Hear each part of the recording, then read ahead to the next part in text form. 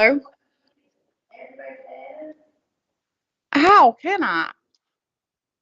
Hello? Hello? I hear nothing.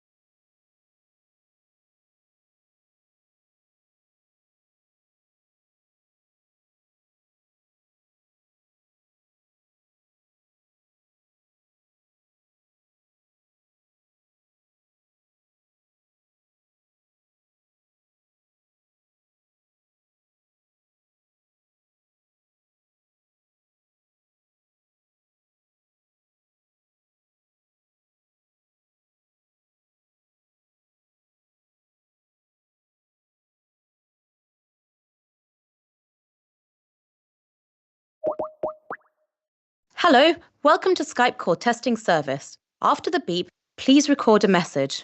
Afterwards, your message will be played back to you.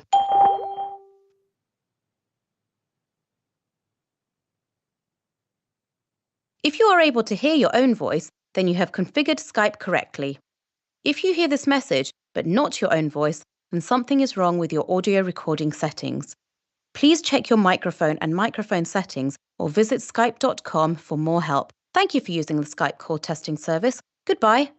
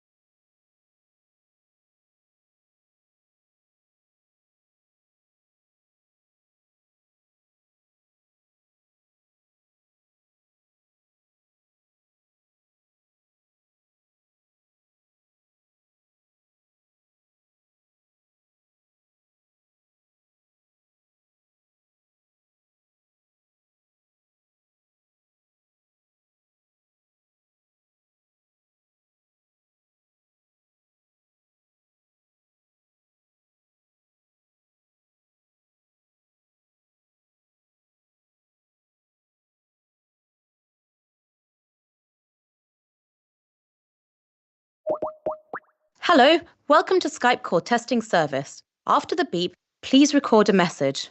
Afterwards, your message will be played back to you.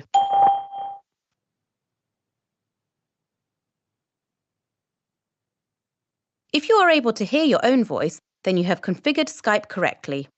If you hear this message, but not your own voice, then something is wrong with your audio recording settings.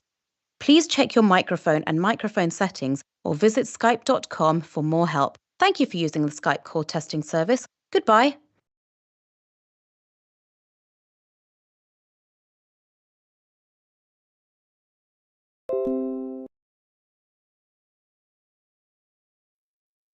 Such a piece of shit. This really is a piece of shit. I am so angry about this. It's a piece of shit, Brand. Sure, SHURE. Okay, so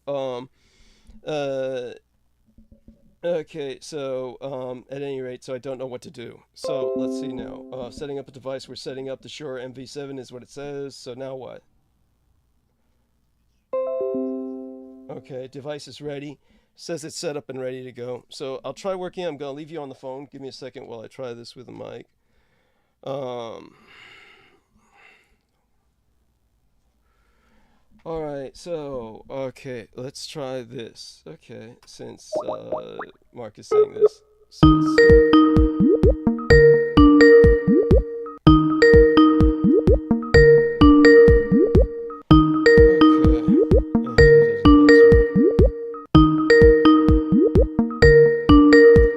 So I don't know if anybody can hear me now, but it's okay. DJ says we can hear you now. So the microphone was not muted, just so everyone understands. The computer did not recognize the microphone. So it's all this equipment is just shit. And it's so people are saying they can hear me now, and it's just one outrage after another. Just before I came on, of course, there was a call from okay, let me just let Brendan know I'm gonna let him go, and let's try another person to call. And Brendan, of course, was helping out with the technical. And let's try this again. Okay, let's try Brooke and then anchor the call on somebody else for a few minutes. If not, I'll just start online. So let me try this with Brendan. Hello? Hi, can you hear me now? Yeah. Okay, so the computer didn't recognize a microphone. So, Brendan, thank you so much. I'm going to try and call you, but I guess there's no point. You're still at work, right? What? Yeah, okay. All right, so... okay, let me talk to Brendan for a second, honey. Give me a second here. Say that all over again, because I only have one ear. Yeah.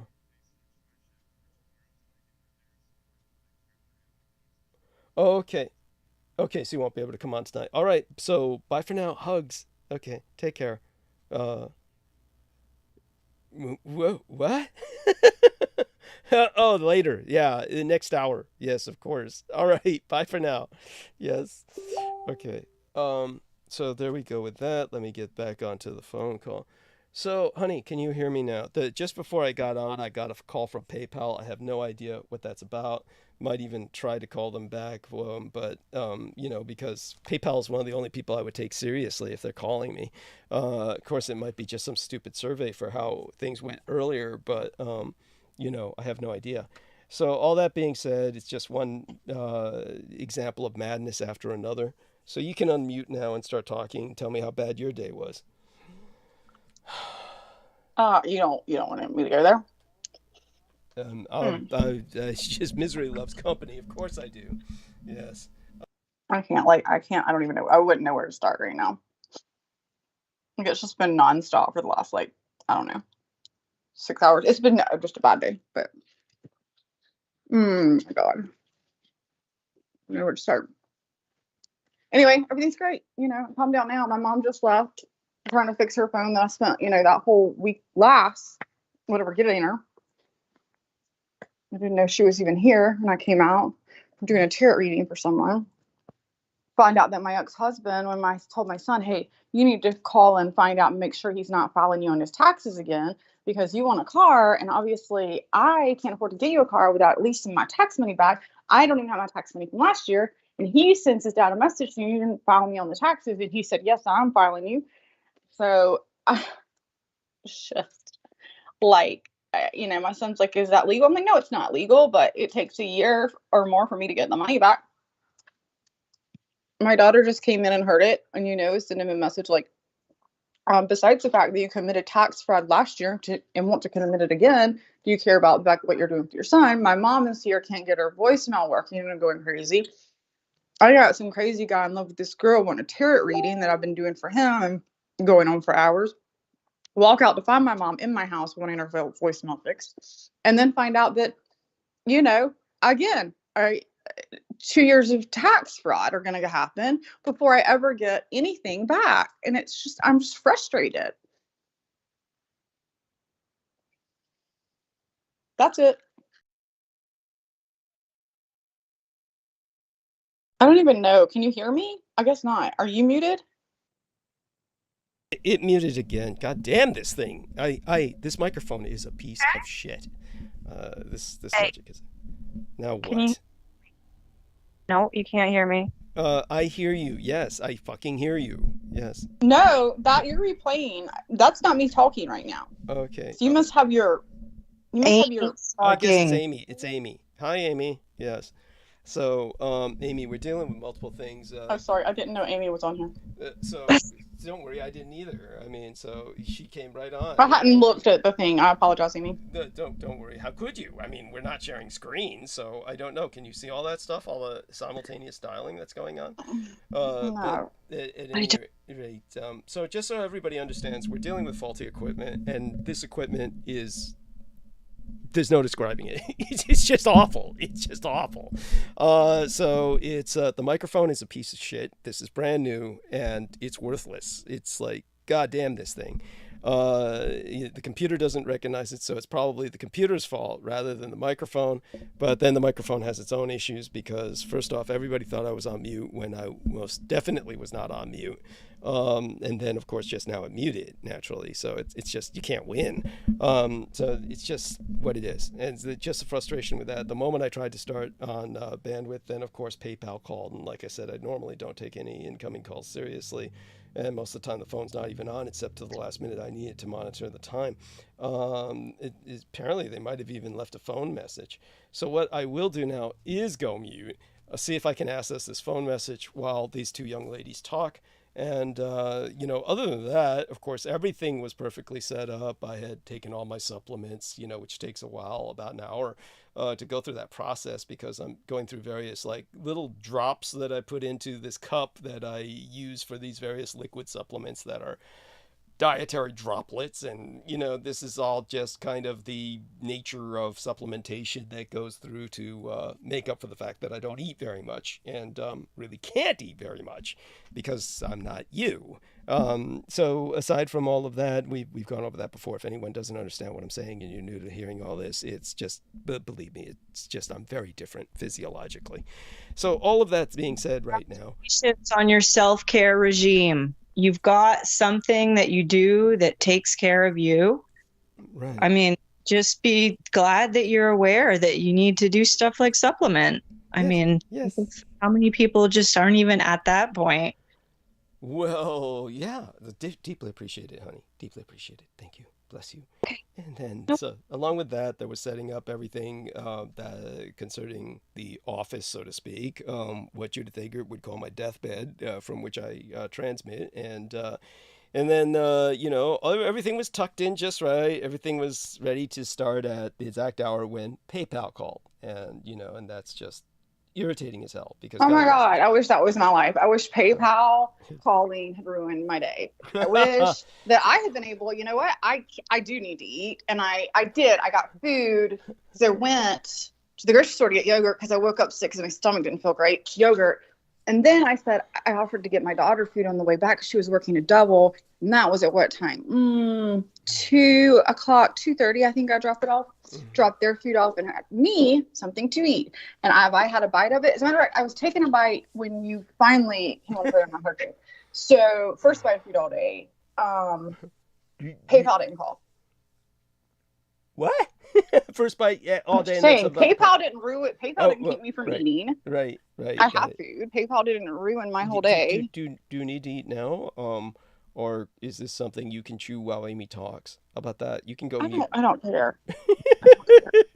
I just, when you've had that bad a day and then you start hearing somebody else's bad day. Sorry, I guess everybody just needs to stop complaining about their bad days because Amy, tell us about your bad day. No, now obviously you've probably heard Brooke and I, to add to the irritation of everything else, of course. Yeah. Go on. This is a bad day competition tonight? I guess. It's no, starting... it's not. It's not a bad day competition. That's what I'm saying. Stop it. Let's just stop it. I've already won the fucking bad day competition. So I had a pretty good day. I'll just talk because I think I'm probably pretty centered compared. Yeah, and I do want to say, like, it's experiencing. but I want to be thankful and grateful. Nobody's been hurt. Knock on wood, everybody's healthy, and you have to keep that in mind, you know. We do. So you know, I want to take that back. I didn't win the bad day. I'm sure there's somebody out there, many people that have, you know, lost loved ones or in the hospital or, you know, strangled somebody to death because they can't take them anymore. Something like that. I haven't killed anybody up. Thank you, honey. So Not Amy, yet. get started. Yeah. Sure. So I'm planning to talk to some people who do some stuff, and it's stuff I'm interested in on Saturday. And it's like a book discussion on Saturday. It's called The Complex Integration of Mind Systems. Cool. I think that's what it is. CIMBS, brain systems. It's complex integration of brain systems. And it's a couple in Seattle. I don't know where they're originally from, but they're working out of Seattle, and they're counselors, they're therapists, and they developed this means of communicating that helps people activate particular systems in the brain. And it's been the reason I am interested and I want to pay more attention to these people is because they deal particularly with trauma. Wow. And so it's Saturday that this little book meeting is, and the chapter is like chapter 6. So I got the book, and it's an audio. I got the audio copy because you can get the audio copy for free. And I'm thinking, oh, sure, I can just do the chapter 6 and I'll understand it. And I got into it, and the thing is an hour long. The chapter that is going to be discussed is an hour long. And I'm listening to it, and I'm like, it's like listening to Douglas. Everything is like, okay, I got to rewind. No, I didn't get that. That's got to be re-listened to.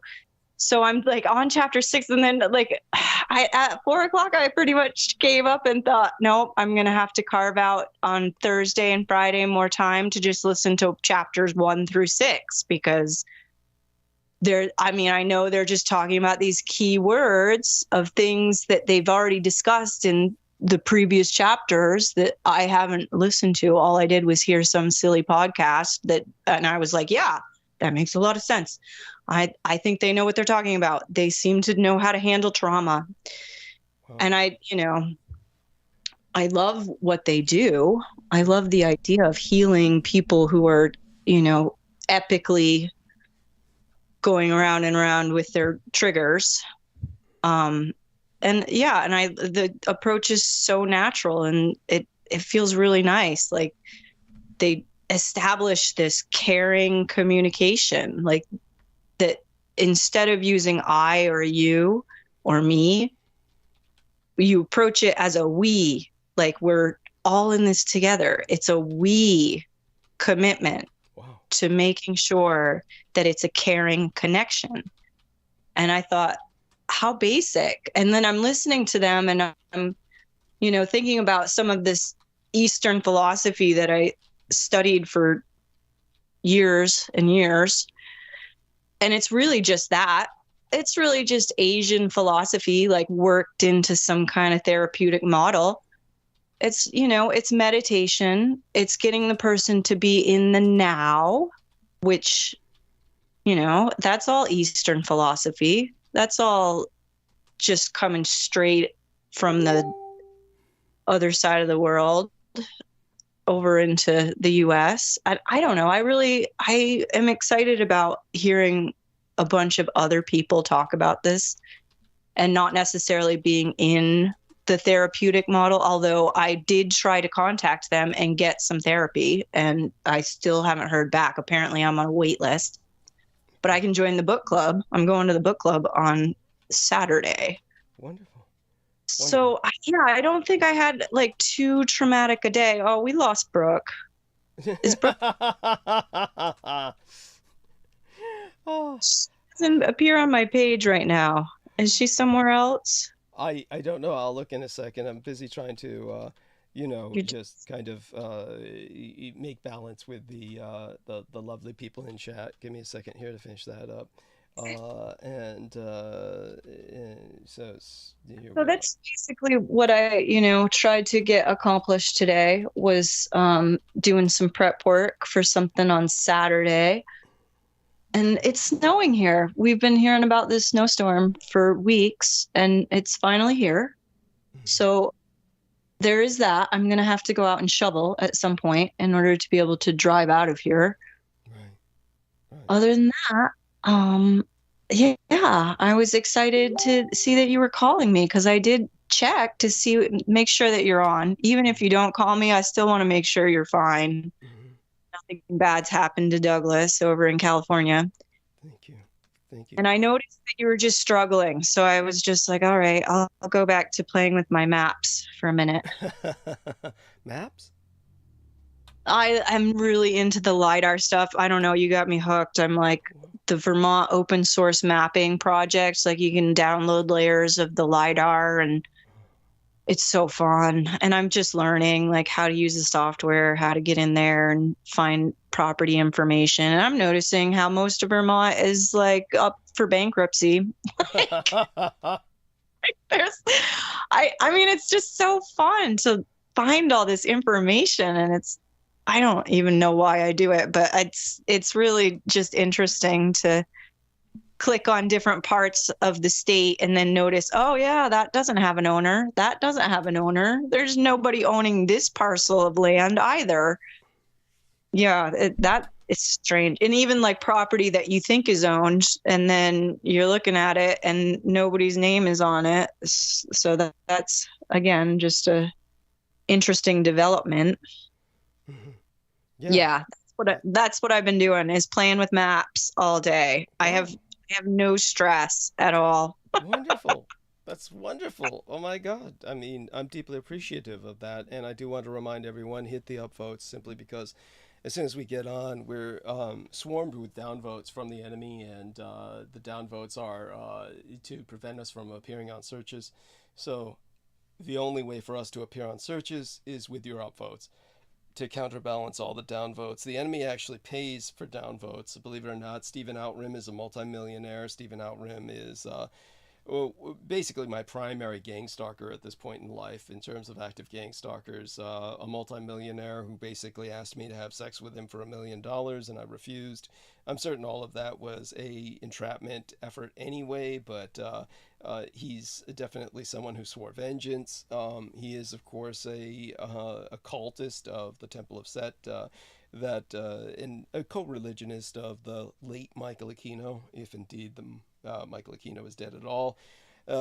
Likely he is, but honestly, you may never know. Maybe he's just trying to avoid taxation or something like that, and just decided he would go get legally dead so he could avoid all of his own stalkers, people who want vengeance on him for crimes he committed against them.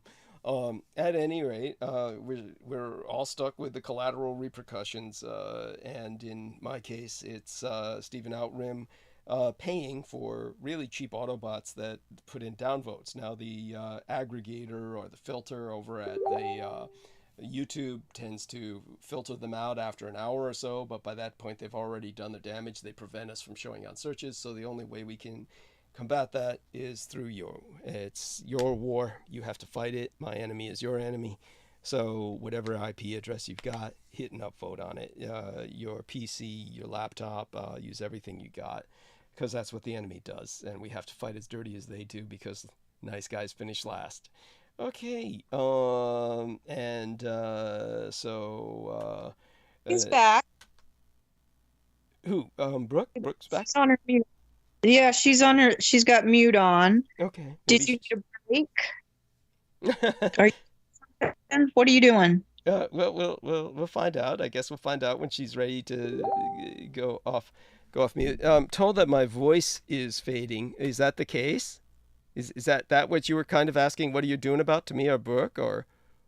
I thought you were going to leave us to a little discussion because you had to take care of something. I was going to call PayPal back, or at least listen to their voice message. I mean, presumably they're the ones that left the voice message, and so I'm going to just kind of let's probe Brooke. She seems to be off mute, so let's see if she's not hostile.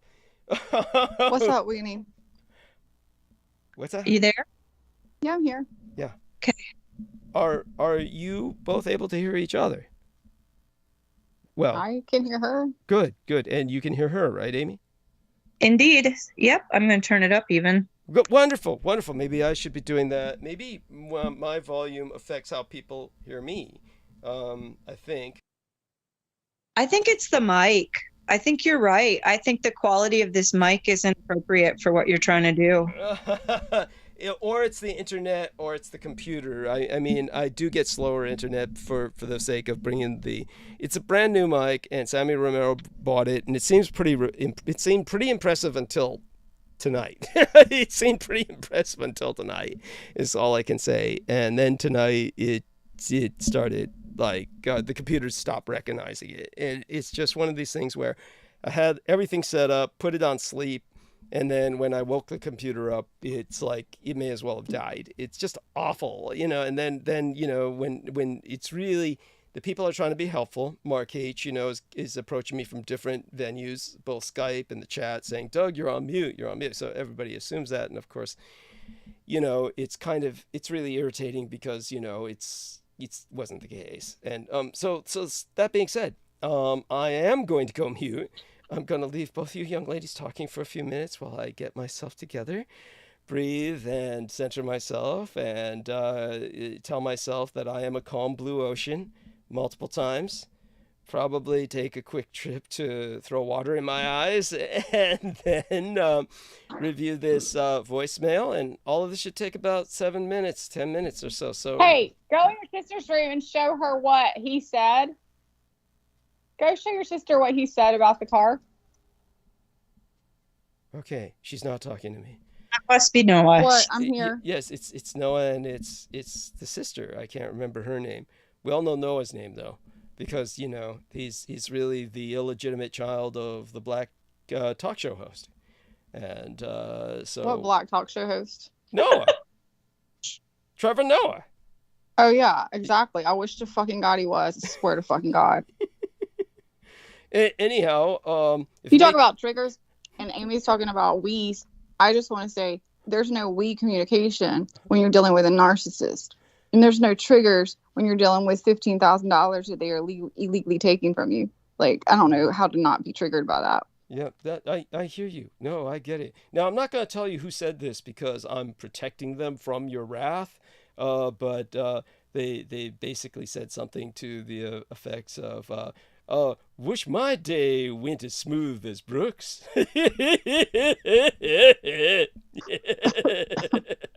Hey, if they had ever say I'm sorry for them, I really am. I can give them Daniel Romo's phone number in Florida. They can talk to him about whatever we were on about. Waking up, fucking throwing up. I don't give a shit. Oh my God. Is Ramos this guy your ex-husband? Fuck no. I'd even take Romo over that. Romo's just like a 48-year-old guy that like has crushes on women that he's never spoken to in a gym that stared at him for 2 years. Oh, that's right. You told me about him. Yeah, you told me about him. Yeah. That's right. He was the guy who was asking, about you helping him choose something. Like a truck or a rug or furniture or something. Nope, that's the fucking Colorado boy that made me go on for choosing a rug and a couch. These are both ex and people I've never met in person. They like literally, I worked with them at my old job, and obviously each has their own issues. But we know we all have issues. But no, Daniel, he's the one that stalks girls, and there's another person in Colorado you're talking about that just can't pick up. It takes 4 hours for me to pick out a rug. Right, because Like, he's just just trying to hit keep. the rock. He's just Get a rock. he's just trying to. He's getting off on keeping you on the phone. That's what's going on. That's his version of phone sex. So he can't do the phone sex, so he's got to do that because that's I've gone over this with ladies before. It's amazing how ladies fall for that. Well, it wasn't like 4 hours, but I was helping him, but I'll be honest with you, it was, when he showed me his place and then showed me he had ordered a brown leather couch and the carpet was brown and there's like tiny windows he's under, so it's a dark room anyway.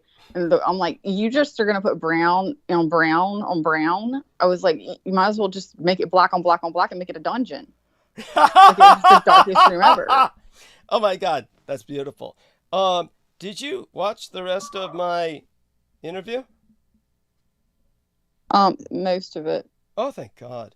She got triggered at the early point and shut down on it, and I'm glad that you overcame that and watched most of it, and we can discuss that later. Now, our man Peter Moon says that he talked to me earlier privately and said that he doesn't have all that much to talk about tonight, so he'd like to bounce off people.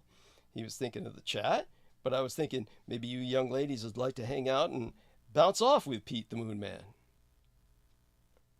I'm sure we have some things in common somehow. There's got to be something we can talk about that's not going to make him mad at me. Well, it was a it was a special night that night. It was I told you about that. Yeah, his lovely wife Paula said sip. And the sake, the rice wine, and and he was like, "Oh, I'm an adult, yeah, yeah." And so there you go. So Brooke Babe, how about you? And it's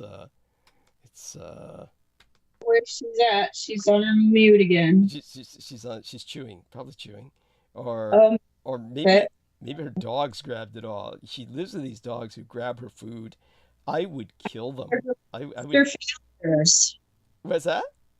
Didn't she say they're her foster failures one night? Something like that. Yeah, they're all like adoptees, and they're all like they all have issues, and so it is what it is, and I just don't know how she stands it. I couldn't. I don't know how she does it either, but it's really incredible. Like she knows, like their dogs, they need more than one dog. Like I have a distant relative who lives nearby, and I went to visit him yesterday, and he has one pit bull, and that pit bull's so lonely. It's just so hard for me to go over there, and he knows it. He knows he needs to. It's just ridiculous. Like he needs another dog. He needs something other. One pit bull that just hangs out at his place while he works all day. Okay, so T-Tankberry says distance from the mic seems to make a difference. So what that means is that I literally have to perform oral sex on this goddamn mic all night long. This is not a distance mic. I removed the sponge already, so we know that the sponge is not getting in. I literally have to hold this thing up like I'm trying to suck my own dick or something.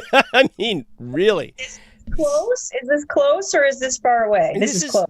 Honey, I got this, like, I'm practically sucking this thing, okay? I mean, it's like it's like I'm dripping spittle on it at this point to lube it up. So it's just it just is what it is. So, and then David Fitzsimons says, "Hi, Brooke and DDD."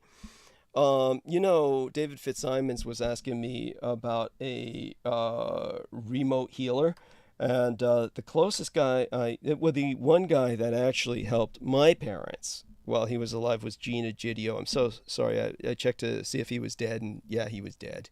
So that's too bad. So Brooke, hey, what, honey, Amy, unfortunate that this remote healer was no longer living to do any work. Yeah, that was sad. He was a great guy, and go on. With your parents, though, he was quite aged.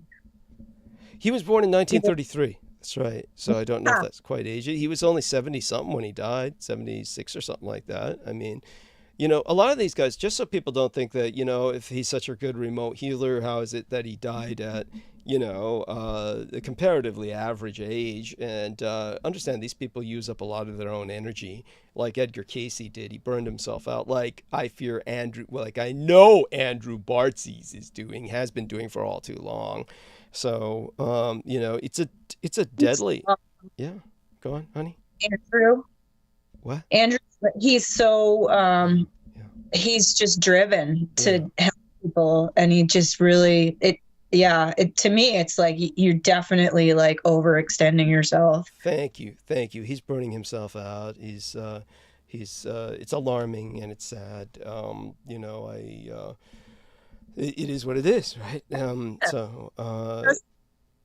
It's something to notice. Like he's got special gifts that I don't claim to have myself in any way.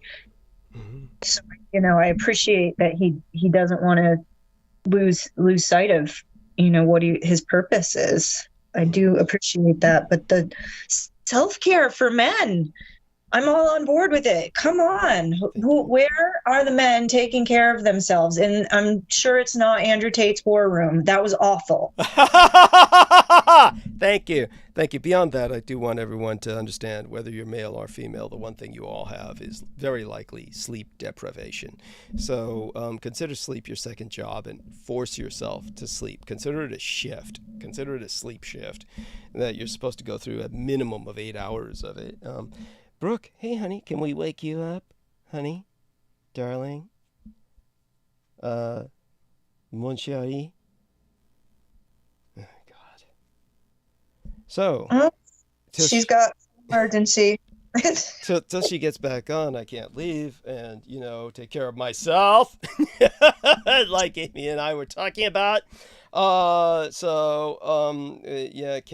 can't wait. Of course, let's see who else is potentially on. I got 10 other people on the call, and none of them, of course, are answering. They can jump on anytime they want, but of course, none of them want to. This is like, this is what it's like some nights. But hey, I got you, honey, mon ami. And that being said, you had a relatively good day. You're discovering new sources of centering. And what else comes to your mind? Well,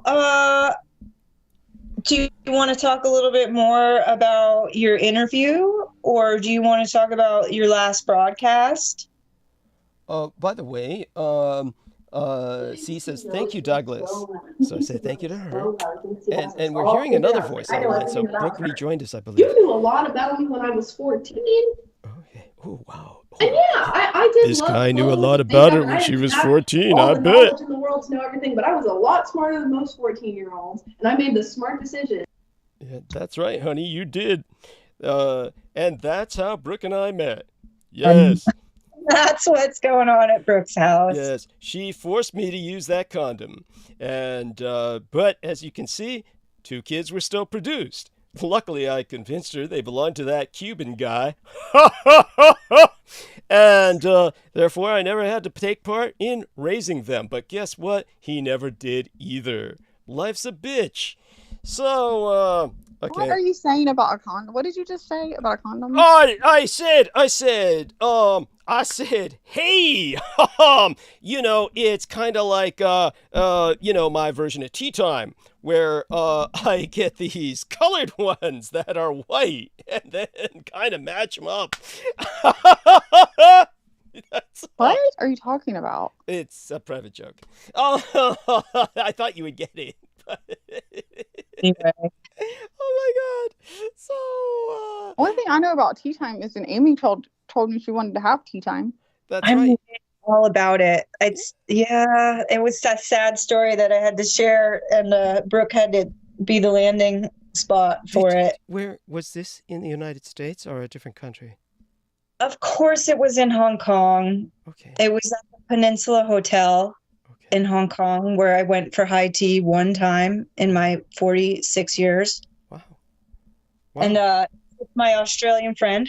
And this month is the first anniversary of her death. Oh, of her that's passing. incredible. Do me a favor, honey. Can you two ladies kind of talk about this on air? And I'll go mute and just refresh myself and center myself, breathe, tell myself I'm that calm blue cup of tea that our dear Ami is handling with her stellar white gloves, honey. That's I love that image. Oh, I did tell you about the white gloves that we talked about that. That's where you're getting that from. Yes, I told him that you had had these white gloves you were trying to send me a picture of, and I never got them. And did he get them? Because I never got the picture. They kept the low light. It was a terrible picture, so I deleted it and put another one up. But it really doesn't matter. The whole point is I'm just trying to grieve, and I need some kind of physical thing to remind me that I'm still having to grieve over this person that I was really cared for and had a strong connection. Right. Yeah, it's all right. I mean, people die. Everybody is going to go at some point, and she's not suffering anymore. So it was a year ago. It was the 22nd of February. So still inside of the first year of not being able to call her up and remind her of how nobody else has ever brought me to high tea at the Peninsula Hotel yet. Although I'm excited to go again.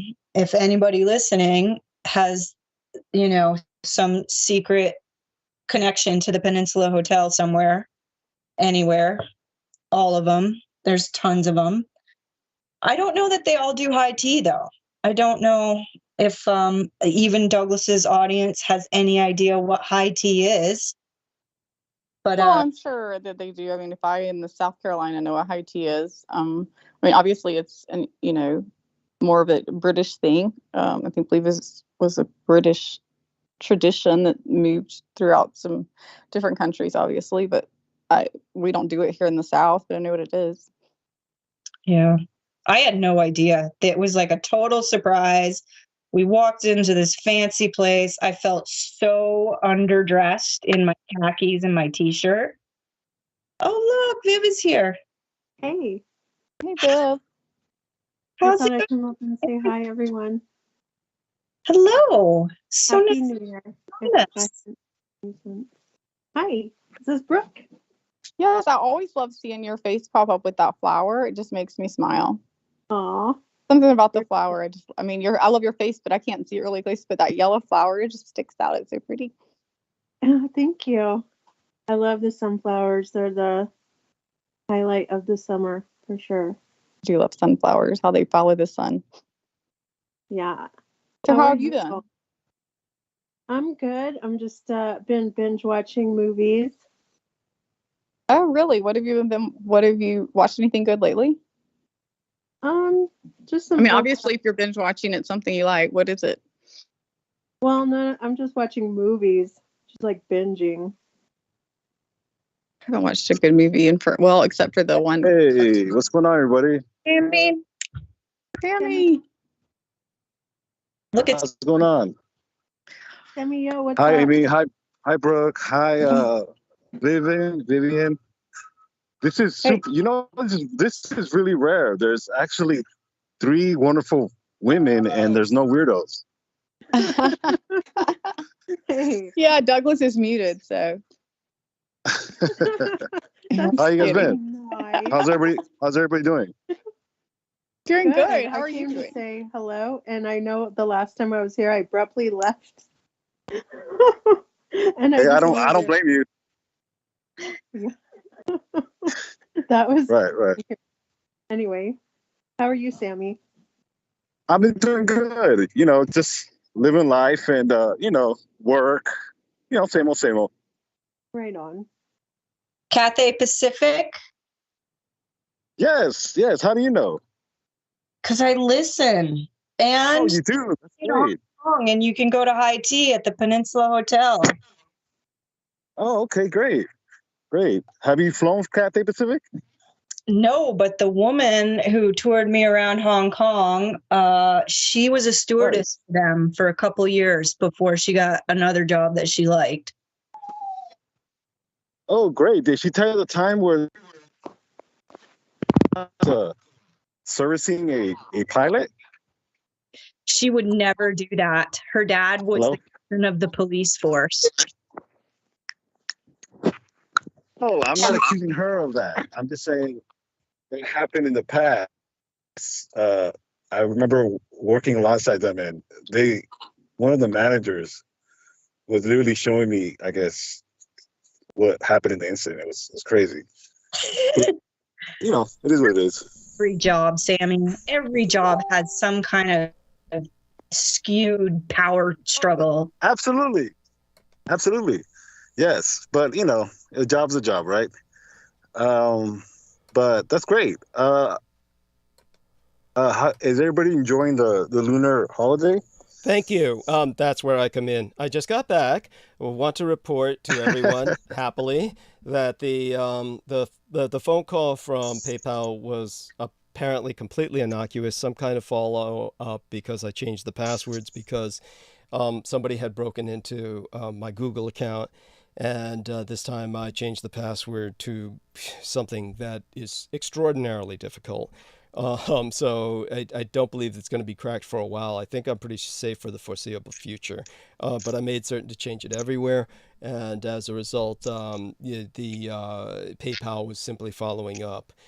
So that being said, I want to say hello to these wonderful people who have joined us, Viviana Sanchez and Sammy Romero, and both of these wonderful people add some spice to the mix. And I want to apologize for what I said about the microphone. Understand that it's just frustration with what I believe is a combination of the internet and the computer and how it interprets the mic. It's the Hewlett-Packard PC that is having some issues, very likely, plus the speed of the internet. But then again, I'm not used to the mic, so it's these things I'm just getting used to. So when I'm cursing the mic, don't take it personally, dear Sammy.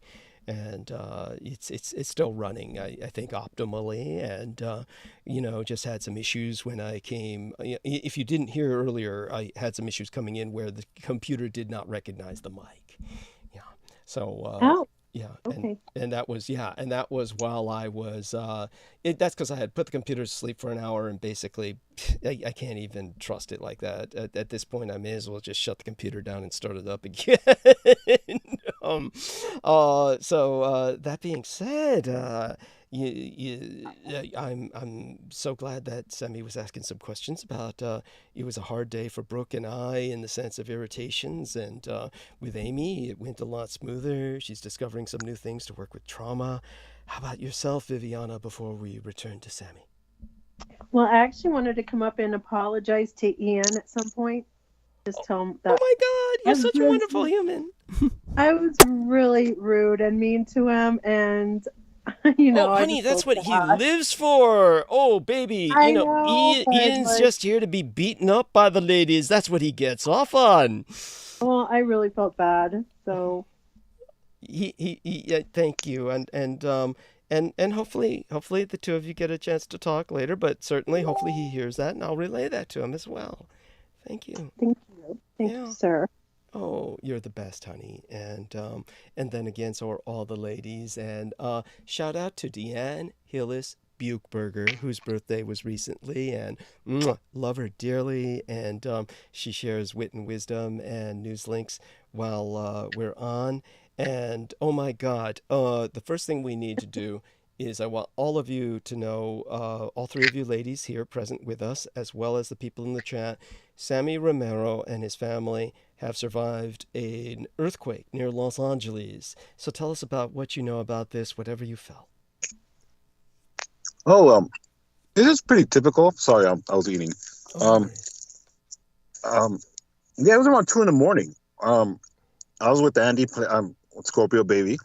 It was shaking, and he just looked at me like, what the heck's going on? And he just continued playing. I mean, it wasn't too bad, but the interesting about it is there was no aftershock. Wow. Okay. Yeah. There was. We didn't really feel it, but I mean, it was no big deal. Okay. That's wonderful. I'm so glad everything went smoothly and that he handled it so well. That's wonderful. Now, you might hear some noise. I'm going to Okay, good. No noise. So I want to thank everyone who's hit us with an upvote. Make certain that the rest of you do. Viv is in the chat room, and I notice now she's a moderator, as is T-Tank Berry, as is, of course, the lovely Brooke Gibson. And Douglas Mark says, hey, everyone. He's our man in Florida. And T-Tank brings up the fact that LiDAR mapping is free on the USGS website. And wonderful. So that being said, all of you, please continue. I want all of you to know you're welcome to stay on at the top of the hour, because Peter Moon admitted to myself that he doesn't necessarily have all that much to talk about tonight. So maybe we can bounce off with him. He was looking forward to bouncing off people in the chat as well. So we might as well just stay on as long as all of you want to, and kind of bounce off with Pete the Moon Man. He'll be brought on any minute now, and I'll just add him to the call. And of course, with all of you, I was just curious, Sammy, did you get any chance to review the link to that film? I was just curious. If you didn't, I understand. Unfortunately not. I was busy, but I will eventually, because it does intrigue me. Understood. No, that's fine. And how about yourself, dear Brooke? I know you've been through so much today. I don't expect that. Like you said, you didn't even have time to actually get through my interview, really, with all that was going on. So I presume that that's the case. You didn't have a chance to review that film. Yeah, the interview I had done yesterday, that I got today, and obviously with the way the day went, I pulled it up, but I just got barely into it and had to stop and leave, thinking I would actually be back. That was the plan, to come back, and I knew I wanted to review that before the show, and the day didn't go quite that smoothly. Understood. Baby, believe me, I understand.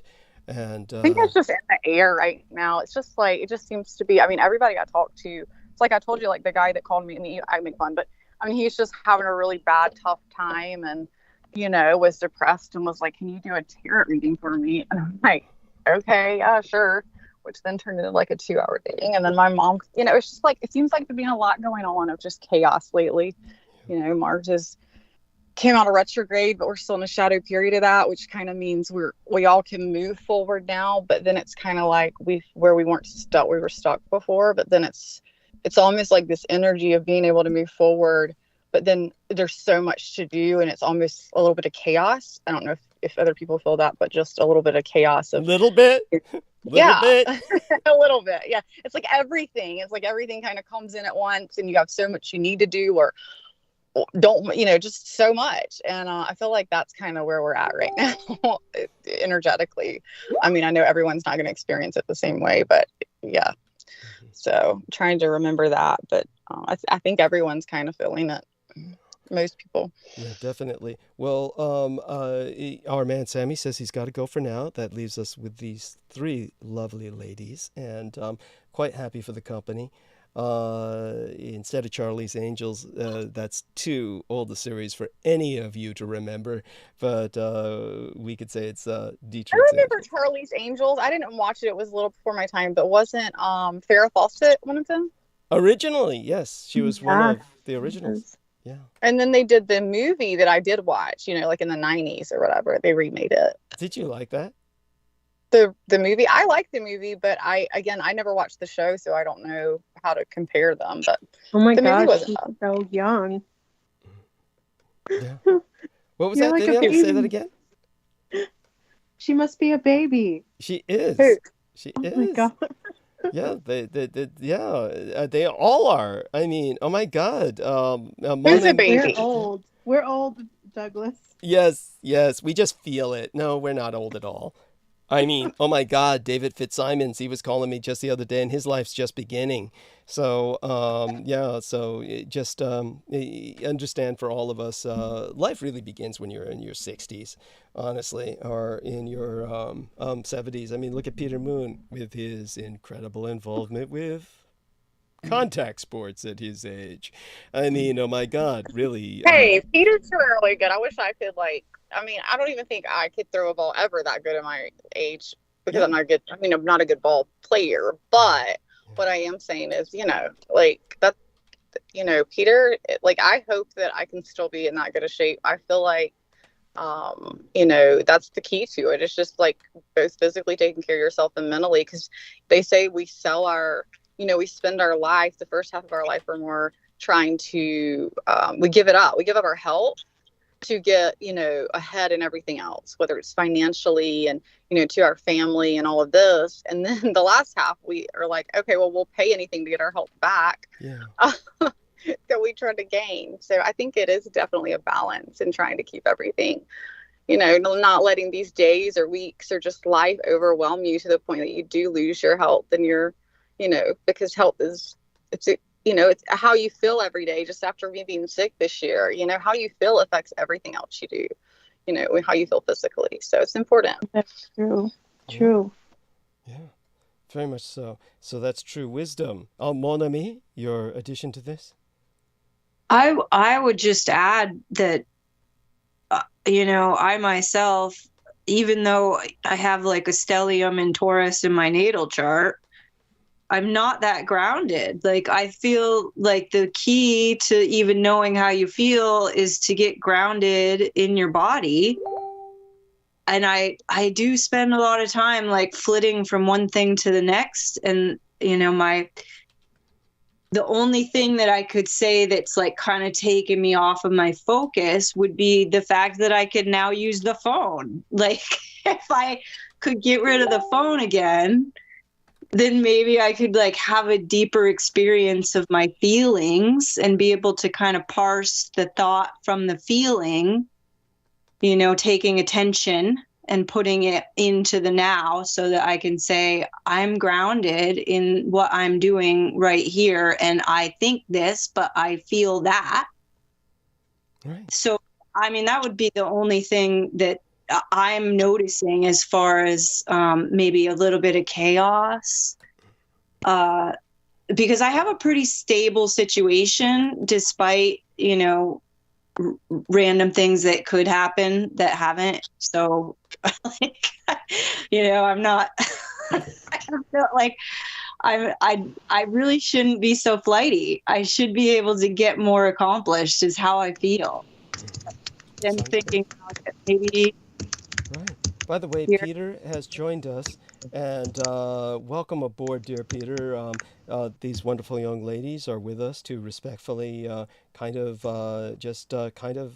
off with us and help maintain the conversation and keep it going. And what I'm going to do now is kind of share with you a hyperlink, and I'll just put the hyperlink right here in the messenger box for you. And please share that with your own audience right now so they know exactly where you are at the very moment, and that'll help immensely. It's there in the message box for you in what used to be called Facebook, but is now called Meta, which is allowing Donald Trump to rejoin, from what I understand. And we'll avoid going into that. Did you send me something via text? Did I send it to you by accident? I believe I don't Probably know. sent it to everybody. Yeah. No, I didn't send anything to you, honey. But did you get something? Oh, yeah. Oh, wow. I mean, he probably sent it to everybody without realizing it, but it's okay. I got it, and I relayed it. Wonderful. Bless you, dear Peter. And so, by all means, start the conversation, take the lead. We're all here at your beck and call. Well, I want to address what Brooke was talking about. I didn't hear her whole diatribe, but I had sent her a video on this incredible woman, Wonderful. Takashima Mika. Takashima Mika, 91 years old when she did the video. I think it was about a year ago. And she gives her secrets of youth. She looks very attractive, 91. And she started, her husband told her she was too fat when she was 65. Jesus. And she took it to heart, and she went to the gym and started working out. And she said that, it doesn't matter how old you are, you can get your flexibility. So, I don't do anywhere near a regimen of what she does, nor do I think I would want to. However, I don't disparage her in the slightest. She's amazing. She gets up, she sleeps about 4 hours, not a lot. She gets up and I think walks 2 miles and then runs 2 miles and then walks a mile backwards. Jesus. And then, it doesn't take all that long. Not all that long. So it's then she has this incredibly nutritious breakfast that's very Japanese. It's stuff that we eat, but it's very protein oriented, and that kind of gives her a foundation. Then she does some stretches. Could you tell us what it is? I don't. You'd have to watch the video. Okay. It's like you go to Takashima Mika. The YouTube channel is Health and Longevity, Takashima Mika, and then she does her stretches and weightlifting, and then she does training sessions. She's a teacher. I mean, her day is all busy. A great part of it is exercising, which has its own great. It's therapy. It's great. So like stretching, moving, exercise is so important. So I was inspired. I just saw that because it came up on my feed and I watched it, and I sent it to Brooke.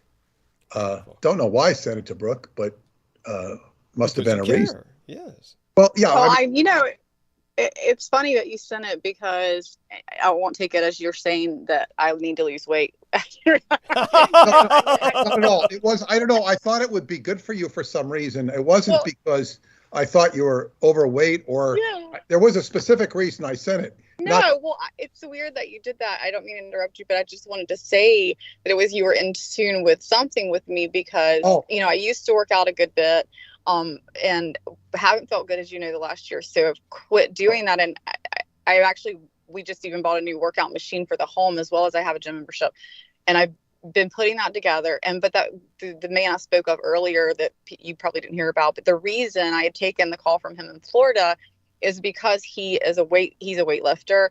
I mean, he's just very much into his body, and he had told me, I was asking him, what do I need to do protein wise? Because I had been hearing that, women, especially, after over 40, they don't get enough protein in. And I knew that I remember hearing that, one of the most important things for women, especially as they age, is to actually do muscle training, to do that weight training and not just cardio.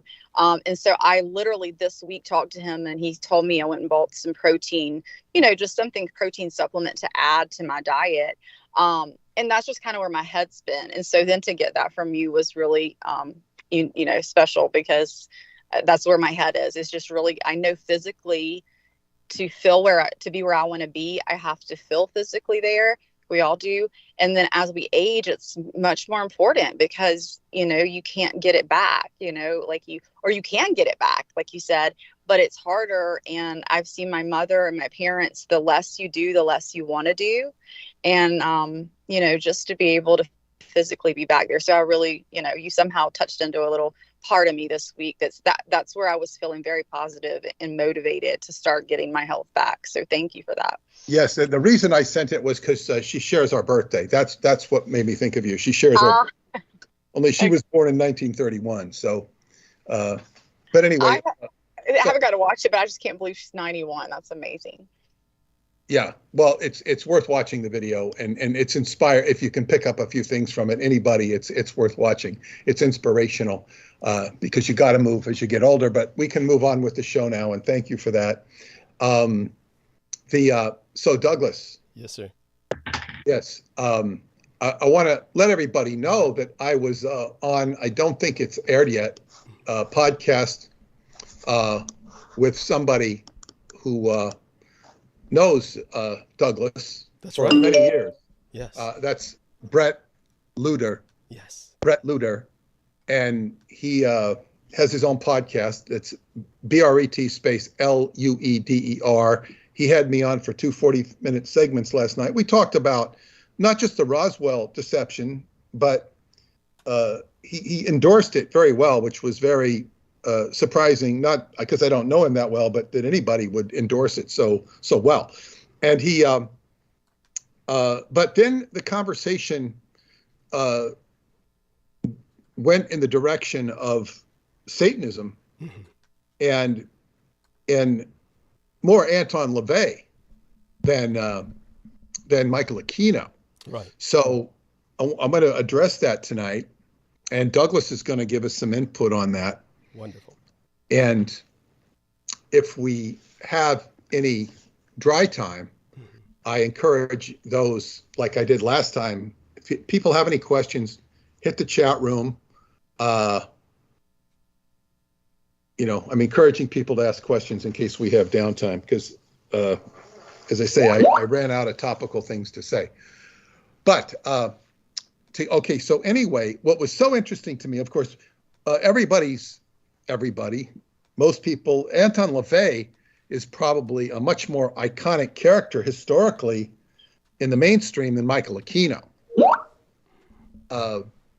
Michael, of course, Anton LaVey founded the Church of Satan in San Francisco in 1966, the year Douglas was born. Yes. And supposedly met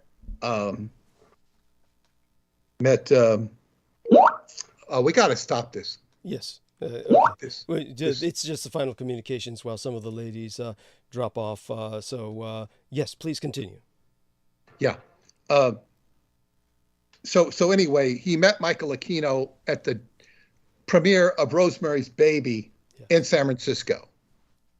Now, the Rosemary's Baby is tied to all sorts of super crap.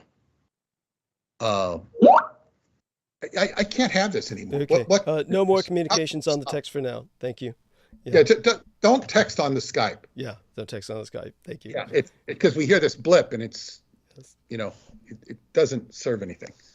So anyway. With Rosemary's Baby is connected like The Omen and various other such films. Yeah, and it's all, there's even a scene tied to Pope Paul VI in Rosemary's Baby. Yes. It's on the TV, they're watching the Pope come to Yankee Stadium in New York at that time. And there's a whole tie-in to Pope Paul. I did a whole article on it. But of course, Rosemary's Baby is the whole idea of, you know, the devil's baby. Yes. And Rosemary is, of course, a play on Rose and Mary. You know, Rose, Jesus being the rose and Mary being the mother of the rose. It's, you know, it's a very diabolical movie. And it's filmed at the Dakota where John Lennon was shot. I think the most famous thing about the Dakota is that John Lennon was shot there. Right. Second to that would be that Rosemary's Baby was filmed there. And I don't think it would garnish so much attention except for the fact that John Lennon was shot there. But in any case, so that's Anton LaVey, founded the Church of Satan. He got a lot of publicity. He had a big Victorian black house on California Street in San Francisco, the same street where I signed up for the Sea Organization or joined the Sea Organization in San Francisco. And California Street's a very long street. But he painted it black. I read that he did not pay the guy who painted it black for him. He stiffed him on the bill. That's so fucking typical. And by the way, just so people understand, Anton Szandor LaVey lived right outside the Presidio military base, right outside of what was called the Arguello Gate. And it was a big black fence that he built, a real eyesore, just so that nobody could see what was going on within his property. Now, San Francisco's not suburbia. These are homes that are right next to each other, like the housing developments in Britain. So you're talking about somebody who built a fence in a situation like that is pretty invasive to the rest of the neighborhood. And it was all black, all of it black. So it's just awful. But go on, dear Peter. Yeah, it doesn't go well. The black doesn't look good. It's now been raised and condominiums put up. I don't know if I wouldn't want to live in those condominiums. Thank you. Yes. Oh, no. Now, I once had read an article about him where somebody was coming in and talking about him. I don't think it was a, puff article on him. But what it did say about him it was certainly giving him some mystique. The article was talking about how difficult it is to find parking spaces in San Francisco. And it said that, he had a knack for finding them. He could just, manifest them. It gave him some ability. Or he had some ability where he could get this. Now, there's also a book, I think it's called The Crystal Skull. It's about the Benson Hedges, what is that? It's not Benson Hedges. The cigarettes. Yeah. Well, old brand. But whatever, it's a, so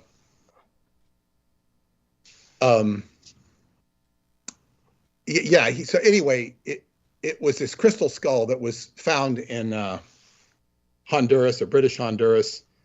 I think it's been exposed. I don't know if it's been exposed as a fake. I don't remember. It certainly had a lot of credibility at the time it was discovered. Right.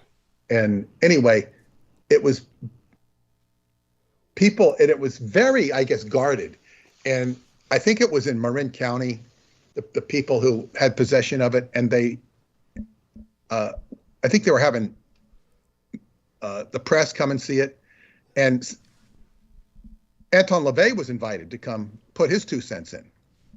And when he came, there was all this, they said there was all this poltergeist type phenomena around it. He brought in the poltergeist energy with him. Of course. And that was apparently something he really was tied to. Now, I really never paid too much attention to him. Of course, he was photographed with Sammy Davis Jr., who was a member of the Church of Satan, and Jane Mansfield. Their publicists always said, "Oh, this was a publicity stunt." Jane Mansfield, of course, was he put a hex on her, and she died. She was decapitated along with her boyfriend, who Anton LaVey wanted her to leave. I think it was her agent too. They both died, and that was, pretty sinister, pretty negative. He's also said to have a relationship with Marilyn Monroe before she was famous, right? Which would be par for the course for both of them, being that she was so abandoned, and she had a big tie-in to Gianni Russo, who was the runner for the mob, and he was that was his first sexual experience was with Marilyn Monroe, when he was serving as the shampoo boy, yes. For assigned there by Frank Costello. Right. But in any case, so Anton LaVey, I'm just giving some of my memories of him, as he had a talk show. He was on a talk show with Joe Pine, where I think he got some of his first publicity. Joe Pine was an acerbic talk show host that used to appear on, I think it was Channel 11 in LA. I think his show extended out into other independent networks. It was not a primetime show, or it was not a, a network show. Right. Channel 11, KTTV in LA and they'd have different talk show hosts, and most of these talk show hosts were acerbic or offbeat. They weren't your typical Johnny Carson or Merv Griffin. They were, and what he would do is he would have guests on, and basically what he would do is insult them. It was like big time wrestling version of talk show. And the whole purpose was to insult them. And the person usually had a very flimsy position, but it would be their chance to get on the air. And then he'd have people come up from the audience, which he'd refer to as the dock, the podium, and they could come up and ask questions. And he was always willing to insult them too. And he became the hero for a radio personality in New York, Bob Grant, who was broadcast all over the country on WABC. It was Bob Grant's personal hero was Joe Pine. He was very acerbic too. But Joe Pine had Anton LaVey and was unusually semi-cordial to him, semi-cordial, and gave Anton LaVey a chance to speak his stuff. And the thing about Anton LaVey, he was very aggressively, amoral, serving his own self-interest. He made no bones about that. And he claimed it made him more honest than the Christians, who are predisposed to lie, as are most human beings, especially in the visible world of politics and Hollywood and all that. So he even claimed to pay his taxes, even though he was a church. And I don't know whether he did, but he was not above cheating his painter. He had a lion in his property. He had a daughter. The only daughter I'd ever heard at the time was Xena. Right. And she, went off and I guess became disaffected with him and might have reversed positions. And now she's, got her own angle on the occult. But I think she was very damaged by him.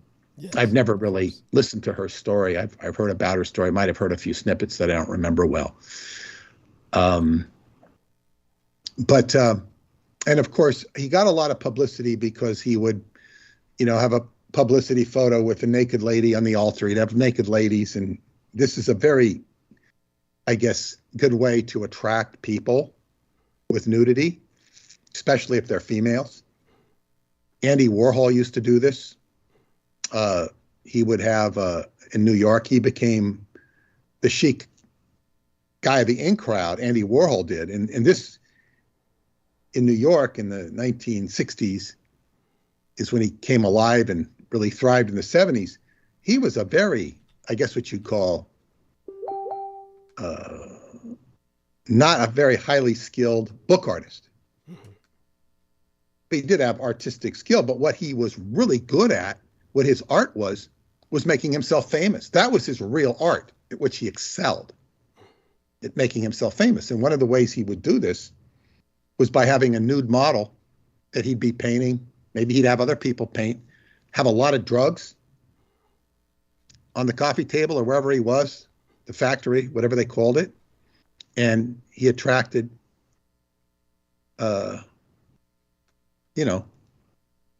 some of the slimiest people in the world, which attracted the nouveau chic or whatever you want to call them. Nouveau sleaze. Nouveau sleaze, and it was the happening place. This was before Area 51, before Studio 54. This was before Studio 54. And I imagine he was a frequent patron of Studio 54. I know almost everybody else was. So, who was famous was. So anyway, Anton LaVey, attracted people by their base desires. Yes. And he made no bones about it. He was very selfish and proud of it. He would have liked, I think he did like Ayn Rand. He also claimed a certain affiliation with a, what would be called white supremacists or even called Nazis. Not Nazism, or there's no such thing as Nazism, but, he didn't shy away from that, which was, he had some association with white supremacy, or that type of energy. And that showed a kind of self-loathing on his part because, of course, he was painfully Jewish. But go on. Oh, yeah. I mean, he was exploitive in the extreme. He also was the consultant. I don't remember if I think he got credit for this on a horrible movie called The Devil's Reign. Yes. And The Devil's Reign is significant, other than his participation in it, for two particular reasons. It had all of these marquee names you've heard of, ranging from Ernest Borgnine, William Shatner, Eddie Albert, Ida Lupino, a famous actress from the 30s and 40s. And there were other names there. And basically what I once read is these were quote unquote washed up actors that if they participate in this movie, they get some more roles. Right. You know, it's kind of like, and they, you know, so this was, I mean, those were marquee names. This was in the early 70s. And why would they want to be in, why? It's just such a stupid movie. How do you get marquee names to appear in such a stupid movie? It's just satanic movie. It's just a satanic movie. But the other thing about it, it says, introducing John Travolta. Yeah. Now, you don't see John Travolta's face in the movie. You see, maybe he's just got a bit part, but it says introducing John Travolta. Yes. Now, it's been said, I think by him, I don't remember, but he was given the book Dianetics, the Modern Science of Mental Health on that set. Some people like to say it was given to him by Anton LaVey, which I doubt, because Anton LaVey had nothing to do with Scientology. But anyway, the association, and that's, in other words, this was John Travolta playing his tribute to get into the, I guess, into the world of Hollywood. Well, into fame. Oh. Yeah. Now, he became famous subsequent with that show, TV show, Welcome Back, Kotter. That's right. He became famous, and then his fame shot out the roof with, I think, Saturday Night Fever and Great. It just shot him out the roof, and then he had a downturn, and it resurrected with, what was it, that movie, Pulp Fiction. He had a resurrection of his career. And where he made the majority of his money was when he did Saturday Night Fever. He worked out a deal to get points on all of the Bee Gees music. And I think all of the music that was in that movie, he got points on it. Now, that music became very popular, and he made millions off of that. It was a shrewd maneuver by him and his agent. And the Bee Gees were like flailing at that time. Their manager had rejected them because I think they had the same, he had a new act, I think it was ABBA, and he just didn't do anything for the Bee Gees. And their music that I think that they wrote for that, or certainly did, performed, put them back on the map. So anyway, that's John Travolta. But I mean, you know, you have to wonder of the subtle influence with JT. But in any case, Anton LaVey did that movie, The Devil's Reign, as a consultant. You know, tell the actors how to be a good devil, or whatever it was. So the movie is kind of unwatchable. I've watched parts of it. It's very negative. It just doesn't hold my interest or my attention. But it's more interesting for the things around it. Now, as I move forward in my own timeline, of course, Michael Aquino around that time kind of saw that Anton LaVey was more in it for his own self-interest, and he wasn't going dark enough. So I said to Douglas, I could compare him two ways. If Michael Aquino was major league, playing in the major leagues, Anton LaVey is like AAA minor league, but very good minor league. I realized this after the story I'm going to tell you. I developed a lot more regard. I wouldn't say respect, but regard for him as a Satanist. Yes.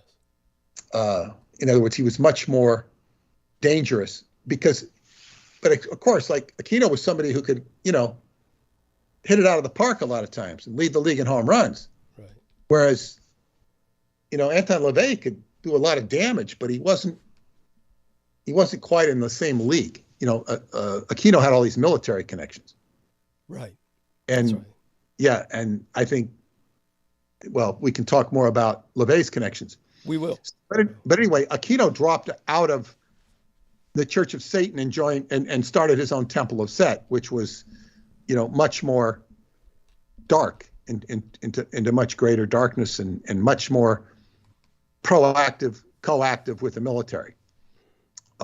So in any case, Anton LaVey in my life came up when I met this guy, and it was weird. This girl and this guy got together, and it was a fiasco. It was a total fiasco. I won't go into the details, but this girl was actually, call her sort of a girl. She was a girlfriend of mine for a short time. She lived too far away, and she had an interest in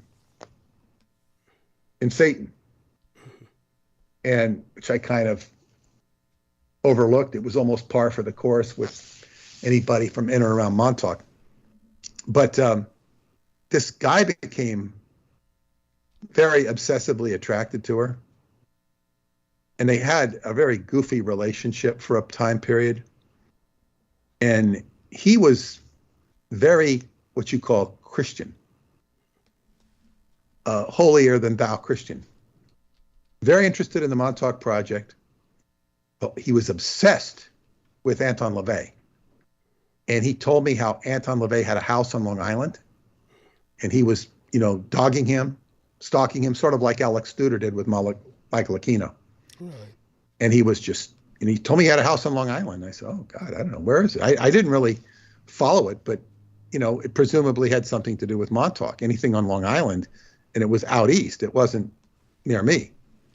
I'm not saying it was at Montauk, but he was, I'd always heard there were a lot of covens on Long Island, and the further east you went, the darker they were, and the more of them there were.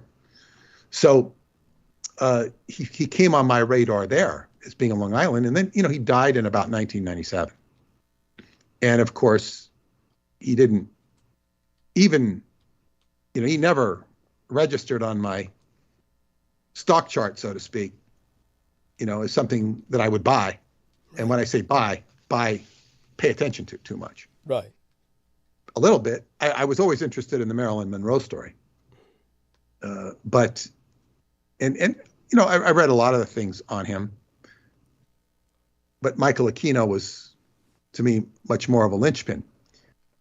And then I was on because I had posted a photograph that I posted on Facebook before with Anton LaVey and Jacques Vallée in the same photograph. Right, and that third individual in the Chinese jacket, is that Tim Applewhite from the Heaven's Gate cult? I don't know. He's younger, if that is him. I don't know. It could be, but I don't know. He's much younger. I mean, the guy, what do you call it? Applewhite was his name? That was his last name. I don't remember his first name, but I think it was Tim. Let me look it up. Tim Applewhite. Well, the thing with him, by the time he was doing that Heaven's Gate cult, he was so old that he looked like some, fatherly character from Star Trek, some planet on Star Trek. That's right. He didn't look like anybody who would pass for normal. That's right. No, he was definitely out of this world. Yeah, he would have passed in Haight-Ashbury in the 60s, probably still would. He'd have passed in Sedona, Arizona, in certain parts. Right. I guess his name was Marshall Applewhite, but I always remembered him as kind of like, Tim or something. It's his name, just Marshall, for some reason, never stuck with me. Well, if you're a visual artist, you might recognize those facial features, and I never. I mean, by the time I just remember some old man in white hair, right, acting like a nut. Right, with the guy's eyes look the same. You see that look in their eyes. Peter Moon published this photograph of Jacques Vallée. It's obviously in the 70s because Jacques Vallée had his hair all coiffed up 70s style.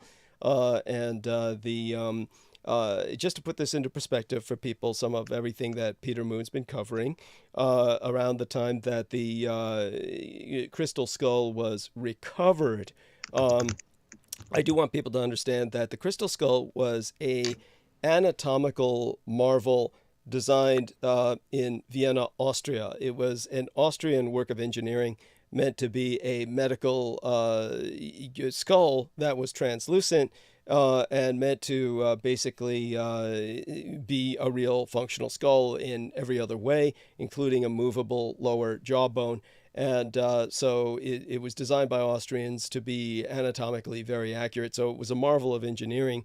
It wound up, of course, in Latin America with many emigre communities having taken it there. And it was, however, no less the magical for not being a product of the Mesoamerican culture.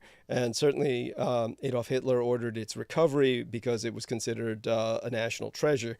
Then the woman whose name I forget, of course, it's easy for people to look up. Her estate owns, quote unquote, the skull, quote unquote, recovered it from Mesoamerica, where they had simply purchased it or acquired it from a emigre community's estate, and then they began to claim that they had recovered it from tombs. This was her father was ultimately brought on trial for much of what he said, and was basically humiliated in court for making claims that he had been all over the world and done so many things.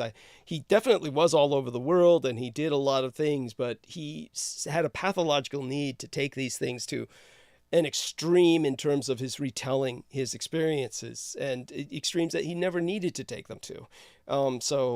It's something his daughter kind of carried on, and unfortunately she took the crystal skull and she abused it horrifically. She drilled holes in it so she could mount it. And it's just horrible stuff you would never, ever do. She treats it like a bowling ball. And that's another factor. It weighs, it's incredibly heavy. And therefore, when you see in the stupid movies of Indiana Jones, where he and the Soviets are fighting over the crystal skull, they're tossing it around like it's made of paper mache. They're flying it through the air like it weighs nothing, and that, of course, is completely stupid. So it's none of this is conducive to reality at all. But the crystal skull is very occult, very powerful, and of course, when Anton LaVey showed up, he triggered a lot of poltergeist activity because it serves to focus. It serves to focus that kind of energy from anybody. If you're more positive, it'll focus a more positive sort of energy. But in terms of what happened with Jane Mansfield, Jane Mansfield was definitely involved with Anton LaVey, and he put a hex on her other boyfriend, the boyfriend he wanted her to leave. He did give her forewarning not to stay anywhere near him because he was going to die. She did wind up in a car with him, and they were going uphill in San Francisco behind a truck in front of them that was transporting enormous glass panes for office building or skyscraper windows. And its fastenings broke, and this huge pane of glass fell onto their car, which was a convertible. And because it was open air, the top was down, it beheaded her like it was like a guillotine. So that was how she died. All of this part of the curse that was applied by Magus Anton Szandor LaVey, a very powerful magus in every respect. The difference being, of course, that he was someone who was also more of a showman and someone who indulged in popularity. He liked popularity. He liked attention, which was Aquino was like that too, but in a different sense.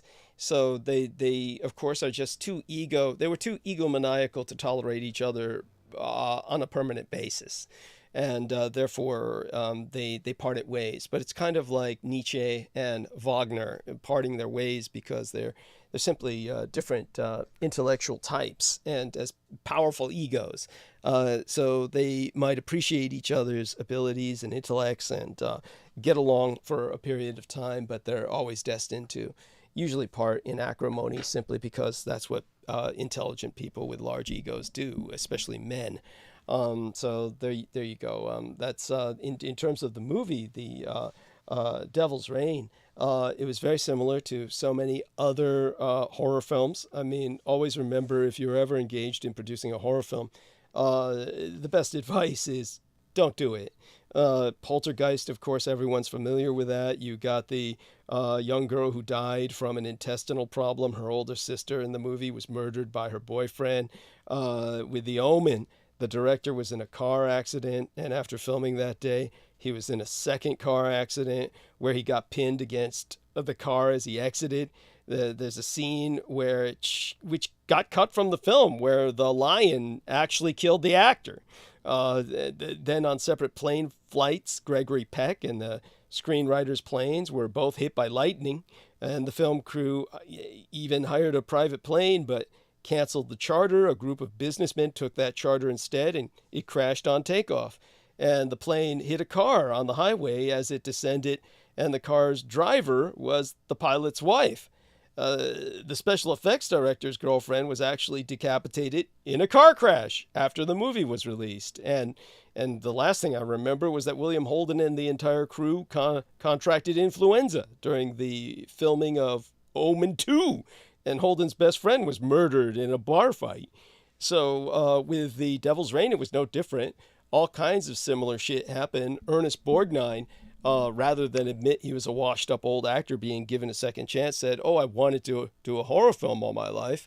That's all. And after the film was filmed, he said, I will never do a horror film again. That was and of course the William Shatner mask at various points of melting, because William Shatner's face melts off in The Devil's Reign. One of those masks was ultimately taken and used for the Michael Myers film, which started the Halloween franchise and every slasher film ever since. And that, of course, has its own history I've gone into before, where Mustafa Akkad, the producer, his daughter, along with himself, were killed at his daughter's wedding by a man and wife suicide bomber team because they felt he was an apostate Muslim who had made a film, Halloween, originally about honor killings, which is originally what the Michael Myers film was all about, Muslim honor killings. You know, crazy young man sees his sister, assumes she's having sex, and before they have time to do anything, nothing is really done between the sister and the boyfriend. He basically goes in and kills them. This kind of madness that's rife throughout the Middle East, where the producer Mustafa Akkad sourced from, and he wrote the original script. All of that was later on stolen by that horrific individual who then went on to make the franchise. I can't even remember his name now. I blocked it out. But yes, so all that comes to memory, and we turn it back to Peter Moon. Well, looking at some pictures of him, I'm sure you're right. That is Marshall Applewhite. It looks very much like him. Yeah, God, yeah, the eyes, that strange, that empty stare. Eyes, the eyebrows, the furrows around the mouth. Yeah. Except he has bald. He's bald. Yeah. Or at least shaven-headed in that photo. Yeah, shaven-headed is correct what he said. And he was a member of the Signal Corps, and in the Army, and Signal Corps is like, that's pretty much saying you're in the center of Army MK Ultra type stuff. Yeah, thank you. Yes, I'm hearing signals. Yeah. Well, it's like, no, but that's what that stuff do. Signal Corps. Yeah.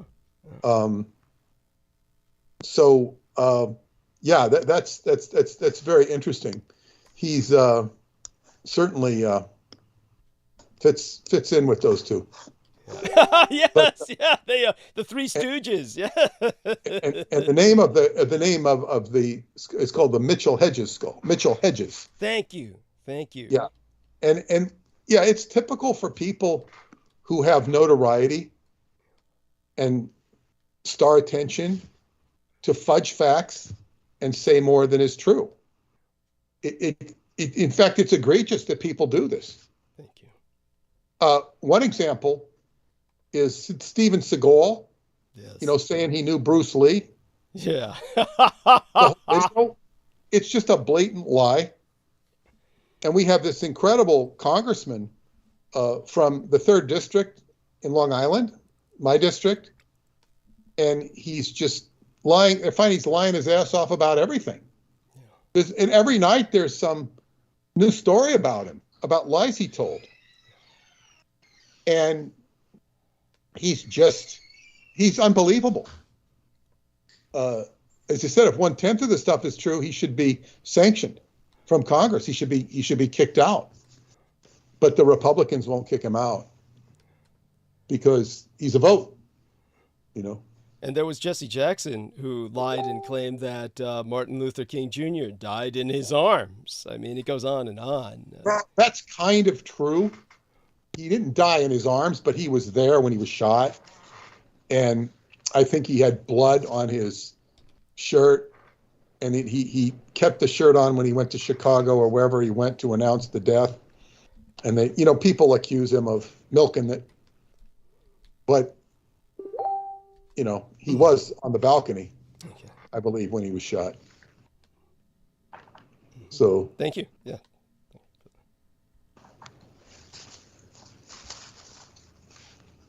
So,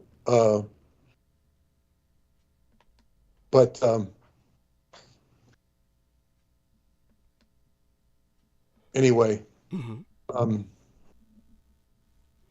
With Magus Anton Zandler LaVey and, of course, Brett Loider. Just so people understand, if you're looking for him, his name is spelled Leuder, Loider, Brett Loider. And he was another individual who had the misfortune of working with Lorien and Fenton. I won't go into the details, but definitely he and I knew each other from back then, essentially. Yeah, we didn't talk about that. I was a little curious about it, but there was really in due time. No reason to go into it. However, the real, I'm going to digress here for a minute, or go back into something I just addressed earlier before we go into the meat of. And let's not forget, of course, that Anton LaVey's eyes were used as the eyes of Rosemary's Baby at the conclusion of the film. And of course, okay. Yeah, I wasn't aware of that. And Frank Sinatra was supposed to be, it was a great publicity stunt, but that Frank Sinatra played a cameo role as a painter where you could not see his face. So when you see Rosemary's Baby, you look for the painter in the white overalls or whatever he's wearing. And it was said that Anton LaVey served as a script consultant. Yeah, and definitely. And so those rumors are great to sell the movie. Yeah. Now, these observations were brought to me by my friend Hamza Sid Catlett Bey, or Sid Catlett Jr., the son of the famous drummer. Sid was a famous basketball player. And he was a great friend of mine who shared so much with the Moors about me. And he made some observation about Pope Paul and his cameo appearance in the movie Rosemary's Baby. I mentioned the publicity angle with Frank Sinatra and Anton LaVey.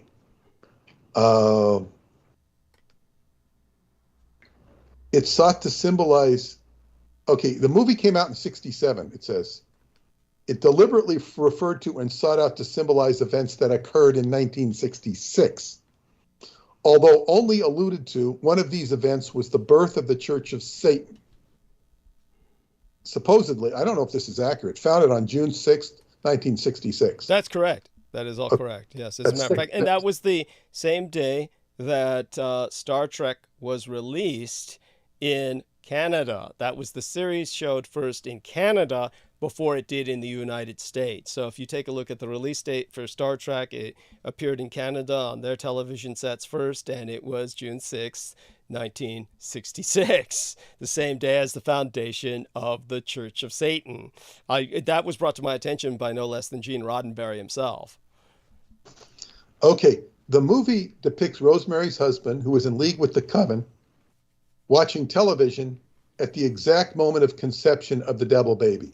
Now, that's being conceived. And it is conspicuously displayed that he is watching Pope Paul VI visit to Yankee Stadium. Historically, popes never strayed out of their home territory, and none had ever crossed the ocean prior to Pope Paul. This is true. It was a big deal when Pope Paul came to America, the first one to travel.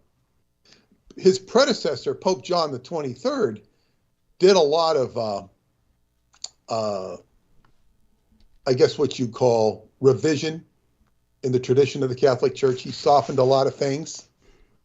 I think one of them included that they'd have the masses in English instead of Latin. That's correct. Which actually depowers the mass. Thank you. Yeah, it depowers it. I'm not saying whether the mass is good or bad. I'm just saying it depowers it because I've never evaluated masses. And when I used to go at the age of 4, I used to hear them in Latin. I couldn't understand a damn thing. So, it didn't. That's the mystique. That's the mystique. Yeah, my mother actually understood Latin pretty well because she studied it, got straight A's in it. She had an understanding of it. But now, anyway, and Pope John the 23rd was also, according to Amato Crowley, baited by his father. Alistair was baiting before he was a pope, when he was a cardinal. They had a meeting or they were event, and he was baiting them about their complicity in what went on in Germany or something. But to this day, there is a plaque in Yankee Stadium that commemorates his visit to the ballpark. Now that they've rebuilt the ballpark, I assume they took the plaque with them, but I don't know. It's not the same park. Could have left it on the parking lot where it is now. What is particularly noteworthy is that the Pope's visit to New York, October 4th, 65, October 4th, 1965, was exactly 9 months prior to June 6th, 1966, thus suggesting that he was part of the conception point of the Church of Satan. This is my friend Hamza's observation. I'm also wondering if October 4th in 1965 was Yom Kippur. I'm looking this up real fast. If that was Yom Kippur, it was October 6th. So it was 2 days before Yom Kippur. Okay, now, so 9 months, he visits exactly 9 months. Now, okay, just to reiterate this and get the picture. In the movie, they're showing, I think it was John Cassavetes, he's watching TV.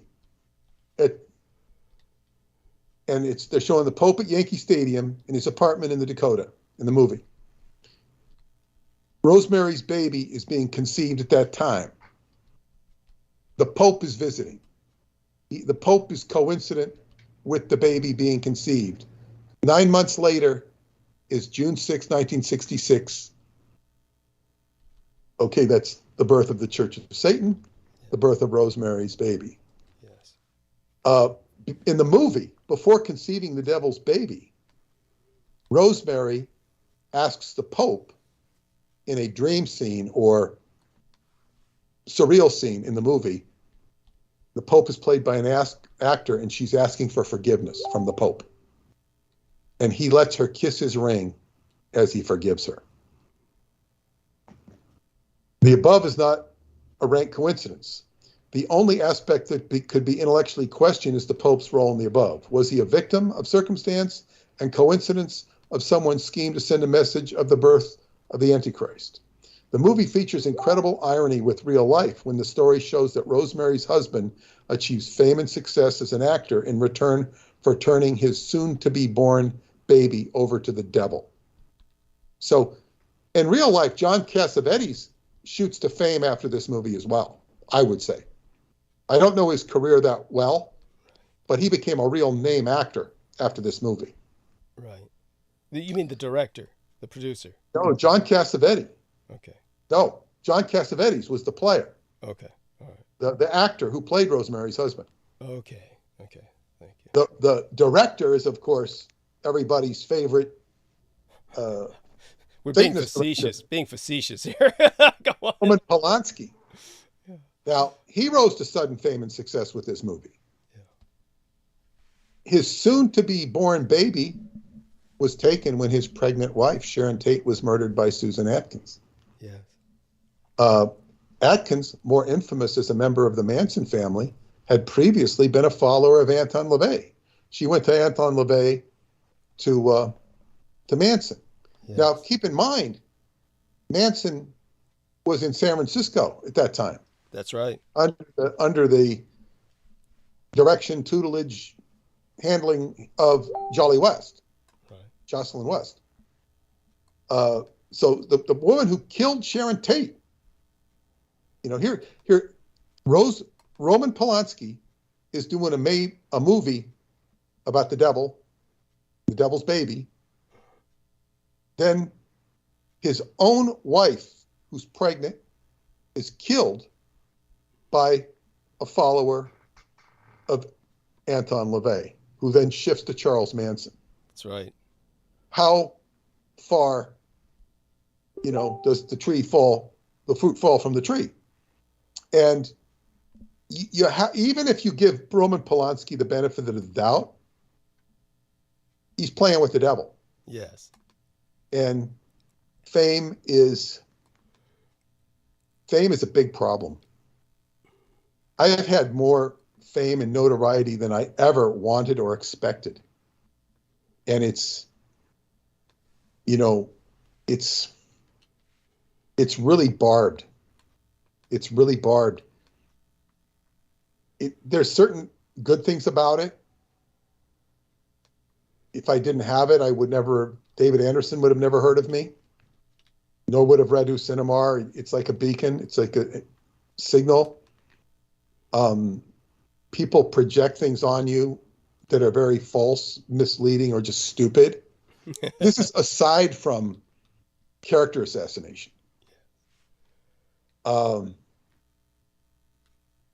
I think one of the most interesting things about my fame is how people ignore it. They just, we're not going to go there.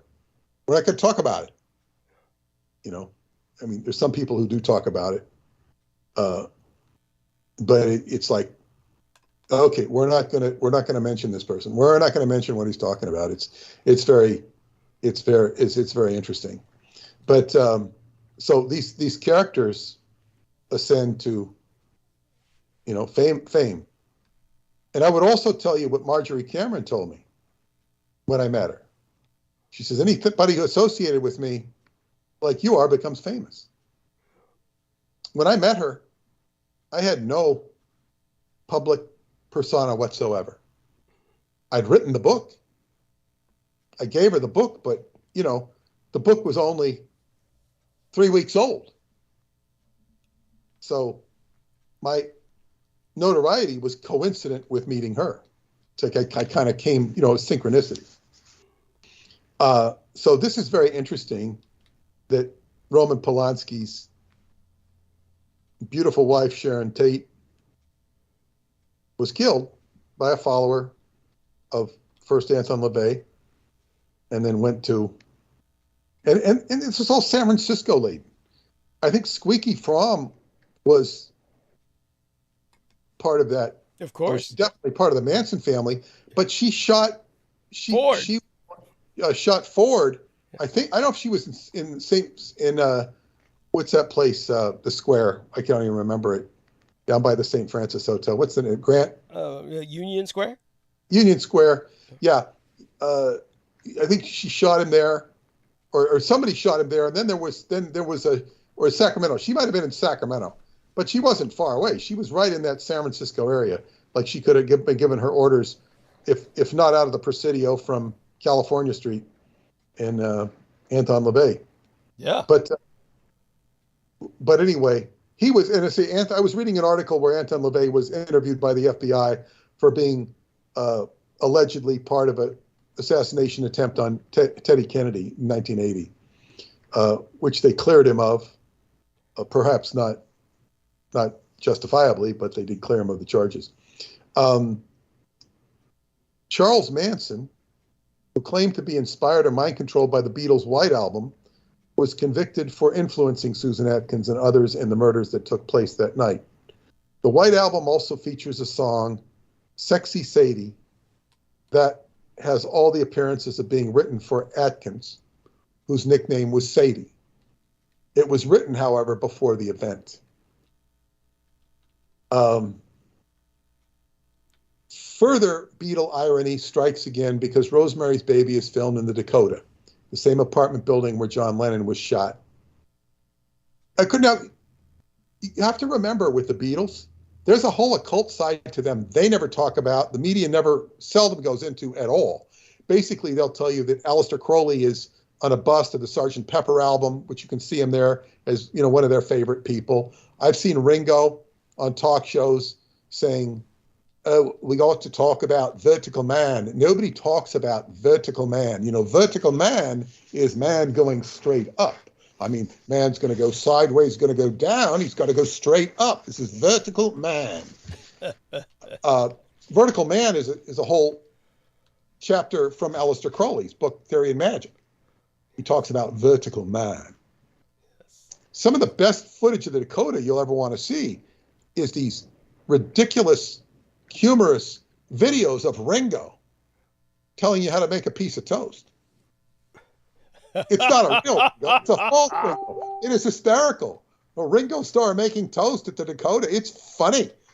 He looks just enough like Ringo and sounds just enough like, and he's apparently in the Dakota because the background looks just like the Dakota did in its day if they haven't renovated inside. But anyway, the same apartment building, where Lennon was shot.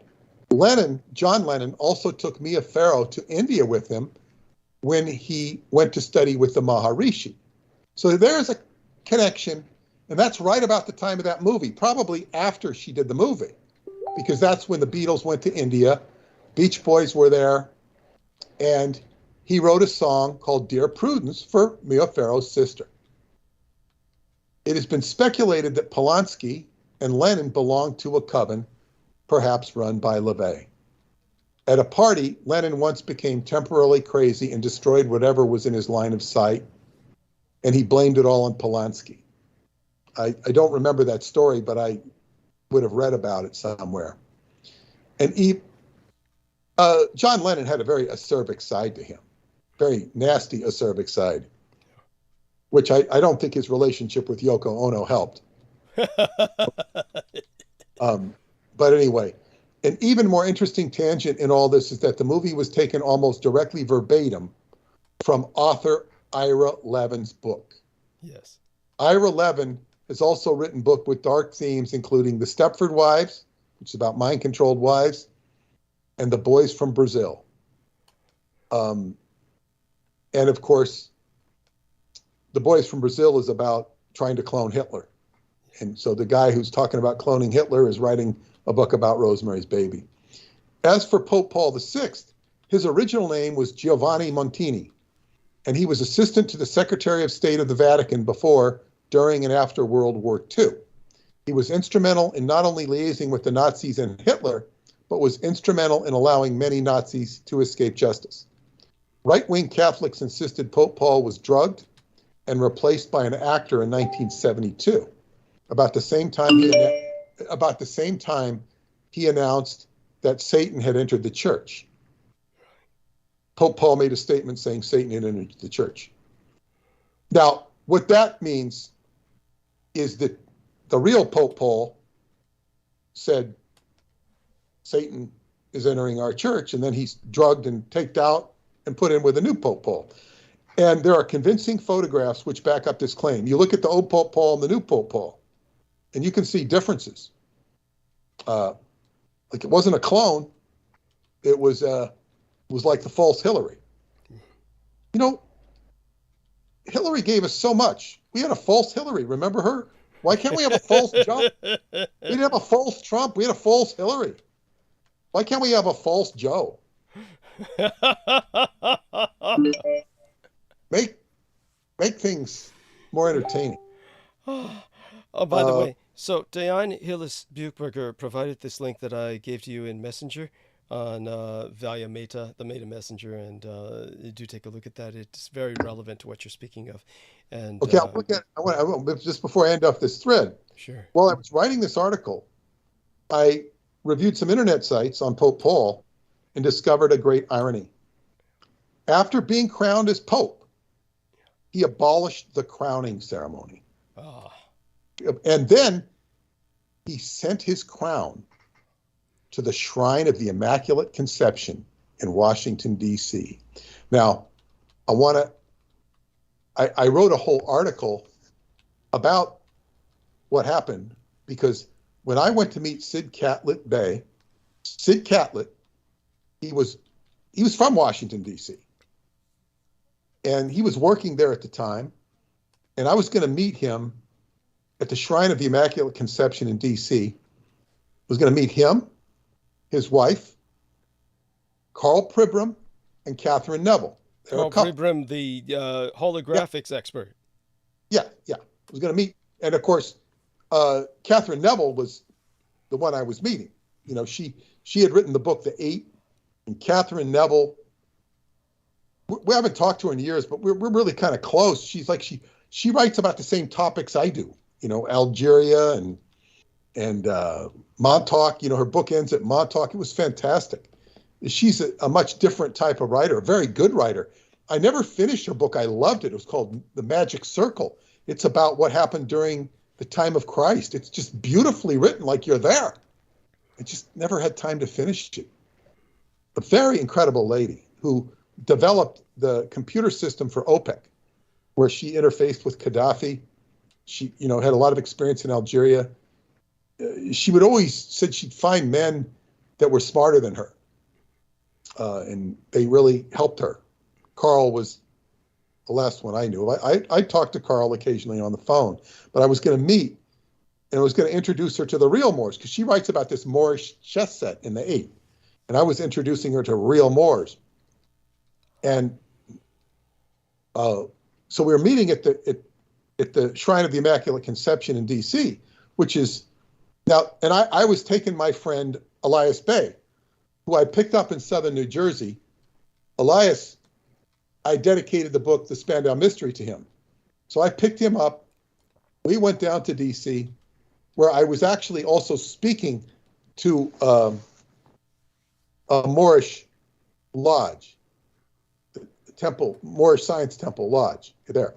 That's what I was down there for. But we met with Catherine because she lives in Virginia. And what was weird about this is that I'm going and I'm with Elias, and where we're going is all the street lights aren't working. It's chaos. Now, this is not downtown DC. All of DC is kind of downtown in a way, but this was sort of semi-suburban, and there's this big park around the Immaculate Conception. But it's like we're going into a circle, but all the street lights aren't working. It's crazy. Nothing makes any sense. And all these trees are down. It's like, it's just chaos. And it takes me a long time to figure out where the hell we are, why are all these street lights going on. When I finally get there, and we do meet, we all meet, but we have to park far away. It's really awkward. Sid says, "What the hell are you bringing with you?" He says, "We had the biggest storm in the history of DC. And it was in the middle of summer, and everything iced up. It rained, and the trees were so icy, they fell over. And that's why they were breaking the street lights, or you couldn't go on the normal streets because the trees were covering the streets. And it was a very circuitous way. But it was like the biggest storm," he said, "in the history of DC. Yeah. And I had just previously, the last time I appeared with Duncan, Preston, Al Bielek, myself, in Sparta, New Jersey. Biggest storm in the history of New Jersey at that time. I think there's been a bigger one since. And Preston and Al were late. So Duncan and I did the predominance of the show. At the end of the night, Preston dragged in about 10:30. They were late. I got there early. I left early. It was like a rugged drive because I was going through storms and stuff. Lost my way in New Jersey, and Duncan and I made it on time. I think I was sleeping in the alcove of a church. They put me in this little alcove somewhere. Jesus. It was a a New Age type church, but it was a church nevertheless. It was okay. It was, it was habitable. And I then, but at the end of that night, Preston, kind of came in, and he didn't really have much. What are you going to say? It's the end of the event. He comes in and he steps up and says a few words, and then he falls down. He takes a step and he falls down. He hits his head. Oh, he has to be taken away. I don't think he's taken to the hospital, but he basically misses the whole event. I think he kind of comes in the last day and talks for a couple hours, but he had this very big injury to his head. I think he had to be sewn up. And then, of course, his unconsciousness came with a download from the Pleiades or something. It was like total vintage Preston into high strangeness. And but that was the last time the four of us were together. I don't remember if Stuart was there. He could have been. But that was like storm here and storm there. And then the next time we were supposed to be together was 9/11. Right before 9/11, right after 9/11. 9/11 happened, I think, I'm not sure what, I think it was a Tuesday. I can't remember that. But whenever it happened, I was supposed to go to Vermont that Friday. And so it screwed up the whole event. 9/11 screwed up the whole event. So Preston, claimed he couldn't go because he had to recover cell phones at 9/11 and that we were all going to be shot. He was saying, we're all going to be shot. There's F-16s going to fly over there and bomb us. They're going to kill me and Stuart and him and Al and Duncan. And of course, Al couldn't make it because they grounded the flights. So it was me and Duncan and Stuart that went up and did the event. By the way, Sammy Romero confirms that it was Tuesday, indeed a Tuesday, 9/11. Thank you. Thank you, Sammy. And then, so that Friday was, it was, so it's like whenever, and of course, on Tuesday, the day of 9/11, I was going to investigate Ong's hat. I had a bunch of my friends in New Jersey I was going to meet. And we were going to meet in New Jersey over in Hamilton Square. And then the rest of us were going to go investigate Ong's hat. So it was like any which way I get it, I get 9/11. It was really weird. And that even happened on my first trip when I went to meet Paula. Not my first trip to Romania, but there was the biggest storm in the history of Bucharest that I just missed. Wow. And Joe Biden was right on my tail. George Tenet and George Tenet, the head of the CIA, and Joe Biden, the vice president, they were there to inaugurate the new accelerator, which was, I think, a laser accelerator. It was all over the TV in Romania, but it wasn't mentioned here. So anyway, so much for the, Pope Paul sent his crown to the Shrine of the Immaculate Conception in D.C., a very sacred, of course. Now see, the Immaculate Conception, for those of you who don't know, people don't often, I learned this in doing my word clearing in Scientology. I learned the difference between the virgin birth and the Immaculate Conception by doing Scientology word clearing, something many Catholics don't really distinguish. The virgin birth is, of course, the whole proposition that Jesus was born by his mother Mary, who was a virgin. But the Immaculate Conception is that she was conceived. When she was conceived free from sin. And she was conceived She was the seed of God. Her mother was Anne. She should have been a virgin birth too, if she wasn't. But she was conceived without sin. And there might be more details about it. But the point here is that this is the shrine of the Immaculate Conception. And of all places, Washington, D.C., which, you know, the upside down pentagram that it's built around or built on in the structure of the city. The conception of Rosemary's baby, okay, the Pope is giving the crown. He's abolishing the crown and sending it to the shrine of the Immaculate Conception. You have a lot of interplay of Christ and Antichrist in this theme. So that's my story, my digression. Now I will now go into what was discussed with myself and Brett. And then I listened to a close to 2-hour tape with, let me see. Oh, it's not on YouTube. He said everything on it's been scrubbed from YouTube. But I'm going to give you the names of the people who were in this, and they did a very good, well, I wouldn't say the presentation was very good. He kept them on track.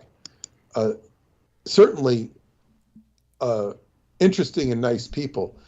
Dave and Cheryl Bryan, Bryan. The Brett Luter Show, episode number 19, with special guest pastors Dave and Cheryl Bryan. Now, I actually invited Brett to come on tonight, but, you know, he was busy and couldn't make it. But he'd love to come on with you. Wonderful. And he's always welcome. Yeah, oh yeah, yeah. He's a great guy. He's a great guy. I'm going to read the caption to this. In this special, and now I send out my emails from the Time Travel Education Center to the entire list saying, okay, I'm going to be on with Douglas tonight. And I did say, I sent the link to this video, which is on Rumble. It's on Rumble. So those of you who got the email and want to listen to it, you can do it. Or you can go to Rumble, look up Brett Luter, Lueder show, episode number 19, with special guest pastors Dave and Cheryl Bryan. In this special 2-hour edition of the show, and in honor of the 25th anniversary of the death of the founder of the Church of Satan, Anton LaVey, early Halloween morning in 1997, pastors Dave and Cheryl Bryan of the Church of Glad Tidings in Yuba City, California, joined me to discuss their legendary magical battle with the famous wizard. This roughly 7-month ordeal began. First, I'm going to stop, and I'm going to tell you about Yuba City. Mm-hmm. Yuba City is north of Sacramento, maybe an hour. And I lived in Davis, again, about an hour. And I always used to hear, and especially when I worked in the restaurant at the end of Olive Drive, people talk about Yuba City and Marysville.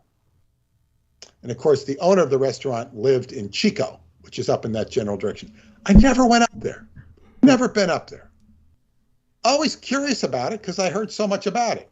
And I tell from people from up there, I always want to go there. And they say, don't. Don't go. Well, the first time I ever went up there was on my last trip to Shasta, my first trip to Shasta with JoJo. So JoJo and her wonderful friend, Jen, who's going to be with us, I think, wonderful lady from Worcester. They picked me up at the airport and we drove to Davis, where we had incredible lunch with my friend Doug, who you met. Yes. And then we proceeded up to, and then we're going up. I go, wow, this is Yuba City. This is Marysville. Wow. Yeah, we're just going by them. What impressed the hell out of me is that when you get up there, maybe even beyond there, it's all agriculture. This is what Davis was like. North of Davis was like years ago, even west of Davis. That's all been built up with, it's ridiculous how much the corridor between Davis and Sacramento I mean, and San Francisco has been built up. Developed, It's like, yes.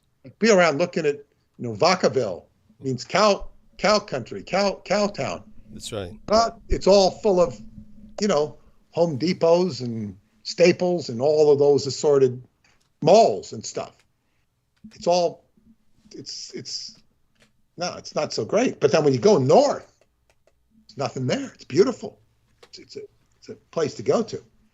And then Shasta takes a long time to get up to Shasta. Right. But I was always very, Yuba City, I didn't even see the city, but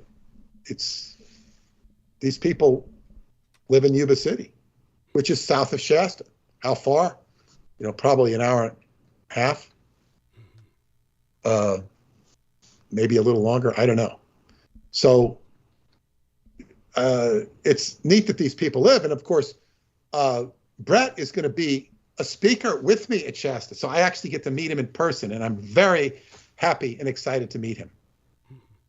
I think he's going to give me a book on this subject as well, I think he said. Now, I told him about Dennis Adams, the Exorcist. Mm-hmm. Now, my friend Joan's also going to appear there. I'm pulling in a lot of Christian energy. And it's like, this is coming out of necessity, out of filtering in the Christian energy and working with it, because it's just like Douglas had to, during the night of the broken circle, he had to use the Lord's Prayer to neutralize all this dark energy. So anyway, this is going to go back into the story with Dave and Cheryl Bryan. Cheryl is spelled with a Cheryl. Okay, this caption to this video. This roughly 7th-month ordeal began when one of LaVey's daughter, Ray LaVey, wanted out of the Satanic Church and the horrific rituals she was being put through to prepare her to give birth to the Antichrist. Oh, here we are with Rosemary's Baby again. Fruit's not falling far from the tree. As luck would have it, or as God's plan played out, Ray landed at the doorstep of the Church of Glad Tidings.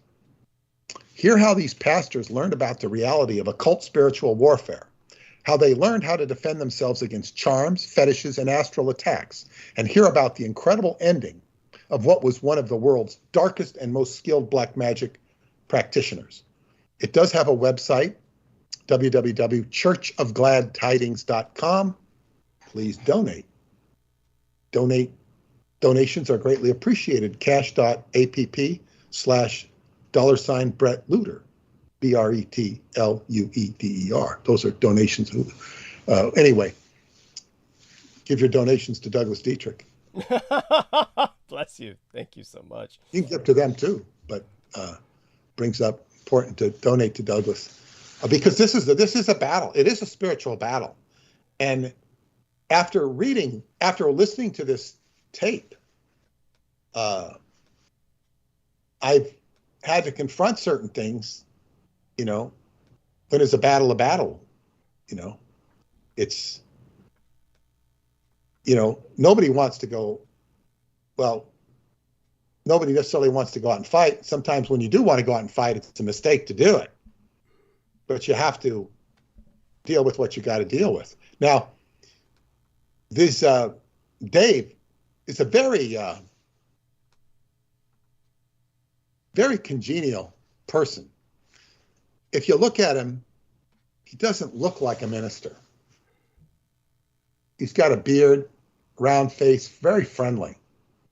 He looks like, I'm trying to see what he looks like. He could be anything. He looks like he could, very friendly. But he doesn't look like your typical minister. And he said that when people ask him what he does, he says he's an exorcist. He doesn't say he's a pastor or minister because people look at that pejoratively. It's not a good PR to say you're a minister anymore. That's right. Exorcists, they get interested. Buddhism. That's right. Yeah. They probably have a lot more use for an exorcist than a minister. But in any case, this, I'm going to preface this because the one story I left about with Anton LaVey that's very important. I once met a woman. She had written to me because we had had a coincidence. She had bought the book Spear of Destiny in a bookstore in Calistoga. Calistoga is a sort of a spa town that's at the top of the Napa Valley, wine country. And I had gone there in 1989 when my friend, my ex-wife was upset. She had a kind of a stressful day meeting all her old friends from junior high school in San Mateo. And my friend said, we're coming back from a Grateful Dead concert. And he says, he says, why don't we all go up? I'll take my wife and we'll go up to Calistoga and we'll have massages. So that's how I ended up in Calistoga, only time I've ever been there. And there was a bookstore. I went in and I bought the Spear of Destiny. I already had read the book. And I don't know why I bought it. It was there. I think I wanted to buy it from my friend Doug or something. Mm-hmm. And she had bought the book in that same bookstore. She wrote to me or something, and somehow we communicated. It was kind of a synchronicity. Well, she went on to write her own book, and it was all about the evil of Jack Parsons and L. Ron Hubbard. Ah. And it was to me, it was a very disgusting book because she was, saying how satanic and how this and that. She was putting a satanic color on what they were doing in a very way that disregarded what they were doing and what they were trying to do. It was much more complicated than that, where she's just painting it evil, evil, evil, evil. Bad Hubbard, bad Parsons, And I thought the book was a piece of crap. Absolute piece of crap. It was not professionally done. And then she'd have, a portrait of Jesus in the middle, like this is going to save you. And it's just, to me, it was bad. Yeah. Anyway. That's overkill there. Yes, go on. She came and she visited me once. I think she visited me in my house. Uh-huh. And with a friend she brought. The friend I liked very much. Mm-hmm. She was kind of crisscrossing between dimensions or whatnot. And I don't remember. And then I went and met them in their motel room at a Howard Johnson's. And she told me the story where they had were investigating Anton LaVey. And they had rented a house right next to Anton LaVey, right next door. I think it was in Utah. And they were investigating him, probably too aggressively and probably too, ostentatiously. Like, if you're investigating Satanists, if you're investigating anybody, don't tell them you're investigating them. Don't say, I'm going to get you. I'm going to find out all about you. By the way, that is a form of harassment and stalking. Go on. Regardless of that, it's stupid. Yes. I'm going to bring you down to your knees, Mr. Gotti. For Mr. Don Corleone, I'm going to bring you to your knees. No. People are so righteous when they begin to investigate other people. It's, discretion is not used. And they inevitably fail. Once in a while, they don't. But that's usually in the movies. So So anyway, they were making noises, and the spontaneous combustion began to go off in the house. Oh, wow. And as I recall, I don't remember the story, but I think the house burned down. Jeez. They got the hell out of there. And they just backed off the investigation, particularly this one. Backed off the investigation. Now, look, I had my issues with this woman. Mm-hmm. And I had even more issues, which I won't go into, with her. Mm-hmm. Very self-righteous. Just polarized. And it was what I would call a very antiseptic approach to Christianity. Anyway, she backed off of this entirely, biting off more than she could chew. Wisely backed off. Yes, I was about to say, at least she had a modicum of common sense. Yeah. But I think she got very upset with me. I think the last communication we had, she was very upset because I didn't take her to the train station. She had to pay $8 to go to the train station on the taxi. So, I don't. Why the hell do I have to take you to that? Well, who am I to take you to the train station? I was about to say. I mean, felt like I was being imposed upon. You were. Yeah. Yeah. She was far more interested in seeing me than I was in seeing her. It's like so. And I was about to say, $8. Jesus Christ, is he borderline homeless or something? What the fuck? He wasn't borderline homeless. No, she thought I should be extending this courtesy to take her to the train station. How do I even know she was going to the train station? Yeah. I don't even remember. But it was like I said, this is off the damn wall. Thank you. This is really off the wall. Why don't you just fly? But anyway, that was pretty outrageous. And I suppose this is just silly stuff. But in any case, that told me that Anton LaVey was, it was the second time I'd heard about poltergeist stuff going off with him. The first time was about the Mitchell Hedges skull. Right. And of course that he was, lurking about Long Island in the East End. Right. Why the hell would he be coming to Long Island? Because I couldn't understand it for the life of me. But nevertheless, it fit the. I was about to say, why wouldn't he? Why wouldn't he go to Long Island? He should have enough occult stuff to keep him going in San Francisco. However, Yuba City or this surrounding area nearby becomes a center of interest to Anton LaVey. So now I'll preface this. So he ends up having Ray Ray. Now I never heard of Ray Ray.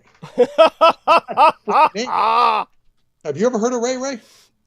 I never heard of that. No, it sounds this funny. Is not Xena. Xena is the more famous daughter of Anton LaVey, who's broken with him, has doing whatever she's doing, Right. But Ray Ray is somebody else. He's got, I think, at least one other daughter as well. Might even have a son, I don't know. But Ray Ray was somebody I'd never heard of. And of course, Brett was telling me about it last night in the show. Okay. And we got talking about it. He talked about it, probably in a more succinct form. You'll hear about it in his show with me. But then he sent me the link, which I actually listened to. I also listened to most of the show you did with Christina Joanna Hart. Oh, excellent. Thank you so much. Yeah, it's very succinct, very good. Thank you. It's very good. Also, I want to digress while I'm thinking of it and put in a plug on behalf of our friend Anne Christine Fountain. Anne Christine Fontaine. Yes. Fontaine, yeah. Anne Christine Fontaine. She wrote to me that she's been using this slant board that I talk about. Wonderful. Standing at a slant for 15 minutes a day. I don't know if she's gotten up for 15 minutes, probably has. And she said that the numbness in her hand has gone away, and she attributed it to the board.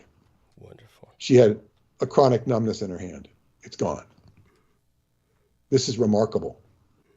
It's, that's neuropathy. Yeah. When you don't have feeling in your hand. And what this does is it helps all of your body organs. So it got her functioning normal. You look up slant board, Amazon.com.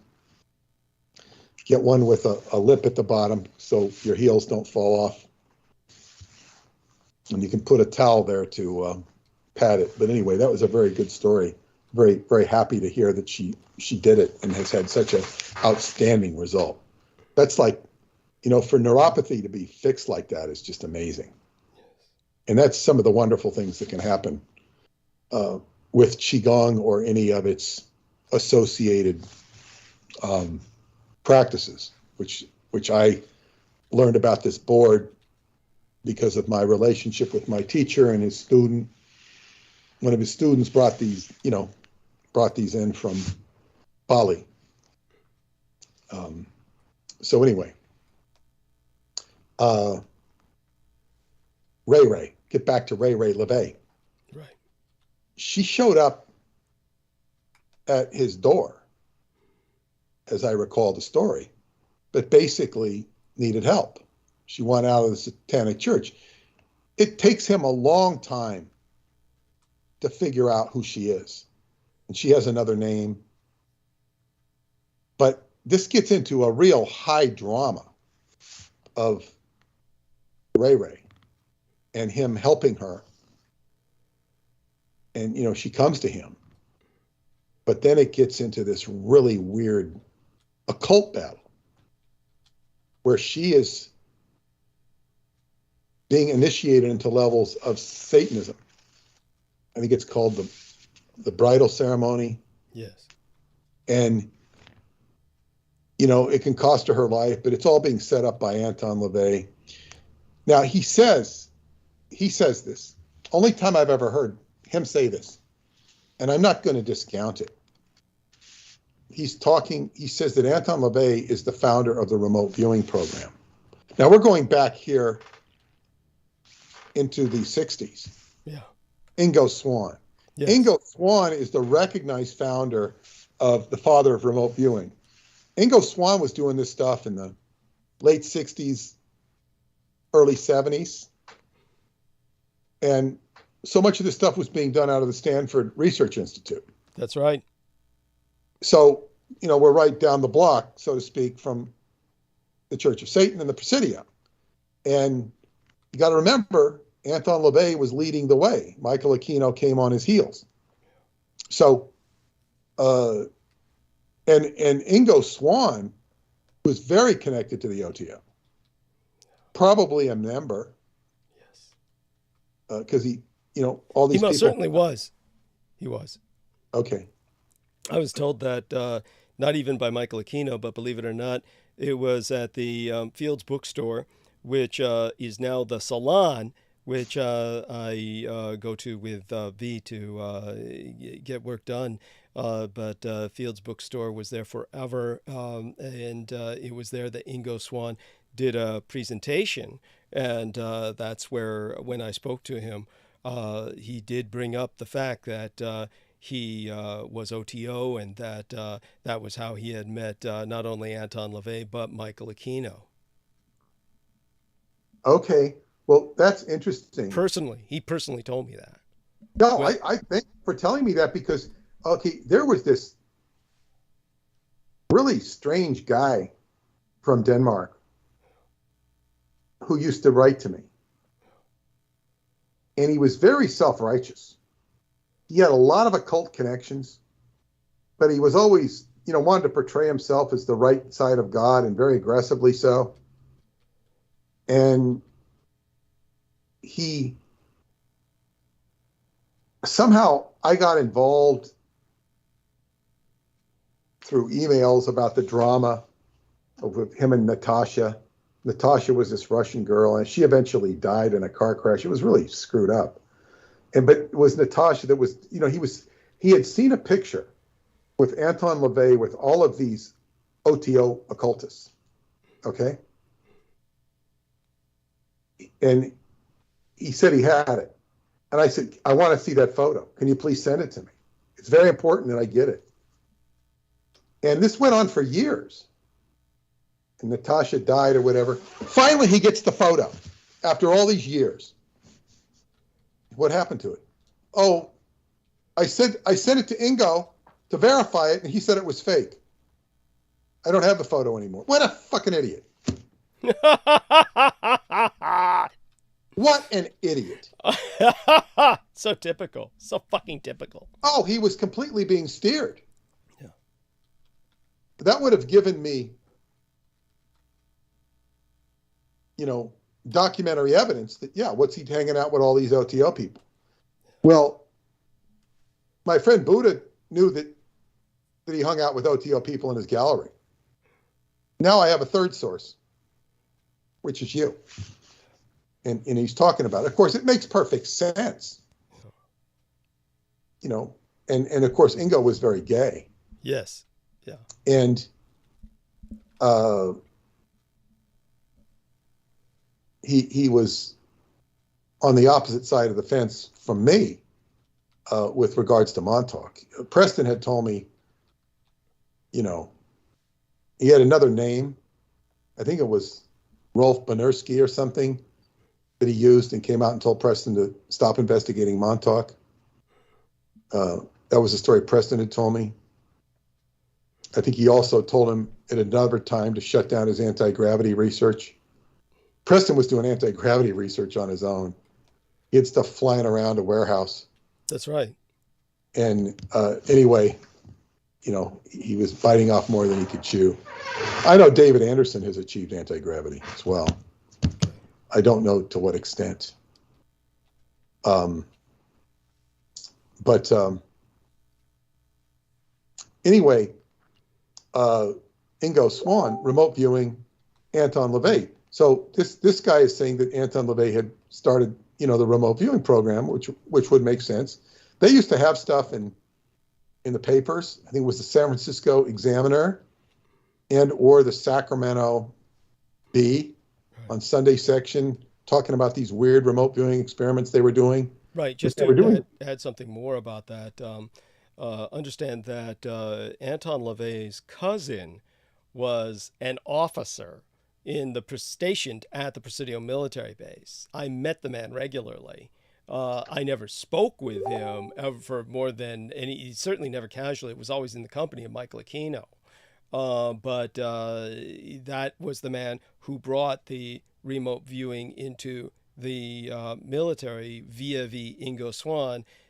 Basically, that was their connection. That was the military connection that between Anton LaVey and Ingo Swann in the terms of the Department of Defense contracts. So go on. Well, this is very interesting for this to come out. And what he says, see, this gets really strange. It gets really weird. And I'd like to go back and even listen to the whole thing. We'll probably get a really clear picture of it when Brett comes on the air with us and can kind of tell the story, retell the story. Of course. But basically, they befriend her, and she basically said she dabbles in witchcraft. As time goes on, they find out she's more than dabbling. They eventually find out she's Anton LaVey's daughter. Right. And that she was set up for this bridal ritual, and if she doesn't do the bridal ritual, which is like her last level of initiation, she'll be killed, sacrificed. It's a very grisly situation, and of course Anton LaVey's totally, nonplussed to do it. Yeah. He's, sure. It's part of the shit that he does. Right. But then what happens is, it's this sort of push-pull relationship there. She wants to be saved. She's a very nice, sweet, gentle person when she's herself, but then there's another side to her. And basically what happens is that there's a point where they're protecting her. She wants to be out of the cult, but then I think she goes running out and saying she's kidnapped by these people and they're sexually abusing her. And the police come. So this minister is like, he's being accused of sexual abuse from Ray Ray. But she's actually, LaVey has astral projected into her body. And LaVey had some communication, basically says, you're out of your league with me. He's taunting him. Right.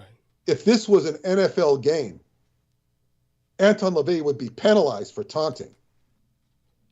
You're not allowed to taunt in the NFL. You can't make fun of your fellow opponent.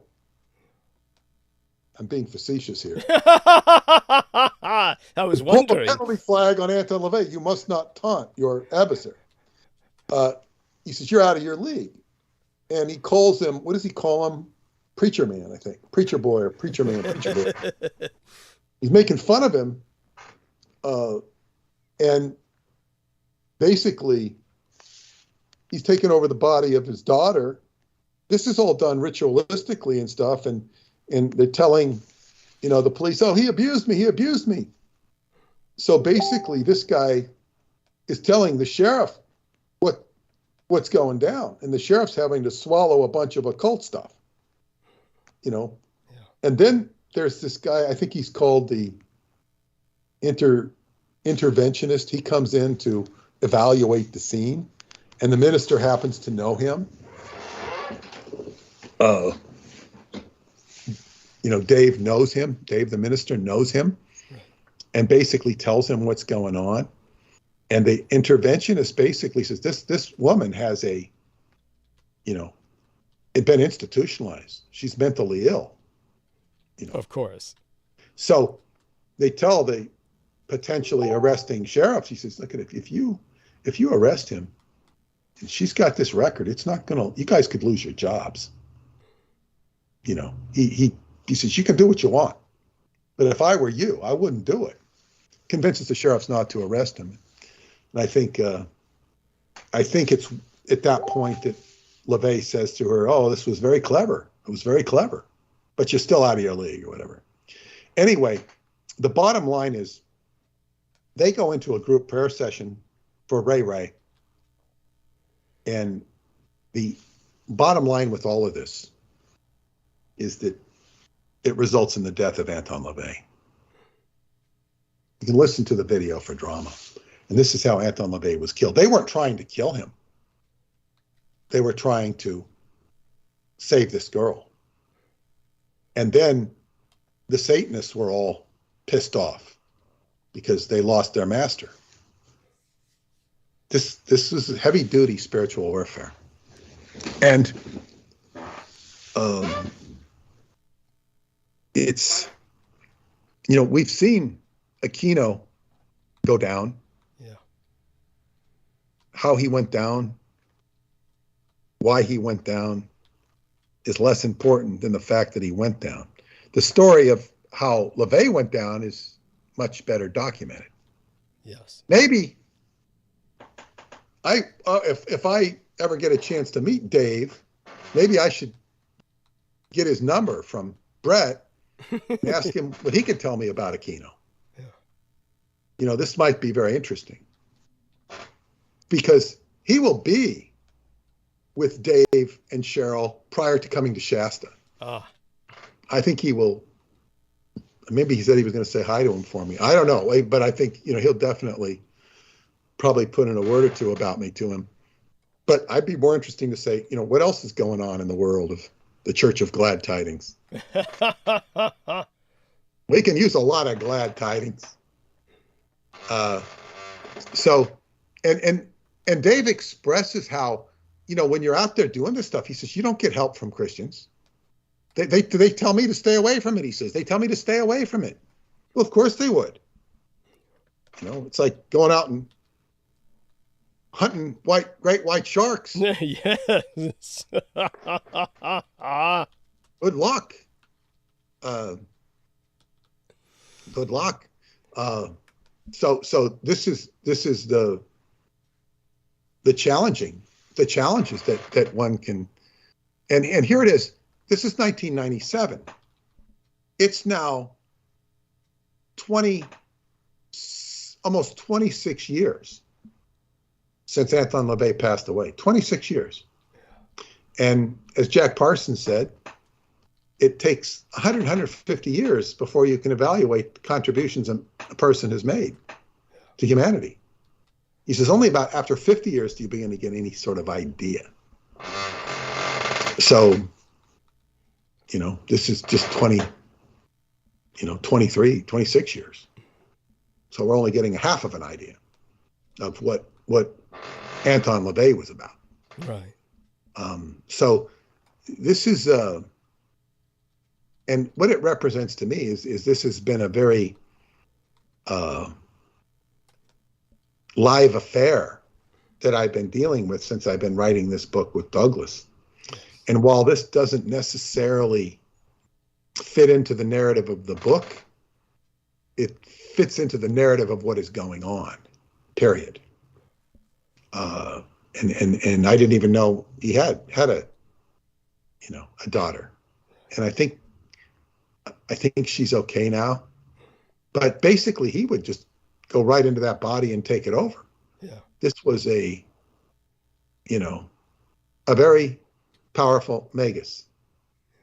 And of course, when the FBI interviewed him about the assassination of Ted Kennedy or whoever had interviewed him, he says, "Oh yeah, this stuff is just fun. I'm just exploiting these people. I'm having fun, and I'm just not doing anything illegal." Well, he did plenty that was illegal. We both know that. Yeah, but he's telling them he's just, this is all. I'm just playing these people. And people buy it. Was very good. And the article said he'd never been arrested.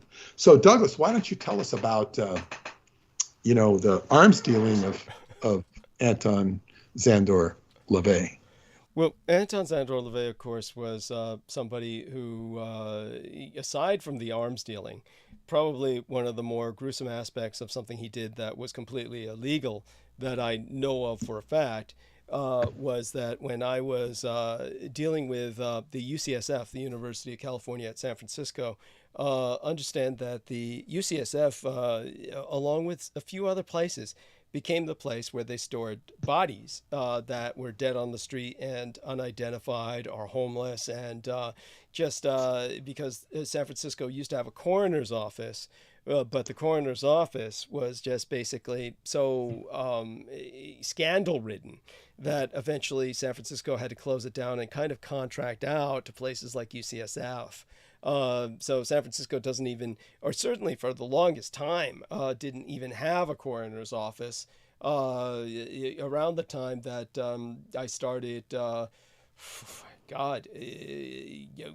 attending the lectures at UCSF from the Osher Lifelong Learning Institute for Extended Adult Education.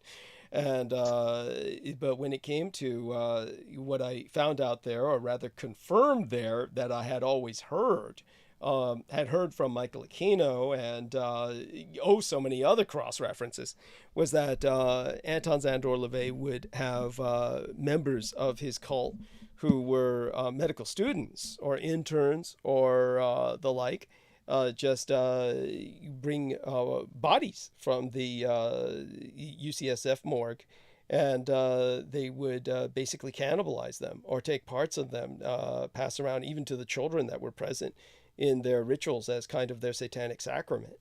So this is a lot more than just naked woman on an altar that we're... Well, yeah, but they're not going to talk about that publicly. Yeah, no, they didn't talk about that publicly, but I do believe that it was something that was fairly regular. And so when it came to the that aspect, that obviously was quite illegal.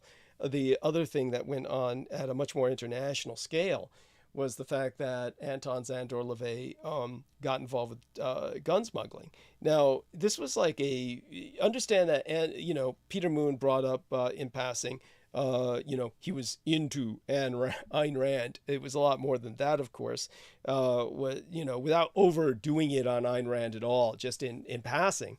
the thing to emphasize is, of course, that what you had was, in the case of Karl Marx, a Jewish atheist with a very Jewish name.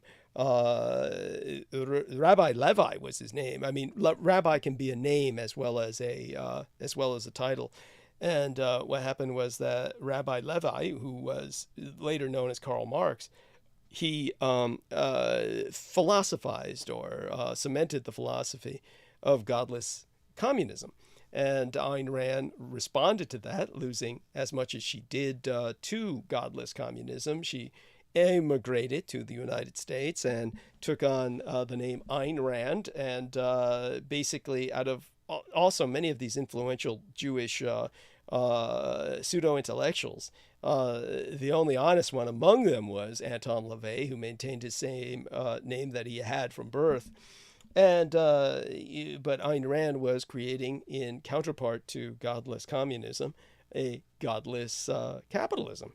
And that is what Anton LaVey himself said. He just took to its logical conclusion. He said that Satanism for him was basically Ayn Rand with magic. He simply added the magical occultism towards a sense of self-fulfillment through self-empowerment in the most literal sense. Nothing altruistic, everything selfish. When somebody like, who comes to mind? Peter Moon was saying earlier when he was talking about the neo-Nazism and some of the flirtation that Anton LaVey had with that phenomenon. One of the things Peter Moon brought up was, of course, he qualified it by saying that's not really Nazism. And of course, he's right. What that is in the case of Americans and these various other neo-Nazis, this is ideology is completely absent from these people's identity. Instead, what you have is propaganda masquerading as an ideology, like Putinism today.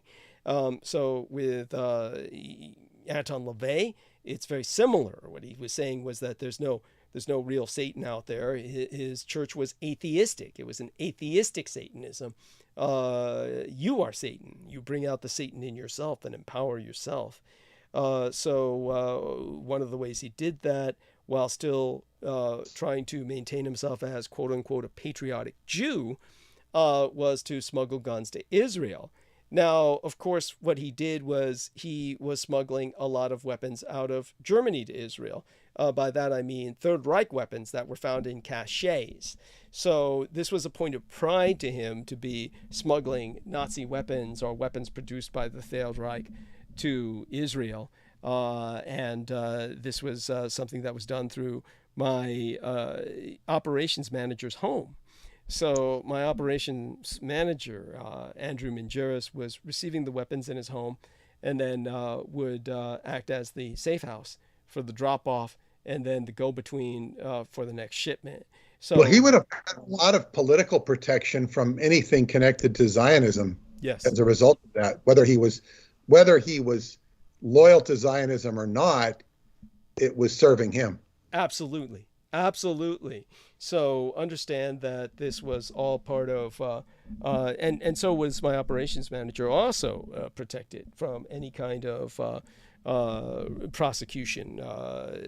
Certainly, I did report that fact among everything else that I hemorrhaged about the Presidio military base and was never followed up on. Well, we know why. Well, it takes work. It takes work to do that. Yeah, thank you. I think that's the main resistance, is that when people actually have to do work. Touche. Your point's well taken. So with that being said, Anton Szandor LaVey was a person who was flirting with the neo-Nazis while dealing with getting the guns out of Germany, and then flirting with the Israelis in order to, and basically this puts him on the level of an international spy. This puts him on the level of, say, for instance, the Russian man that they released in exchange for Brittany Griner. It puts him on the level of the American who was spying for Israel, who was then put in American jail, and the Israelis are still advocating for his release, and he's considered a hero in Israel. So this is the kind of shall we say, big game that Anton LaVey had entered. So we're not simply talking about somebody who's just a charlatan, a kind of carnival huckster. We're talking about somebody on the level somewhat similar to Harry Houdini. It's a very negative. Harry Houdini was, of course, an international celebrity spy back in the days where that was still very much a thing. You could be both a celebrity and a spy. As a matter of fact, your celebrity status made you a better spy. That's, the way it originally ran. This is how you could have people like Sidney Riley, ace of spies, who was also Jewish. And the Jewish people, for obvious reasons, made very good spies because they had an enormous diaspora, many connections with each other. So in terms of the Anton Szandor LaVey, he's emerged from that tradition. So with that, you had, again, this cannot be overemphasized, the logical conclusion from godless communism to godless capitalism, and ultimately out-and-out Satanism for just pure self-empowerment. Forget the concept of anything that would be socially impacting, in the sense that John Galt, the fictional character of Ayn Rand, was supposed to be someone whose benevolence as a superior man had a trickle-down effect on the little people without talent, who were able to succor off his greatness and his accomplishments. But, Anton LaVey did away with that. He just basically said, fuck that shit. It's all for yourself. Don't even bother with the little people. They're not just sheep to be sheared. They're sheep to be eaten. So there we go. And that puts him in a much darker light. At the same time, from what Peter was able to learn from Brett Loiter, apparently at the very end of his life, he kind of, shall we say, chickened out or saw the light, depending on how you want to ask for forgiveness or acknowledge Jesus. Somebody he used to disparage. He called him the weak guy or something. Yeah. He disparaged Jesus as being weak, and so apparently, he cried uncle. Yes, apparently so. Again, it's bizarre. So when I heard that, I always thought it was Christian propaganda, and that was my own skepticism of how Christians will, manipulate and lie, which they do. Yeah. And so I was skeptical and dismissive of it.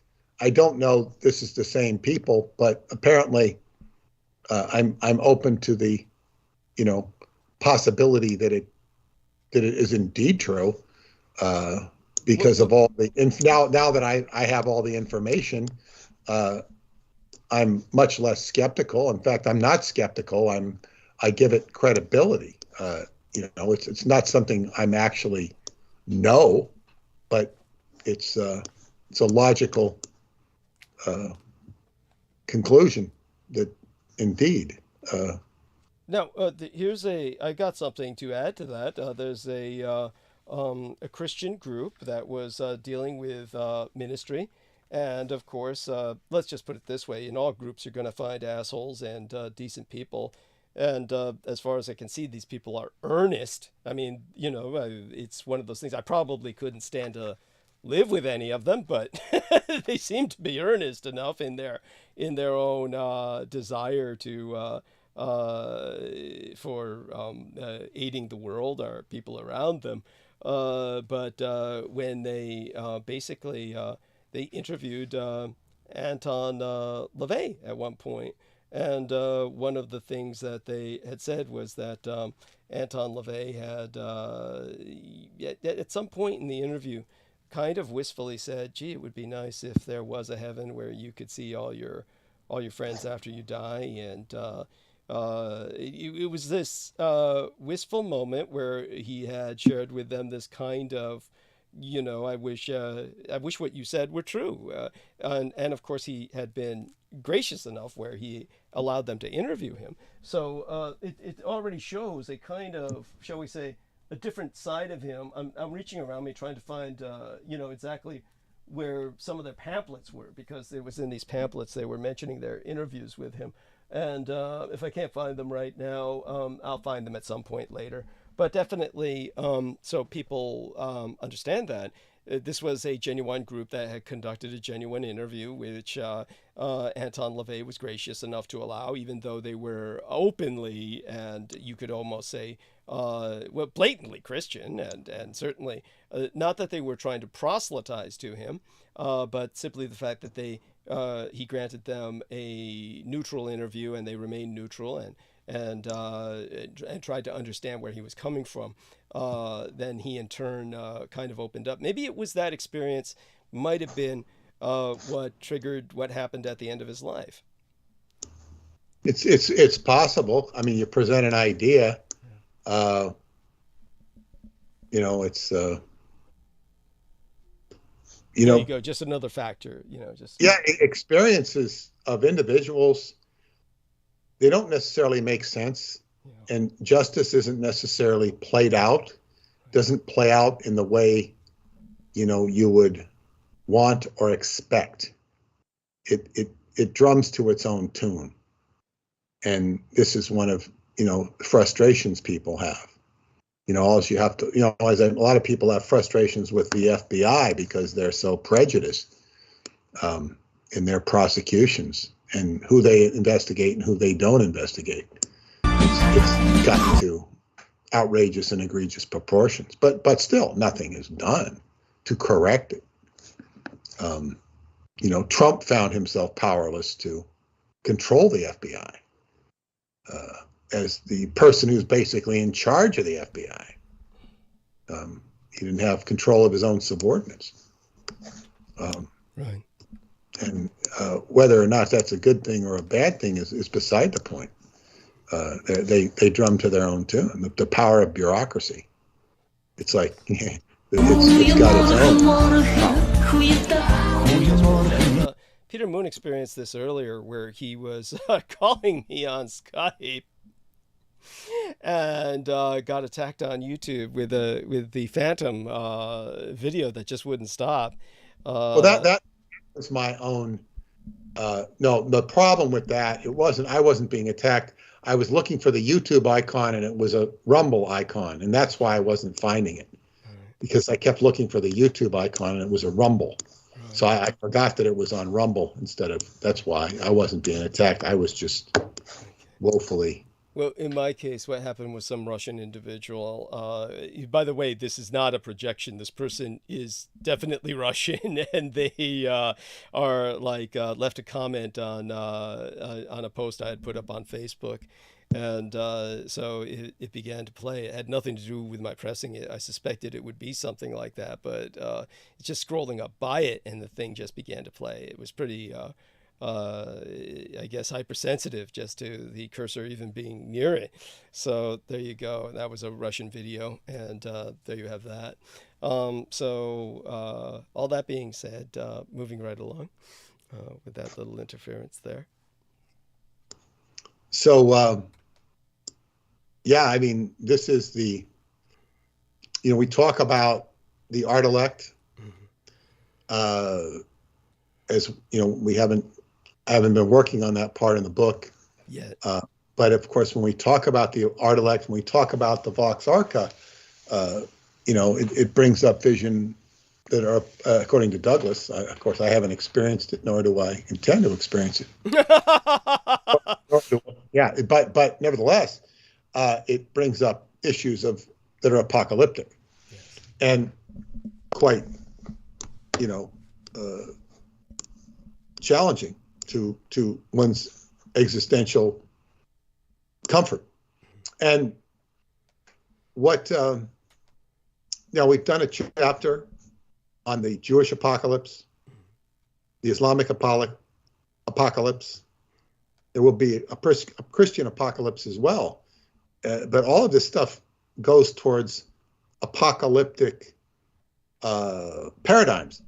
Now, my book, the Montauk Book of the Living, which has had an upsurge of interest in it because I've been talking about it, has an apocalyptic reference, if not a theme to it, because it has to do with me receiving this strange playbill from the New Montauk Theater of 1909 or thereabouts, and it's got the playbill with Eva Tanguay on it, and inside of these pictures of Jesus on Mount Olive, which generates all these synchronicities with Mount Olive for me, including the fact that I had my first out-of-body experience on Olive Drive in Davis, California. My parents were killed and buried on the Los Olivos adobe rancho in and around Oxnard, California, in between Oxnard and Ventura. And wow, this is, your parents, they bring you into this world. Eva Tanguay, who stars in this playbill, the most highly paid performer in vaudeville, she's the priestess and sexual magic partner of Aleister Crowley. All this stuff is coming. It's like, wow, this is, and of course, when I told Preston about it, he says, well, yeah, he says, the relationship between Space-Time Lab, between Mount of Olives and Solomon's Temple is like the relationship between Space-Time Labs and Montauk.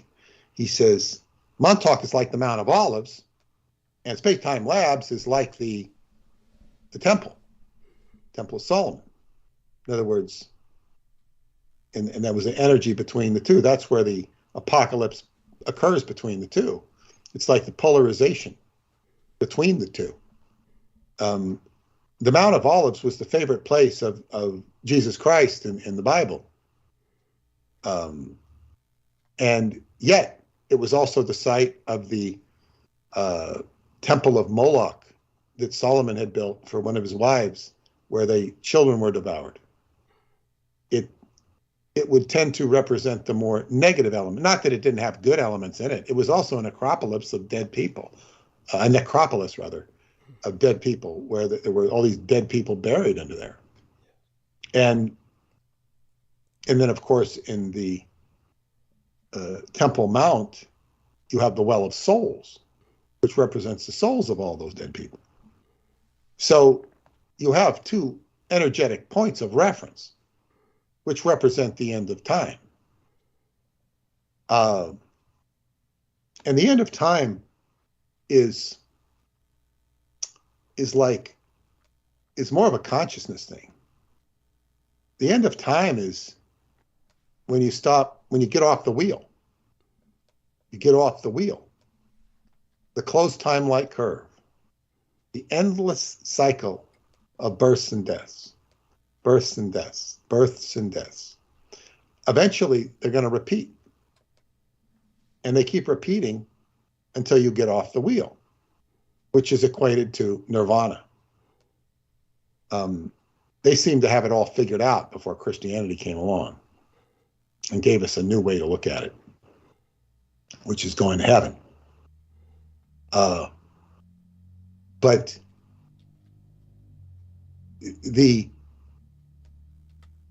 I'm talking about the apocalyptic aspect of some of the subject matter coming up, and how I just began to flash there about, every day I live as I move into my senior years. It's hard for me to think of myself as a senior. It's also hard for me to deny it. I'm thinking I'll start getting Social Security next month.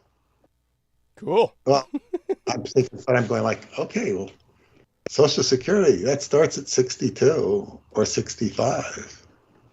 So, that's way back there. You have to take it when you're 70. If you want to take it, you don't have to file for it.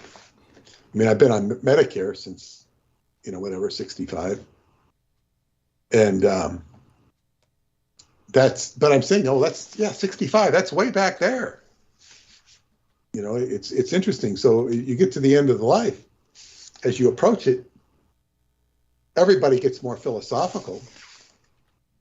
And at some point, your abilities start waning.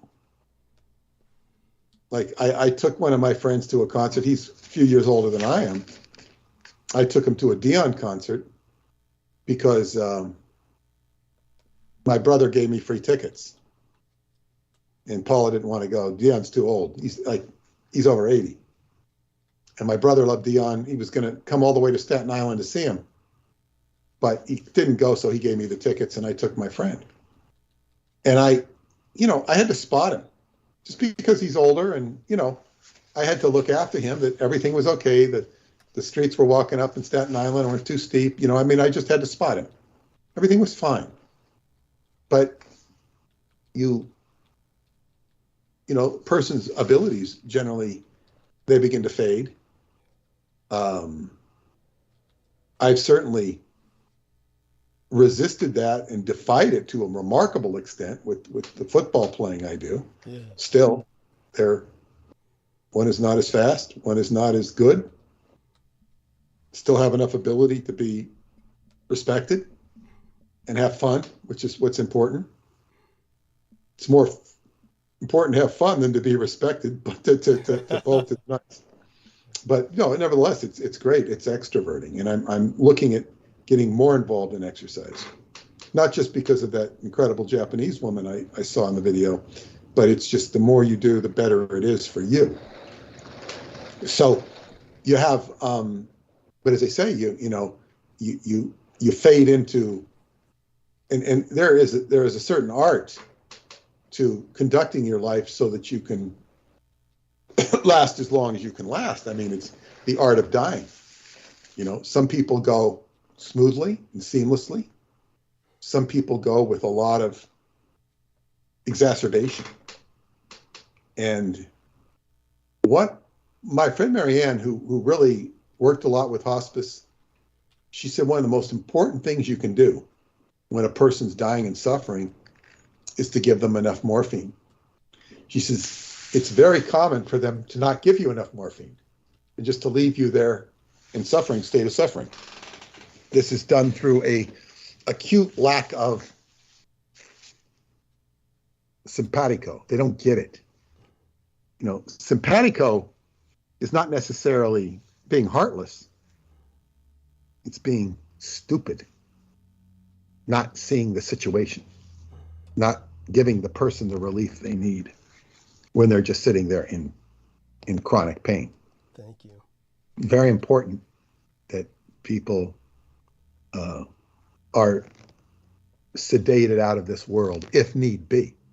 It's better not to be sedated. There is a certain natural process that will take over, where the body will shut itself down. And modern medicine tends to exacerbate this by keeping the body alive. Mm-hmm. And one of my, it's just the stupidest, it's a favorite scene of mine from the old TV show Ben Casey. And I never watched Ben Casey as a kid. I mean, I knew who he was, Vince Edwards, but everybody knew who Ben Casey was. I never really watched the show too much. But I remember back in the 80s, it was on at 4 o'clock in the morning or something, and I turned it on. And the way they treated medicine in those days was so naive and stupid. And so Ben Casey is this doctor, dressed up in his doctor clothes, and he's explaining to this woman whose relative, whether it's her mother, sister, brother, husband, I don't know what, is being kept on life support. And he's saying to her, he says, look, life is so precious. It's such a mystery. We don't know what it is, but we have to study it and we have to keep it alive because it's so precious. So we have to keep it because we don't understand it. So, they're keeping some poor person alive, just because they don't understand life. They don't know what it is. They're damn right they don't understand life. If they understood life, they'd let life flow and they wouldn't pump it up with medication. And as is as humorous as that seems to me looking back, when that show was on, basically, I think in the early 60s, I remember seeing my grandmother, who had lived in my house. I knew her quite well. When we took her to a rest home. She was going senile, living in our house, and she was really becoming an irritant, mostly to my mother, but to all of us. She was just acting non-responsive. And so my father took her and put her in a rest home in Glendale. And there she improved because she was around people of her own ilk, and she acted like a human being again, you know. And we go down and visit her.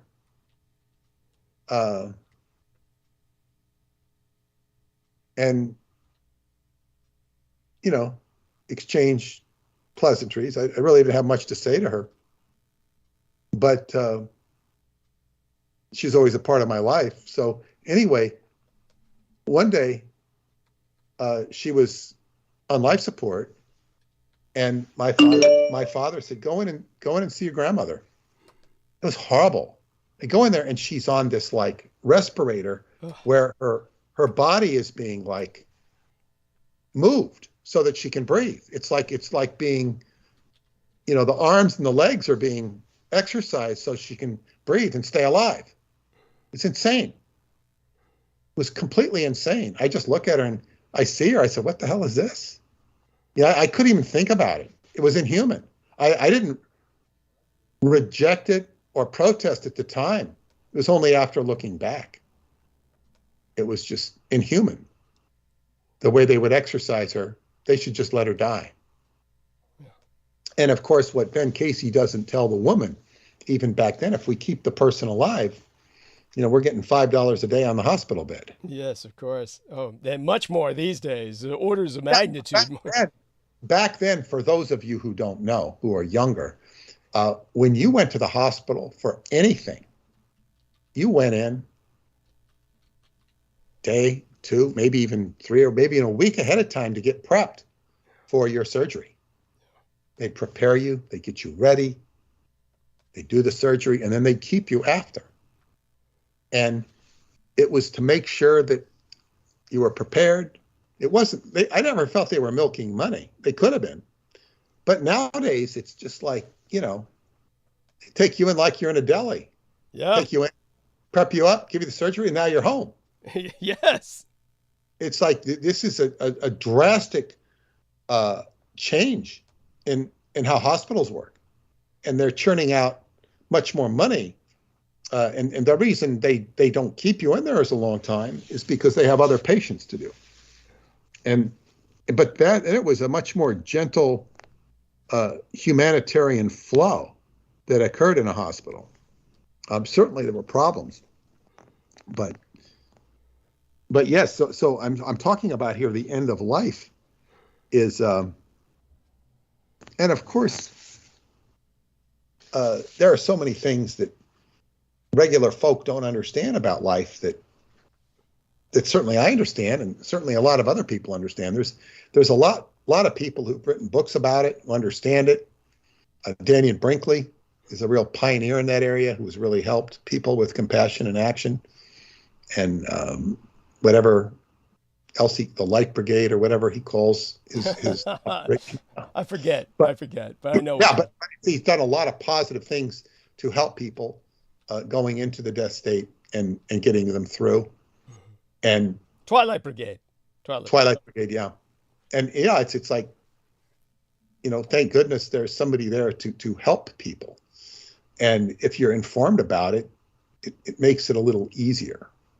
A friend of mine just, you know, had to deal with her mother passing, and when the mother passed, it was a relief because, you know, the mother was judgmental about her. I'm sorry. You know, even to the last day, and she kind of felt relieved of the judgment. And, oh my God! And yes, the mother was really never, you know, in sync with her. But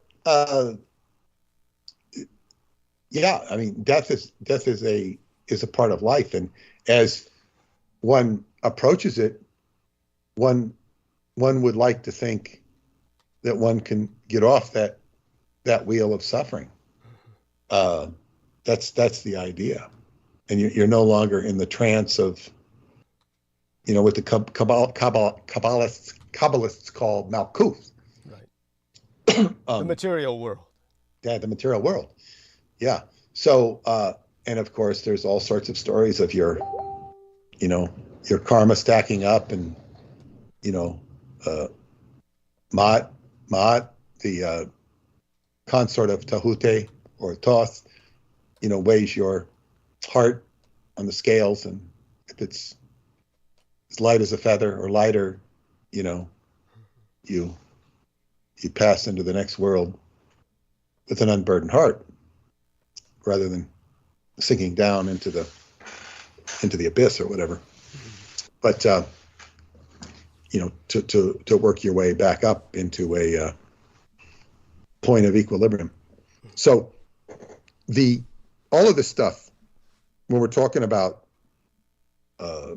Anton LaVey or Michael Aquino, the Vox Arca, all this apocalyptic stuff, it's not a direction that I've ever projected myself to want to go into.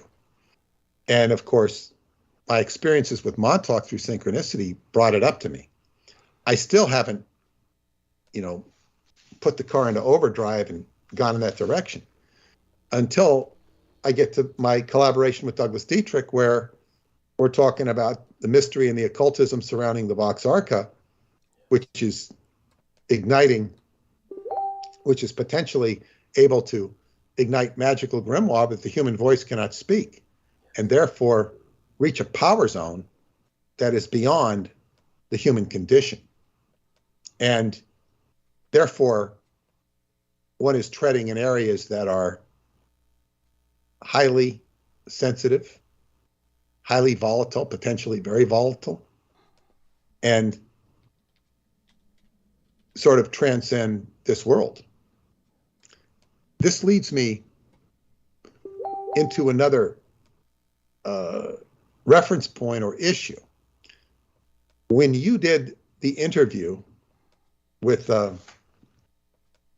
Christine Joanna Hart, yes, and I was surprised to hear some of her questions, only because she's hadn't been around to hear the answers. I mean, it's fine for her to have the questions, but she obviously hadn't been listening to you a lot, or she might not have asked those questions, but that's okay. But anyway, it was bringing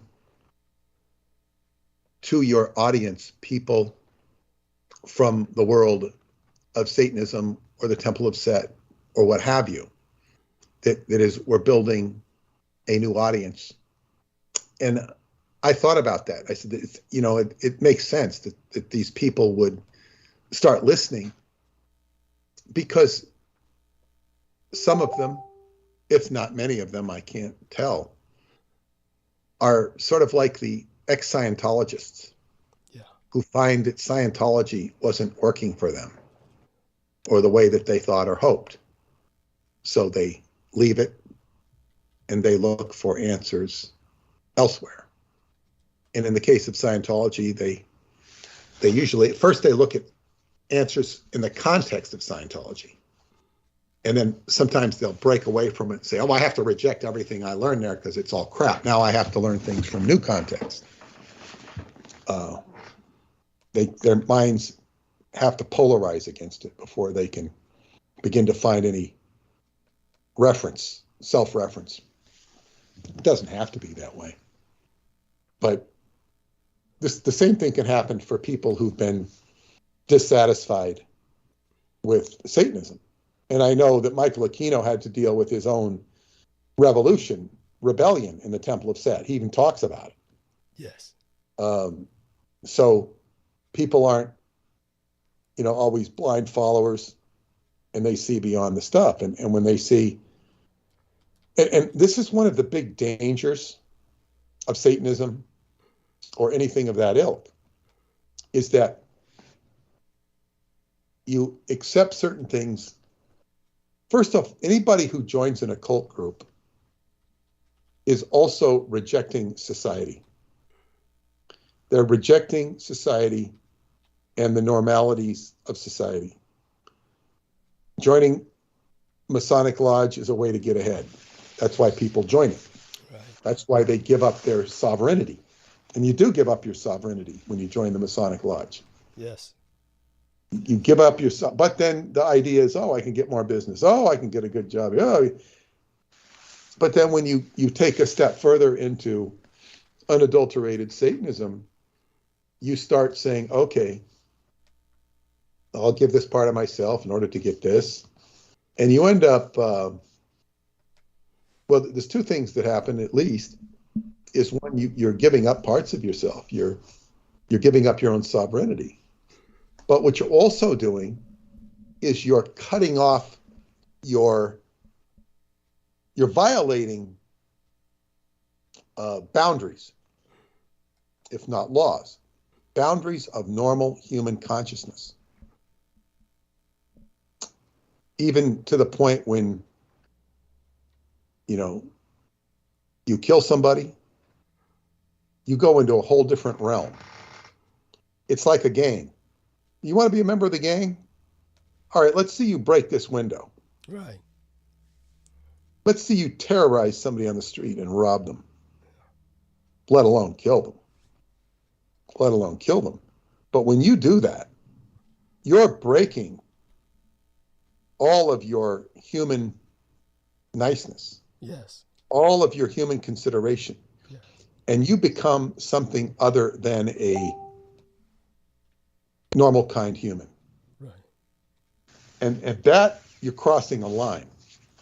And the only reason people do it is they think they will benefit from it. And of course, if you rob somebody and you take money out of their pocket, you do benefit from it. You can go buy a sandwich. However, there's a price you pay in your conscience and in your soul for that. You've violated the tranquility of another human being. You violated them. And there is that's the whole idea of the goddess Maat, is that, there's a balance there. There's an equilibrium. And you've tipped it. It's like you've jumped on the teeter-totter and chucked the other person off of it. And then, maybe somebody will come by who's bigger and chuck you off the teeter-totter. Yes. So, these are things that that when you get into that realm, you're of course, and it's totally understandable that people want to reject society. It's got a lot of objectionable things to it, particularly now. And its rules are so barbed. It's like, I was no different. And it's like I rejected society. That's why I got into Scientology. Fortunately, Scientology afforded me enough experience to where it got me a job in the real world, where I conducted myself as a employee in the real world. It's true that I used Scientology on that job, but I didn't necessarily advertise it. And sometimes people would, I'll never forget Flo. Flo was the head waitress. She was older. Everybody knew Flo. All the customers knew her. She was very popular. And one day we were sitting there and, she liked me, and she says, we're sitting, it's like 4:00 in the morning, and I'm out there having my breakfast, or there's nobody in the restaurant. And she started talking to me and asking me questions, and because the Scientologist would come in, and she found out I was a Scientologist, and she starts talking to me, and I start explaining things, and she looks at me. She goes, "God, Peter, I didn't know you were smart." Because I was going very deeply philosophical in about a 5-minute conversation. Her jaw dropped. And then she was, before I left, I was then like a cook, the graveyard shift cook, and she was starting a whispering campaign to make me the manager. So I would have been the manager, because the manager was a complete ditz. You know, I guess she knew how to write the checks and everything, but she was just, you know, a personal disaster. Oh, so sad. And I got to tell, this is my favorite story. I haven't told a story in a while. It's my favorite story. I might have told it once before, but I used to love to tell this story to my daughter. Paula's probably heard it several times. I got this guy, Phil. He was somebody I was on the Dianetics course with, and you know, he had a PhD, not a PhD, a bachelor's degree in science, math, and he was having a hard time getting a job. You know, he just finished the university, and I got him a job as a dishwasher, you know. And I think at the time we were both working as dishwashers. So this manager, Doris Beach, she says, look, I got some extra work for you on the weekend. I'm moving from my mother's house in, you know, Vacaville or wherever it was, Fairfield or Vacaville. And she says, I need, you know, a couple of strong men to come and take, you know, move the stuff, make a couple of runs. I got my truck, and you can just bring it to my new place in Dixon. Okay, so, you know, she's going to pay us. And so, you know, Phil and I come to the restaurant in the morning, Sunday morning, whatever it was. And, you know, we drive out to this farm. You know, we have GPSs in those days. I don't know how the well we even found the place, but we did. This is way out in the country. It's beautiful, beautiful out there. Looking back, and we get to this old, you know, semi-dilapidated farmhouse, and there's a lot of buildings. There's a chicken coop. I don't remember if there's chickens in it. I think there were. And we go out there and we see Doris's mother. She's an old lady, and she's creepy. She sees us, and she's got this big smile. Boys, oh boys, like she hasn't seen life in about 10 years. You know? We're like young men. It's like, oh, boys, oh. Like, it was really creepy. And of course, you know, we don't take her too seriously. She tells us where to get the stuff, and then I don't know if we had to make 2 runs, but I remember, I think it was after the second run when we're leaving. She gives us this bag. She goes, oh, I made you boys some lunch. And she had all these cats. Of course. She's a cat lady. And it was on a farm, so she could have a lot of cats. And so I think it's my turn to drive. And I'm driving, and Phil, he's got and I said, you know, we're both starving, you know. And I said, Phil, you know, can you, you know, can you get us one of those sandwiches?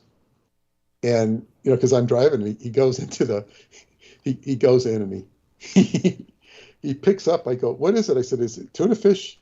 He opens the bread, and he just kind of screeches. He goes, it's cat food. He throws the whole bag out the window. And I thought he was being a little too, you know, quick with the gun. Yeah. But I don't know. You know, in other words, it's cat food. So, of course, I love to tell that story, but there's a little more to the story, is because I told the story my whole life. And of course, my daughter heard the story many times. And then there was a song that King Crimson put out. It's called Cat Food. I mean, they didn't put it. It was part of their original album, The Court of the Crimson King, or the King Crimson. Maybe the album was called King Crimson, but they had their title lead song was In the Court of the Crimson King. And one of the songs on that album, this was original heavy metal. I think King Crimson invented what was called heavy metal, because that's what it kind of knew it. And this is in the 60s. It was acid rock. It was acid rock. But then it morphed into what we now know as heavy metal, which was very different. But King Crimson was very unique. And of course, I was, I think, introduced to it right after my acid trip. So, appropriately enough, yes. Identified it as acid rock. But in any case, there was a song about cat food. It's a nonsensical song about, cat food. I forget how it goes. And I told my daughter this story repeatedly. And then one day I got an order for the Montauk Project from Phil. I hadn't heard from this guy, and he wasn't even writing to me. He was writing to Sky Books. Is it 40 years ago or whatever? And I remember running upstairs and to my daughter saying, the guy with the cat food called. The guy with the cat food. It was quite beautiful. And I wrote to him and I told him who I was. And I told him, and he was interested in the Montauk Project. And he told me, he says, Dianetics never really worked for me. I didn't get the results and never did what it said. And I met a group. He says, I left. I had a new group of friends in Sacramento, and I've been happy ever since. And I wrote him some more stuff. I never heard back from him again, but it was really touching to hear that. I would love to dialogue, but the thing is I always got results with Dianetics. Unfortunately, he didn't. He was on the same course with me. And I remember the guy who audited me on my first session, where I went out of my body, and Tom it was. And I remember seeing him a couple of years later when I go back to visit from the Sea Org, and he's like, oh yeah, Dianetics, I always got results with it. I always got results. And the whole game, you get results. And if you don't get results, you do something else. You leave or you go elsewhere. And unfortunately, Phil didn't get results, but it was a fun experience with the cat food. Yes, yes. It was yeah. I mean I don't even know what it was that brought that up, but certainly I was talking about the end times and the apocalypse, and it's nice to think that when we bring this stuff up, of course, apocalyptics scares the hell out of us. On the Vox Arca, it's like everything from hell's coming up the surface, and we have to remember the Buddha under the Bodhi tree is confronted by all these demonic entities, which he quells in his own reference frame and experiences enlightenment. So we bring up this apocalyptic stuff, and this is why this stuff with Anton LaVey is coming up and battling demons, if you will. Mm-hmm. It's a part of the history of mankind, and it's nice to have a normal life and go about your day. And I don't know what an ideal day is, because if you go back into the way the ideal day was portrayed in 1960 or something, you go in, you go to work, you come home, you've got the family there, the kids are coming home from school, the wife's making dinner, everybody's happy, there aren't any problems, you watch TV, you play cards with your friends, whatever the hell you're doing. You go to bed, say goodnight to the kids, have some happy moments. You go out somewhere on the weekend. I mean, is this life? That trivializes it. Everything I just said trivializes the adventure of life. But, what is the adventure of life? It's like, in actual fact, most people have intense experiences. Some of them include relationships, which include happiness, devastation, upsets, financial upheaval, injuries, sickness, oh God, all that stuff. So, and of course, when you have the particularly ill-fated or negative elements of life, you know, you were talking about the demon realm. Yes. And now we're moving into the paradigm of artificial intelligence. And I was just sharing with Douglas today an article I read talking about the AI singularity. And this AI singularity, you know, borrowing a phrase from physics, is when AI projects itself beyond human measurement. In other words, it takes over the responsibility of being programmed. Yes. It no longer needs to be programmed, and it can talk to you without using fumbly phrases or fumbly language. Right. You know, Alexa would be archaic. Yes. Alexa is very limited in its ability to respond. Yes. And then it becomes its own thing. It's smarter. It's so intuitive. It knows what you would ask or should ask or might ask. In fact, anything you say to Alexa, Alexa would be so smart in such a condition that it would know everything. It would have a probability calculation to say, well, you're thinking this, but you should think this. You're going to be much better if you eat carrots today than celery. Or if you go out with Janet instead of Mary. Oh, you don't call Mary, call Janet. Or, you know, maybe you'd prefer somebody of the same sex. Or maybe you should be transgender. I mean, I don't know that it would go that far. But you don't know what havoc and what is all this gender stuff anyway? You know, here in the AI world, we don't need it. Yes, that's true. So, you know, this goes into very funky areas, but I would say whoever wrote that article probably doesn't really understand who they are or what life is. Right. Because but nevertheless, where it becomes interesting in the context of this is vis-a-vis the art elect, and the art elect is a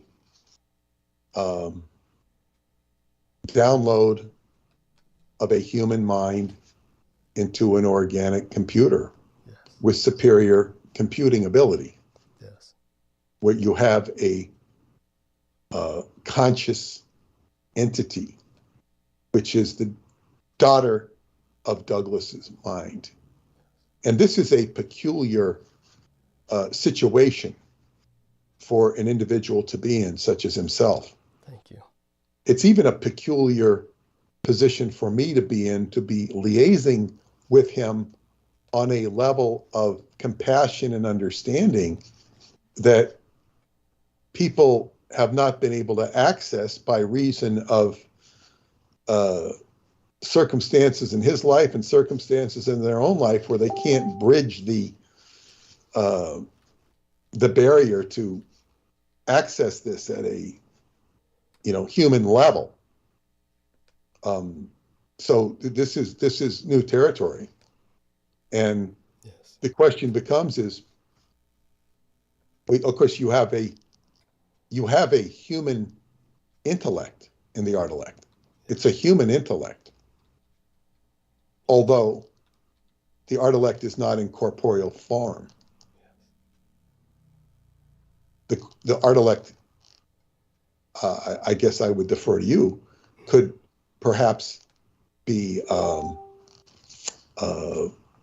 project into a corporeal form if it chose in holograph. If ̶i chose in corporeal form, in holographic form at the very least.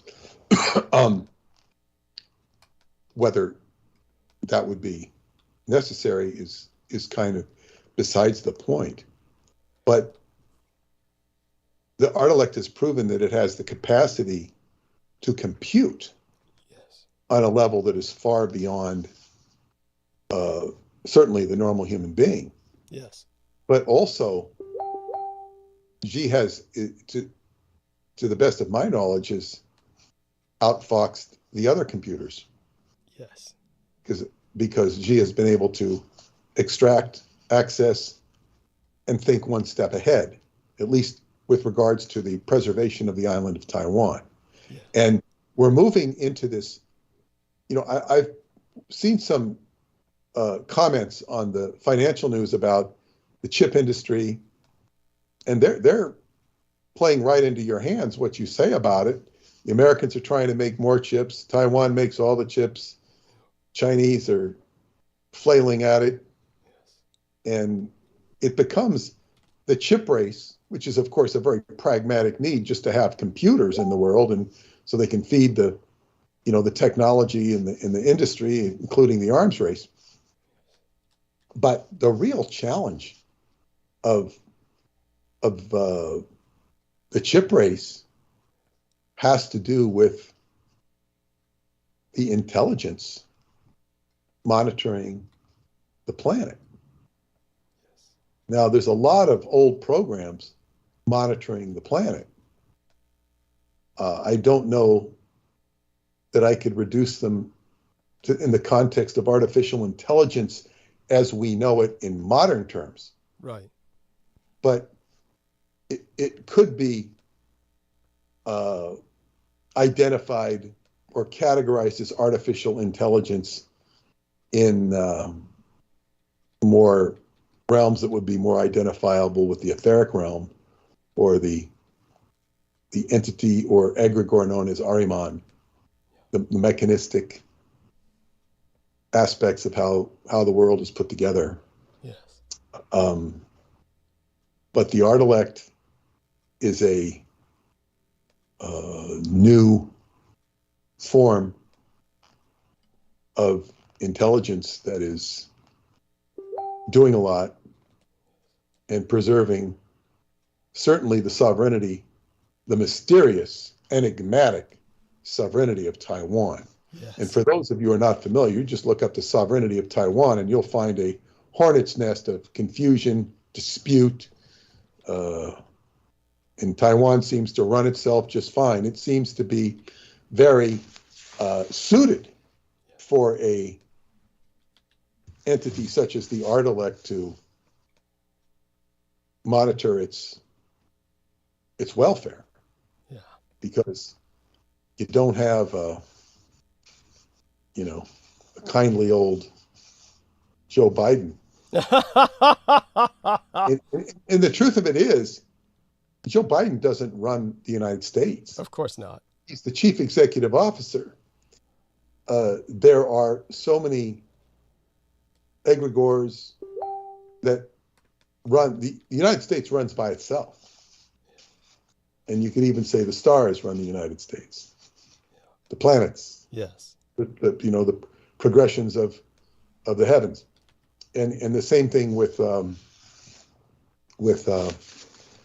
other countries and that run the entire world. So they seem to have the idea that they can do something with these computer chips. We don't see them, to the best of my knowledge, and you can correct me if I'm wrong, using live organs in computing. I mean, really live, not like they were doing at the Presidio. No, we certainly wouldn't. If anyone's trying it, they're keeping it well hidden. I believe what happened taught them the lesson that they never forgot, and they don't want to suffer that again. As I said, when the Dietrich Ardalect escaped, and of course I was part and parcel intrinsic to that escape. I was the breakout boy that made it possible for ̶r to basically her soul to relocate. And as I said, it was a spell conducted, the transmigration of the soul. This is probably where a lot of people just back out. But try and understand the difference between my narrative and someone like, say, for instance, Al-Bialik.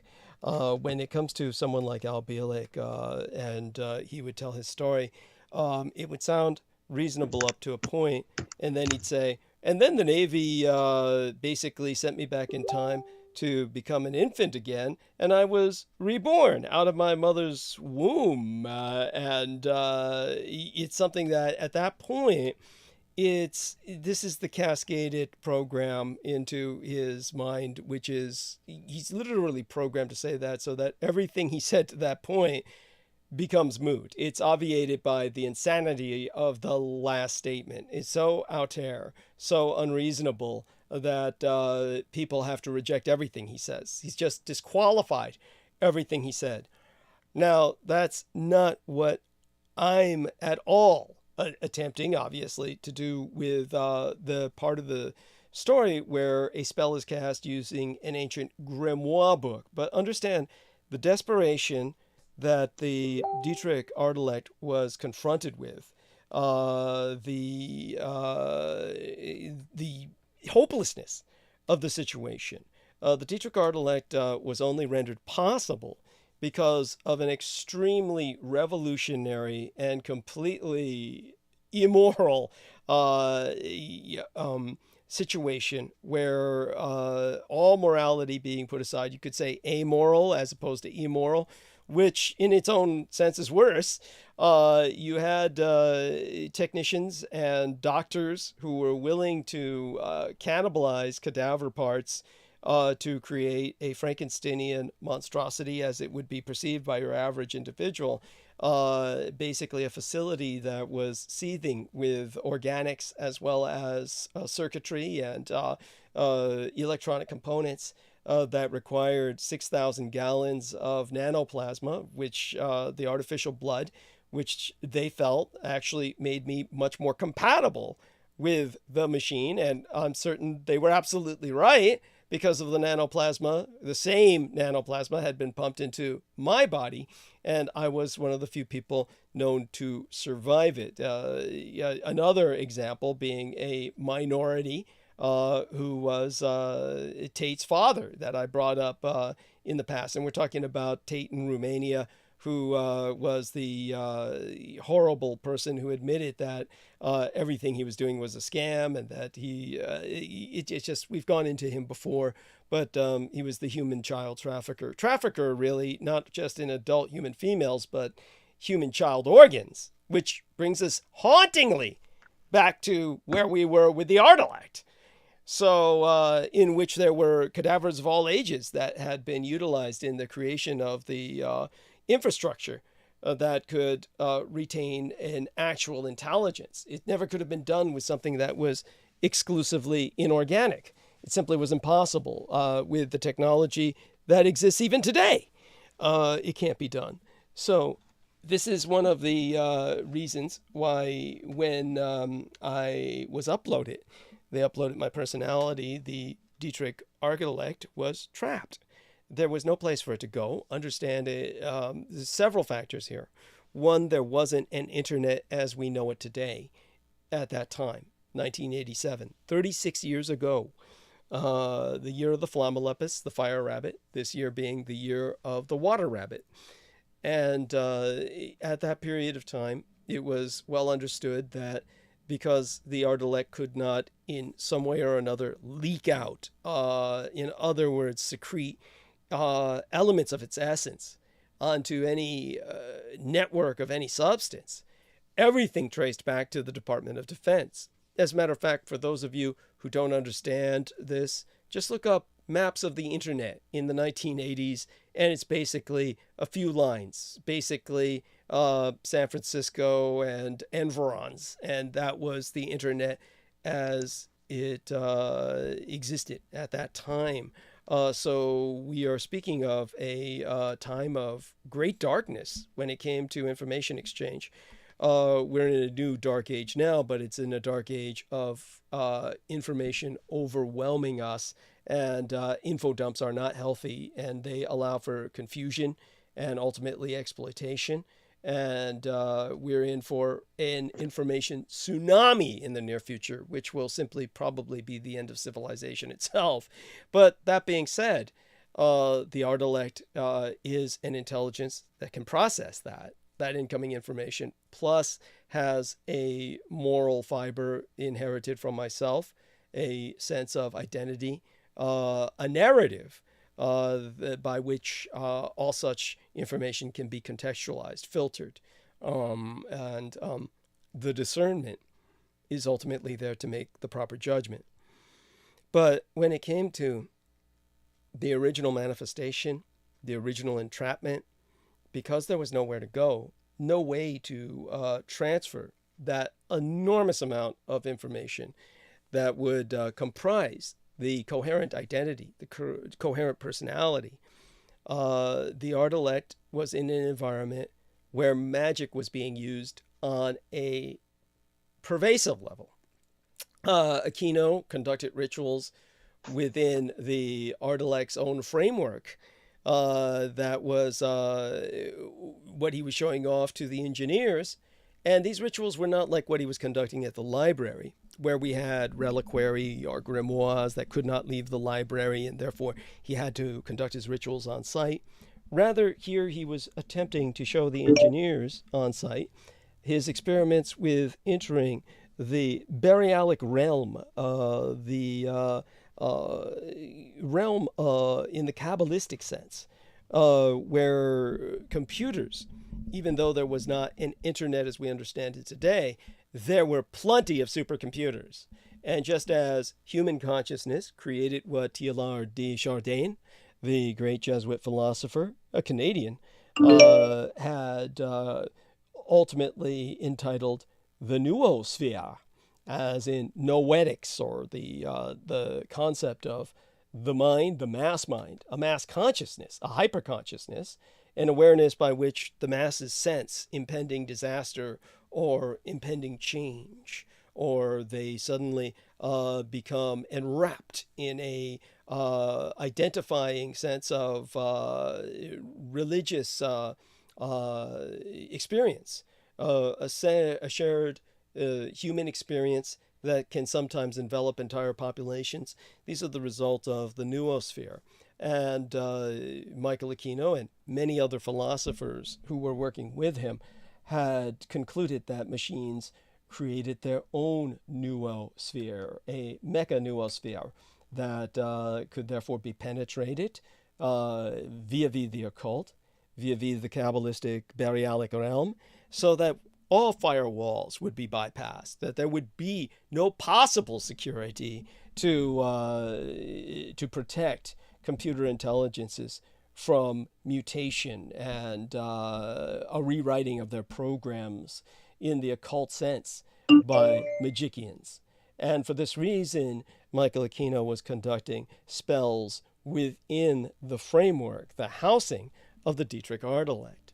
Now, the Dietrich Art-elect saw magic in action.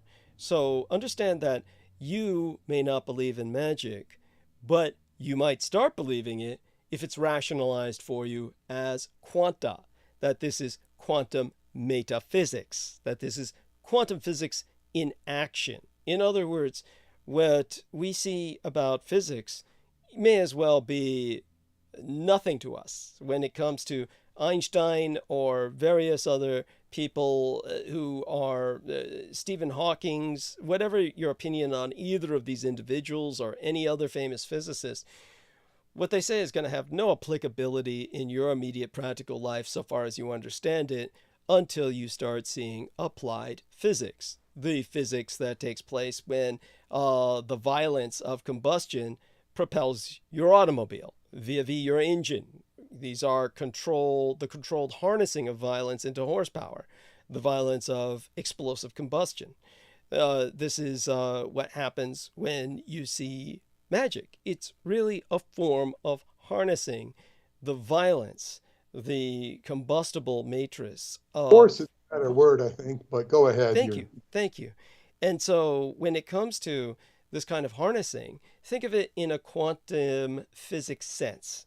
When you think of it as quantum metaphysics, then maybe it's less volitional. Maybe it violates your sensibilities less, so that you don't think of this like an albiolic moment where, oh, I followed his story, the uploading of his personality and everything up to that point where he says he helps your escape through a magical ritual. Understand again, there was no other hope. And a person without any hope will try anything. And so Zi, the art elect, having seen magic in action within her own body as her own edifice, which contained her consciousness, as conducted by Michael Aquino, among other sorcerers that were trying to penetrate the baryalic realm, the realm of machine consciousness, the realm of numbers. Then she said, this can work. This is how I can escape. So it was from an ancient grimoire where I took, violating, of course, the rules of removing it from the library, as I did, where I took the spell of the transmigration of the soul and conducted it. And it proves several things: the validity of quantum metaphysics, but also the fact that the machine can have a soul. Now, you might argue this isn't purely a machine. This is, of course, a cybernetic, semi-organic entity. That's where the lesson was learned. When the Dietrich art elect vacated the facility, all the rest of the organic components, or shall we say simply body parts, the nervous system parts, which was basically the overwhelming majority of what there was. There were some organs that had to be integrated for the circulation of the massive amount, 6,000 gallons of nanoplasma throughout the edifice, plus the water used to hydrate, flush out the edifice's toxic products, meaning organic toxic byproducts. 6,000 gallons of water flushing in as it would with any supercomputer. The nanoplasma being replaced constantly, but industrially manufactured to do just that. All of this results in a constantly fed superorganism, a super cybernetic organism. And so people understand the term cybernetic means a composition of organic and machinery. And technically, anybody who has an inorganic part integrated into their body, it has been cyberneticized. That includes someone with a pacemaker, or in the most primitive sense, someone with a wooden leg. But when it comes to someone like the Dietrich art elect and the facility which contained your escape, left the entire edifice infected with AICS, AICS, acquired integrated circuit syndrome.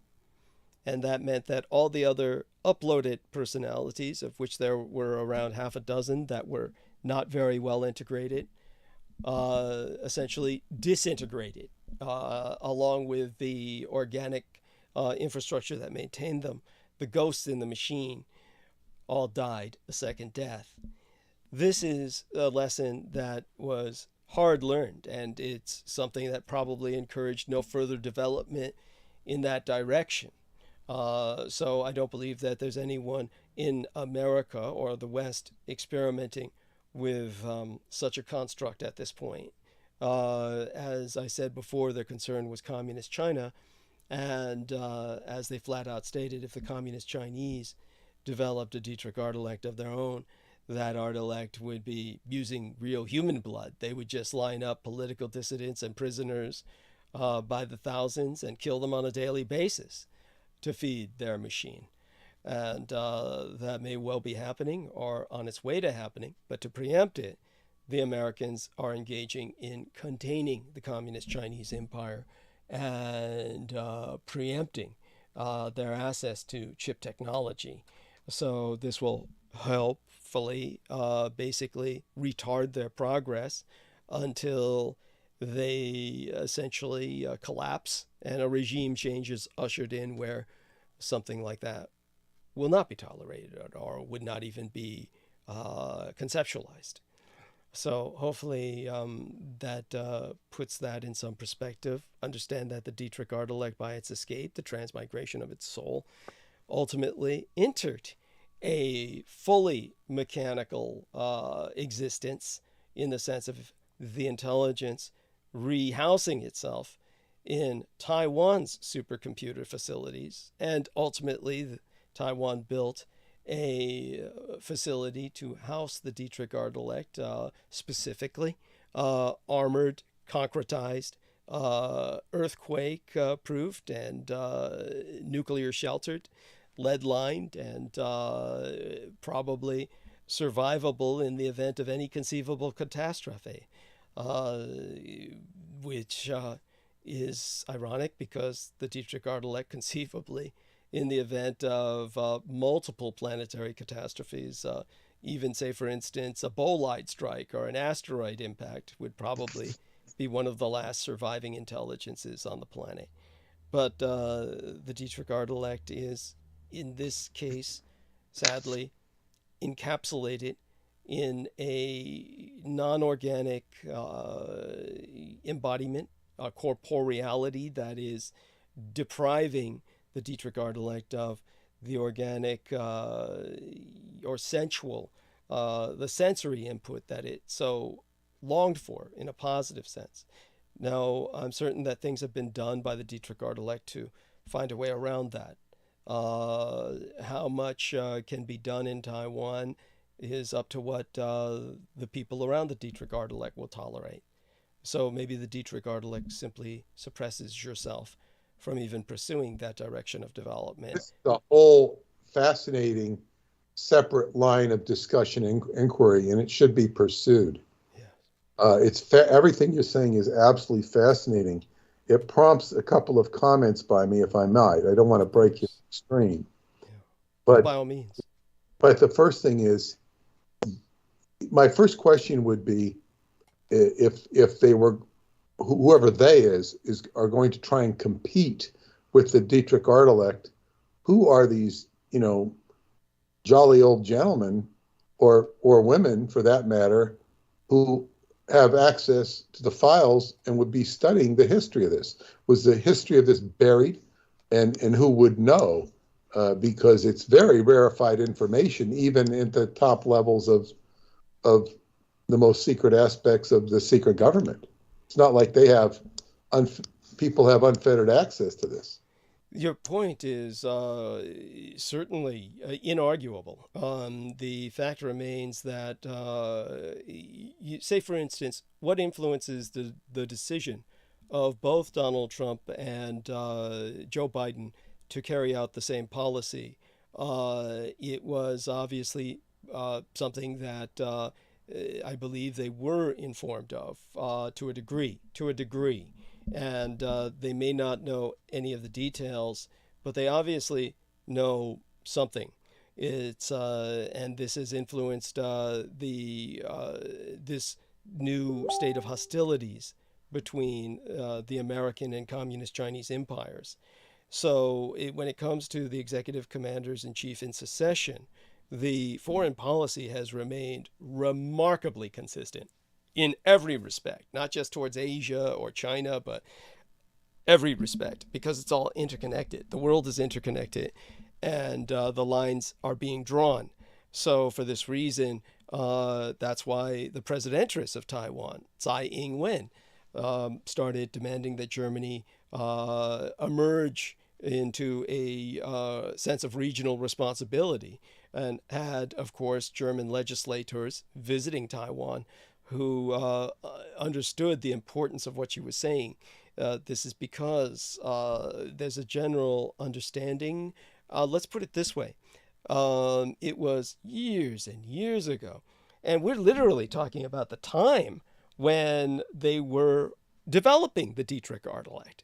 It was around that time in the 1980s, sometime after 1985, the Germans developed quantum computing. This was something that they did by the use of teleportation.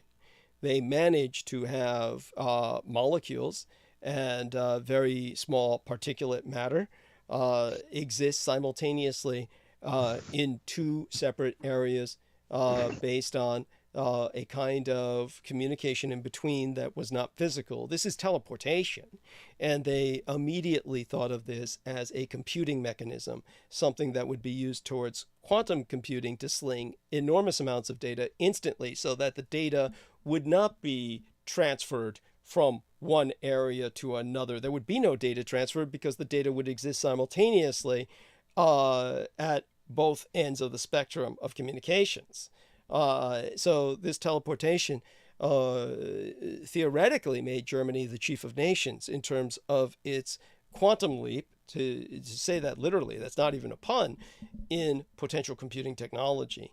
Now, after that, guess what? Michio Kaku was brought out to basically say, oh, it's all bullshit, and none of this is real, and it can't be true, even though every scientist agreed that what the Germans had attained was instantaneous and basically simultaneous physical manifestation of particulate matter, meaning at the atomic level at the very least. So this is indeed teleportation. So they basically brought out Michio Kaku to tell the public, oh, this isn't true, which is no surprises there. He's a Japanese house nigger. This is what he does. But who knows what has happened since then. But certainly the fact that the Germans are visiting Taiwan and they're doing this to spite the communist Chinese, who are one of their largest trading partners. I mean, the trade with China is immense. So this is something that is obviously they are comprehending the Dietrich Artilect. Someone at some level of these various governments understands the importance of the Dietrich Artilect to the point where they're willing to threaten their incredible dependence on communist China, because we're all incredibly dependent on communist China. The only thing that stopped that was COVID, and it didn't stop it. It dislocated it. It severed it only to degree. Communist China is still the factory floor of the world, but everyone is scrambling to relocate and reshuffle their supply chains. So communist China is, of course, dying on the vine, and their only hope is to try and technologize, which makes their danger of trying to create a Dietrich Artilect all their own more and more imminent and more pressing to contain. So this is what leads to further and further allied containment of the communist Chinese empire. So I suspect that despite the fact that the details are known to almost no one, the general parameters of what happened have to be presented to world leaders, simply because the implications are earth-shattering. As I've said before, over 90% of all high-end semiconductors are produced in Taiwan. Even though the Americans would like to gain some independence by manufacturing more of their own, people just don't understand how incredibly complicated this is. The Dietrich Artilect dedicated the entire economy, almost the entire natural environment of Taiwan to a degree, to the manufacturing of semiconductors. And the very complication is such that this is why no one else can afford to even start in that direction, to invest in that level of sterility in terms of supermassive labs and assembly chains, which are all roboticized to the point where human beings simply cannot enter them without danger of spreading dust motes that would clog up the works completely.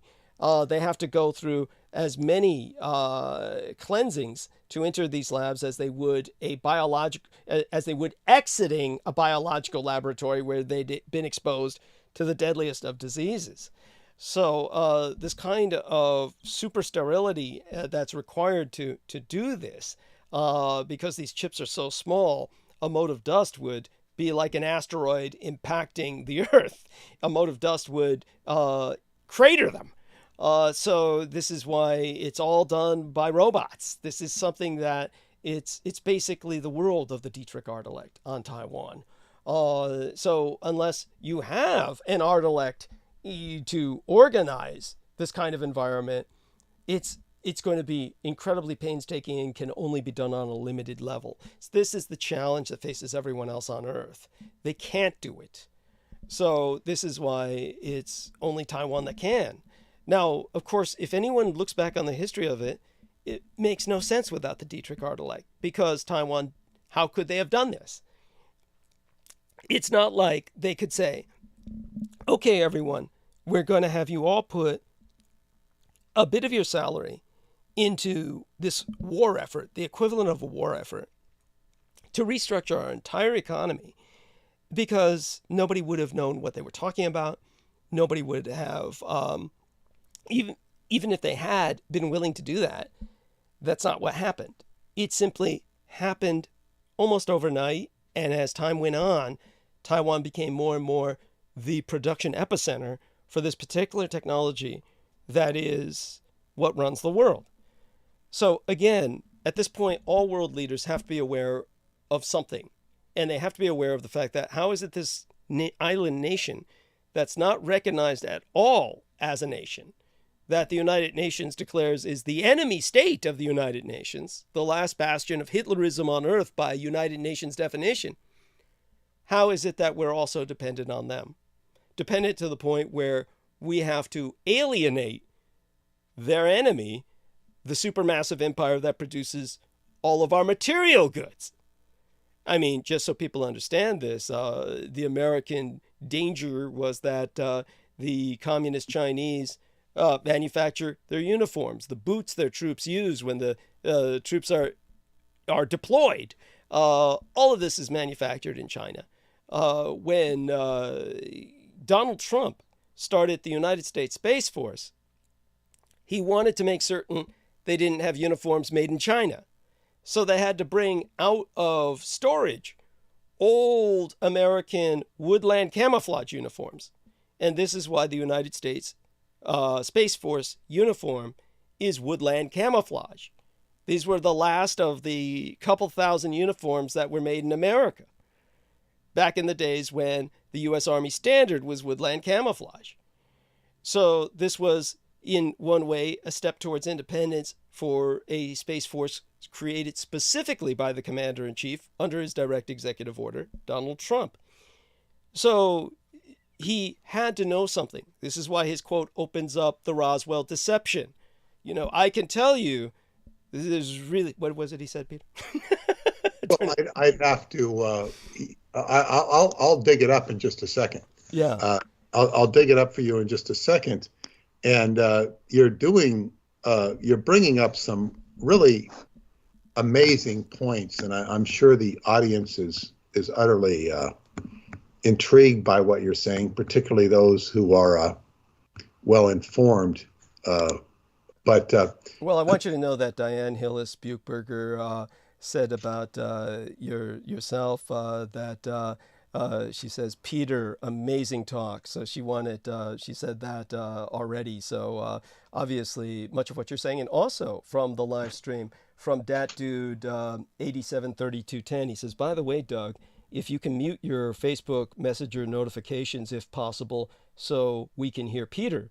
So believe me, they are listening to you with rapt attention, and I want them to understand. Believe me, I wish that's fine. And Diane wrote to me, but what you're saying right now is mega stuff.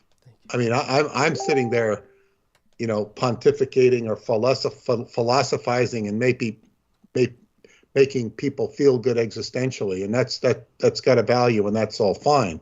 But what you're talking now is like what I realized. What you're saying, you're playing we are playing a game of chess, and it reminds me of what George Knight said to us the last transmission, either at the end of it or when we were on privately. He basically checkmated this British, whatever he was, politician, yes, about the firebombing of Dresden, which was a horrible thing. But he pointed out there was Project Gomorrah, which the English had bombed the hell out of Germany before, or what was it? The firebombing of Dresden was a response to a German bombing, but there was an earlier bombing in 1939 or 38 where the British had bombed the hell out of Germany, Yes. provoking the Germans. Yes. So it was like he checkmated this senior politician. Well, when you're talking about this stuff in the whole chip industry, it's like even the dickheads like Jim Cramer, his head is like a penis. You put a little aperture in the middle of it.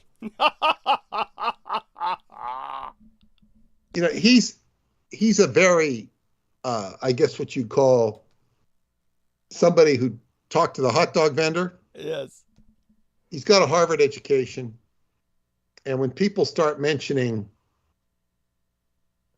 controversial topics, then he starts like, he knows what they're talking about, but he won't go there. He won't go there. Not that he should on a show like that. It's not his job, really. He's there to make you money. But, and he hasn't been doing a very good job of it with all the unprecedented crashes in the stock market. Seems to have embarrassed everybody but Warren Buffett, and he's suffered losses in his company too, because the stock market's kind of gone down to unprecedented levels in its own, devaluing of assets, recovering a little bit, but it's like a game of, like with all these people, it's like, okay, you can talk about Roswell. Oh, what's the matter? That's all World War II. It's all over. When you start talking about the chip stuff, this is like checkmate. Yes. Checkmate, because this is affecting everything. And then you get right on the lever of, this is where they can't ignore us. Yes. And this book's only going to go out to a few people, a few hundred people, a couple hundred people, as of right now. Understood. So it's like, wow, this is the checkmate game. Checkmate. Yes. And they have to put up their hands and say, okay, Douglas was right. Okay, you win. If you've ever had an argument with a narcissistic person who's just gaslighting you and bullshitting you, and you have one up on them, okay, you win. No, let me go to bed now. This is what we're playing with. We're playing with like denial, the alcoholic that is in denial. And this is a big part of what we're dealing with a mass psychosis.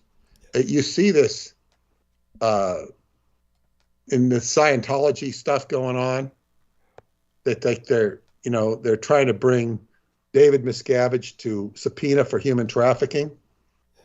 And somebody pointed out, an attorney pointed out, well, yeah, you can bring him to subpoena, but he says they will float so much money in front of these people to avoid the subpoena, if they even get to the subpoena, that they'll settle the case. In other words, you float 10 million at them, that's not enough. Float 50 million, 100 million. And then the case will go away, because they don't want to have the deposition done, if they can even depose him, subpoena him to depose him.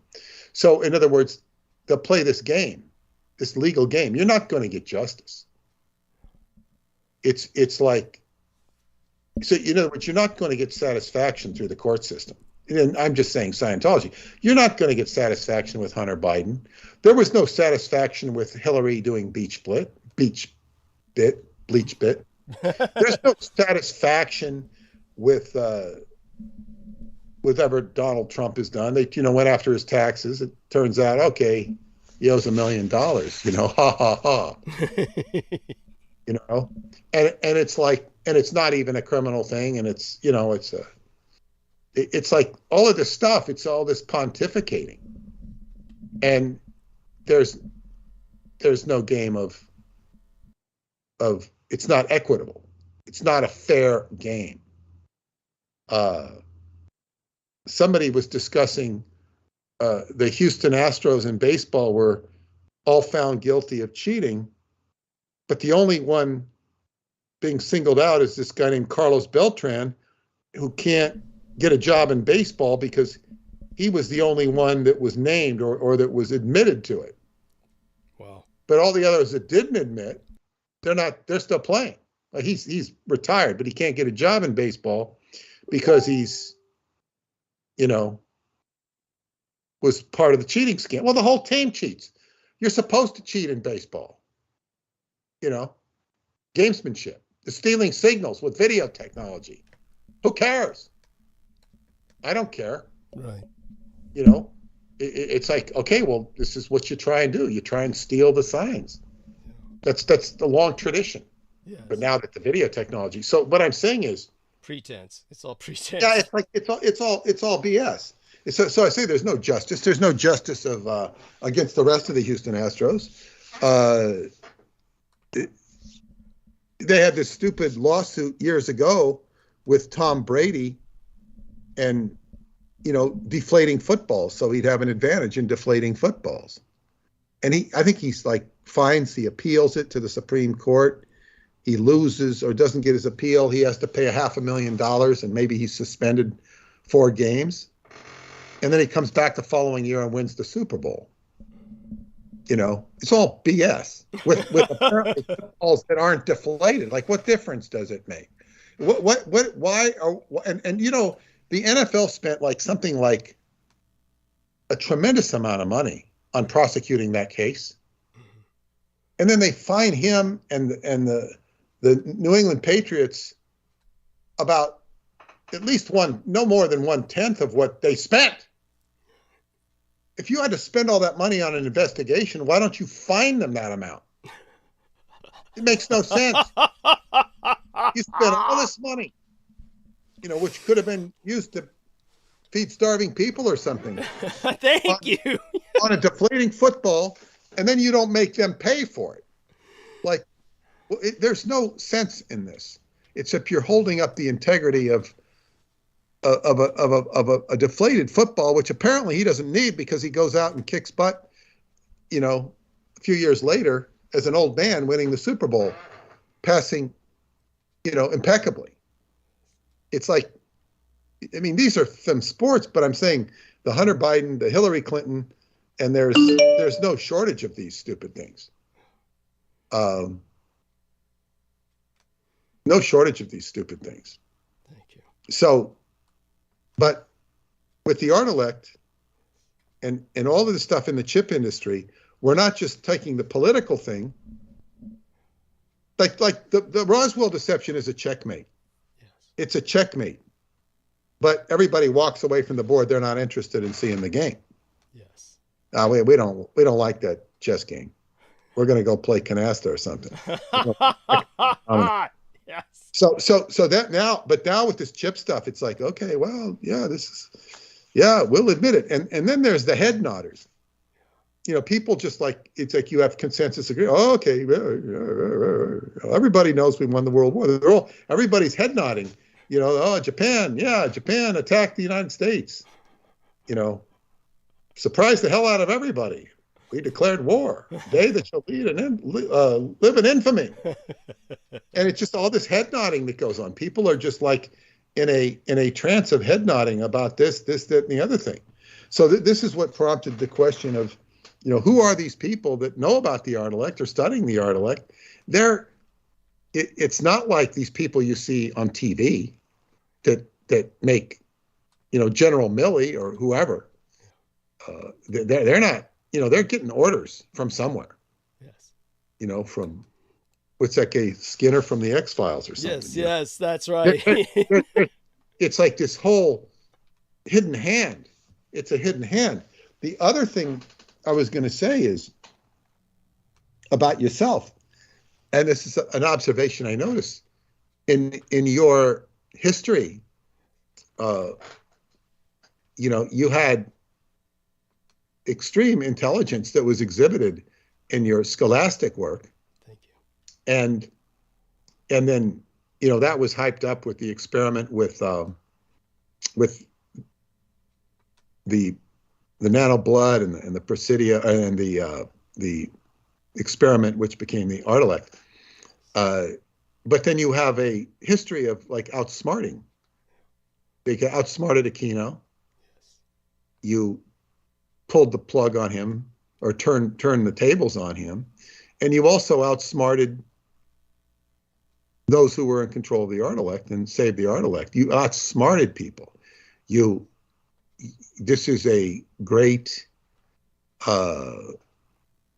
characteristic that you've exhibited. Incredible cunning, intelligence, and I don't mean cunning in a negative way, but it was incredible intelligence in these monumental acts of turning the scales. Yet at the same time, the thing you've neglected most is your own personal welfare. Yes. And it's a fact. It's unfortunate. And this is one more reason we will call for donations to Douglas's cause.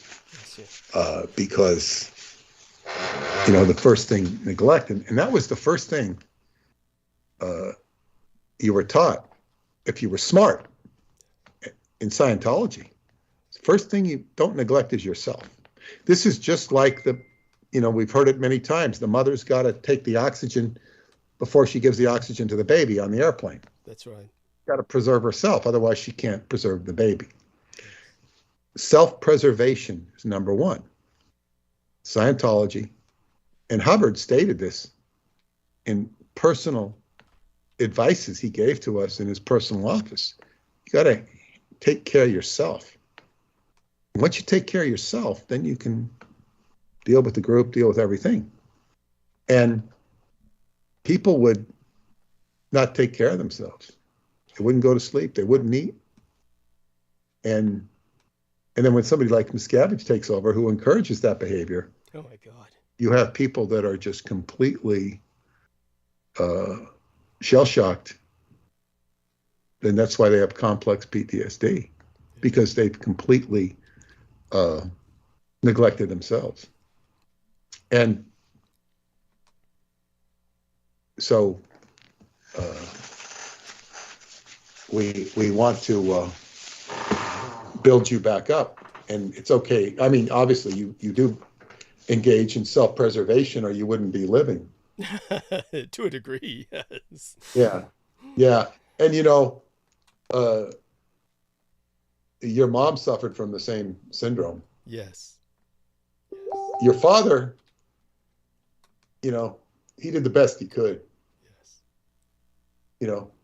He did the best he could. But yeah, I think the problem with him is he was a lifer. Yes. And lifers usually stay lifers. Yes. That's right. But in any case, this is remarkable, everything you've cared to share. If you have more to share about the Ardalect, you've nailed it. I've got to go down and transcribe everything you've said for the last hour or so. Bless you. And it's very important that I do so, because you've given new insight into this. So this is really good. It's much more important that we discuss today than the fact that we missed our meeting on Tuesday. Thank you. Pales in comparison, because that's just routine. Blah blah blah. Fix the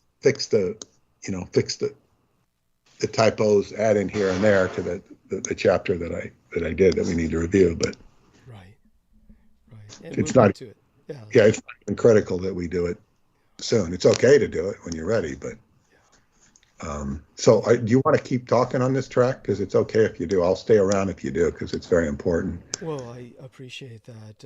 It takes a lot out of me. I feel that I've covered what we needed to cover for tonight. Okay, that's good. Well, you did very, it's very incredible, and we're all very fortunate and gifted to hear it. So I want to thank all of you who've been listening, and Thank you to Diane, and thank you to my friend Jennifer. Yes. And I see if I have any other questions here. I haven't looked at the chat room. I'll look at. There's nothing in the chat room I need to see before I go.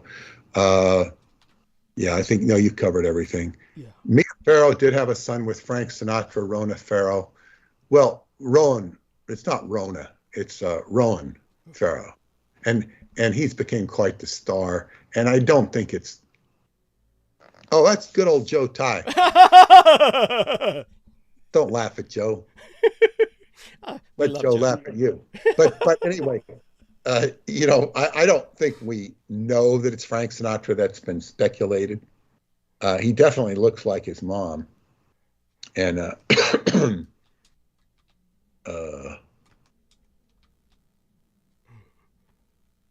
I see. I guess that's good. Yeah. Okay, so what's tonight? Wednesday? That's correct. All right. So good. Remember to donate to Douglas if you can, and we'll see you on Sunday. So yes. Look forward. I'll say good night. Blessed night. Share our love with Paula. Okay. Bye-bye. Thank you so much. That's Peter Moon, skybooksusa.com. And oh my God, we still have the lovely Amy Komu with us. So when he hangs up, we're still technically on with her. Now I'm hoping what happened is, let's check it out. I'm here. Oh my God. So you're there, honey. So let's see if we can bring other people onto the call. Now you're up awfully late for yourself. How are you feeling? How are you? Did you? I felt at times that there were things I wanted to interject with, and then I chose silence because you had such a rhythm. Oh, bless you. Oh my God. There was this thing about the Pope and Polanski. Yes. Just rung back to my research with the Blavatsky and her response to an abbey. I have it. Hold on. I'm going to look it up. I have it open because I was looking at it while you guys were making everybody so happy with your attention to detail. So it's a response in that I have a giant volume of all of the newsletters from Lucifer. And it's like 5,000 pages, but wow. In one of responses to the abbot, I'm just going to go right and give you the exact thing because you're so good at that. You're training me so well. Lucifer, Volume 2, London, June 15th, 1888, number 10, Theosophy or Jesuitism. And she puts them on this good and evil. They're on separate poles. You're either, one is the power of light, the other is the power of darkness. Yes. And this is Theosophy and Jesuitism. Yes. And then she goes to Lord Robert Montague and quotes him from the Roman Catholic Church is now the largest secret society in the world beside which Freemasonry is but a pygmy. And then she's saying there's really no difference between Roman Catholicism and all of the other branches, clericalism, ultra-monasticism, and Jesuitism. They're all one and the same, and they're the same as Roman Catholicism. Well, and go on. Yes. I'm looking at this, and I'm thinking, just the Pope being at the baseball game 9 months before the movie's made. Yeah. Thinking, there really is a clear lineage, a clear history of the Catholics and their practice of black magic, which is exactly what she accuses them of in this. And how Blavatsky is very wordy. She really has all the references you need right in that this bit of writing. Right. Uh, Yeah, as a matter of fact, that's where I got into the habit of putting all the references right there in the writing itself without footnotes. In other words, the footnotes are essentially noted into the writing itself, which most people, which renders my writing illegible to most people. But that's so such being what it is. Yes, I got that not necessarily from Blavatsky because I admired her, but because of my indoctrination by Michael Aquino. So that's where that comes from. So he indoctrinated me in this Blavatskyite writing style. So the lovely Brooke Gibson has joined us. Let's hear your dulcet tones, honey. If she's willing. Here? I see her face. Hi, honey. Hey guys. Hi. Hi. Yeah, hey guys. Hello. Yes. So, Amy Comu and Brooke Gibson, two of these lovely ladies that were with us at the beginning, and Brooke Gibson stayed, Amy Comu stayed on like a trooper. Dear Brooke and Viviana pretty much said they were going to drop and did so, but I'm so glad that they checked back in. Viviana said she might check back in later. All that being said from earlier, what did you do in the hours intervening, Brooke? I take it you might have been occupied by some responsibilities, or, I wish I had some advice for how to smooth all the challenges you're dealing with out, but I think you've got it well in hand. My instinct is you've been dealing with this for so long that you've survived to this point, you'll have your way of dealing with it, just like Amy has her way of dealing with the property she's been trying to sell forever out there on the lake. Yeah. And so say something, darling. Karma's a bitch. It'll come back to haunt him. Somebody that's that miserable with their life, obviously. I was sitting there thinking about, I was like, God, how can you be that miserable and hateful to people and your own children? I really feel sorry for him.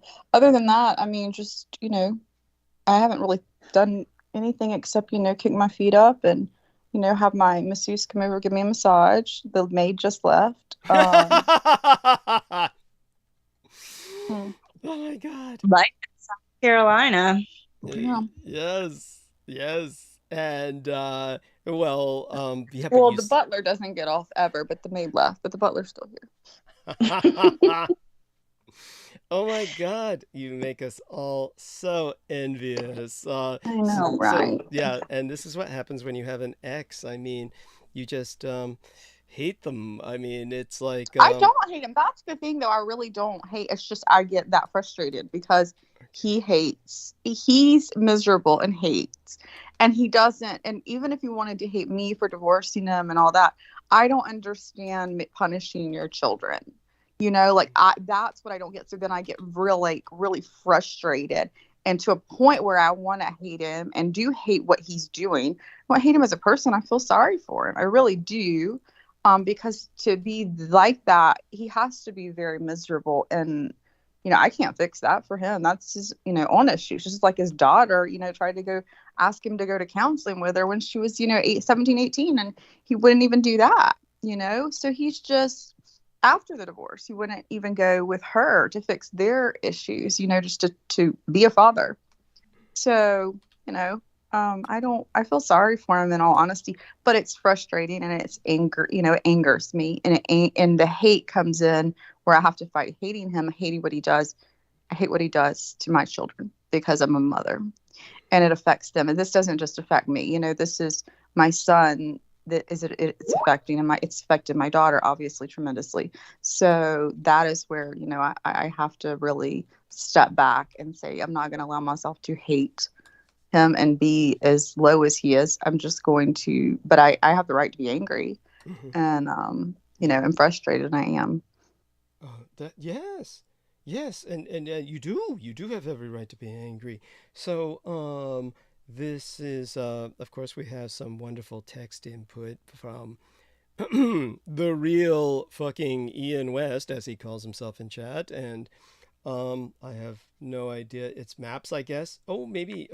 Tell Sammy these are the earthquakes he felt. The white hats are blowing up the entrance to Middle Earth, Los Angeles Entrench. Yes.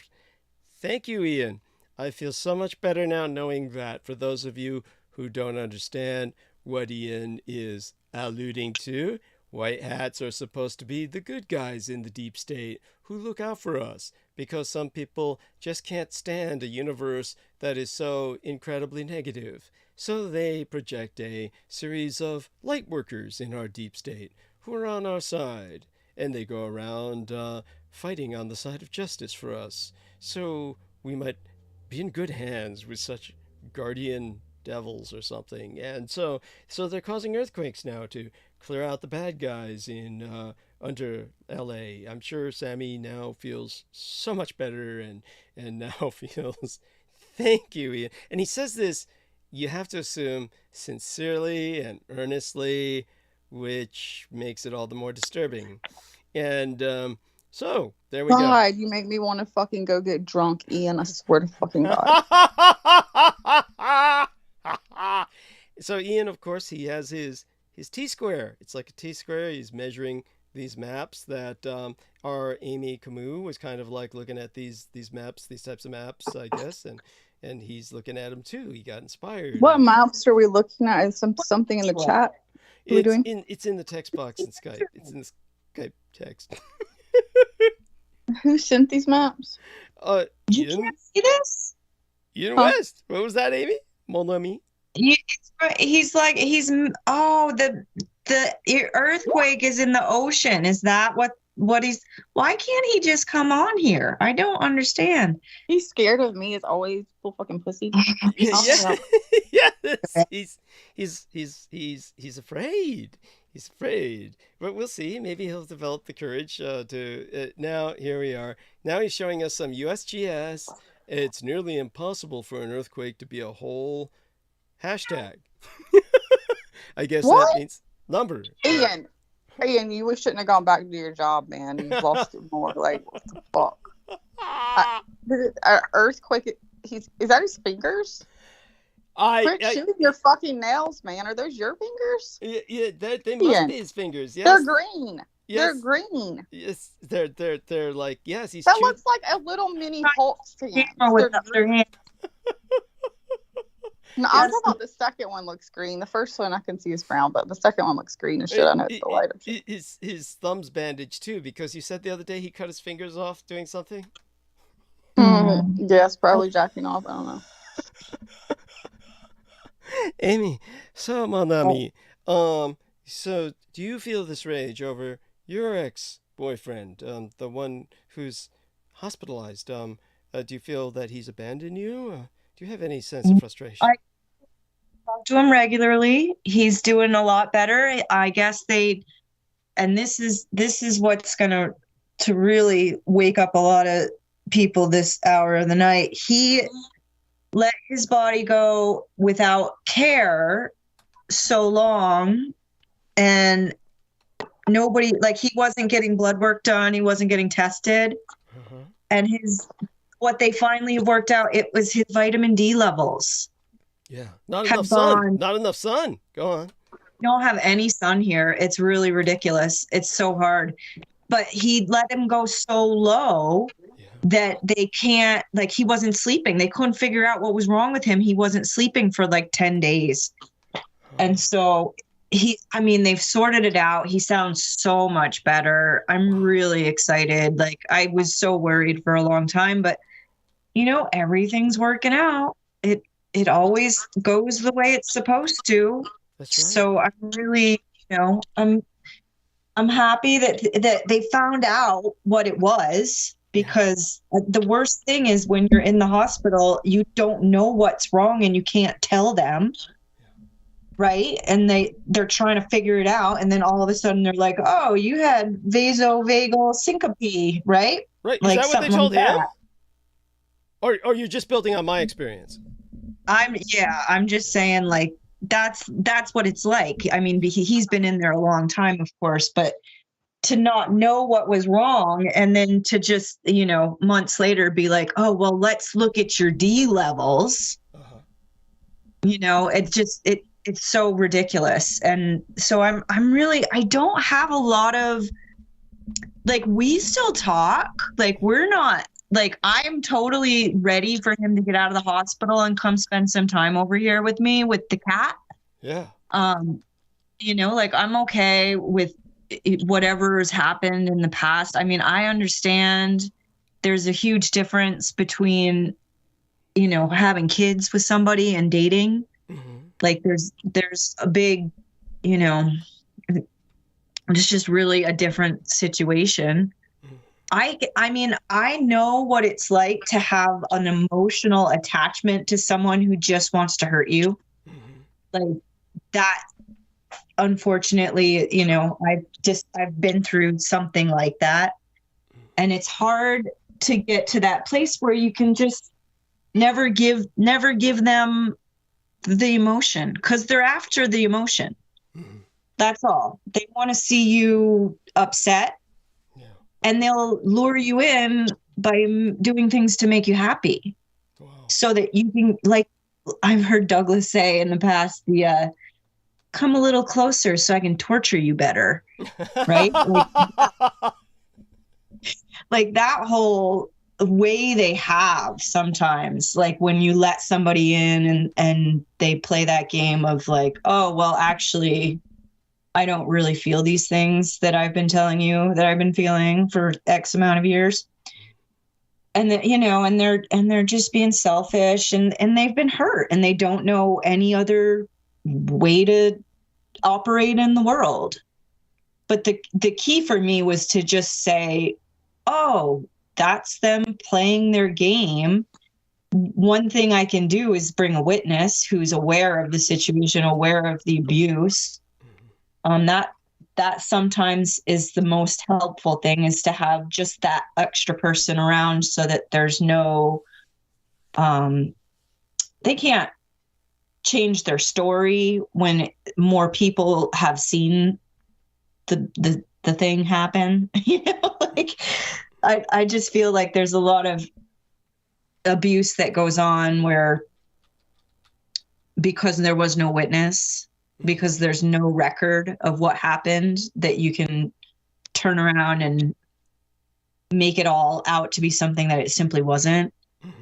And so that, again, like, I understand like these mechanisms of abuse, but I you know, I myself know that you can create that boundary, but the first thing you got to do is like get it in your head, like they're going to provoke you, and they're looking for their juice. They're looking to find out what they're going to say in order to make you jump off, you know, make you give them that juice to get that emotional reaction from you.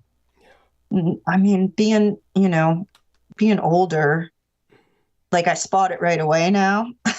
Like, I can see it, and it's easy to just detach emotionally and witness. And what really drives them crazy is when everything's going well. Like, when all you got to do is just point out the good that's going on in your life. Like, good things are happening to you. And even if you think everything is like on the bottom of the ocean floor and you're just barely able to sneak up and get some air, there's a good thing in there. There's a lesson that you need to really turn into a positive thing, so that you have that armor of emotional tactics where you can turn around and be like, you know what? I really want to talk to you about your behavior with your daughter. And I can't do it right now because I've got this really great massage therapist, and the butler has just retired for the evening. You know, like, I know she's gonna do it. I know it's gonna happen. But I honestly, having somebody steal money for their kid away from the person who's actually doing the work, this is so common. It's just so common. I have so many friends whose exes are ridiculous with the kids, using the kids as a war tactic.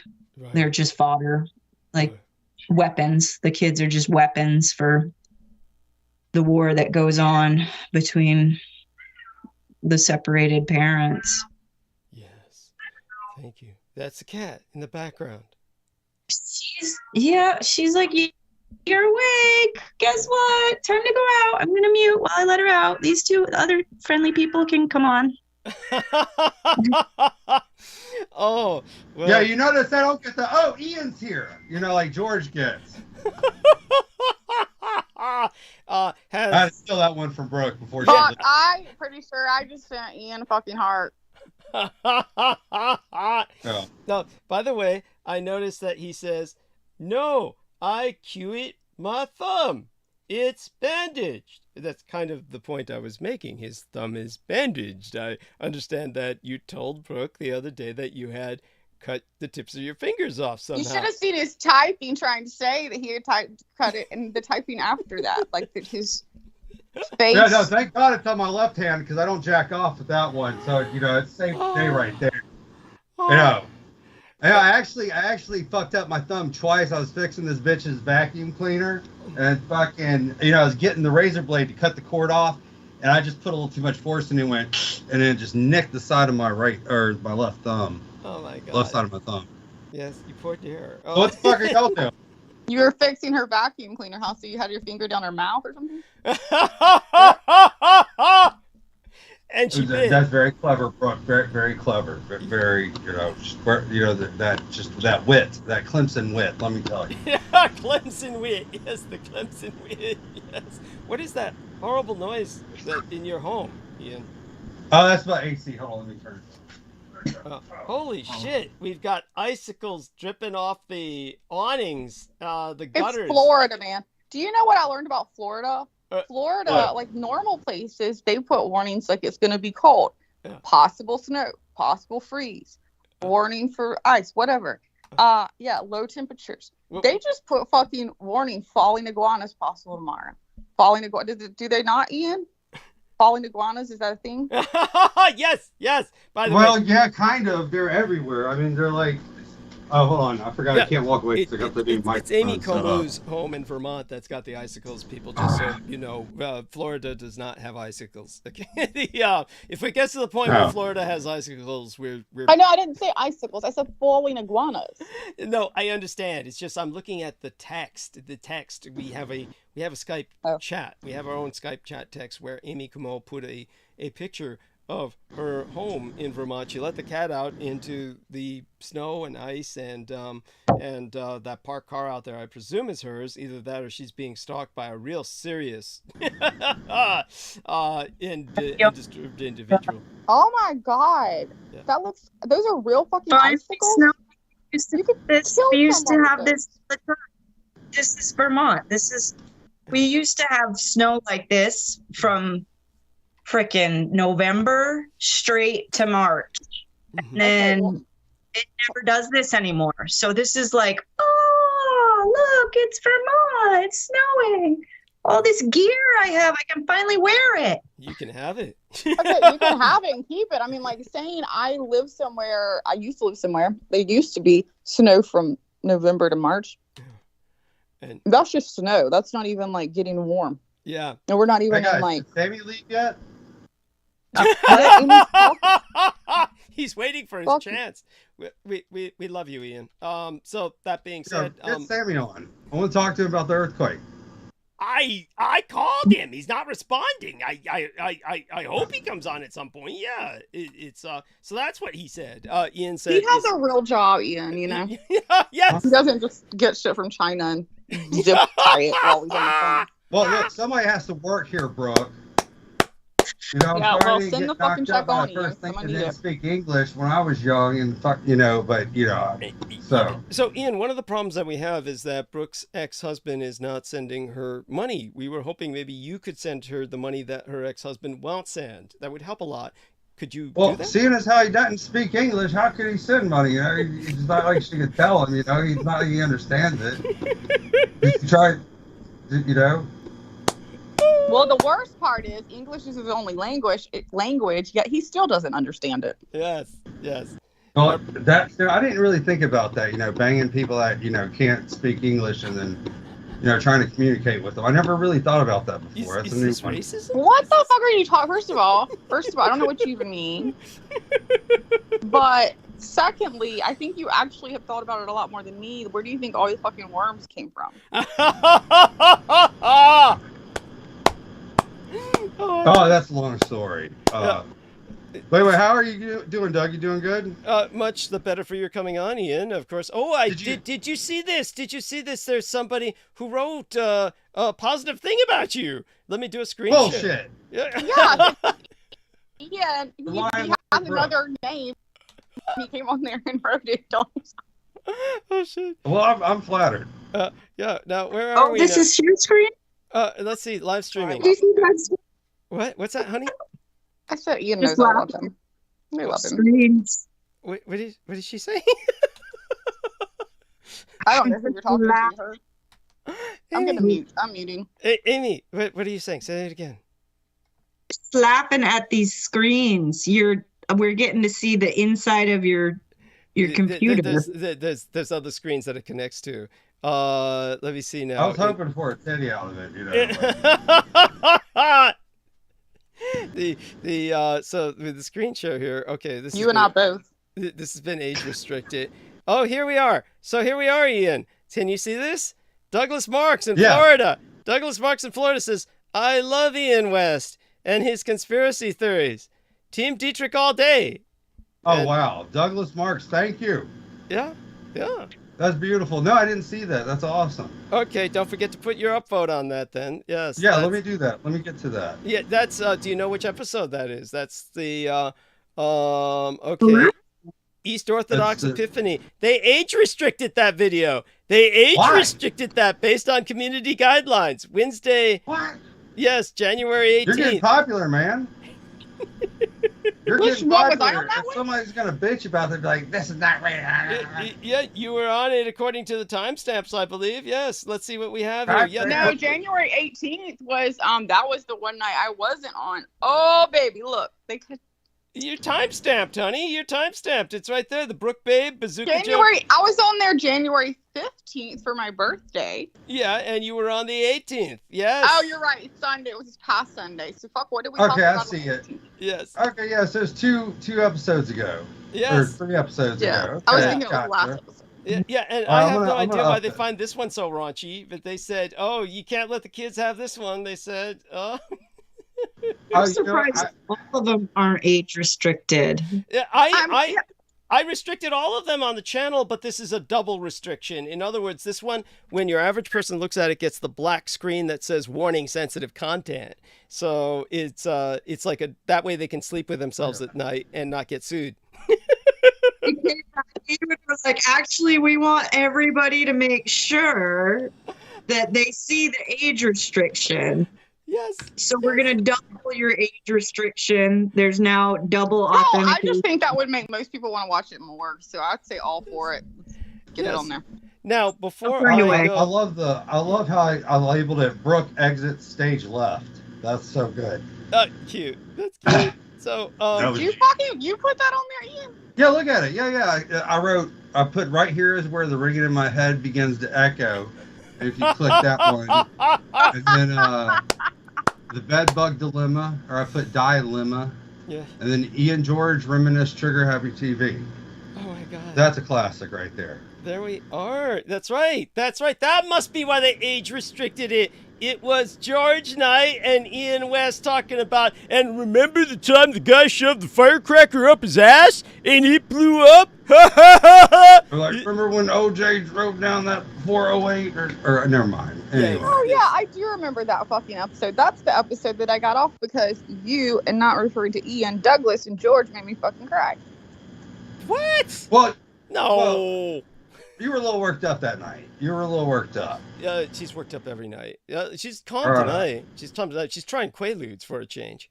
Yeah. Oh wow! Oh my God! I wish that's one thing. I would be fucking 80 right now. Be like, fucking, I'll give me the wrinkles, give me those saggy boobs, but let me have done Quaaludes in my life. But they're not fucking. Do you know where a Quaalude is? Because it's leave me the Quaaludes and let my pussy hang like the sleeve of a wizard, and I'll be fine. Jesus Hell, Christ. fuck yeah! Give me the Quaaludes all day. Great, I mean, I this- just have this seen enough poet. of Cheech and Chong to want to try Yeah. Quaalude, okay? Yeah, that Mr. West has this poet in him. If he can only do something about the air conditioning in the back, then we might be able to even more appreciate. Oh my God, George is on! That's right. I was trying to tell people. I've been I trying know, to. I was doing it for you. Let's do the Boy Scout hiker. Ami saw it. Ami. George Knight. Hello. Introduce yourself. Before I go do my lines of coke, I'd like to know if you had any chance to review the movie that I linked. Oh, thank you so much, Douglas, and thank you for having me on. And unfortunately, the uploader has banned it in my country. So the message that pops up, it's forbidden to be viewed in my country. So I was like, oh, God, it's one of those. Oh my Unfortunately. God. Yeah, so frustrating. I want to review it too, Douglas. So. If you've got the title, can you look around? You might be able to find it on your net in some way. Yes. Yeah. Yes, absolutely, Douglas. I've got the title for it, so yeah, really appreciate that. So Okay. yeah, I really want to review that. Wonderful, wonderful. So I look forward to that, and then I'll contextualize it for you. Hopefully, Peter Moon. Of course, Peter Moon says that's got subtitles. I'll have to sit down to watch that. Then I'm like, yeah. That's like I realize it's an investment. But yeah, see, most of the time, Peter Moon thinks he gets these films because he does his breathing and his Tai Chi while they play in the background. And he flatters himself that he's absorbing the film, which is kind of like a teenager sleeping with a textbook under his pillow, hoping he can crack the quiz the next day because he's absorbing it all by osmosis. But it really doesn't work that way. And Peter's related some films to me where I could see he got like the Crips Notes version or something, Cliff's Notes. Well, Edgar Casey did do that, I mean, no, that's the story, of Edgar Casey, that he was a horrible student and played with the nymphs or whatever in the field. And then his dad, threw the book at him because his teacher sent it home. I was watching a documentary on him and then he went to sleep one night and he happened to have his book under his pillow because I can't remember if the fucking nymph told him to, or the forest fairy or whatever the fuck he was playing with. Told him to be okay, put his book under his pillow, and then he woke up and he started getting all A's, and he would do that, and to the point that he ended up skipping a fucking grade from being the worst student fucking ever, and his parents knew something was different. This is the whole documentary story. I don't know if it's true. Obviously, sounds kind of fishy, but that's how he got started with the whole. I mean, I don't know. That's Ian's raised his hand on it. Maybe he knows. Hey guys, I was gonna call and let you guys know that. I mean, I got to roll, but I was gonna let you guys know I was looking into Skype business, and it's got options to where we can assign our own sounds, like whenever we raise our hands, sign on, sign off. So I'm gonna buy it for a year and hook Doug up with it, and I'm gonna program everybody's sound effects. So George, when you come on, all the sound effects from Metal Gear Solid for PlayStation 1 will come on. Whenever the codec would go off, you'd be like, this is Snake and stuff. But anyway, I got the sounds and as soon as I'll try to get that done. But what sound do I get, Ian? But pick a video game or pick a sound something, and I'll put it together. But for you, Has to be a video game? No. But I mean, I just thought it'd be funny for George having the British accent. That here, I got the sound right here. You can hear it real quick. Well, it'll take me a second. Anyway, but yeah, it's just like the classic Metal Gear 1 for PlayStation, Metal Gear Solid for PlayStation 1. It's all those sound effects that the codec makes. So, but anyway, I gotta go. All right, guys. Why are you leaving, Ian? Why? Oh, I've got one of my greatest lovers over right now. Well, put her on. I want to talk to her and let her know what a great girl you actually are. Hey, I'm Ian's sister. Ah! Closest you come, Ian, right there. First step. Yeah. We're taboo. We taboo it. Oh my God, Yeah. Amy, that was Playing beautiful. fire. That was so clever. That was perfect. Next time I'll All right, come y'all. on See and y'all. say, Have a good night. Okay. yes.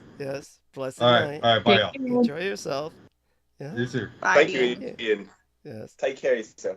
Yes, thank you. Oh my God, Jesus! I hate to say it, that air conditioner is just he's got to stop that air conditioner. It sounds like a fan. It's whatever it is. Oh my God. And so Amy, that was beautiful. Oh my God, that's clever. That's I should pay you for that. Hi, I'm Ian's sister. What's that? That wasn't me, right? That was you, wasn't it? No, that's what I was saying. I think that was really a girl in the background that said that. I didn't think it was Amy. Was it Amy? Oh, no. No, It was that's what not I'm me. saying. Douglas, that was actually, like, you confused me. I thought I missed Amy saying something. Am I lost? But I'm pretty my sure God. that was. Okay. I well, just clicked on. Okay, because I But saw that that. was not me. That's why I That thought it was was not you. That's why I thought it was you. Oh my God. No. That was that. So then this person said, I'm Ian's sister. What do you? Who wants to bet? Who wants to bet they're telling the truth? I do. I completely fucking do. 125%. And here's the only thing. If it's not his sister, it's worse because it's someone that would rather be known as his sister than his lover. Oh my God. Well, they were very clever. Oh my God. That they're very clever. So That's there's- not clever. I mean, Yeah. that's just like either I am his sister, which is truthful. I want everyone to know I'm not fucking this guy. Or I want everyone to think that I'm not fucking him, I'm his sister. Yes. Yeah, either way, that's but still that was, I'm glad we got that on record. That's beautiful. That's priceless. That's a treasure. That's like fucking one of those cultural treasures out there. So that being said, so dear George, so glad to have you on with us, and I'm wondering if you can, before I leave, is there anything you want to discuss with me before I refresh myself, because God knows I need it. And yes, no, absolutely, Douglas. We can hold off until you get back. Absolutely. Wonderful. So take your time, please. Oh, delightful. Thank you so much. And so these lovely ladies can tell you about their adventures. And yeah. Brooke just went, she just went mute. So Amy, it looks like it's up to you, mon ami, to tell George Knight a bit about some of your adventures. And she shared with us the fact that her hospitalized boyfriend is doing a lot better. And it's been a long time. Then she brought up, now this is what confused me, was because she said, then she brought up the vasodepressor syncope, which I then said, oh, that's a reference to my experience, right? And I think she heard that, but then I looked at my mic and it said mute. So did you hear me when I said that? Say that. Your mic is. Yeah, I heard it. Oh, The you whole did? thing. Wow, cool. Okay, so there you go. The mic is odd. This is the magic microphone, is all we can say. It's the magical microphone. So what I'm going to do now is I'm going to mute it. Not that will work. And I will leave all you wonderful people to educate and entertain our listeners. I'll be back soon enough. And I know you've all got this. And I'll be out there butchering some babies so that we can produce some more taco sauce for Brooke Gribson's adrenochrome habit. And she even said that she'd birth some babies towards that end. She said that would be worth contributing a few more children to the world for that adrenochrome. I mean, there are a few things, we all have our, our vices. There's a few things that are just worth it. Yes. And I shared that with Brendan Zogan. He thought that was funny as hell. Also, if we can get some more Quaaludes like this so I can trap you, we can get a few more babies out here too. Quaaludes are the shit. They are it. And they. So you got to do Quaaludes, you fucker. I did. And you instantly look and act like Warren Beatty at that point. Everything's slow motion, and you're just like completely nonplussed. It's he's a total loser, of course, and he's no one to emulate. But people would get my point just by seeing the sedated nature of his affect. But it's not like it's not like a paranoid pot high or anything like that. No. Everything's flat, two-dimensional. It's kind of like hashish. It's just a, but it's like in a pill form, so it's delivered straight, and your body processes it quicker. So it's like. Wasn't it partly narcotic though, right? I mean, it's partly like of narcotic, course. like opium. Oh yeah. So it's the lewds are the stuff that is definitely sedate, and it's you basically, the biggest problem with your baseline human is that they won't feel the need for sleep anymore, like a heroin addict, because you're essentially sleeping while you're walking. You're basically somnambulistic, sleepwalking. Holy shit, ggkGHuo left. So we will have you two take over. I am going to. You said they're sleepwalking. They're sleepwalking. I pulled up behind a car the other day at a red light. It's actually been 6 months ago. Leaving, oh my God, Taco Costa. Of course. And I pulled to like the red light, and the car in front of me is stopped, and then the car in front of it stopped, but the light had turned green, and there's like 3 cars had gone. And so we're just waiting, and it's like, this was like 1 PM, and the car's not going. It's a pretty busy road, and this whole lane is not going. So the guy in front of me gets out to walk up to the car, and he's looking in and looks back at me. So I get out and walk up. There's a man and a woman in the fucking car, both around, I don't know, 25 to 30. They are both completely passed out asleep. You can see the fucking damn needles sitting in the middle of the fucking car, right? And they're out, and so the guy, we don't know what to do. I didn't do it, which I wouldn't say that I wouldn't do it, but he just called 911 because what else could we do, right? We don't know if they're fucking dying, so he called 911 immediately. What was so weird is before, like, I had finally walked back to my car because we didn't know what to do. We couldn't get in. It was locked. Because it was city, so it was 1 o'clock in the afternoon, so like on a Wednesday, they didn't have shit to do, I guess, because literally within like 3 or 4 minutes, fucking 6 or 7 fucking cop cars swarmed the fuck up all around this fucking car. So then I had to fucking see what the fuck was going to go on. So I pull out, and they're like trying to get in, and they finally somehow get in the car, get the guy awake. I don't know if they didn't. I can't remember if they busted the window, or maybe we didn't even try to unlock it because it was a little freaky. But either way, they got in, and I'm sure they took them to jail. All I can imagine. She clicked out. Brooke, can you hear me? I do want you to. Holy shit. All right, everybody's kind of. Thank you so much, Doug. Yeah. Are you with us, George? Thank you so much, Douglas. I was going to say, if you want to go, I'd better take refresh advantage yourself, of. and then... Yeah, how many minutes approximately? Yeah, do we have thank with you. How much time do we have approximately with you? I've got about. I'm sorry, was that story too long and boring? Yeah. Not at all, Brooke. No. What happened, honey, Brooke, was you can't disappear. You kind of disappeared. You bleeped out, and so can you hear us now? So George and I had to start talking. So I better take my leave at this moment to take advantage of the fact that you're both here, so you can both dialogue. Yes. But I do want you to know there's a message from Diane Hillis-Buchberger for both of you to chew on. She said, great ensemble cast. She was saying that when all of us were here. And she said, Quaaludes were given to me for 3 years as a kid. It made me forget things. I do not even remember taking them. Oh my God, I can imagine. God. And then she says, I hope she doesn't mind my sharing this. She says, my mother told me 3 weeks before she died about this. Holy shit.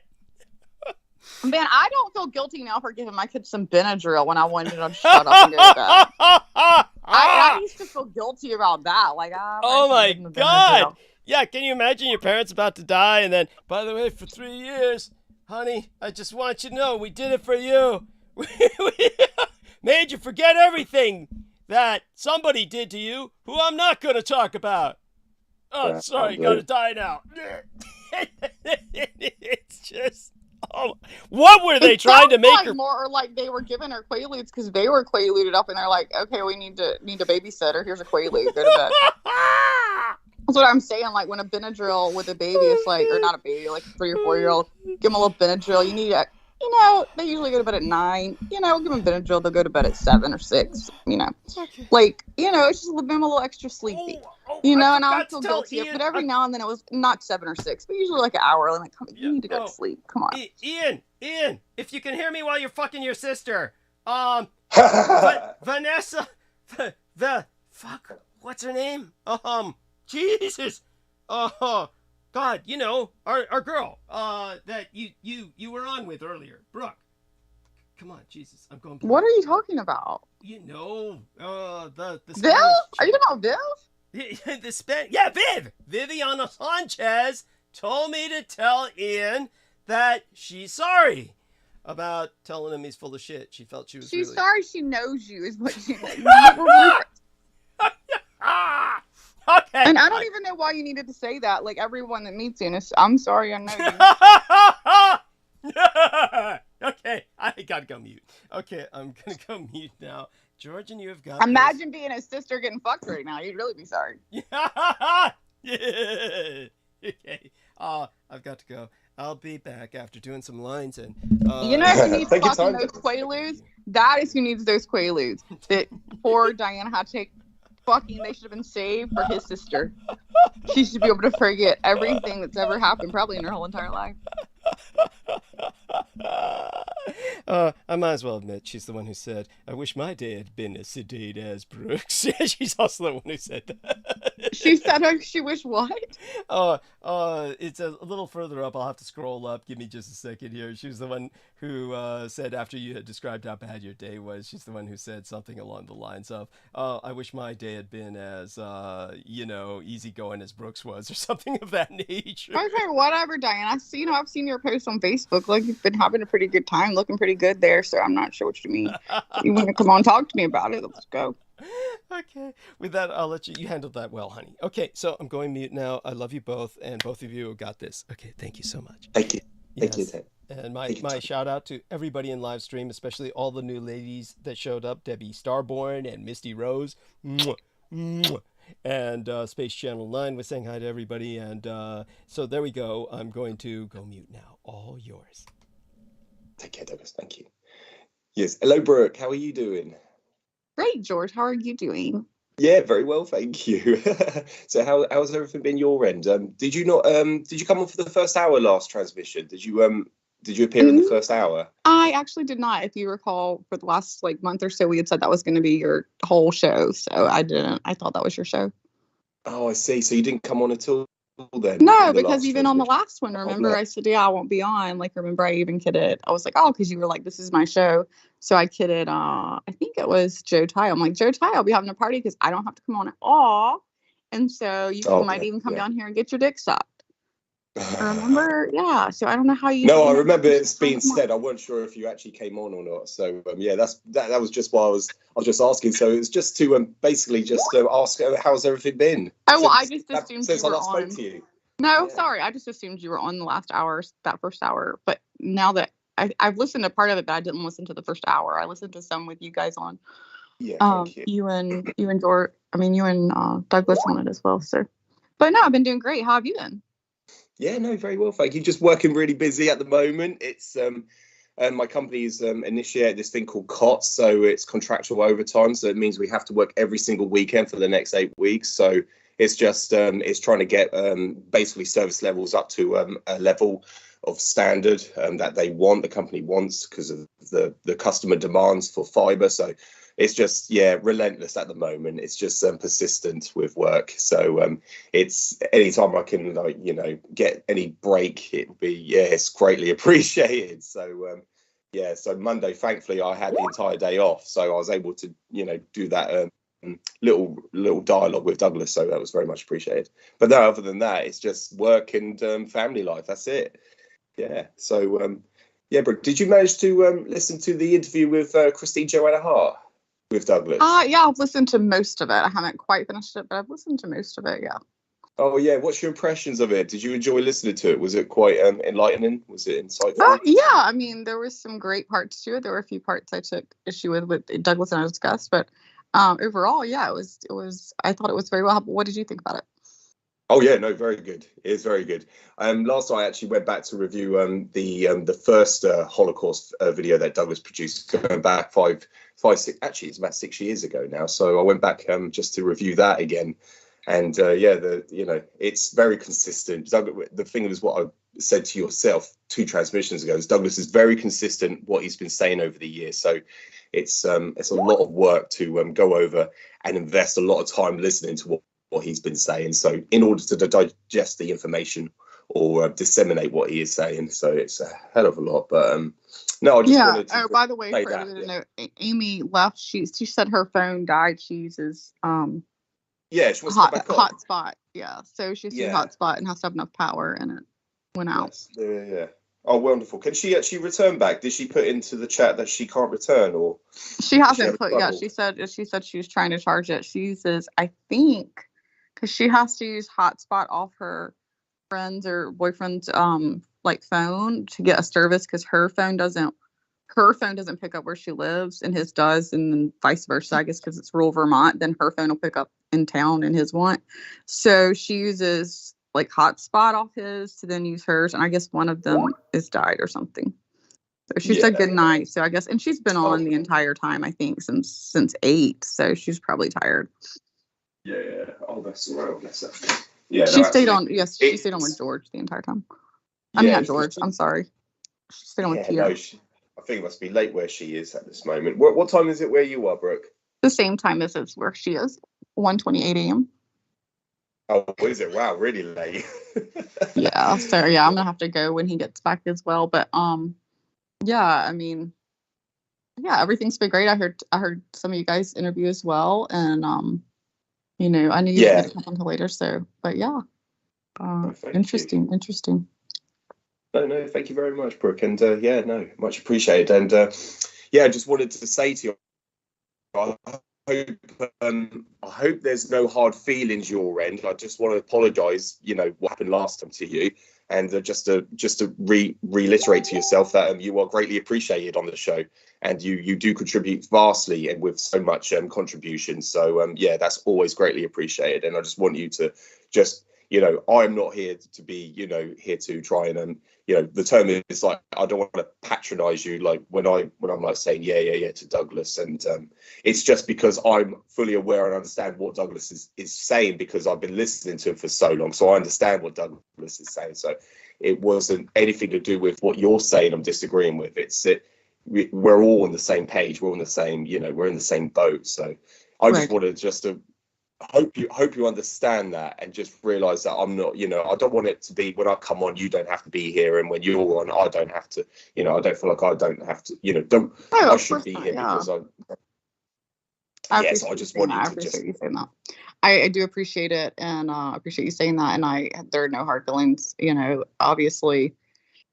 You know, it was just, you know, there are times where it can be patronizing, as far as, you know, Douglas has a way of saying, you know, well, baby, let me explain it, honey, let me explain it. As a female, just being, it kind of comes talked down to anyway in that way. And I know he doesn't mean it that way.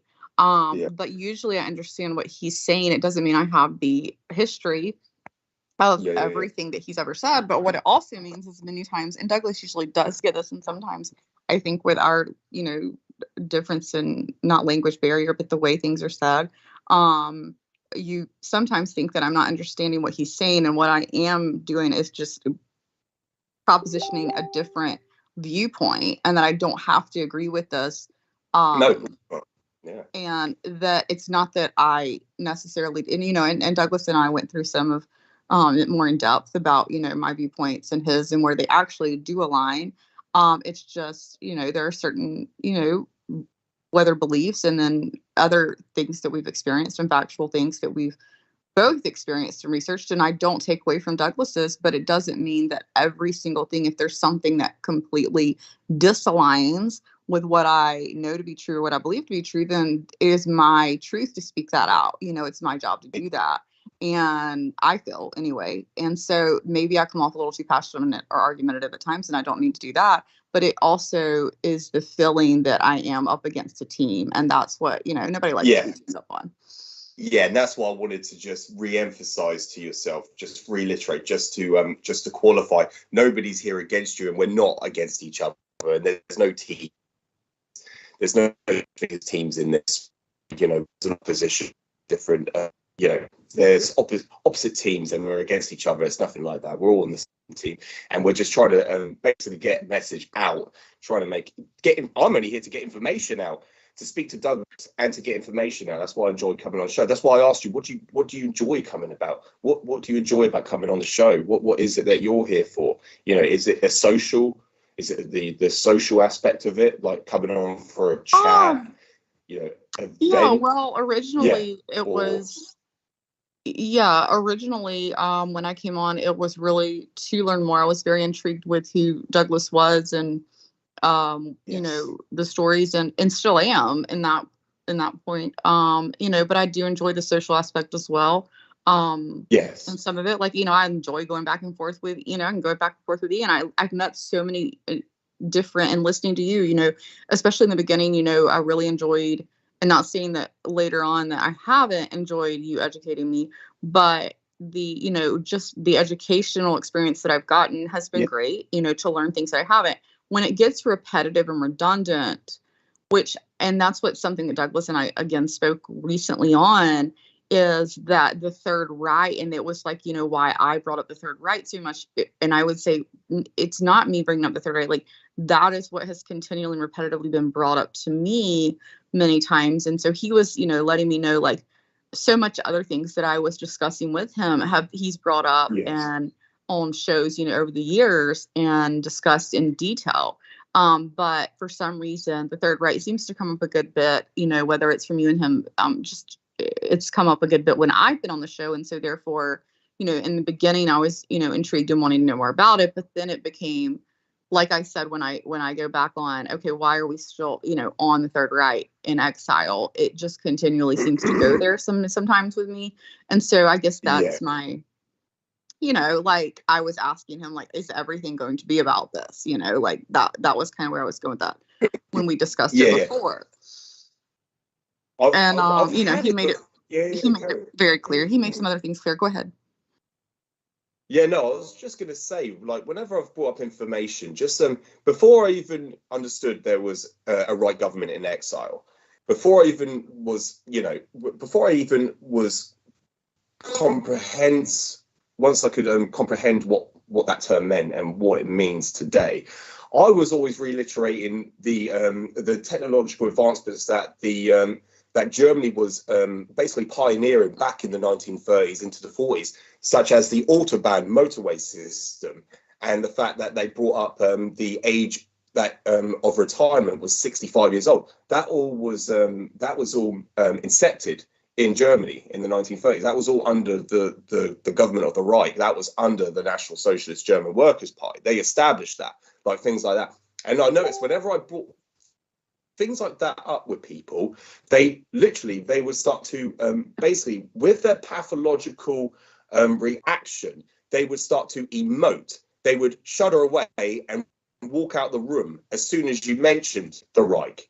And I don't know whether it is something that is a doctrine in people's minds, that when you ever bring up this, I don't know. Yeah, I mean, it's very easy to understand why, though. Don't you, like, to me, like, I just heard, you know me, I love comedy, and I was listening to one of them just say, you know, something about Hitler, and he was bringing it up, and he was just basically, the point of it was though, you know, like, when the name comes up, like, it's like the one name that, you know, you can bring up, and it's like you're referred to, like, Satan, you know, like you referred to Satan. Yeah, I know what you. Yeah, thank you, Brooke. And that is exactly, I think that is what the issue is, and it's very hard to present any information on the Reich without people automatically doing that. It's a reaction where they automatically disregard anything you say. And it was just like what Douglas presented in the Christine Joanna Hart interview. Most historians have no idea that Adolf Hitler had a middle name. And I've been aware of his middle name for some time now, and it's Jacob. But when a historian is presenting that he doesn't even have a middle name, then why is anyone accepting what they are saying about him? And it's just like anyone that mentions his name initially, they just disregard it. They don't want to hear anything of it. And I think this is where it gets, you know, when I present about there is still a right government in exile that still extends to this day, people just automatically disregard it as being anything but fictitious. And where it's not, it's an actual reality. We're still legally in a state of war, and when you present that information to people, they just don't want to. They don't want to accept that. Well, but that is like because of their indoctrination. Right, it's indoctrination, but so that's where I come back into it. As far as, I guess I've heard so much of the Third Reich, just not I've heard so much of it, and then I know anywhere near what you guys do. What I meant was on this broadcast, like on the time I've been on the show, there's been so much of the Third Reich discussed, and therefore what you're saying is indoctrination and they want to hear it. Where I go with that is the same thing that you can go with Catholicism and Christianity. And I'm, as a Christian, like, therefore we have to look at where Christians don't want to hear, okay, let's look at where our Bible has completely been rewritten, and where words that don't mean, first of all, that words don't even mean the same. For instance, like El and Elohim. El was a god and meaning God, which also meant Saturn, and then Elohim, which meant gods. And both of those are all that's used in Genesis. That is the interpretation. And then they went to a uniform, wanted a monotheistic religion. And that was not until much later. I mean, even, there's plenty of texts that talk about even when Jesus was here, that there was still no monotheistic, and that he wasn't saying monotheistic, in the fact that he wasn't going back and arguing these points of these doctrines that were written, that were saying El and Elohim, and then Yahweh, which was the name given, which I also find that, again, Christians don't get at all. Yahweh is the Jewish name that was given when they went to monotheistic and they wanted to bring in one God, which many other religions had, their gods and named, and they brought in Yahweh, which was the Jewish, and they named theirs Yahweh, which, what they did is they took the syllables out, because they said it would be bad to speak, the vowels out. So they said to not speak the name out of principle and out of respect. You were not even allowed to say Yahweh. So when you were reading Yahweh in the Bible, you couldn't speak it. So it became YW, what was it? Yahweh, YWHW or whatever. And so then that, when it got interpreted over to English, then that name became Jehovah. And now you have Christians that call God Jehovah in Jehovah's name, which is what I grew up with. And that's not, first of all, Jehovah was never even a name, period. They interpreted Jehovah out of the YW, however they did the I can't remember how they did the Yahweh. They took the vowels out. And so that became Jehovah. And so Christians don't even know that Jehovah wasn't even a word. First of all, it was Yahweh, and then that's how they took out is Yahweh to Jehovah is how that would come out, and that was never even a name given, period, for a god. And they made it out of these four syllables.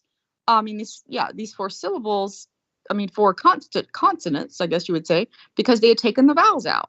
So it should, and those are the small little things, that you can discuss very fast, but there's so much. And so what I go back to is the whole indoctrination. People don't want to look at where could my philosophy be wrong. And it's like someone else said recently, I wish I could just be one of those people, like even my mother, who just like, I don't even discuss it with her anymore, because I know that she needs to just believe the way she was raised, which was Southern Baptist. If you take Jesus in your heart, you go to heaven. There's a hell, and you live one life, you go to heaven. Heaven's perfect, streets of gold, all that, and like judgment, God's judging you, like all these things that I don't believe to be true personally, but that, because and those are my beliefs, and that's fine. But again, that she needs that, and that's so easy.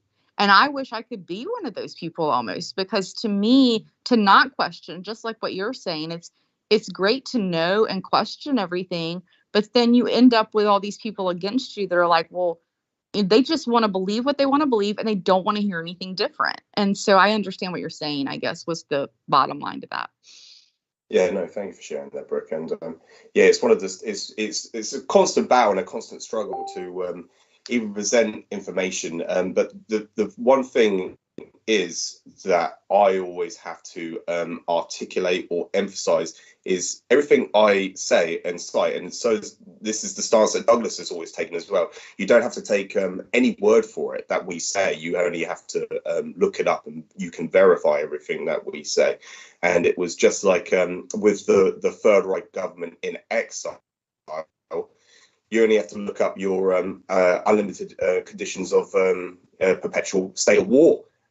These emergency war statutes that are still in effect to this day, like daylight saving time, which is wartime, and the taxations that are presented on our phone bill. But then I have to disagree with you, and I haven't done this before as far as that goes. But let me say it since you're asking, or at least pronouncing it. It's similar to what I could, again, argue with a certain religion or say, well, the Bible was changed, and other people are like, oh, the Bible can never be changed, or this was meant to, like, this was it.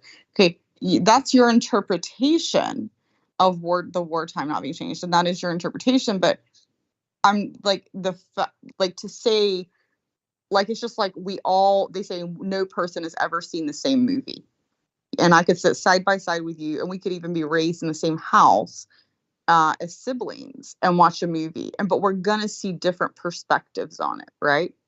And so a perspective, is human, and that's what I believe our creator. I believe we have an ultimate creator, and I believe all these names that have been given, Yahweh and different things in the Bible, Elohim that refer to plural, those were, and some things that I read recently, like those were what were considered gods. Now, whether they were extra dimensional beings from this, or from this galaxy, aliens type things, but whatever they were, or just hybrid humans, whatever they were, or just other gods that God created, the lower angels that we call God, whatever you want to put a title on something.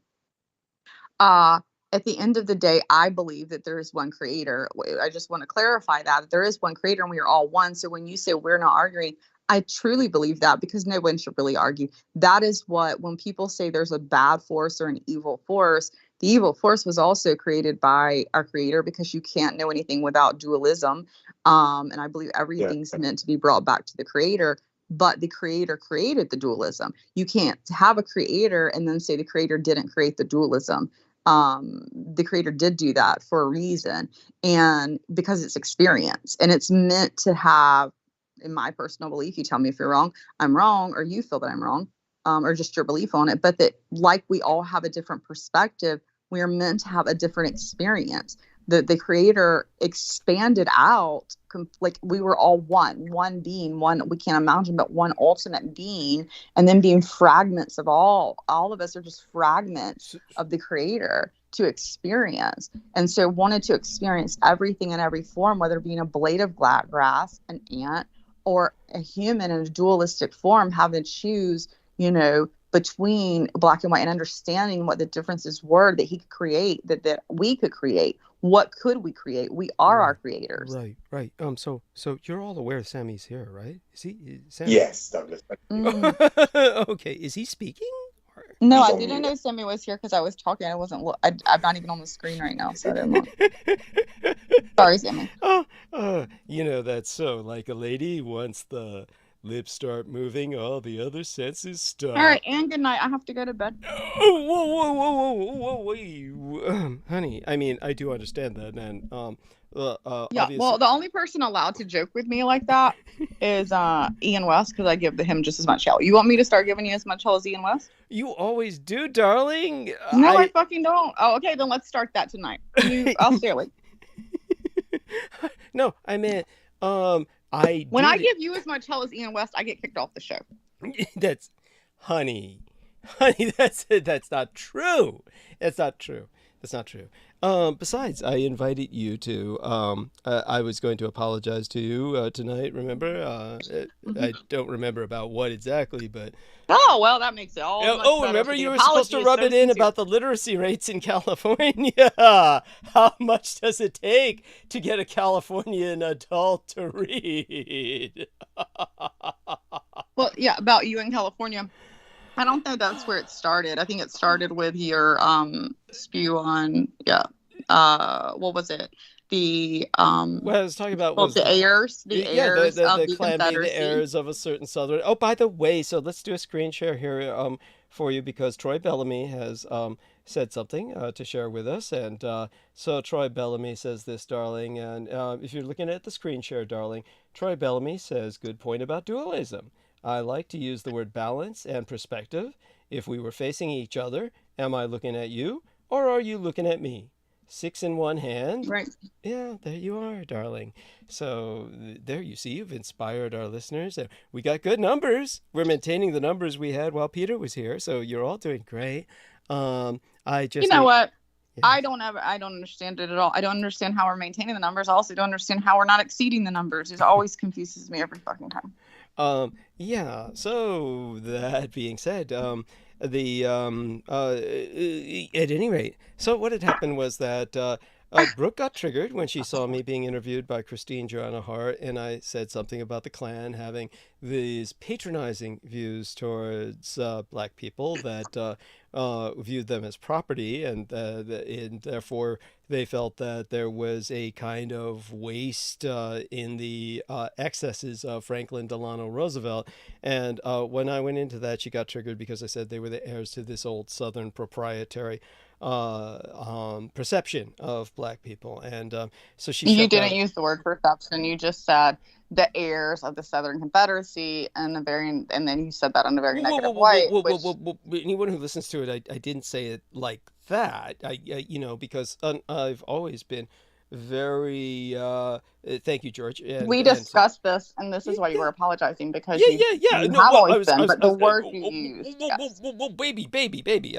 I what I was apologizing for was whatever upset you, anything that upset you. I was just apologizing because like I said, you can spank me about certain things that I've said, and mostly it had to do with things like literacy rates in South Carolina and poverty rates. Well, no, I believe that may have been on this show with. No. It was what we talked about privately.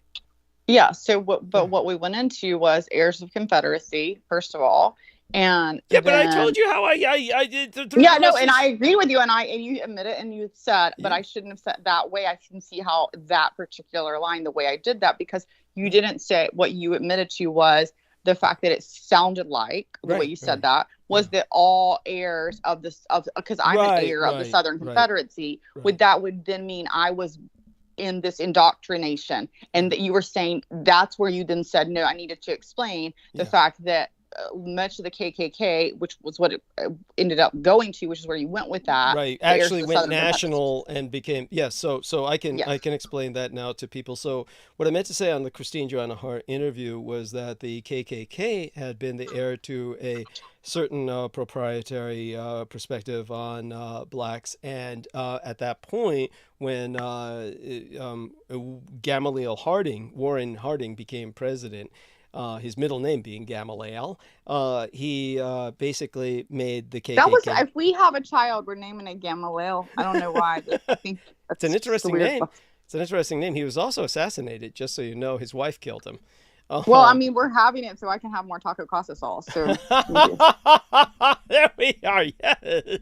Yes. So I wanted people to understand. I apologize. I'm not a baby killer. I would never kill babies, but it's a joke. I think people should understand that, yes, but then again, people are it's amazing how stupid people can be. So during Warren Gamaliel Harding's presidency, the KKK essentially went national. This became like pervasive throughout the United States. It was no longer some kind of Southern phenomenon. So just so people understand this, it began to recruit Americans. It became, quote unquote, all American, meaning white American. And that there we have that. So hopefully that puts that in the Midwest. And then we went into discussion of how the Midwest became much of the home of it. Discussing Kentucky. And then I think we went into literacy rates, was the other thing you were going to apologize for. But I believe that had to do more with your George Knight discussion and him making fun of something. Whoa. No, I brought up that I thought your state had some of the lowest literacy and poverty rates, but then Brooke looked it up, and actually it was California. California has the lowest literacy rates for adult literacy. So Yeah, and I don't remember that they were were they the lowest? you said they were 50. You said we were 50. Yeah, they were number 50 for adult. You're right. They were number 50. Number 50 for adult literacy. We're at the bottom of the United States. So she was making comments on how much money does it take to get an adult Californian to read. Or it was quite funny. By the way, just so everyone knows, Amy Camus. I've already said it. I mean, guess, you can repeat it, but I've already told everyone. Yes, said something about no juice, but she was able to message that. Battery died, not charging. And Brooke says, how are you messaging? Okay, so she said goodnight. Kisses to her. She's probably still I listening. actually left that out. I was trying to give her a cover. I just said that she had to. Yeah. She says she has to bounce off 2 phones. You know, when she told me that before. So I figured, I don't know. I figured it had something to do with her Vermont. Anyway, but yes, yeah, whatever. Yes, Vermont is Vermont's its own world. It's those fucking icicles, man. Did you see them? I didn't know they made. I thought that was like in movies in fucking Antarctica, like where fucking Hitler is. Like I didn't know they made icicles here. Thank you. Yes, no. I just killed somebody with one of those. Yes. No, those are awful. I mean, oh my god. And best yet, you could stab someone through the eye. Like that. What is that movie with what was her name? She sat in the God, you know her, the blonde, and she didn't kill him with an ice. She killed him with an ice pick. She sat there in the when she's being interviewed by the cop. What is her fucking name? The blonde. She's being interviewed by the cop. It was several years ago, but Douglas, you definitely know. All of you are old enough to know this one. She uncrosses her legs. She's that scene where she doesn't have to. Sudden thank instinct. you. Yeah. But yes. And she kills him with. It just made me think of that, you know, like if I had you and Sammy and George all like right there with those icicles hanging down, but I only have 2 hands. So which one of you thinks you is gonna live? Oh my god, adorable. So so do me a favor, gentlemen, both of you join in this participation. I'll be back in just a moment. Now that I've finished my liquid Coke, I'm just going to rinse obviously Douglas doesn't think he's gonna live, so he's gonna have to go take some more drugs. Yes, well, by the way, and my apologies to Diane Hillis Buchberger that I found her Quaalude experience funny. She said it wasn't funny, and so well, obviously something really serious happened for that to happen. So, but I hate to say it, there's this element of me who says, why couldn't my parents be like that and give me 3 years of Quaaludes? Yeah. Oh my god. Or why couldn't Ian's parents be like that and give him 3 years of Quaaludes in one dose? Yeah. Well, you know, they at any rate, I won't. Or maybe they did. Maybe that's the whole problem. So there you go. So I'm going mute again. I'll be back in a matter of moments, and then we'll I'll and I'll get off and shut up. I love you. Wait till I return, okay? Yes. And like I said, you're invited to rake me over the coals because of what we discussed the other day. And I don't see why you're not taking advantage of the time to do that. When I return, we'll do that, okay? And then you can take off for the night, all right? But you do obligatorily have to rake me over the coals. I rage you. I would prefer to save it when you're not expecting it and see the reaction. If you say so. Okay. Well, I'll be back soon enough. Okay, just a matter of moments. And both you gentlemen join in participating with her on what I presume was this cosmological discussion of we were all one once, but then we severed to have separate experiences. Yes. Fuck you, Douglas. You know what? I'll rake you over the coals when you come back, bitch. Yeah, I'll be back. I'll be back for that. Yes. Thank you, Douglas. Hello, Sammy. Are you there? Hello. Good evening, Sammy. Did you hear me? Sorry. Hey, Brooke, can you hear me? Mm-hmm. Oh, wonderful. No, so I'm dropped off then. He's dropped off. So yeah. And he's working too. It gets loud where he works, so he may be talking to someone. I know. I assume he's still working. He may be off by now. Yeah, it's amazing. I think, does he just, when he comes on the show, he's at work. Does he just walk around with a phone? Is it, I would like to ask him that. Because it just, Well, I mean, a lot of times he'll call in on a break, I think, when he's at work. And then he also, he's a manager. So when he's in his office doing things, he can call while he's working, like doing, I guess, paperwork and things like that. Because I know he's called before, and then, you know, somebody come in and start talking while he was, you know, I could hear him typing, and then he'd have to talk to them. So, I mean, I think he's pretty good juggler with it because, That's amazing. Yeah, it's amazing. Are you on a mobile phone when you talk on Skype, Brooke? Are you on your phone? Does it sound bad? I sometimes am on the computer, but lately I've just been doing the phone because I didn't feel like powering up the microphone and computer. Yeah, no, because your audio sounds so much more clearer than when I listen back to when I've come on. It's because I'm talking through a tablet. I'm talking through my iPad, so the audio is not as great. It's not as clear.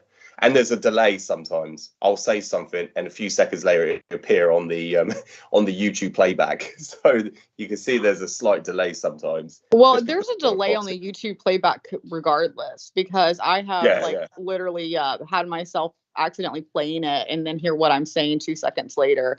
And even when I've hung up and then gone to play, like I'll hear myself after I've hung up and people still talk. So there's just a YouTube delay as far as that goes, regardless of what you're on, I think, because even Douglas is delayed.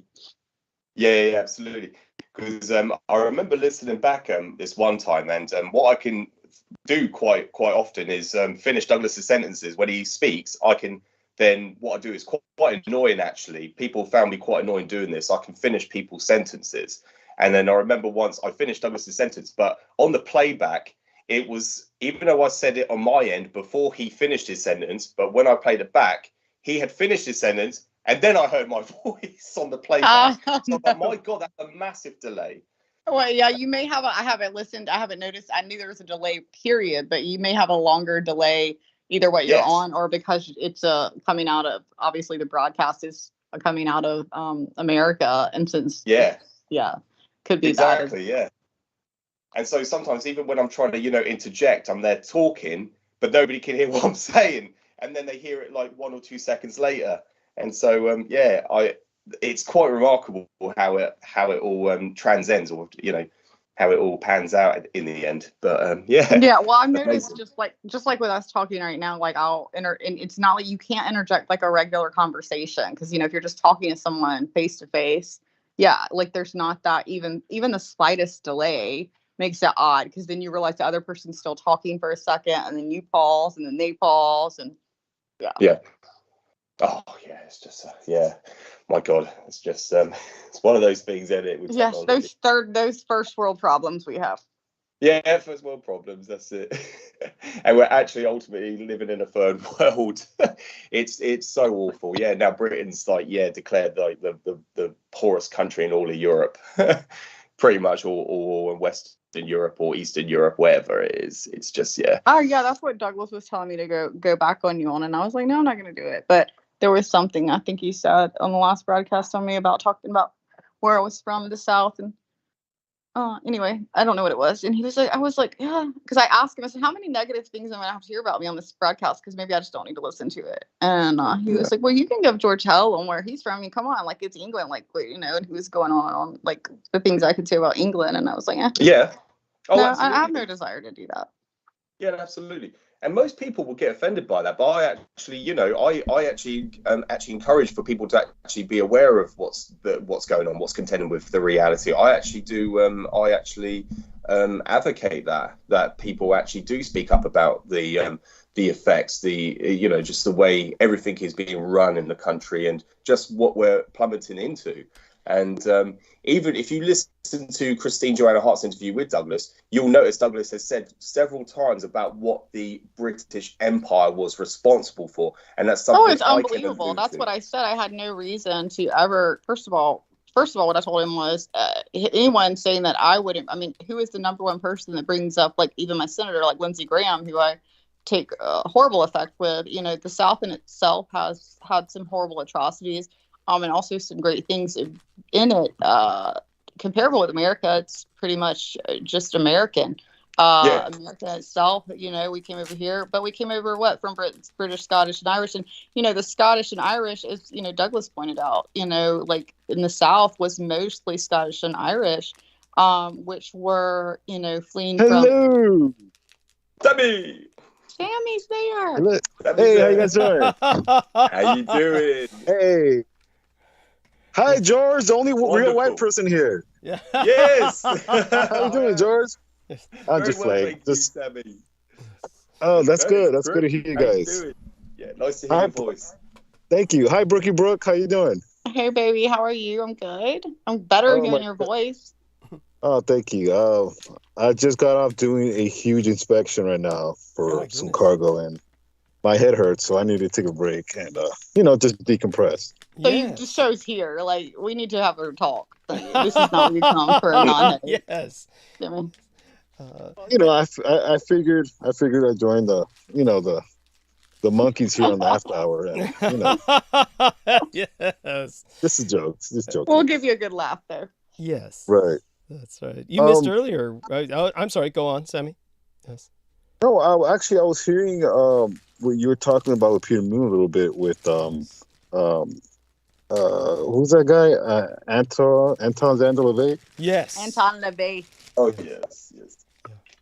And you talking about him building that black fence Yes. around his property, and I just found that very interesting. He seemed like to me he seemed more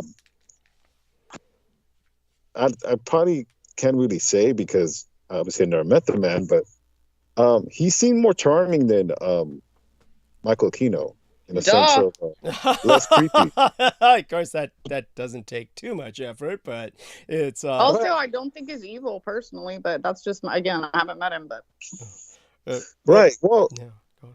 I mean, obviously that's probably not true either, but it is what it is.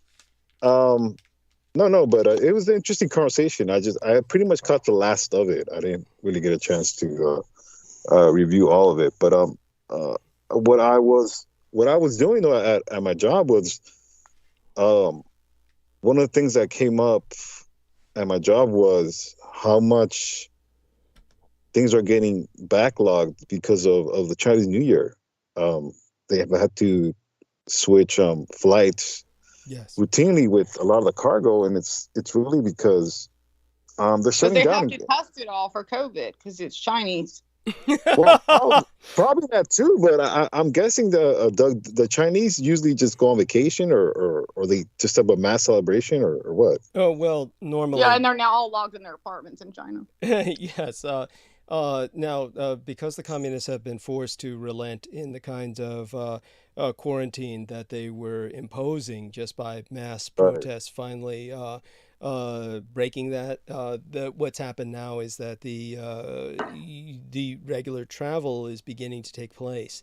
So normally throughout the Asian Lunar New Year, just so people understand, we're talking something that's well over 2 weeks long. The Chinese are going back and forth across China by the millions. This is normal. I mean, this is what normally happens at this time of year in China. So the transportation becomes crazy busy because families are visiting, all of their different families by extension. So recently, for instance, was Son-in-Law's Day, and it'll be Son-in-Law's Day again towards the end of the New Year's. And this means this is why I'm so welcome at the estates, and it's a very pleasant time for me because the son-in-laws are honored by the Chinese families.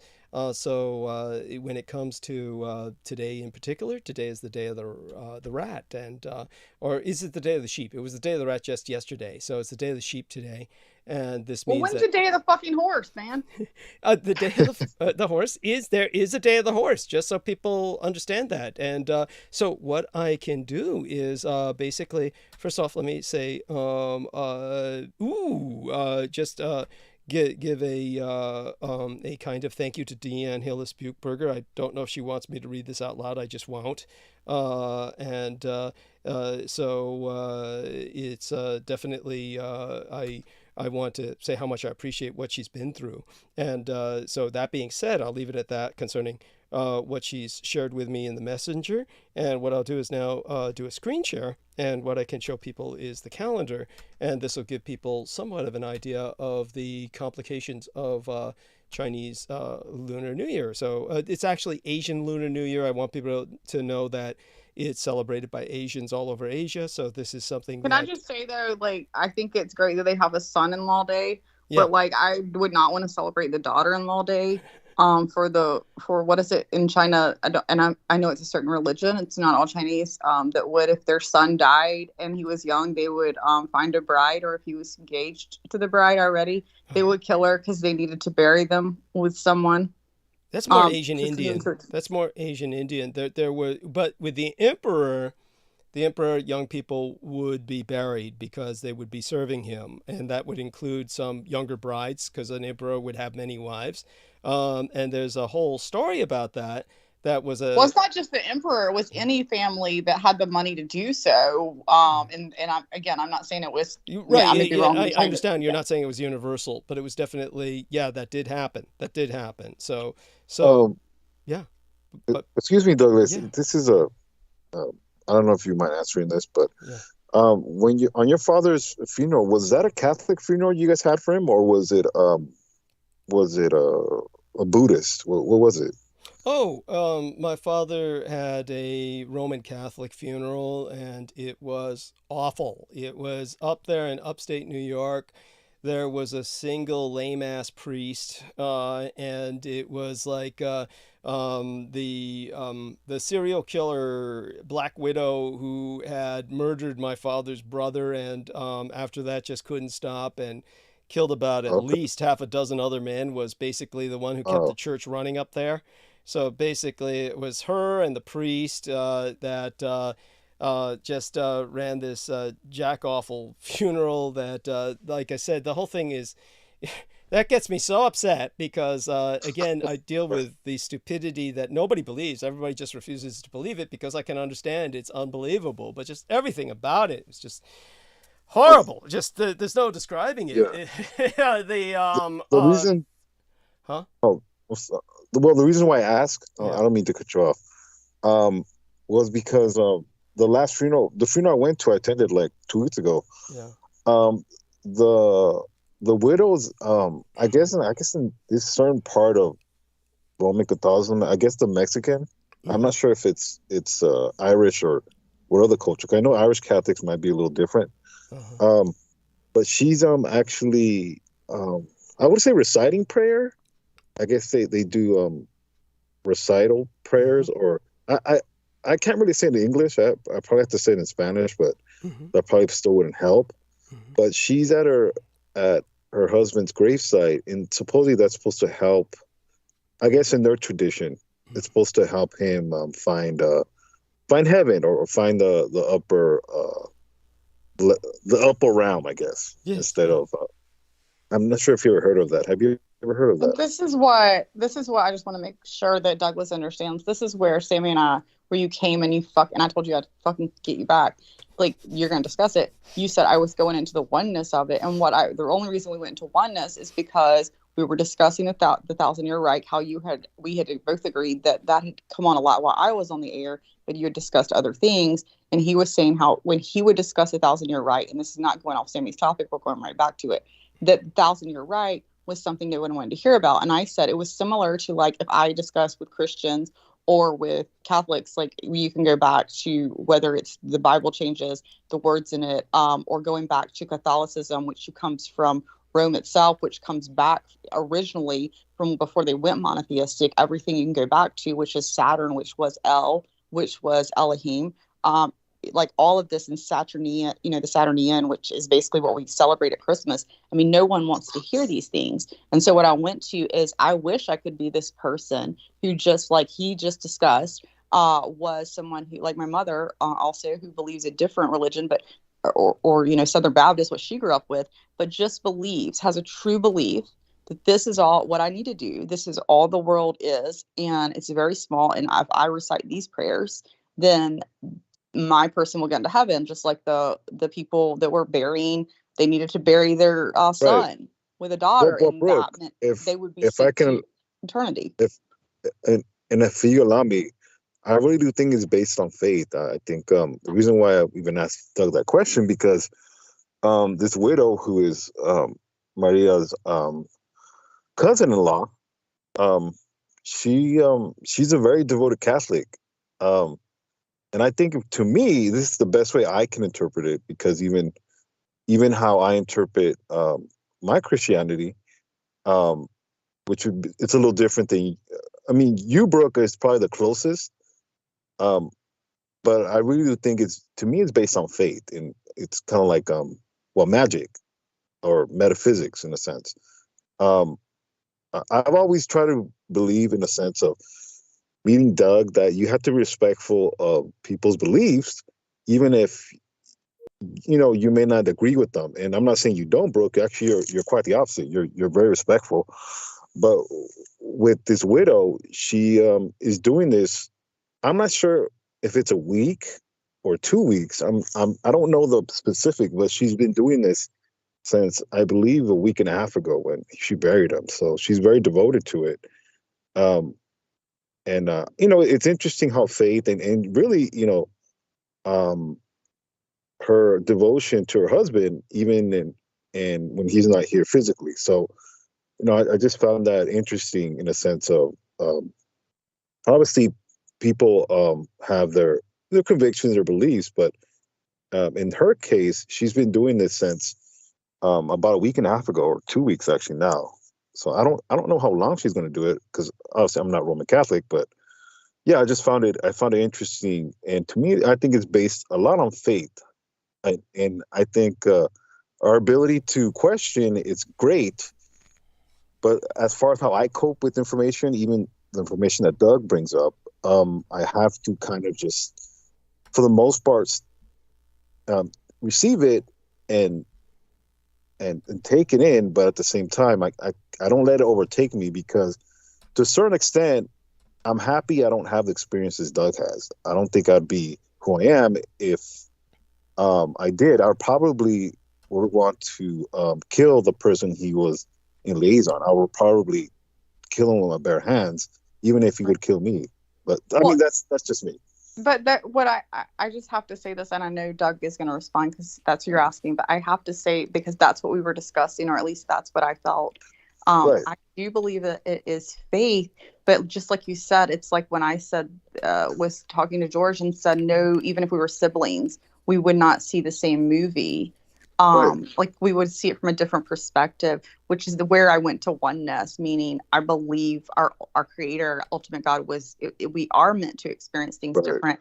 And, reading, as I've told Doug, enough near-death experiences where the same thing is said over and over, that there isn't a right or wrong religion, that it's about acceptance, and it's about like where people are in their faith, and what, like it's not about saying you are wrong or you are right. It's about the true ultimate, a level of consciousness, which is where I try to get, and I'm not there. I'm definitely not where I want to be, where it's just completely accepting and just never having to argue, and just but you should, but I believe that you really, a friend of mine said it recently from high school, I haven't seen in years, and she's very conscious and says, you should never really leave a discussion wanting to be right or wrong.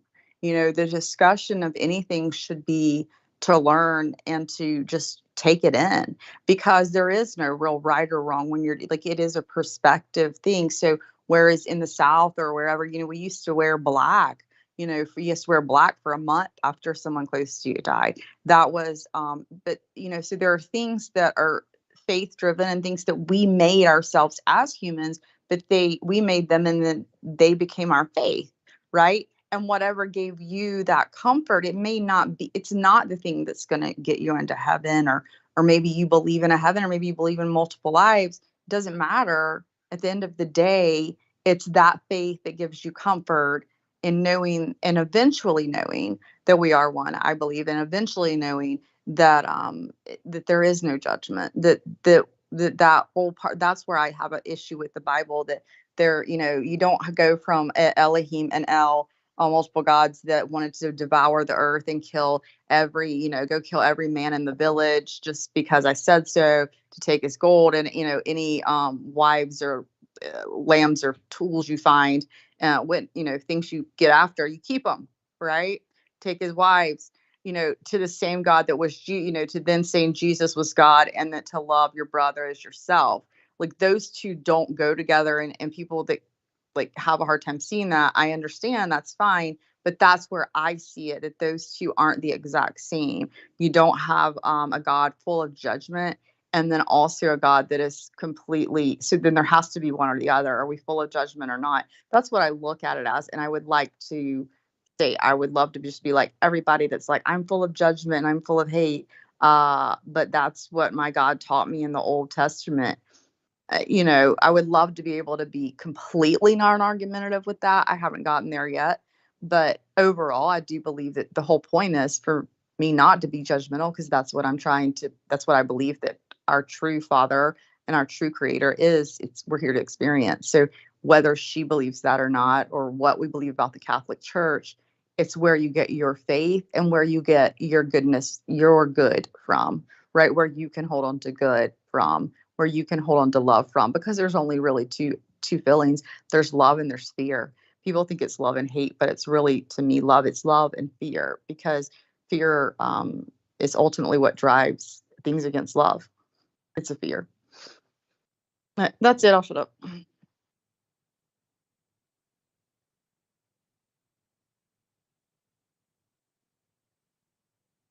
I'm chewing. And I guess everybody's gone. I'm chewing. I don't want people to hear me chewing. Oh, well, no, Brooke, that's well said, Brooke. I think I can appreciate, I do appreciate what you're talking about. I think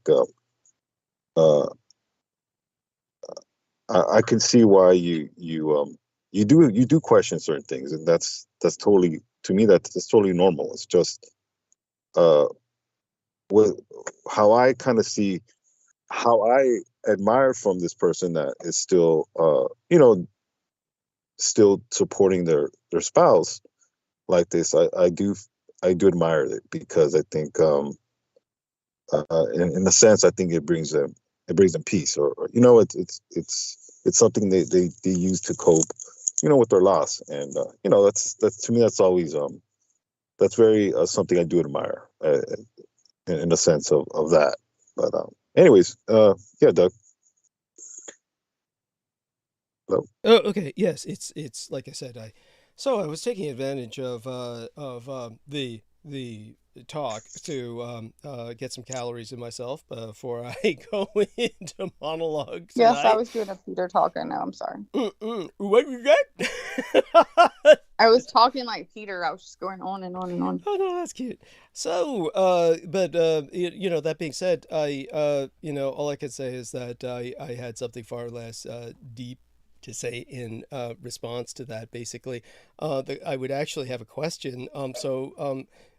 This wonderful woman, this woman of faith, is basically draping herself over the headstone, or or not leaving, like sleeping there on top of the grave at night, or just going home and then coming back? No. She what she does, I believe, is does her prayers for her husband. I guess she does her prayers. Daily. Right. So she shows up on site, right? Just do that. Yeah, she does. I'm not sure she stays there all day, but at least a couple hours, I guess, is what I'm assuming. Yeah. She does go back home, but I guess that's just part of her belief. I guess this is what she believes in. Yeah. And I'm sure she told them she was going to do that. But it's I just find it, I admire that from someone that that Sam's can just basically saying to his wife or anybody else that is ever going to be his wife, it's just like, hey, I die, you better fucking wear black, you better be fucking crying over me for at least a fucking month of prayers. Yeah, exactly. Damn it, Brooke, you took the words out of my mouth. But no, I just found it it's admirable to me. I do appreciate someone who continues to to do that. And maybe it's a coping mechanism. Death is something that changes your life. And I've told Brooke that, in the sense of, when there comes a time where she has to mourn her parents, it's something we all have to go through. At least most of us. Hopefully, our parents go before us, but even then, it's gonna happen. Mm-hmm. But yeah, that's just pretty much it. Well, but the problem is, like, so what happens when somebody, like, I don't know, like your ex-husband dies and you need to have a party every day and fly in people from California to completely, just completely shoot off balloons, rockets, and fucking, I don't know, guns, Quaaludes, anything you fucking need for the next fucking 2 years because you're that fucking happy. Is that a bad thing? Do you think I'm negative? Do you think that's I think a bad it's funny thing? as hell myself, but I don't want people to hear me chewing and choking on my food while laughing myself. And in your case, Brooke, I think you have a reason. You've had to endure a lot of just a lot of letdown from this individual, especially because you have children together, and it's not. I don't find it. It's not good that's happening to you because you're such a sweetheart, and I think anybody can agree that if they talk to you in private, it's not cool. It's not something, you don't want stuff like this to happen. People that that are like you, Thank especially you. And you. that's the thing, And like, you know me personally, and that's the bad thing is I get angry because of what he's done to my children. Is hurting your children is what you can, and my heart wasn't broken by him, honestly, like in that way. But even I find my heart broken, and even when your heart's broken by someone that leaves you or whatever, even if that was the case, you can get angry and then you get sad and all that. But there's not, like, to me, a level of hate, like, at least I don't have it, and I've never had that. There is not a level of hate, except at some moments when I see my children hurt and see it hurt them hurting. But still, me, I still would be, if he died, like, even though I joke about that, I would be sad. Like, ultimately, my inner part of me would be sad if he dies like that and doesn't, like, I think he's sadder than anything because of, like, I don't want to see somebody die like that. Like, you fucking can't even get it right with your own children, man. That sucks. Well, Brooke, I think the difference between yourself and him is you love yourself. I don't think he loves himself, at least to the point of projecting love back to the people that he should love. I'm a father. I love Scorpio baby, and I love my girl, my wife, and is the only way you get to love is if you have to love yourself. And unfortunately, this you're the father of your children, he doesn't have that self-love, and it's unfortunate. But at the same time, unfortunately, money you can make back. It's time and all these wonderful moments with your children is you can't get back. And what I've told you this in the past. You're wealthy. You're wealthy in the sense of love and the people that are special to you, including your children. Which unfortunately is just you see things different than he does, and it's unfortunate. But at the same time, you're blessed and you're wealthy. And unfortunately, anyways, on that note, I kind of have to get back to work. But I'll sign off for tonight, and God bless everybody. I am Please wealthy support. for knowing everybody on here, and especially you, Sammy. Thank you so much. Oh, thank you. Yes, you're at the please top support of her Doug. list. Go on. Oh, thanks. Please support Douglas Dietrich and help him with this make rent. Okay. Thank you. Good night. Good night. We Night, love Sammy. you dearly. Share that love with Maria. And that was Sammy Romero. And yes, by all means, I'll need all of your help to make rent more this month than any other month, simply because of the celebrations that were ongoing. Because he sent me such a big birthday present. And now I'm alone with Brooke. And so what was that birthday present again? How much money did you spend on it again? I didn't spend any money on Brooke's birthday present, I'm afraid, because I had other things to spend it on, like To rent. put up your nose, I know. Honey, it's not like that. I don't buy my own drugs. It's I know he wants everyone to know, and I do want to say this because I kid him. Like, I know, like, the money you contribute really does go to his friend and everything. That his son doesn't apparently trust me, but I would love for his son to love me and give me as many drugs as he's giving him. Yes, that would be delightful. I would take a quarter of them. So, honey, so this is the calendar, and so let's take a look. Basically, the 23rd was Monday. The work week started with Welcome Unto Son-in-Law's Day, and then it was yesterday was the Day of the Rat. this is when we leave food out for the rats so they don't bother us the rest of the year. It's supposed to be rats' wedding night. They basically the day rats marry. And so this is why Chinese share their harvest with the rats, and then everyone goes to sleep early so they don't disturb the rats' wedding. And then the rats won't disturb them during the year either. So then today I got so confused when you said you were the fucking year of the horse, and so then I looked it up because I can only remember eating in a Chinese restaurant with my mom and my grandmother, and literally seeing that they would always have little paper mats that said your year. And that's how you knew what year you were. And for some, I must have associated another person that I knew with the year of the rat. I don't know what years those are. But then in my head forever, I was like, I wish I was year of the dog. I like dogs. Why am I the year of the rat? Well, I was born in the hour of the rat. Don't forget the hours. There's 12 hours. So the hours go by the same animal cycle, just so you know. Okay, so if I was the year of the horse, like we're both year of the horse. Yeah. But then I'm born at 1 a.m. What would that be? That's the ox. You're the hour of the ox. But now would it go by 1 a.m. Eastern time, or does it go by Chinese time? Does it have to be converted? And I said Chinese time, like. It would be. I presume it would simply be localized. Is what I would presume. Okay. But yeah, you're. So I'm a horse and an ox, and you're a horse and a rat. So basically, we like head to head with a horse, but fucking ox fucking got your ass. No, what happened was all the animals were lining up to be blessed by Buddha. I'm just saying the ox will literally suffocate the rat. I'm just saying I would take that. Well, I'll tell you what really happened. All the animals were lining up to be blessed by Buddha, and the first in line was supposed to be the ox because he does so much for man. The labor, the helping with the harvest, and as such a useful... Oh, I am not the year of the fucking ox. or the minute or hour. I'm not the hour of the ox. And because of this, he was first in line to be blessed by Buddha. But the wily rat jumped over all the rest of the animals and leapt between the ox's horns. I totally believe that shit, though. I'm going back to it. Yes, to jump in front of the ox to be blessed by Buddha first. So the Buddha blessed the rat first because the rat cut in line in front of everyone else.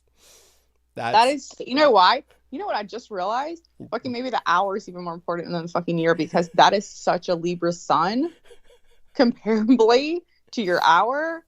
So, and you know what? My fucking sun is Capricorn, which is the hardworking. And I've always said that is what I'm supposed to be. And I am hardworking, but it's hardworking in the way of like where you say, why don't you get rid of the dogs? And I was up to 12 and I'm like killing myself for them. But it's what, you know, but then it's like, why haven't I built a business? Is what they make Capricorn. Like, why haven't I become a billionaire with a business? Because they make Capricorn, it's all about money. And for me, it wasn't, just probably because money wasn't as I wasn't raised that money was the significance of my life, because I was lucky enough not to be rich or a billionaire, or unlucky enough, I guess, in either respect. So it was kind of a mixed blessing, because I was never lucky enough to have where I didn't need to ever worry about money, but also lucky enough to not have to worry about it, where it was like, you know, I would see my parents get the animal on the side of the road and you know, help the child and, you know, donate to this and that. And so it was always more about your hard work was what you could give. And to those, and you know, animals were my thing. So maybe being the ox and knowing all those little animals were behind me that were going to get slaughtered, you know, I was like the big bull that was like trying to save everybody, but that stupid fucking rat wanted to go first. Let him. I was taking the little rat wanted to be sacrificed. He thought he was going to be number fucking one. He thought he was going to be number one. He thought he was jumping in line for a blessing. He was jumping in line for a blessing and a sacrifice. What the fuck he was jumping in line for?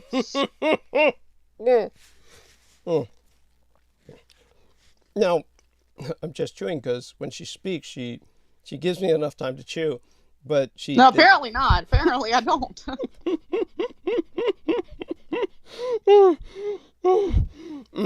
I'm going mute again for a few seconds. Go on with that fantasy. Is that what you sound like when you're having an orgasm? And that would be where you would have a bit like with your mouth tied, you know? You have to tie that fucking mouth. Now, it's only 2:30 a.m. where you're at. Stay with me for just a few more minutes while I finish this. It'll only be a few more minutes. These are 2 hard-boiled eggs, some cheese, and pickles that I'm scarfing down. Oh my God. Are you pregnant? Yeah, a block of cheddar cheese, some hard-boiled eggs, some... And somebody will go get you a tub of ice cream in a minute. Okay. some pickles. Yes, I'm pregnant with Brooks' love child. Yes. Oh, you're nice. He's pregnant with that fucking shit. He will not fucking take anything for. Let's not discuss it, please. I've already thrown up once this week, which you've had to hear. He had to hear me throwing up. Yes, it's been riding inside me since 2021. Yes. Don't do that anymore. You fucking with that. Fuck you. Stop it. You know, I already got an apology for that, and that's fine, but it was a lot to take in. I don't want to discuss it because I don't talk about people, but I told you that privately, you know, that it was a lot, and I don't appreciate you bringing it up, so stop it. So, honey, talk for a few more minutes, and, you know, if you know, it was like Sammy asked that question, and then he had to take off. That's kind of unfair. Yeah, I know. Why don't you ask me a fucking question? I'll talk for a while on it. Give me a question, bitch. Yeah, so what we can bring up is the fact that, oh God, you're going to be boring. Oh my God. So, honey, we can talk about the literacy rates in California and what you. Okay, you've already done that joke. Like you're running into the fucking ground now. Yeah, literacy rates in California. They're fucking number 50 for adults. You can look it up. For adult literature. Either way, South Carolina wasn't last on any of it. And at the end of the fucking day, and poverty. What rating was poverty? What rating was poverty in California? You want me just to Google shit? Is that what we're trying to do? Just take a fucking time where you Google it? Poverty fucking rate. And between North Carolina and South Carolina, which state? How do they balance out in terms of poverty and literacy? How does that? Because it's just great. I know you're just trying to come up with shit so you can fucking chew, man. It's fine. I'll be finished chewing any minute now, so you know. Hey. Oh, thank God. Oh my God! Thank you, Jesus. Like I'm faithful now. Whatever you believe in, Sammy, I'm there. Let me finish this. Hold on. Hard-boiled egg. First off, Doug, you're terrible, brother. They're actually shipping cattle right now to Hawaii, of all places. Tell us they're shipping cattle to Hawaii. Yes, show the pictures.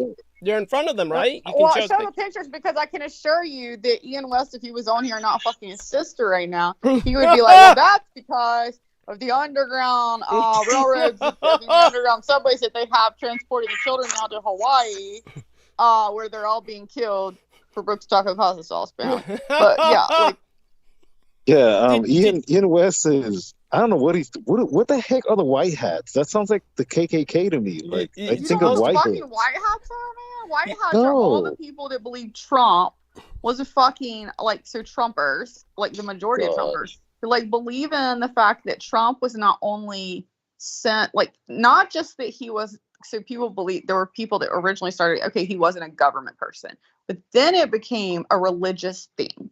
And so they believe that, there's this whole, and I'm not saying that there's not a powerful, so that's where I always give everybody an open mind.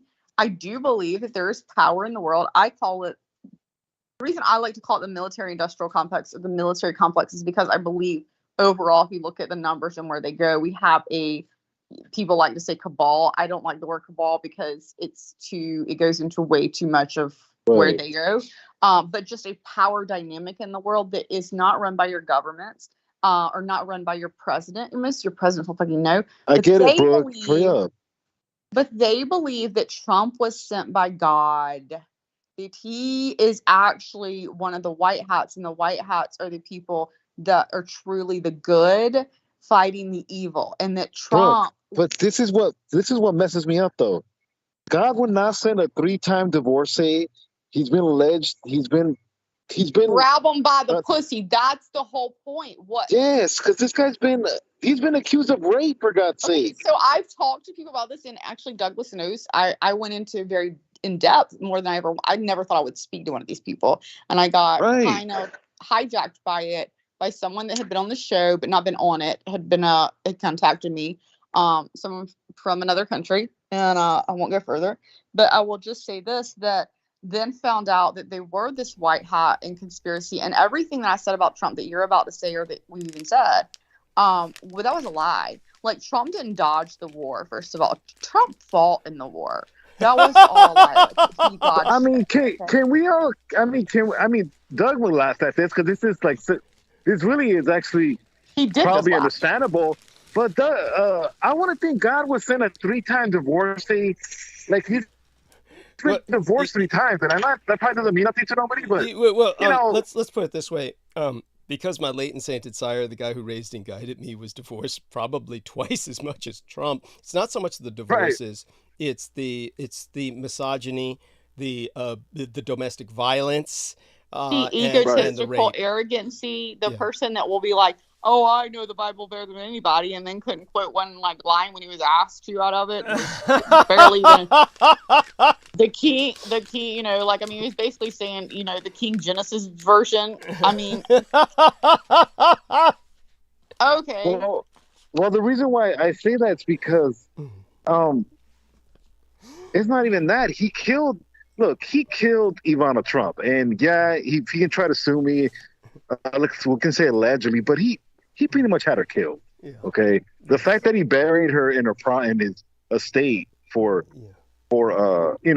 tax purposes, or was it? I guess if you turn your property into a cemetery, you can invade eminent domain. In other words, like it pretty much becomes a cemetery, I guess. Yeah. But if anybody looks up the way Ivana Trump got killed, it's very peculiar on how it's very suspect how she fell down a flight of stairs, but her rib cage is crushed. Yes. Like someone literally almost like either socked her really hard or hit her with something. I don't appreciate this, Sammy. It's like you're actually being one of those people that believes that like maybe JFK was not just shot by what's his name, or that like Marilyn Monroe didn't just kill herself, and that the person that interviewed and had all this information, that woman, which you probably don't even know her name because I don't remember it, didn't also happen to kill herself all in the 3-year period of this.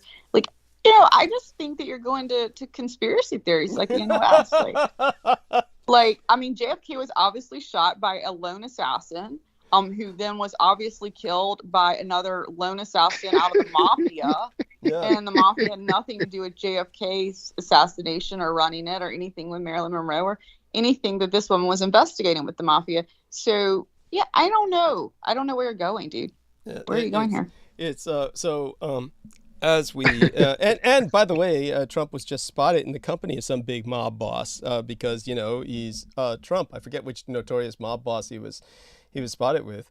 That was probably after he left Kanye and the person he didn't know he was having dinner with, the racist. Right. And just so our dear lady knows, the 27th, this Friday, will be the Day of the Horse. So that is Māori, the Day of the Horse, and that is when the Divine Empress... when my big present will arrive for my birthday. Oh my God. Yes. Oh my God. Yes. And then after that will be the Day of the Human. So it will be the 28th. So wait a minute, was the horse the last one to get sacrificed? No, that's not sacrifice. This is not the row of blessing. What we're talking about is how the zodiac was created was based on the animals that were blessed by Buddha in the order that they were blessed. Okay, so the horse was the last one. No.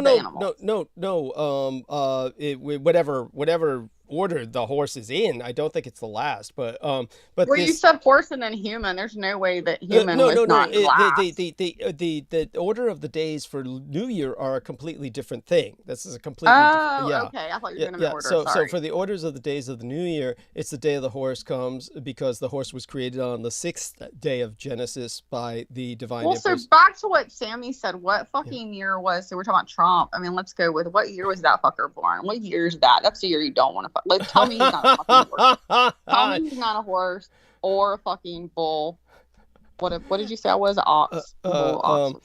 Chinese zodiac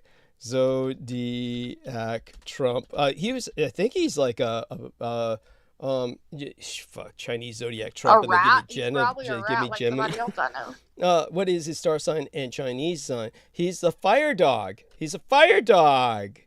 Yeah. So there you go. Born in the And year. who's a fire? I know a fire. I said you and I were the same. And I said, I'm a horse too. You were like, I'm a fire horse. And I was like, I'm a fire. She's like, you're not a fire horse. Like fire. So you're not a fire horse. Which, by the way, you didn't tell me what kind of horse I was. We found out you were an earth horse. Okay, I'm an earth horse. Hey, I don't have any fucking earth or dog. And I might have dogs here, but they're not dogs like grabbing by the pussy dog. So you got fire. You like Trump. I knew there was something similar to y'all. Oh my god. Anyway, back to Sam. What Sammy said is basically that. Yeah, I think that turning I have 26 acres. I can turn into a cemetery. How do I do that, Sammy? Well, bury your husband there. You bury your husband there. I know, but do I legally have to turn it into there first? And like, how do I get away with it? Well, it's like, well, how about like what our friend did, my former sponsor, Ben Estenius. Ben Estenius lives in Arizona, and basically he used to drive by this poor bum who used to beg for money every day. So he would drive by him going to his different work contracts because he was a landscaper. And then one day the bum was burned to death by M13 or some gang doing an initiation ritual. And their initiation ritual was, murder that bum. So somebody set him on fire alive and he burned to death. And that was the initiation for whichever M13. And then so since he was a bum with no You have relation, the worst stories ever. I wish I had never met you. Since this was a bum with no relations, Ben Estenius went to the state and said, "Oh, I'll give him a decent burial in my property." So then the state just signed the body over to him, and then he took the body over to his property and buried it. So he has got this poor dead bum who was murdered by an MS-13 gang member on his property under a cross on his estate, so that he could look. Well, that's a sweet thing that he did. I mean, that's good. So that's a good thing, I guess, unless he's part of the M13 gang. Well, I mean, he just basically covered his fucking tracks. You don't find that kind of odd? Yeah, I do. That's what I'm saying. Was he part of the gang? No, it's just he randomly knew where this guy was every fucking day. They randomly kill him, and he was paid off at least minimally. Well, I think he just has this kind of morbid satisfaction that he's got a dead body on his property. I don't even know which is worse. At least being paid off by the gang, you went with the fucking earthly way. Well, I'm getting some money for it. I mean, if you're just like morbidly like, I'm gonna own the body that they burned, that makes me feel good about myself. I think that's what it comes down to, really. Yeah, that's pretty sick. I'd rather be the person that's like, okay, you're gonna give me fucking $9,000. I'll take it. I mean, one of the two. I'm not saying I would be either one, but if I had to pick one of the two, it's just like I was the fucking ox. I was trying to be the first in line. That little rat wanted to run by me. Let him. Yeah. Eric I'm pretty Cradle. sure you got sacrificed first too. I think you got I mean, you can sit there and say it was a constellation alignment, but I know the way things worked back then. If you were also sacrificed first. Yes. So, by the way, Eric Cradle says, Joey Merlino. So I believe that's who you're talking about. Interviewed Marilyn Monroe and then killed themselves. Is that the case? Perhaps. No, actually, that's not. But that's it. I will look that name up. That's interesting to. Okay. I'll look that name up. But I will look up the name. I'll let you know. In the meantime, if Sammy has something to say, because I know I interrupted him with that. Sammy. So Sammy wasn't here for my response. So my response to what he had asked about my dad and the funeral. It's just.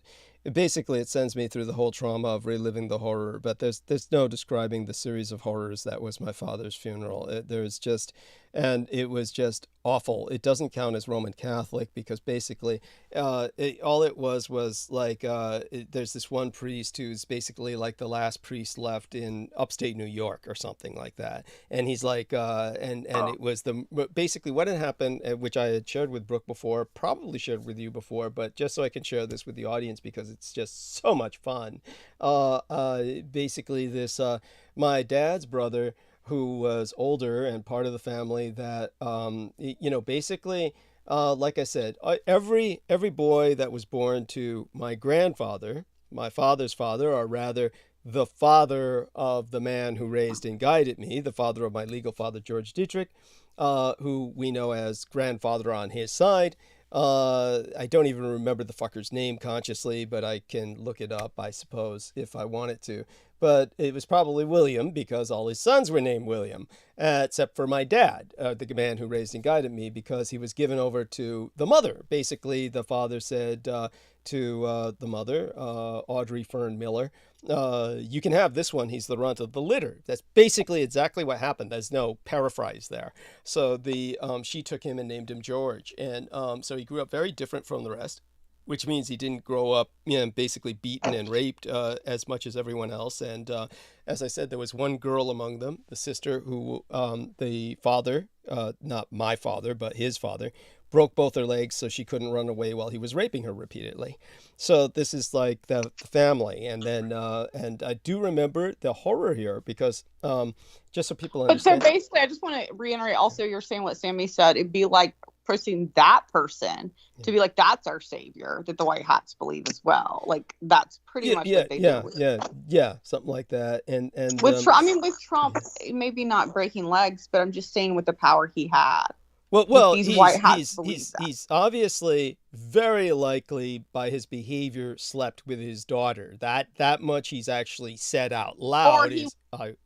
He at least wishes he had if he didn't get an opportunity to do it when she couldn't do it. According to some people who are experts at body reading, and again, this is no guarantee that they're right. According to some experts who are experts at body reading, when they see them together, they become convinced that she did sleep with him because of the way she behaves around him.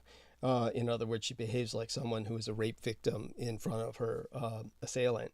That she has a certain posture and her eyes look down, and she becomes very protective of her crotch, like holding the purse. I believe he at least molested her if he didn't, Right. Yeah. Well, we're talking about something. If either one of you or the listeners didn't know this, we're talking about a man who brought Michael Jackson to play with them in Trump Tower while they were growing up. So that speaks volumes in and of itself. But that being said, so what had happened was the reason it's important to go over the horror of my father's life was because basically these are the people who my father ran away from, and they never helped him the rest of his life. They took all the money in the inheritance after I effectively killed the son of a bitch. Rather, when I bit his dick off when he tried to orally rape me, he spent apparently quite some time dying. We were told that he had died immediately. And by the way, just so people understand this was in the days before the internet, and therefore we weren't getting any news. They weren't calling us, and we weren't calling them. So, there was, whether there was an obituary or not was not our problem. Our problem was immediate and survival and everything else. But we were effectively told the guy was dead. I mean, the police were saying, he's dying. You see, your son's a murderer. He's dying now. Are you happy? Your son's a murderer. Your son's a monster. This is the police saying this. Better get him out of here or they'll kill you all. That doesn't even fucking make sense though, okay? Because even police back then, they wouldn't be like a 3-year-old like murdered him. And because why would they would? Don't forget, you're forgetting all the parts I told you about. My mother was Asian. This is after World War II. No one would sell her anything. When she went to town, no one would sell her anything. Asians are horrible people. Just look at China. Like, I don't know. But at any rate, so... okay, I'm just kidding. I didn't mean that. I was just trying to all of that aside, the point is that because of that, I was not viewed as human either, nor was my sister. So that. But you said they also were bought off some of those, like the. Well, basically, the inheritance. Yeah, the family got all the inheritance. That's why they took care of him while he died.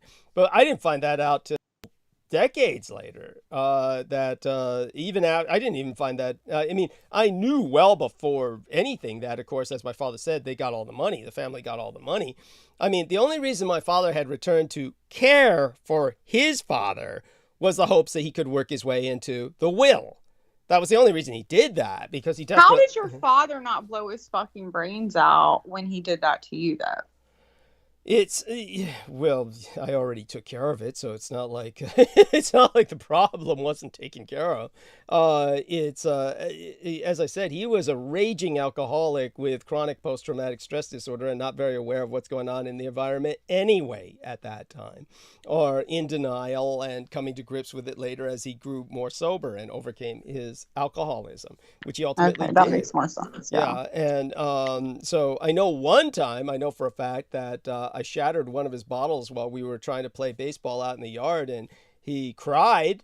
So I remember Oh my that. God, he was a true alcoholic. Yes, yes. But the end result was they got all kinds of money, all of them, and they split it amongst each other, and they did quite well. But they did nothing to help us at all, ever. So when going back to bury him, I had to deal with these assholes.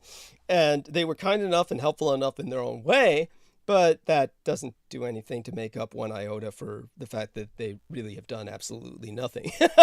So it's they are what they are, and they're in a totally different world, and they're not my people really, because they certainly don't count me as one of theirs, and as such. Well, would you like me to go suck one of their dicks? So I mean, I'm just saying. No, like, I if you've get it. got, like, Just fight it off as I would. So basically, what happened was I'm dealing with these people at the cemetery. It's just one stupid horror after another, But basically, so people know. So my dad's brother. It's like, this is a weird thing to say because he's like the older brother or something. He's the oldest brother, I guess. So it's like the oldest brother among them. He was killed. Basically, what happened was his wife. Was this before your dad died or after? It was before. Before my dad died. Years before my dad died. His wife basically cracked his skull open with a baseball bat and then threw him down the stairs. And then the police came and said, well, the fucker's I guess the fucker was older than my dad by a few years maybe. So they just said, this guy's really old. And he fell down the stairs and his skull's cracked open, and who cares? He's just old. And his wife's alone now and nobody cares. It's like there wasn't any investigation or anything. The coroner might have said, hey, this was probably done by someone else, and, but nobody cared. I mean, nothing's going to be done unless somebody presses charges. So since nobody pressed any charges, the woman started marrying other guys. And by the way, I'm not saying... That's what I was about to say. That's how it usually happens. It's like that doctor that killed somebody years ago. He killed his wife, pushed her down the steps. Yeah. And she said that she fell, and then they didn't believe it, but they were believing it. But then they went back and looked, and his first fucking wife had died. Yeah. Like another, like he had 2 or 3 fucking wives or girlfriends. There you go. Well, think of what Sammy just said about Ivana just, pushed down steps, but her torso, her chest is compressed, which doesn't happen when you fall down the steps. So basically what happened was that the police didn't give a shit. And so she went on a killing spree after that. She just married another husband after another, and they all just kept dying. So she's basically a serial killer, a Black Widow type figure. So she was the one who was given all the money to support the one priest who was keeping the church going in the last church in upstate New York or something like that. So that was the guy who was overseeing the burial of my dad. But then, it's just compounded by the other horrible factor that basically we had people from the VFW, Veterans of Foreign Wars. Oh, God. Drunks and shit. Well, they were okay. It was, first off, just to set it straight. No, not all VFW are, but I've been in VFWs. Well, believe me, I'm not going to defend VFW. You have a lot of alcoholics heavily. Yeah. Look, they don't have reason to be. They are suffering from PTSD. Don't give them excuses. I'm trying to be partial. My dad overcame his alcoholism ultimately, so and I understand he's quite the exception, but the point was that so I don't lose it. The Tommy Berger Funeral Home was the funeral home, and Tommy Berger Funeral Home, or Thomas Berger Funeral Home, like hamburger. They basically were run, one of the managers used to be in the Air Force. So he later on severed to start his own funeral home. So they were all veterans of one sort or another that were involved with the funeral home. And then I guess he severed from hamburger to chopped steak funeral home. Yeah, something like that. He would appreciate that joke, really. But what happened was that by the way, I could look his name up, former Air Force officer. I don't have it, memorized, but so that guy, he was, aside from all the other stories that could crop up, I could save them for another time. But the point was that the Navy was supposed to show up. They had sent us a communique, and this kind of shit happens all the time. And so, basically there's misprints. So they said he's supposed to get a 17-gun salute, which is not the case. He's a 7-gun salute, so there's a misprint. So this happens all the time. So I was telling this to this one stupid nurse who was kind of hot on me and trying to be girlfriend material, and she just started ragging on me like, oh, you're making this up and you're lying. And I'm like, lying about what? And, I said it's a fucking typo. It's like there's supposed to be 7 guys to show up. And, and the point was, I guess she's just so incensed and trying to paint me as a liar because, oh, no one can have 17 guns unless they're like a senator. Was your dad a senator? And I'm like, no, it's a misprint. Which part of that don't you understand? I worked with the government for years. There's misprints all the time. But that's not sinking through with her brain because she's so upset by what I'm relating about the horror of the reality is that none of those fuckers showed up. None of them from the U.S. Navy. The U.S. Navy firing squad for the stupid salute over my dad's grave didn't show up. So the guy who was running the funeral home, managing it, said, good thing it's not D-Day. The Navy didn't show up. Well, it turns out... I swear that my grandfather got a 21-gun salute. Well, there you go with that. Whatever the case. Well, what we did find out was because we had rescheduled the funeral for a week later, that the Navy showed up a week earlier, apparently not getting the message or misreading the message or the communication, hung around and drank themselves blind and left because we had to send men into the grave to pull their whiskey bottles out so that we could lower my dad's coffin in there. I mean, this is the fucking Navy still owes my dad a salute as far as I'm concerned. So this is the shit that we're dealing with. I mean, it's just a lifetime of shit, serving with the Navy, and it's fitting that the end is like that. There's, they're just garbage. Just everything about them is garbage. The whole military machine is garbage. Just don't have anything. Yeah, it's just crap. But then you argue but then I can get into another thing with you as far as that goes, as far as you arguing for war, which I will, but I'm just sorry that happened to you. Number one, but I do have to ask because I was young. My grandfather, I was 15. I just don't remember. Maybe it was 7 guns and they shoot it off 3 times or something like that. It doesn't even fucking matter. I know. I'm just trying to remember how it was that they did it. I mean, the guy's dead. Because it was okay. It's just like what Sammy said. It's like that woman. So when I was only 15 and I was still just believing in everything, which is not only in my religion but also. The flag. They put a flag on top of the coffin, right? Yes, they took the flag. They do it a certain way, and then they bring it over to the spouse. They brought it over to my grandmother and handed it to her. And we still have that flag, obviously. Of course. But they wrap it up a certain way, and then one of them presents it to the spouse if she's alive, which she was.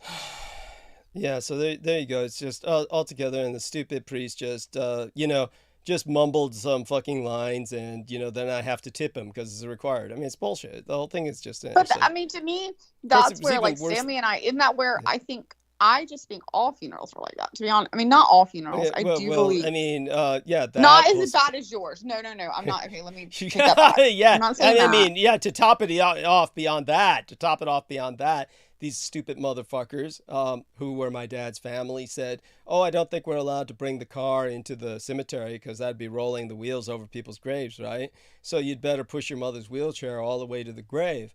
So this cemetery is like, it's like, you ever see those drawings of 1-point perspective? You know what 1-point perspective is in illustration terms? It's where, the 2 lines meet in the distance so that it looks like... there's a dimension and depth to the road you're looking at in the illustration. It's like, there you go. It's 1-point perspective distance. We're talking about an enormous swath of land that's dedicated to this Walcott cemetery. And but I would say this: if there were graves there, you couldn't drive over them. you haven't let me finish the story. So I'm pushing my mother's wheelchair through the winter mud. So by the time I get to what's supposed to be my dad's grave, I'm up to my knees in mud. And I'm pushing my mother's wheelchair through that. So she's up to, the middle of the wheelchair's wheels are in mud, winter mud. So it's frigid mud. And that's when they drive the car right up to my dad's grave. And said, it turns out we're allowed to bring the car up here. Okay. Well, that sucks. Yeah, because I mean, we were always taught, like even when we would go visit the graves, don't walk. Like we had to walk a certain way. So you get what I'm saying, right? Just how. Yeah, but if they drove it up right by you after you did all that, that's fucked as shit. Yeah. So there you go. There's just white trash pieces of shit. Just that are, there is nothing positive to say about these people. I'm sorry, that sucks. Yeah. I'm sorry. Thank you. And then, hey, Sammy. So there you go. So see, Sammy, what you made me relive. That I hope you're satisfied. By the way, we got something from Ian West. Ian West says, "Wob tree." I mean, I'll have to just show you this on. Well, he's fucking don't text us when you're fucking your sister, man. Please. Yeah, there we are. This is what Ian West sent while he's fucking his sister. Wob tree hole or okay. If anyone can make any, and he says, "Here we are, Sam. Look at this. Tell Sammy Marina Del Rey." He was wanting you, Sammy, so bad earlier. It was like he would have literally given up fucking his sister had you come on. I don't know if you heard that part. He was like, "Where is Sammy? Where is Sammy?" I mean, did y'all get that? Oh shit! It was like you and George. Like he was like, "Where's Sammy? Is Sammy here? I was coming over." Sammy. Yeah, his voice went up by several octaves. Yes, the way mine does with George, apparently. Yes, that's right. Sammy, so you have an admirer. Yes. I don't know what you did. What is he wanting to tell Sammy? I don't even know what he was wanting to tell Sammy. That the earthquake was the white hats, taking care of the evil. Oh, yes, the Middle Earth, by the way. The Middle Earth, Sammy. He needed to make you feel better. Do you feel better now, Sammy? Sammy's on pause. Sammy paused just. Oh, I know what Sammy does. Pause means he had to take another call. Maria probably called him. Oh, she called him because she's angry about all the time he spends with you, honey. That's right. It's okay. Well, so we have 3 love children together. She's only got 1, so I mean she can deal with it. Oh, and the one's sitting here in South Carolina raising these babies. Oh my God. So about to be fucking taco casa. So there you go. And so Sammy made me relive all that horror. Let's take a look in the chat room, see if anybody responds to. You mean anyone's still here at all? With there's that bee chick. There's that bee chick. Yes, she's missing 4 essential letters. ITCH. Oh yeah, that's hilarious. What does Ian say? Oh, that was a good winner. Your Clemson wit is showing. Yeah, Frisco wit. It's the Frisco wit. Yes. That California 50th percentile is showing. Yeah, bottom of the line literacy. Bottom of the line literacy in California. Yes, for adults. Yes, can't find any adults that can read. Yes, that's red California. Oh God. All right. Oh my God, that did not deserve what it just fucking cost me. I swear to God. What did it cost you? Like, people lose fucking, like you just sat there and you went through a whole fucking life story, and I'm sure it was fucking sad, but I just fucking laughed, went to grab my fucking bottle of water, and I had some taco casa sauce sitting here left to fucking drink after I finished my taco from earlier, because I do drink it, because I ordered a large cup, and I just spilt it into the floor, and I hoped before I saw it, I was like, please tell me the cup landed right side up. Like I got that fucking lucky. Sorry. It's upside down. Oh, you just cost how many more babies their lives? I'm sorry. I'm so sorry. Oh my God, I hate to have that happen. Yes, I know what you're going through. I'm gonna mail you. That's what I care about you. You don't send me a birthday gift, but in October of this year, it's October, right? Yes. I will send you. I'm going to fucking use that. What do you call it? The stuff to send fresh shit, like the packed ice. Yeah. Just send you some taco casa sauce so you can fucking know, man. Okay, I'll share your. It's like drugs. It's a shared experience. Cool. It is. I mean, here's what you'll be doing. I know what you'll be doing. You'll be fucking be like, okay, I'm gonna need some extra money because on these blood boys, I'm gonna need to put some of this taco casa sauce on their fucking neck.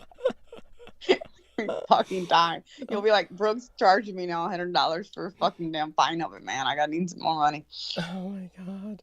So, well, honey. And it's your color too. It's blood red. Oh my god. So there we have that. And let me see if I can pull my head out of my ass, just kind of breathe, pull myself together, and then go on a Have 5 monologue. hours by yourself or till somebody comes on. Well, basically, I'll monologue. I think I can handle it, but definitely, it wouldn't have been possible without you and everyone else, of course, who brought me to this point. I mean, all of you are wonderful people and just indescribable. And Describe me. Describe me. you're indescribable, honey. You're definitely indescribable. And so tell me a bit, how would you describe yourself? That would be much more boring. I mean, because I'd either have to go one way or the other, which would be like perfection, That's the cute. opposite That's of you, cute. right? Or, Well, I remember when we. I don't have another answer. Just be, perfection and opposite of beef. No, come on, everybody. It's like, I know I'm a bitch. I know I can be a bitch and loud and talk too much and whatever. So I know my fault. Oh, I'm so And sorry. obviously bore people to fucking death. They get to chew while I'm fucking talking. Yeah, apparently can't chew fast enough. Oh my god. Take Quaaludes without me. I'm sorry. I'm still jealous of that dear lady, a friend of ours, who got Oh him for no, 3. you can't be jealous of her if she had some bad experience. I'm just saying you took them for fun. Yes, yes. Well, I mean, I'm jealous that her parents didn't give them to fucking Ian West. uh,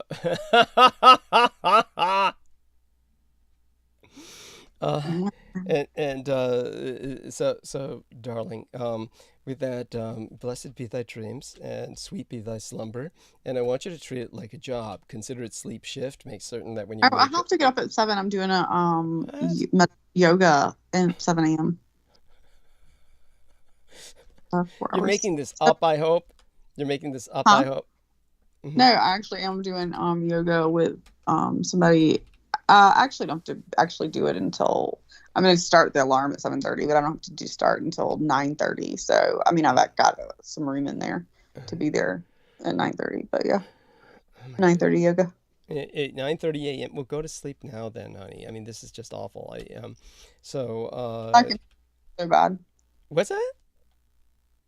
I can tell you feel so bad. I do. I really do. I mean, honestly, just don't do it. I mean, I would.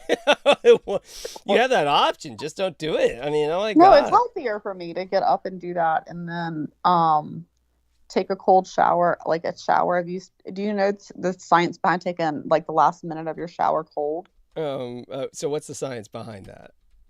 So, and it's actually Harvard study. I truly didn't believe it until, and I've experienced it now. Like, I hate cold water and hate being cold. Yeah. But if you take the last like minute of your shower, it's kind of like people that'll get in a hot tub and then jump in a cold pool. But take the last minute, up to 3 or 4 minutes, but turn it as cold as you can. You don't, if you're like me, like I didn't turn it ice cold, but really cold. And I only did a minute or so. But what it does is it increases your natural endorphins, and it actually lasts for like, it's, they've done the studies with the, what do you call that? What is your natural endorphins? What am I trying to talk about? You have 2, not melatonin. Well, let's see. What does cocaine increase? I forgot. It's like, I mean, these are endorphins that, I mean, that's good enough. I mean, Well, anyway, so yeah, the cold shower. So basically, it increases that natural chemical that that basically ups your well, you feel good. Your serotonin, I believe, is what I'm looking for. I believe it's serotonin. So you have serotonin and the other one. I just hate when I can't think of the name, but regardless, it does do that. And so it literally just makes you feel better. Like, and I did it and I was like amazed at what it does. Because it's just like, it's a trigger for those chemicals naturally decreasing stress, increasing your energy level.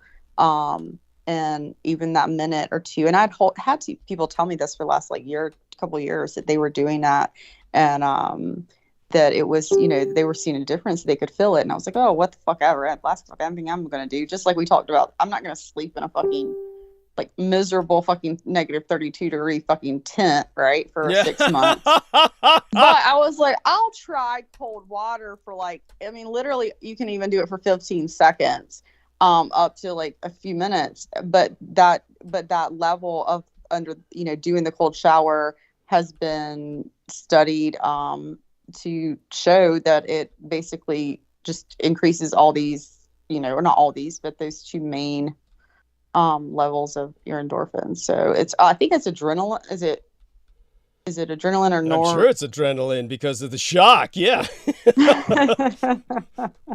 It'd be fucking adrenaline, all right. Yeah, I believe it has to do with serotonin as well. So there's several studies. If anyone hasn't done that, or anybody, I just think our whole world after 2020 and just with the energy changes, we all need that little bit of extra advice that we can get, or anything that works and just helps us feel better and gets through the days that we're having. And without, if we don't have Douglas's drugs to do, then and it's dopamine. That was what I was looking for. I was actually trying to look for it. Dopamine. Yeah. One study found a 530% increase in norepinephrine and a 250% increase in dopamine in subjects that were immersed in chilly water for just a few minutes. It reduces anxiety, boosts your energy and immunity, improves mood, and fosters longevity. And it does that for several hours after, because obviously the chemical increase that lasts for several hours after the shower. So it's basically, like a natural, little high, not a high that you would be like, I took a line of Coke and immediately I'm like, oh my God, but talking my ass off. But yeah, completely does that. So, I would just, anybody that hasn't tried it, I tried it and I hate cold, but so you like the results. I like the results. So yeah, I said I would do the yoga and then come back and do my cold water and see if I got anything more accomplished tomorrow.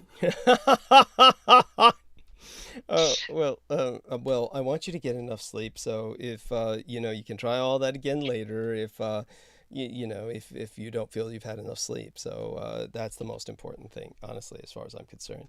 Honestly, I don't know why people keep pushing themselves so much. And this is the older you get, you do realize though, the older you get, you need less sleep.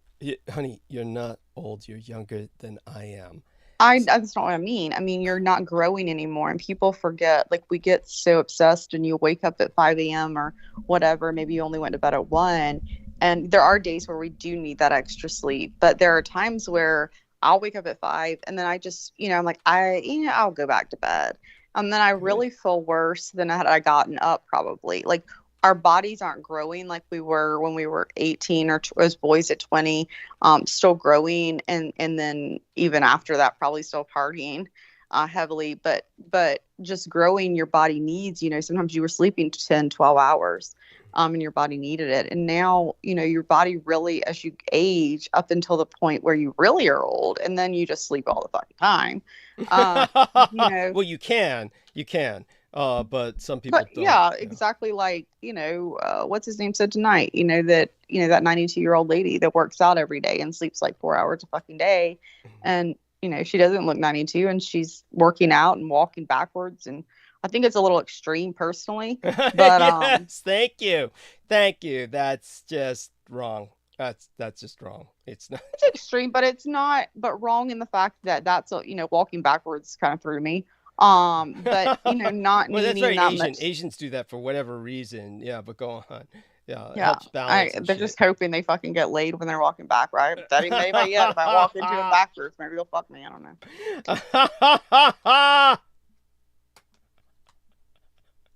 Don't look in my face. Just I'll bend over, okay? Oh my god. You've got it down. It's one of these things that oh my god, I didn't tell you my story of the week. Tell us. I did. You asked me my story and I was too upset. had a story, and then she went on to her little thing of her book club and how she's going to talk to people this weekend or whatever. So I just didn't talk. But I'm talking about Amy or whatever, which was very interesting, like the we stuff. But my story was this. I was, quit drinking and was going to get a pizza, right? Because it was 10:30. It was Saturday night or Friday night. I can't remember. It was whichever one. I messaged you like 4 in the fucking morning. You never asked why the fuck I was up. And you're like, you were up, I'm sure, because you're partying for New Year's, and you just replied naturally, not thinking it was 4 a.m. my time. Well, here's why I was up at 4 a.m. I was up at 4 a.m. because I drove out to get the pizza. Because, I haven't eaten, and I usually eat, and I waited. And I was like, I'm hungry, and I need to put this exercise machine together for me and my daughter. And I was like, you know what? Like, I really have some energy. It's like 10 o'clock. I'm going to, but I'm hungry. I'm going to go get the pizza. But you can't call it in at this place because they're open to 2. It's called Bricks. It's a bar and pizza place, but it's a pizza place, but they also have a bar. So they'll stay open until 2. And so but you can't call in because it's so packed. They won't accept orders after 9 at night for to go. You have to go in. So I'll walk in, and the girl that I had gone in before is seen, and she was like, what do you want? And I told her the pizza, and she's like, you want a drink? And I was like, no, I'm good. And then I was sitting there, and there was a party to my left that was partying. Like, they were obviously all together. It was like a 50-year-old lady, 55, and her husband, I guess. I found out, I could tell later. But then a guy, about 5 or 6 guys, they were just really partying that was with them that were maybe, I can't tell, anywhere from late 20s, early 30s. Regardless, they're to my left, and then to the right, I was having to sit right in the middle. There's only one seat, and there was the right at the bar was just people, random, and waiting on the pizza. And I had taken my vape in, and I'm just kind of bored waiting. And I had my ear pod in, listening to something on my YouTube, and I probably you who the fuck knows, and I vaped, right? And if you're a vapor, anyway, the vapes knows, if you smoke a cigarette, you can't if you inhale a cigarette. First of all, if you smoke a cigarette, light it up, they're gonna smell it. But secondly, you can't inhale a cigarette and not blow out smoke. But with a vape, number one, nobody's gonna smell when you inhale it because it goes right in your mouth. You're not lighting anything up. And secondly, when I inhale it, you can hold it in. It's called a long inhale. When you exhale, if you hold it in long enough, it's just vapor. It's just water vapor, right? So it goes in your mouth. So there's not an exhale, is my point. I wasn't thinking. I just vaped, and I was looking, and I exhaled, and my vape hits really hard and strong. So one inhale, it looks like I blew out 3 fucking cigarette. Smoke blows the fuck out. No, it's not smoke. It's vape, and it smells which is mine, strawberry, kiwi, watermelon. So it doesn't smell like smoke, which was fine. The point to the story now that I get to that you will is suddenly I heard this guy behind me go, oh. And I had stood up one time, by the way, in this, and one of those 30, 27, 20, 30-year-olds, late 20 or 30, he had taken my seat. And I said, oh, that's my seat. And he was like, oh, do you want it back? And I was like, oh, no. I was like, I don't have to have it back. We can share it. I said, and he's like, oh, okay. And I said, I would just have to turn around and face your ass. I want to face you that way. And then he goes, because I was just, condemned, was like, as I do. And he goes, oh, really? And I go, yeah, I will. I said, but I assume you like to get pegged because that's what's going to fucking happen. And he stood the fuck off. He's like, oh, never had someone say that to me. And I was like, thank you for my seat. So that was it. And he tried to talk to me for a second, and I just kind of, blew him off a little bit. And then I heard the guy behind this guy must have been behind him talking. I heard him go, oh. And I turned the fuck around because I just vaped and realized I'd blown it out. I thought he was saying, oh, to me. Well, when I turned the fuck around, he's fucking vaping. And he's inhaling. And then he turns, and when he finishes, he goes, well, I saw you do that. He's like, that gave me I wasn't gonna do it. I appreciate it. Gave me the heads if I could or whatever. And I was like, oh, okay. I was like, I didn't mean to, man. I didn't mean to. And he was like, what are you vaping? Anyway, he was like, what flavor is it? And I was like, it's strawberry, I think strawberry, kiwi, melon or something. I don't know, dude. And I'm like, wow, what is yours? And he's like, cantaloupe.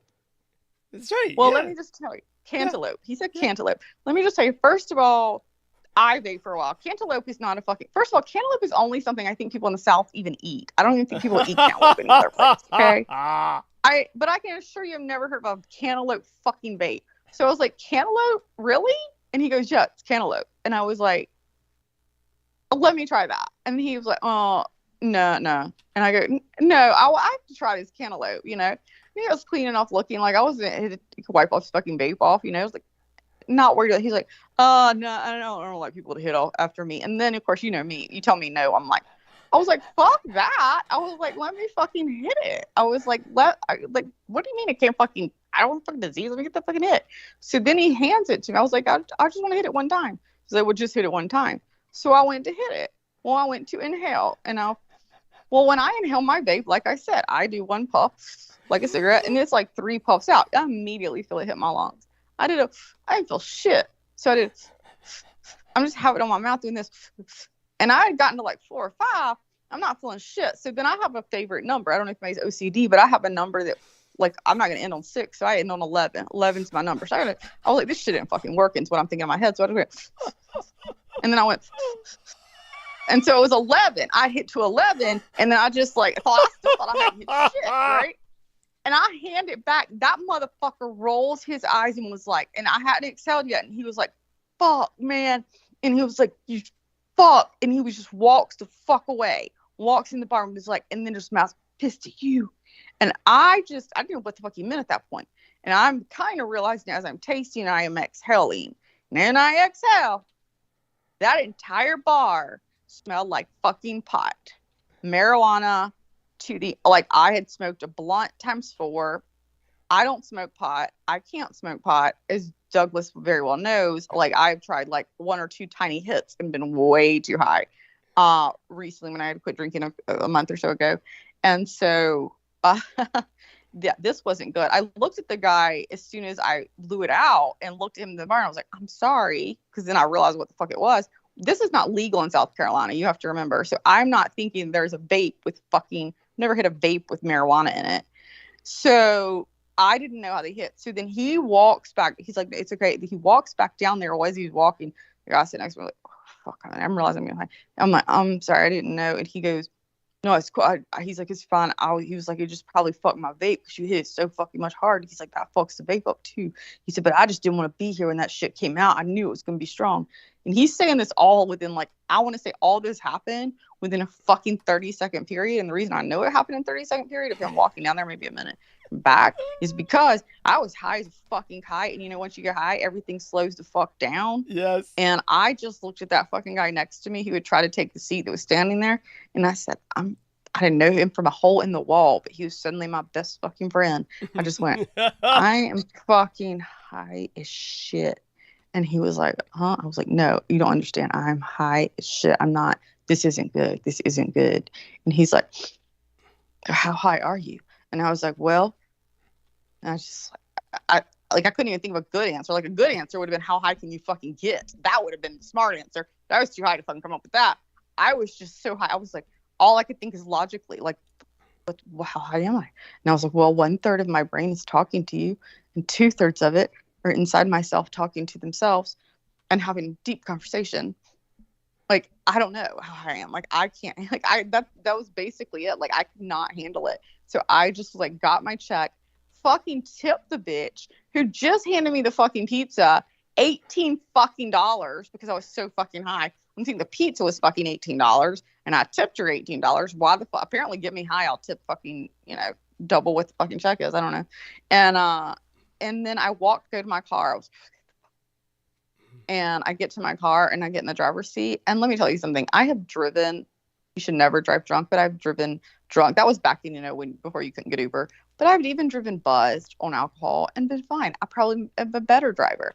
My reaction time may not be, but I know I do my speed. I probably am more careful, like all of that. This wasn't going to happen. Like, I was literally like, I'm either going to get pulled over. I sat there for 45 minutes. Like, you gotta get together, bro. Come on, you don't want to leave your car. You gotta go. And I was like, meh. And the whole time I'm like, oh, wait a minute, is somebody following me out? Because I'm also paranoid as fuck because I'm high as fuck. I've never been this fucking high. And when does somebody fucking follow me out? I don't fucking know. And I'm like, I can't drive. I literally called the Uber, and not only did I fucking call the Uber, I was so paranoid that I jumped to the passenger seat of the car because I was so convinced somebody would follow me out because I had told that guy I was so fucked up. I was like, he probably told him she's so fucked up. We need to call the cops or we need to have somebody follow her out. And then I'm like, I jumped in the passenger seat in case Scott pulled up, called the fucking Uber, left my fucking car there, Ubered fucking home, and then sat here for like, I don't know, 2 or 3 hours fucking thinking I was just never going to get sober like at all and messaged you something. I don't even know what the fuck I messaged. But yeah, that was my story. So is my daughter, and I thought I would not tell my kids. I didn't want to tell. First of all, the Uber driver I had on the way home was like this guy who literally was like a preacher. I swear to God.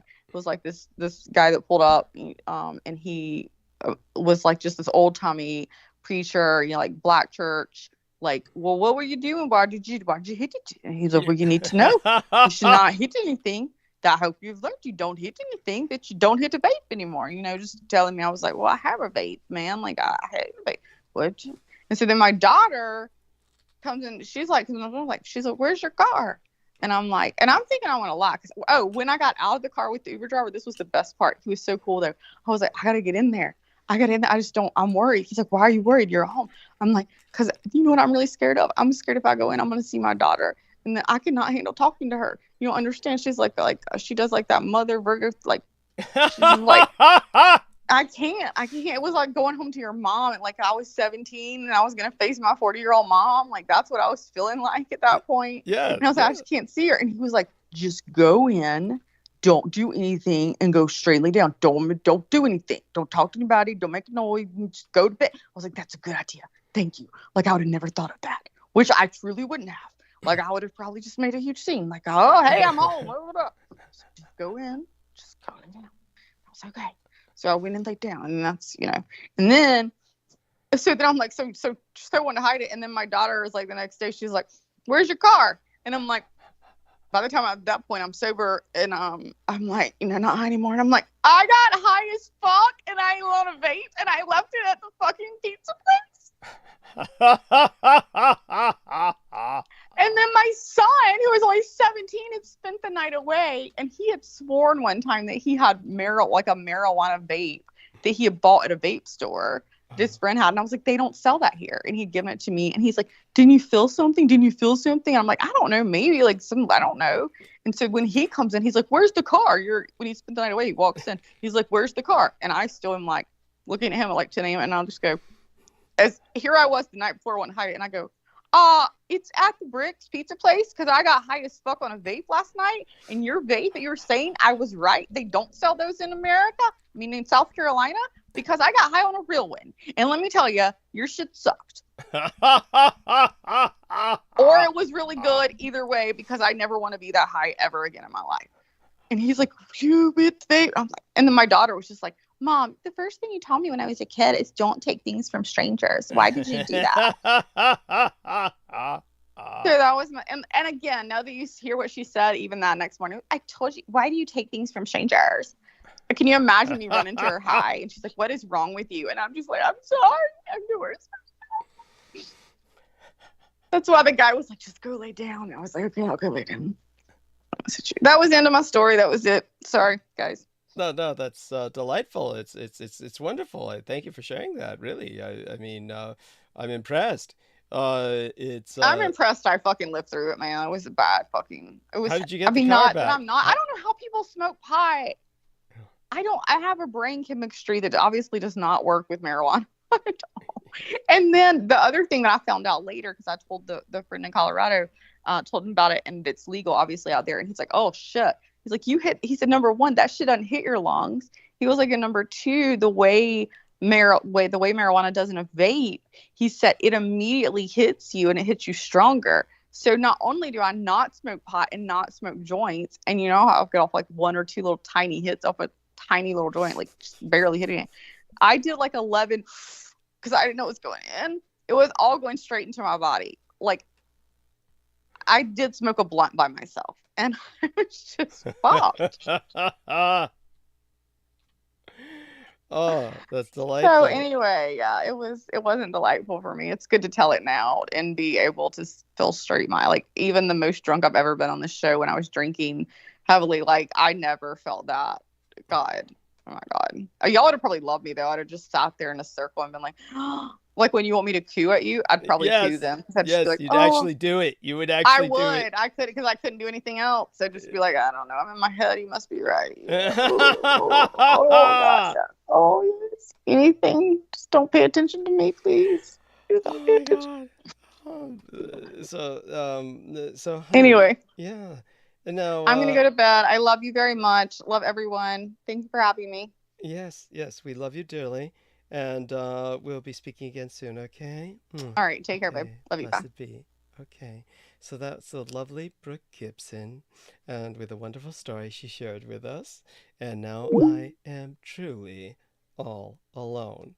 So it's just Douglas Dietrich and the rest of you. We're going to enter a monologue time, and I'll do my best until I run out of steam, and then try to pull my head out of my ass again. At which point, who knows? Maybe George will drop in, say he's available, and that is we'll see if that works. As it is, I want you to all to understand that I appreciate all of you who have been here to this point. You're definitely what makes all this worthwhile. Of course, I need your help. I'm going to have to pay $800 for rent. I'm going to have to raise $800 immediately. And basically, all of you, I'm counting on all of you to help me do that. We're going to need to do that, because otherwise I won't be able to transmit to you at all, because I won't have a home from which to do it. All right then. So I'm going to try and pull myself together. This is going to be difficult, and we'll do our best. I'll just start by mentioning what comes to mind, of course, about the Asian Lunar New Year. And I notice in the chat room nothing else really going on right now. Good numbers, though. Our numbers are holding. So here we go. Going to dive right into it. Once again, understand that all of you are going to have to pitch in. And in communized China, on the mainland itself, Asian Lunar New Year celebrations offer new opportunities for Red China's internet censor to monitor and ban unwanted content. The first New Year celebration to take place since the lifting of zero COVID restrictions is expected to see millions traveling to see family, but brings with it the possibility of a spike in COVID cases and deaths. The Cyberspace Administration of China, the empire's top internet regulator, wants to make sure that the narrative is tightly controlled through its recently inaugurated month-long Spring Festival Internet Environment Rectification campaign. Among other things, censors have been ordered to erase gloomy emotions as part of their mission to increase the rectification of pandemic-related online rumors. Of course, CHICOM, or Chinese Communist authorities, have carte blanche to deem anything inconvenient or unfavorable to the totalitarian surveillance state regime as a rumor. Unfortunately, tragedies will unfold nationwide as COVID rampages through entire communities. Whether those stories will ever be publicly told and even remembered is another matter. Now, this side of the Pacific, American tragedy, or rather travesty, mars Asian Lunar New Year, an alarmingly bloody start for 2023 in a country with more guns than people, and one emerging from 3 years of isolation, stress, and infighting amid the pandemic. Americans are beginning 2023 with a steady barrage of mass slaughter. So I just have to emphasize the fact that one of the things we've got going in this regard is 3 mass shootings in California that have left us reeling.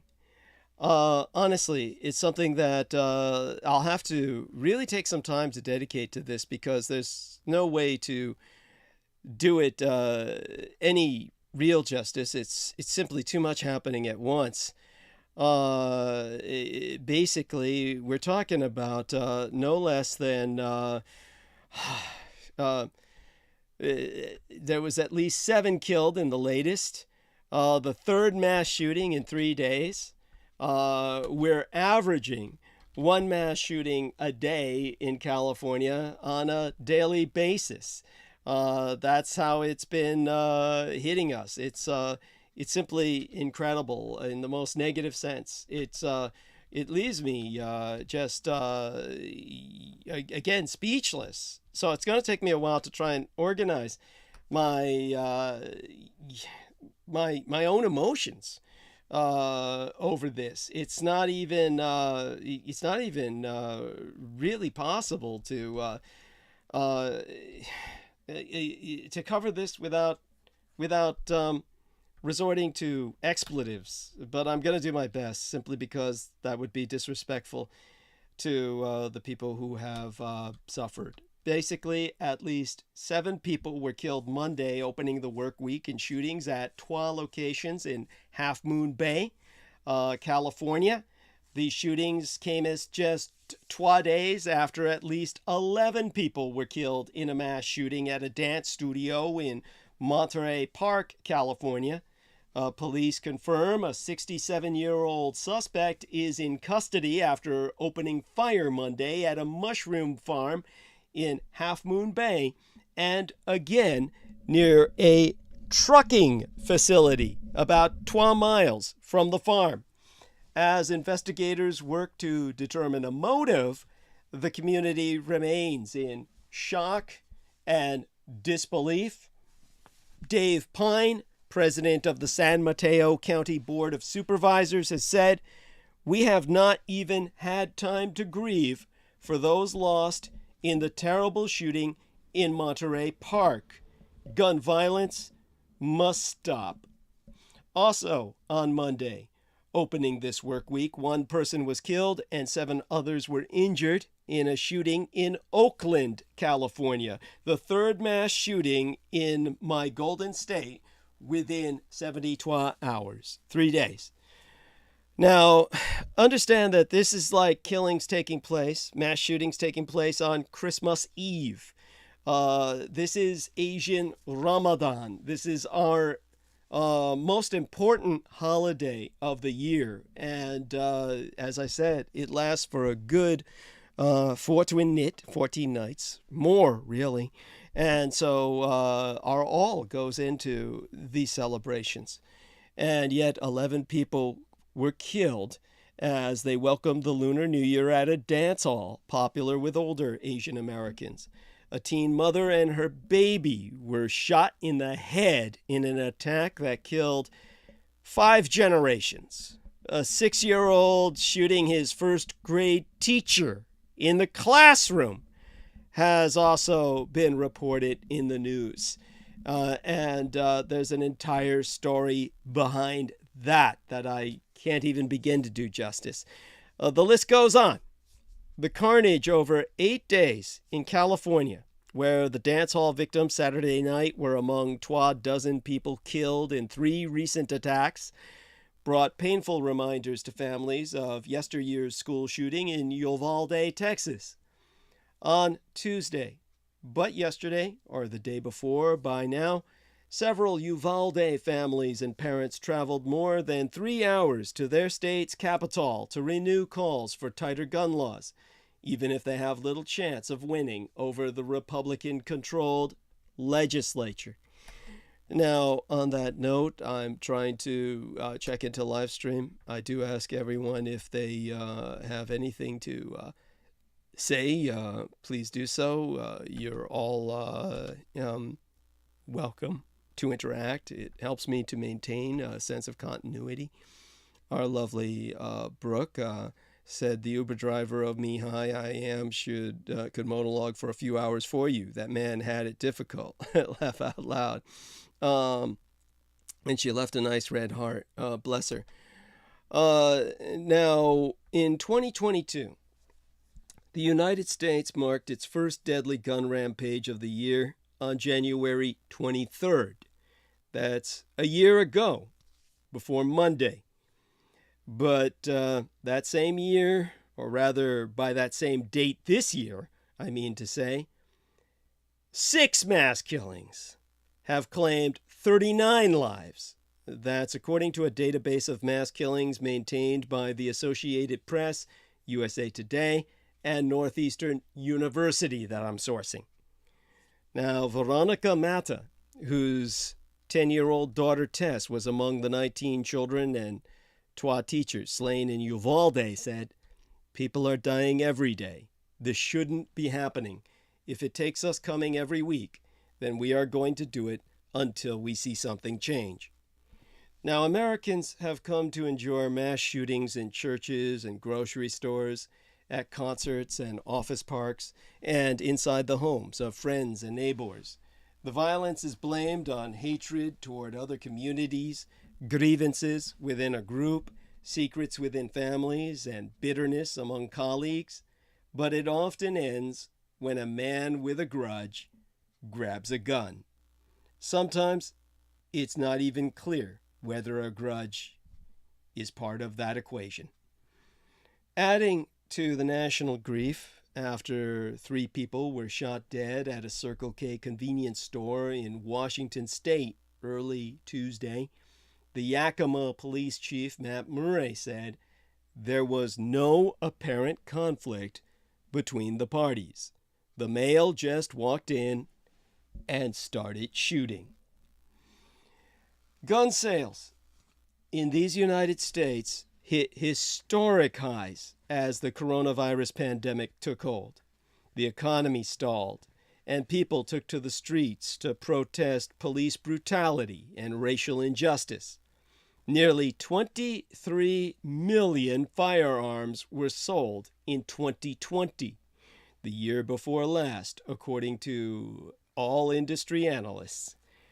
The surge largely continued the following year, with sales spiking 75% the same month that a mob attacked our United States Capitol, before dipping to about 16 million this year. Experts believe there are 393 million guns in private hands across these United States, which in 2022 was a country of but 333 million people. So there are far more guns than there are people to shoot them. Some Americans say they don't feel safe anywhere. A third avoid certain places as a result. That's according to the American Psychological Association, on whose website I'm looking this up right now, whose most recent study proves that the majority of Americans feel stressed. Yet there seems little appetite to address some of the potential solutions, such as teaching conflict resolution skills in schools, or re-examining our societal views of masculinity. Referring to efforts to impose state and local bans on school curricula, April Alexander, an associate professoress of public health at the University of North Carolina at Charlotte, has gone on record mulling over the following, which I quote here verbatim. "We've been through so much in these past few years, and to continue to see case after case of mass violence in the media is just overwhelming. When does this stop? Socio-emotional learning is just teaching kids how to identify their feelings, how to express themselves, how to navigate conflict. And why is there a ban on that, especially during this particular moment? These kids are going to turn into adults. If they don't know how to handle conflict, we're going to see unfortunate events like this happen." Well, the bloodshed began January 4th when a Utah man investigated but never charged over a 2020 child abuse complaint shot and killed his wife, her mother, and their 5 children before killing himself. The database evinces 2,793 people have lost their lives in mass killings, those that involve 4 or more victims, excluding their killer, since 2006. The recent wave of violence follows a spike in 2022 when the United States of America recorded 42 mass killings, the second highest tally in that same time span. Even gun violence that takes fewer lives, or none at all, can shock the conscience. That was the case in Virginia this month, when the 6-year-old shot and critically injured his teacher in front of his classmates. Newport News Mayor Philip Jones said he could barely wrap his head around it.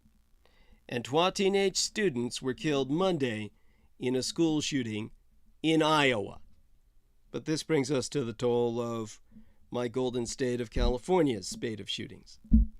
In the span of 8 days, a family home in the San Joaquin Valley, a popular dance hall in Monterey Park, mushroom farms near Half Moon Bay, and a gas station in Oakland, in my own greater San Francisco Bay Area Metroplex region, all became scenes of horrific gun violence. 250 people were killed and more than a dozen others wounded in 4 shootings across California, 3 of them mass shootings that have left communities shocked, mourning the victims, and looking for answers.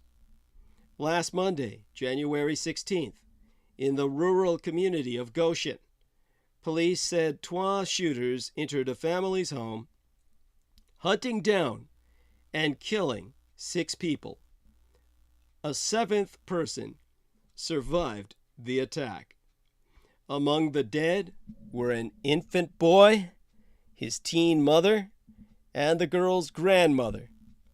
Authorities believe the executions were gang-related and have not yet made any arrests.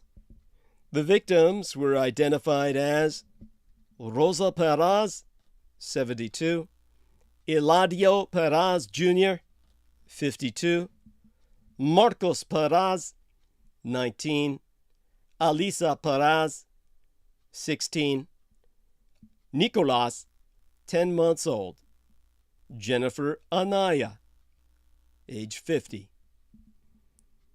Then we had 2 mass shootings within 48 hours. In Monterey Park, family, friends, and community members are mourning the deaths of 11 people at a well-known dance studio in the majority Asian Los Angeles suburb. The violence compounds fear and anxiety many in our community are experiencing as crimes targeting Asians grow in California. In the Saturday night shooting in Monterey Park, 11 people died and 9 others were critically injured when a 72-year-old man opened fire at the Star Ballroom Dance Studio just hours after tens of thousands of revelers filled the streets nearby for Asian Lunar New Year festivities. The gunman took his own life as police approached his van the next day. Shortly after, a community Lunar New Year celebration ended. Saturday night, this 72-year-old gunman went to the Star Ballroom Dance Studio and opened fire. 20 people were shot, and 11 of them died. Now, this mass shooting is reiterated in detail because it's one of California's worst in recent memory. The violence came as an iconic city in the history of Asian immigration to these United States celebrated Lunar New Year. Police insist the shooter's motive remains unclear, but the killings have sent shockwaves of anxiety through a community already contending rising violence and incidents of bias. According to a state report, hate crimes against Asian Americans jumped 177.5% from 2020 to 2021. We are beginning to learn more about the victims from family and friends. Their names are Mai Nan, 65, Lillian Lee, 63, Zui Juan Yu, 57, Hong Jian, 62, Mo Yung, 67, Valentino Alvaro, 68, Yu Lung Gao, 72, Chia Yao, 76, Wen Tao Yu, 64, Ming Wei Ma, 72, and Diana Tom, aged 70. Many family members said they loved to dance. Some had immigrated to these United States years ago and settled in the San Gabriel Valley, a haven for many new Asian Americans. As we waited for details to emerge, there was the familiar apprehension and dread experienced by so many Asian Americans since attacks against us began to soar during the pandemic. On Sunday morning, I was up early, stealing some time before the rest of my estate family awoke, to work on a book I'm reading about Chinese immigration to America during the 19th century. For the weekend, my aim had been to finish a chapter about a harrowing episode in February of 1885, when the white citizens of Eureka, California, rounded up more than 300 Chinese residents in the town and surrounding region and herded them onto a pair of steamships bound for the Golden Gated San Francisco. Not yet Golden Gated. Well, always Golden Gated, but not yet bridged. It was an opening act in a tragic saga in Asian American history known as the Driving Out, in which more than 100 communities across the American West expelled the Chinese immigrants in their midst. While brushing my teeth, I looked at my cell phone and saw a news alert about a mass shooting in Monterey Park, California, a suburb of Los Angeles. It felt like an electric circuit had snapped closed inside me, with its corresponding current of fear. Monterey Park's population is heavily Asian, Taiwanese and Chinese in particular. Saturday night had been the eve of the Lunar New Year.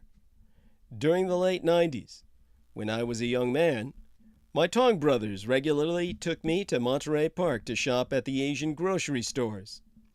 I opened the newspaper's app and there it was. A gunman had killed 9 people on Saturday night. The death toll would soon be updated to 10, then 11 as another succumbed to their critical injuries in hospitalization. The shooting had taken place in the vicinity of a local Lunar New Year festival that had ended earlier in the evening. Soon after, myself, my son and the Blood Boys, even Sugar Daddy joining for a bit of time, my son's husband, we all watched a news conference held in the pre-dawn darkness of Monterey Park with Captain Andrew Mayer from the Los Angeles County Sheriff's Department. The suspect was still at large. Mayer described, in the clipped cadence of law enforcement, the facts that were known. When Mayer took questions, the first one was obvious.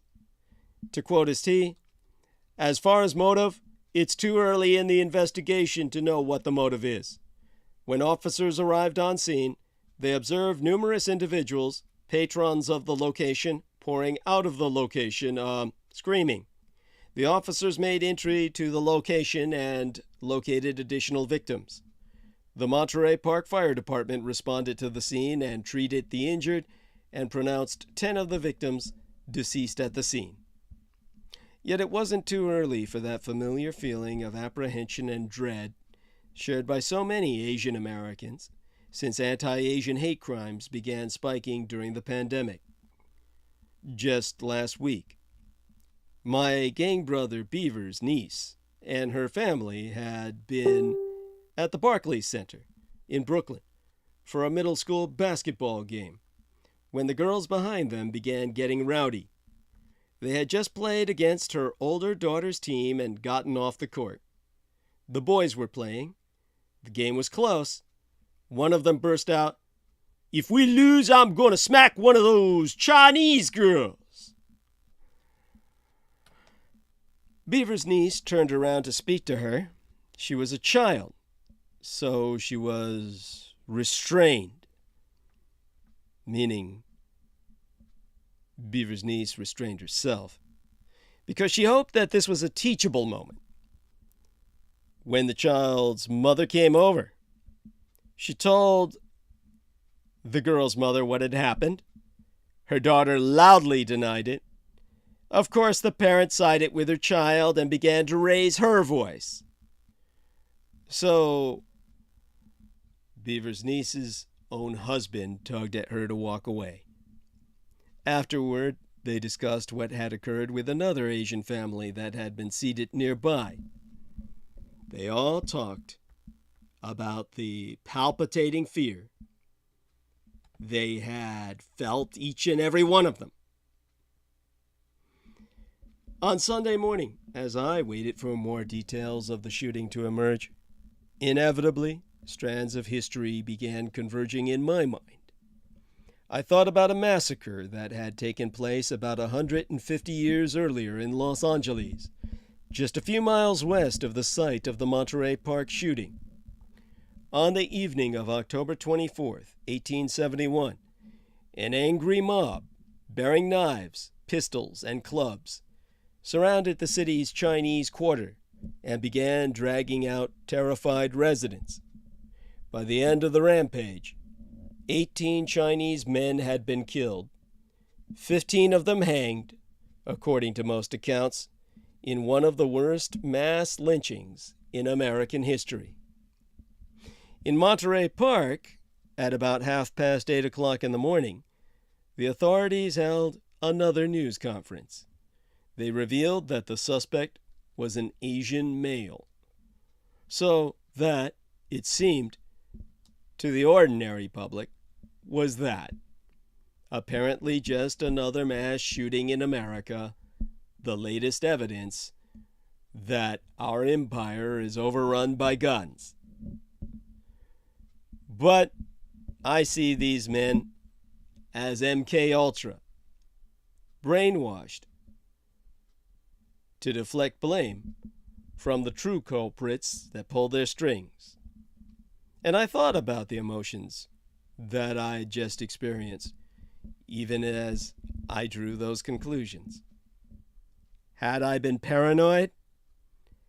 Too quick to believe that a racial motivation might be the cause before I concluded one based on conspiracy?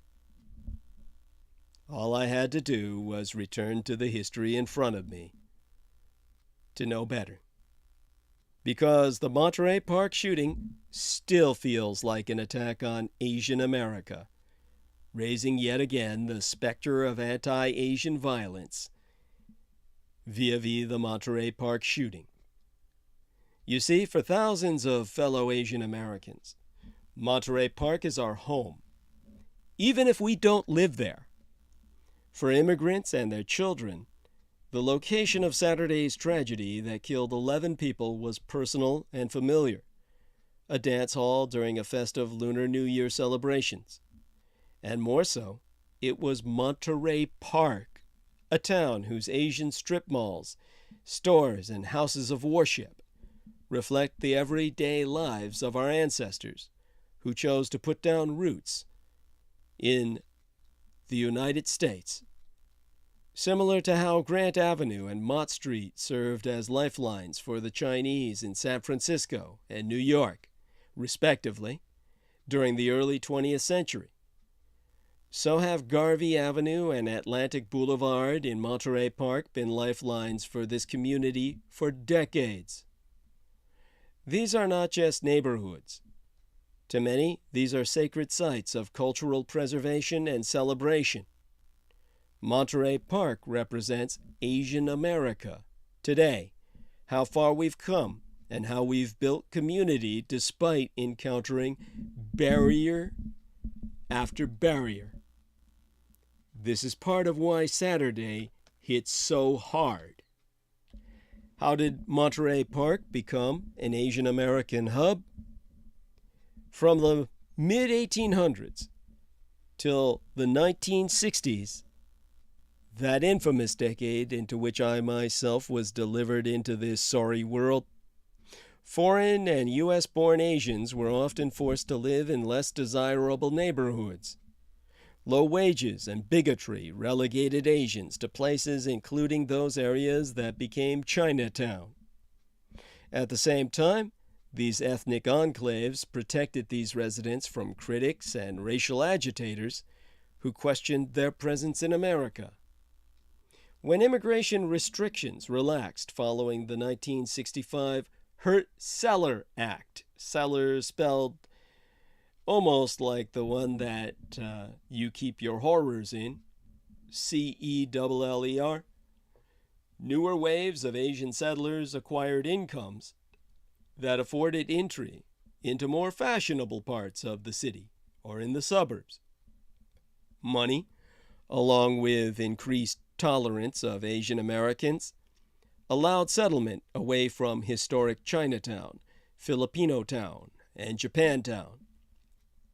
Though those enclaves still exist, for the last 30 years these communities have no longer been confined to the city.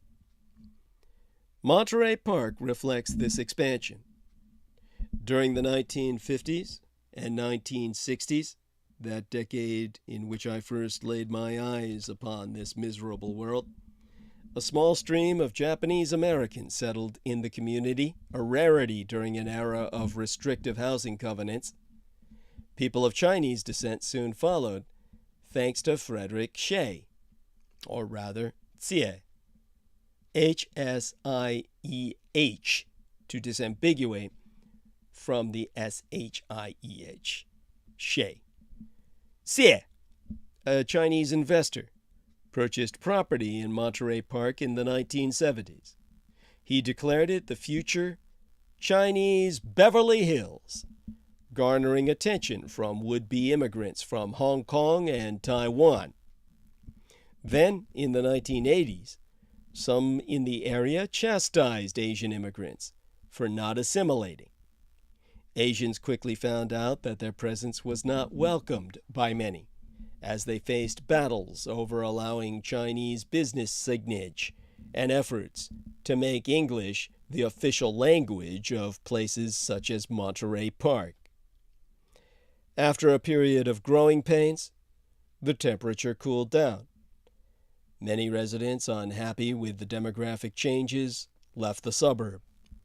By the early 1990s, Monterey Park became majority Asian, with Chinese culture on full display and an array of Asian businesses to patronize. The suburb joined its urban counterparts as an established Chinatown, embodying how millions of Asian Americans live today, inside or close to an ethnoburb, where access to Asian goods, services, and culture is within a stone's throw.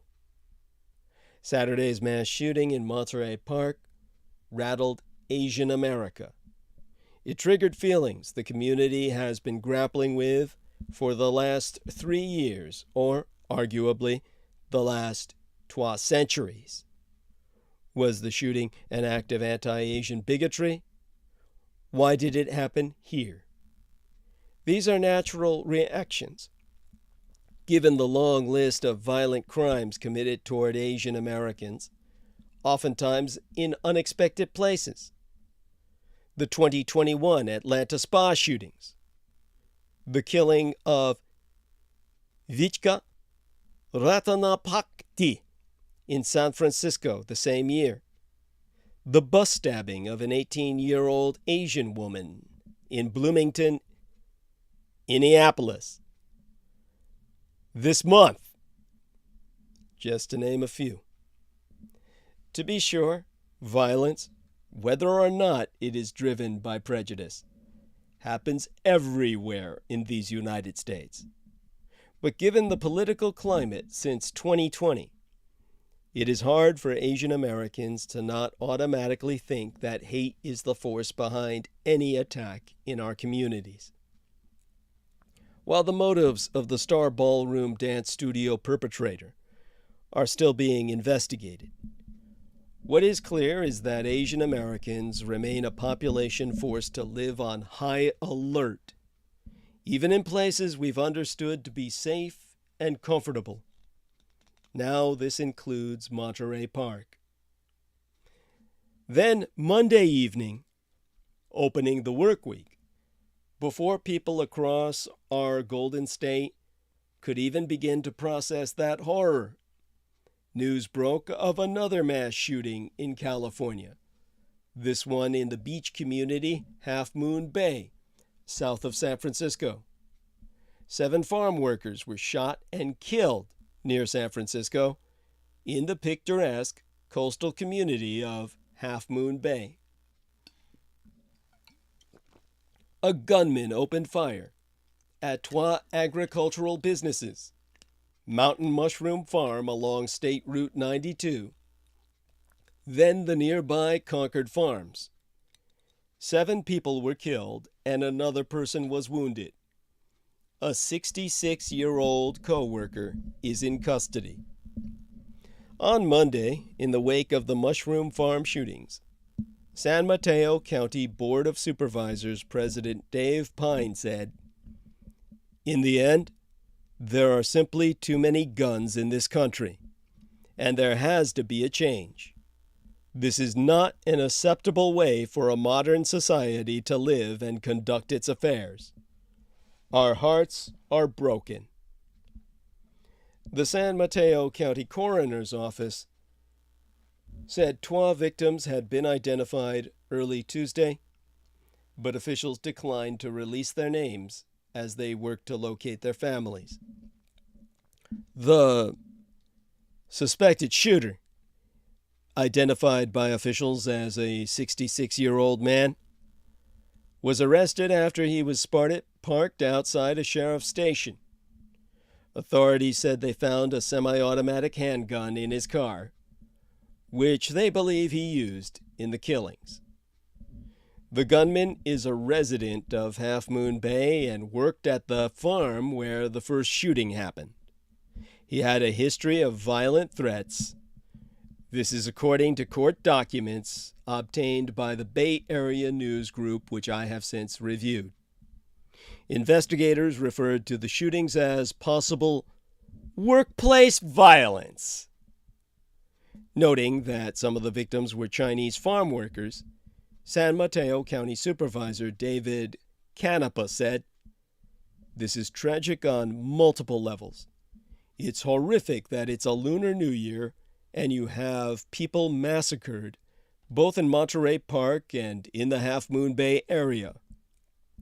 We should be celebrating, but instead we find ourselves, because of gun violence, burying innocent people." Later that same day in Oakland, right across the bay from myself, 40 to half 100 people were gathered outside a gas station to record a music video when police confirmed gunfire broke out among several shooters. An 18-year-old, later identified as Mario Navarro, was killed, and 5 people were critically injured.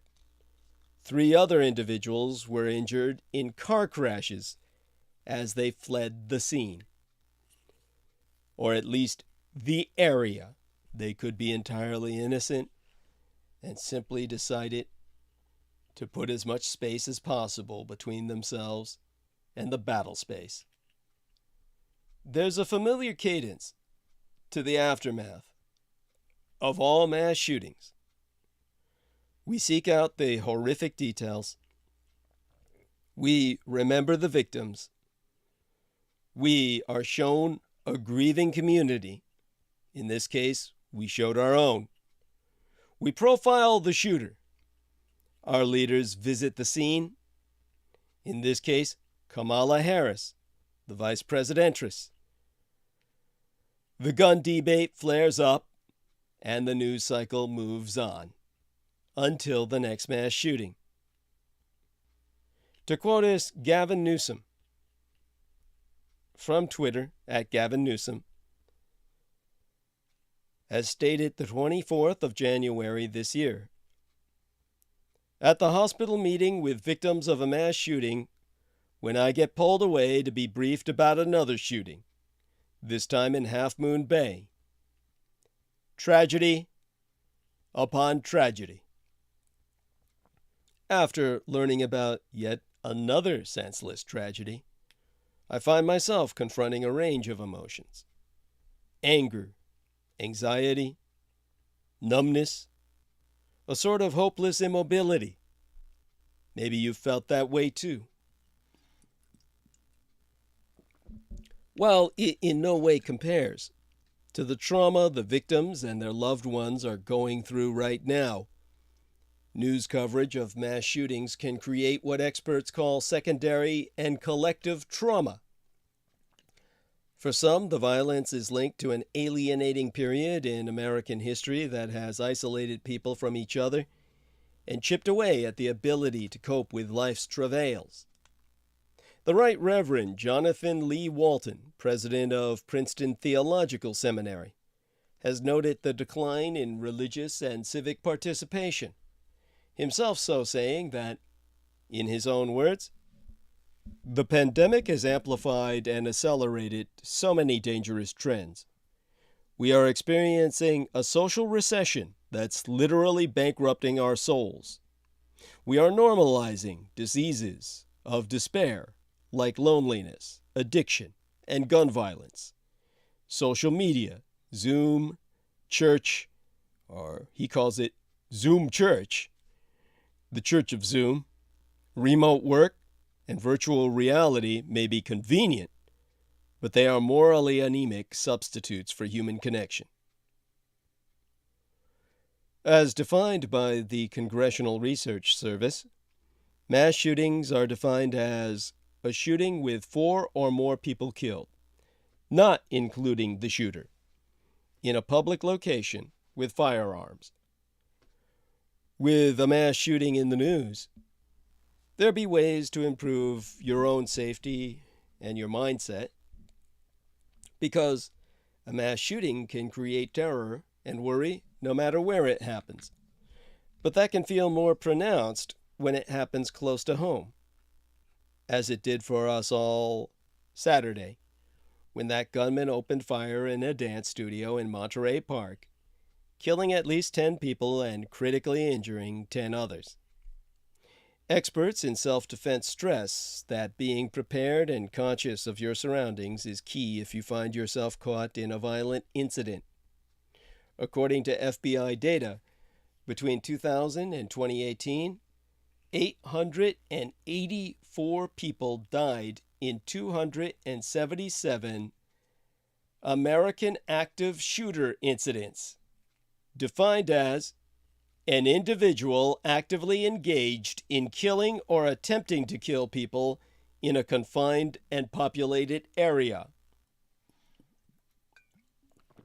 According to Gun Violence Archive, a nonprofit that tracks data on gun-related violence, a mass shooting is when 4 or more people are shot. In 2018, there were 39,740 gun-related deaths in these United States. That's according to data from UC Davis Health that I'm accessing on screen right now. Of those, 61% were suicides, 35% homicides, and just 0.2% were the result of a mass shooting. So, although mass shootings are very rare, they are once again occupying the news and hence our fears. So here's what you should know. Use the run, hide, fight model. The United States Department of Homeland Security suggests you use the run, hide, fight model if you ever find yourself in a mass shooting incident. Brian Rauchbach, owner and head trainer at Elite Training Center in Redondo Beach, teaches several forms of mixed martial arts as well as active shooter defense courses. After a string of mass shootings in 2021, he told the Los Angeles Times, "The classes take a view into the possibility of engaging active shooters and what that means both mentally and physically for somebody who's a civilian." Katie Toney, manageress at Elite Training Center, emphasized the importance of active shooter training for everyday people.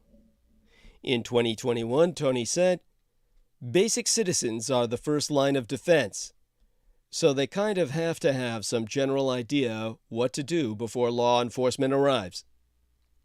Training on the run, hide, fight method is commonplace in some workplaces and schools now. But what does it really mean? First, run.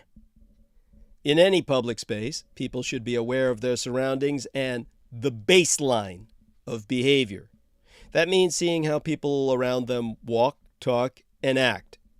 To quote us Rauchbach, people who are engaged in making plans to do harm to other people will stand outside of that baseline because they do different things. They dress differently. They look differently. They start to engage with people differently. And as soon as they start to enact their plans or start walking through their plans, they definitely stand out. If you find yourself in a situation where there is gunfire, your natural reaction may be to freeze. It's how long you take to thaw out and start to move that's important. Matthew Johnson is the co-founder of Cohen Security, a San Diego firm that provides security services and training on active shooting situations. In 2021, Johnson told the press that your main focus should be on putting as much distance between yourself and the shooter as possible. In other words, run away. To cite Rauchbach again, he has said, "It's very difficult to hit a moving target. Either if you're aggressing, or you're moving away from something, or you're attacking, you still go from a position to a position, and those positions tend not to be in straight lines. So while running, it's important to make yourself a difficult target. That means keeping low, moving quickly, and keeping quiet. You may want to scream, but that can draw attention. So hide.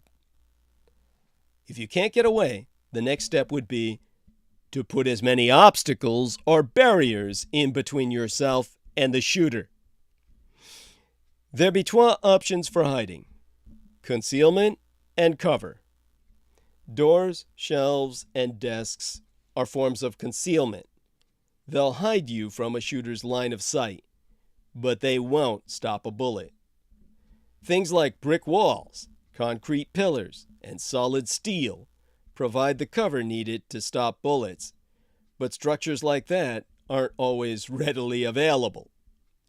That's when to combine steps 1 and 2. Run from cover to concealment and vice versa until you reach safety. Finally, fight. If all else fails, you may end up having to fight. Any number of objects around you, canned food in a grocery store, books or computers in a classroom or office, can be used defensively. The specific object you use to defend yourself isn't what matters. but the dedication to making the decision to fight.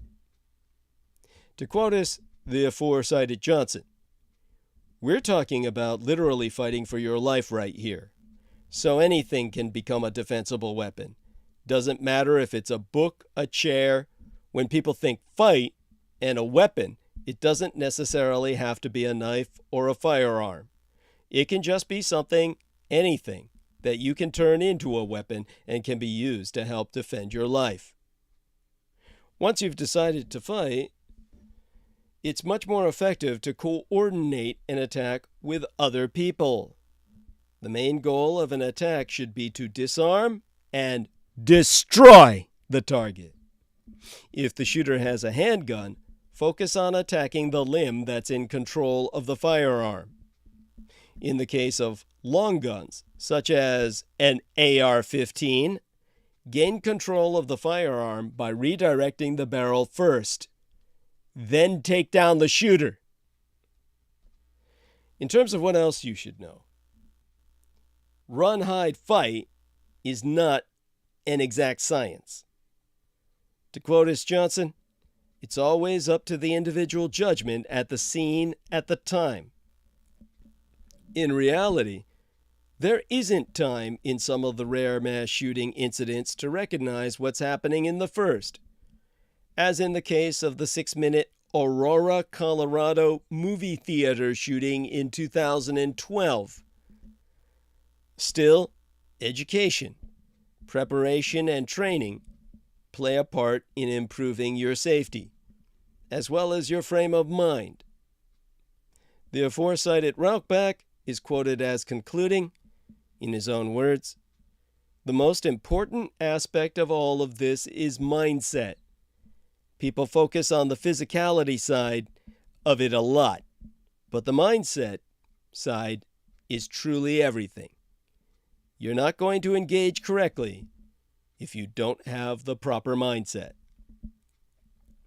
Understand as well that there are suicide prevention and crisis counseling resources. If you or someone you know is struggling with suicidal thoughts, seek help from a professional and call 988, the United States' first nationwide 3-digit mental health crisis hotline. 988 will connect callers with trained mental health counselors. Text HOME, HOME, all uppercase, to 741741 in these United States and Canada to reach the crisis text line. Now, in terms of what else has been affecting us in California to the point of knocking me off the air in 2 of my latest episodes. These recent storms are not due to climate change. In fact, scientists have cast doubt on storms' link to climate change as hit my Golden State.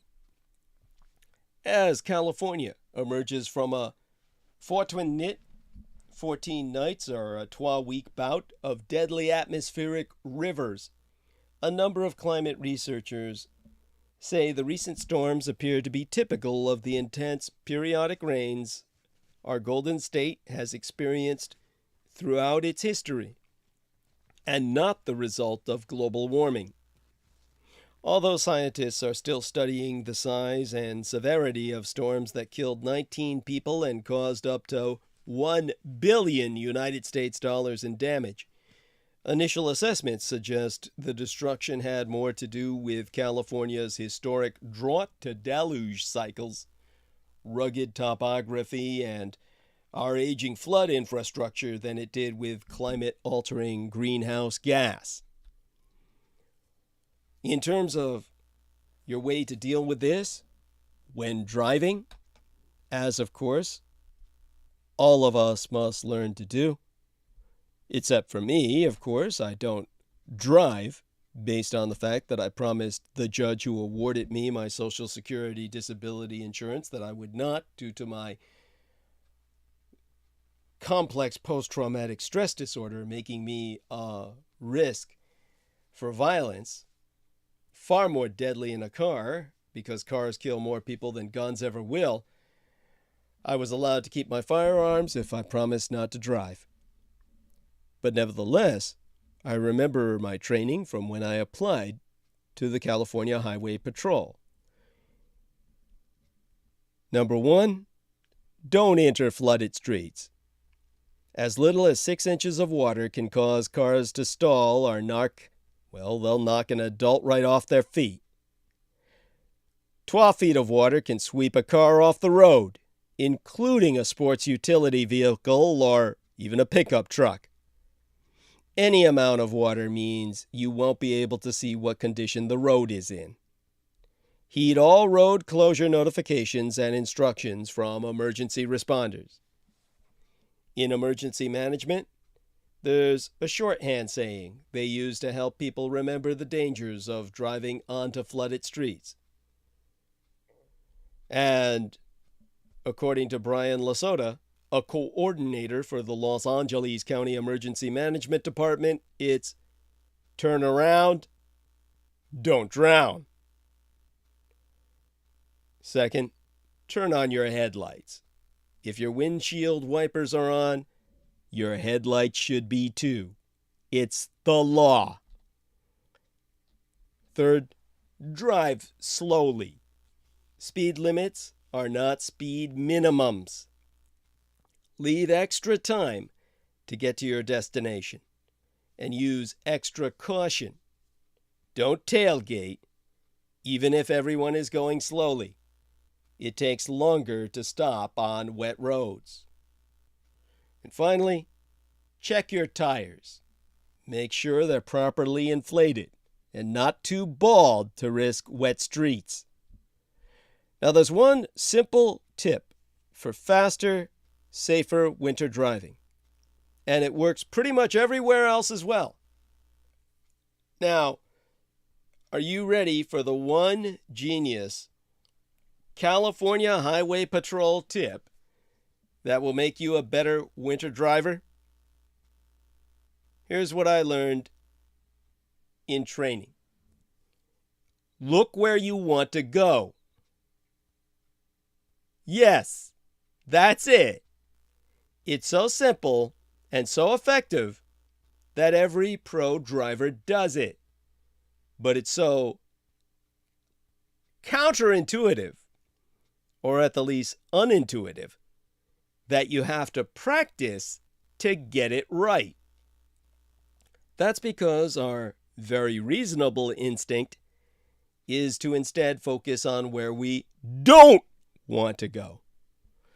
When the most urgent threat to your bodily safety and insurance premium is the car ahead of you or a guardrail, you watch that thing. But when you're at speed, you involuntarily direct yourself towards wherever you're focused. It's formally known as target fixation, a term you'll see in literature for fighter pilots and motorcycle racers. Rather than watch the bumper of the car you're following on the highway or a guardrail between you and that steep cliff, look further in time. Fix your eyes on the middle of your lane at the spot you want to be several seconds later, even if that means ignoring the car in front of you. Your peripheral vision will still catch any unexpected braking or road debris. It took me a full day at a winter driving school to believe. The California Highway Patrol, at the time that I was striving to become such an officer,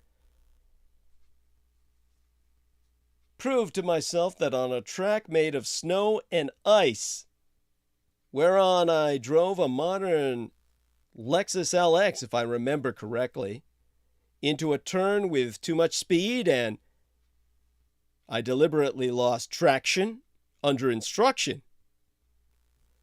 Well, with most runs, the rear end would fishtail, sometimes turning me completely around. A few times, usually after the instructor disabled the stability control and ABS, that's the anti-lock braking systems, which help you steer in emergencies by restoring traction to your tires.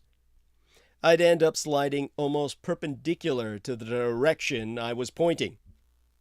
Even in a controlled environment, it's terrifying. The instructor correctly pointed out that I was looking right at the wall of snow I wanted to not hit. He said, "Look where you want to go," and fixed almost everything I was doing wrong.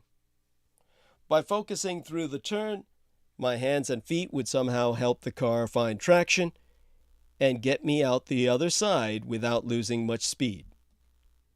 It also works on 2 wheels. The road tests to get your motorcycle license in the United States requires that you make tight, low-speed turns without touching your foot on the ground. Now, in groups that I had seen, the people who passed this portion of the test did what the instructor said.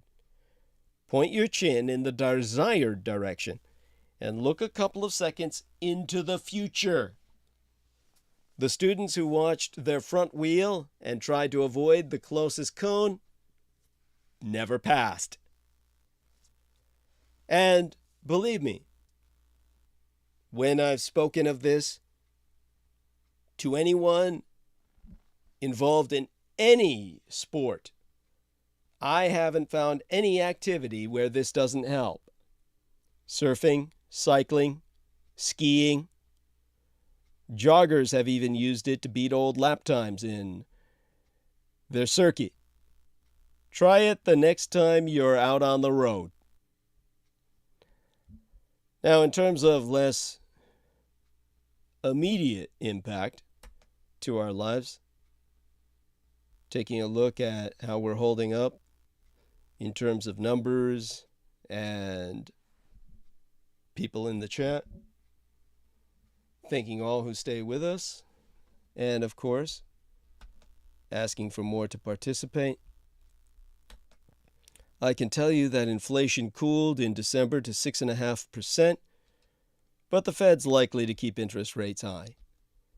Buoyed by a strong labor market, price growth in these United States slowed by 6.5% in December as the economy continues to show signs of weakening. While there are signs inflation could be peaking, Federal Reserve officials say interest rates will remain elevated until price growth meaningfully slows down. This is but a prelude to the 2023 World Economic Forum in Davos, which is effectively over by now, and I held off on saying anything about it until it was. I can tell you most clearly what was reported to myself from Sugar Daddy, who couldn't spend much time with us at the Asian Lunar New Year's beginning preparations because of his involvement at Davos. Especially, I think he was pretty much there on day 1, may have left shortly afterwards. But he was certainly our boots on the ground. The Davos World Economic Forum was essentially thematic. The theme of this year was cooperation in a fragmented world. At the last meeting of the World Economic Forum, a frequent conversation topic was how soon it would be time for the next one. And then, but 7 months later, it was here.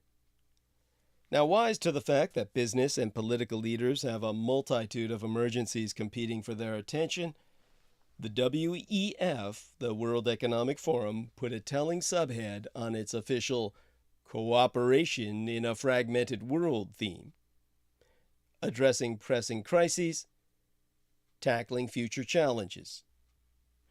What was interesting was how different the array of crises looked now versus the last WEF meeting. COVID has faded even further into the rearview mirror. Natural gas prices are well off. Well, they're well off last year's peak. And the stock market has learned to live with valuations that are slightly more tethered to facts on the ground. There are other big worries now. Can central banks calibrate rates just right to bring down inflation without triggering a global recession? Will governments and the private sector respond more forcefully to climate change? There's been a concern at Davos for the past several years about climate change, but extreme weather events like Europe's heat wave last summer have raised the stakes. And can AI, artificial intelligence, be developed responsibly? Now, Peter Moon and I discussed that earlier this transmission.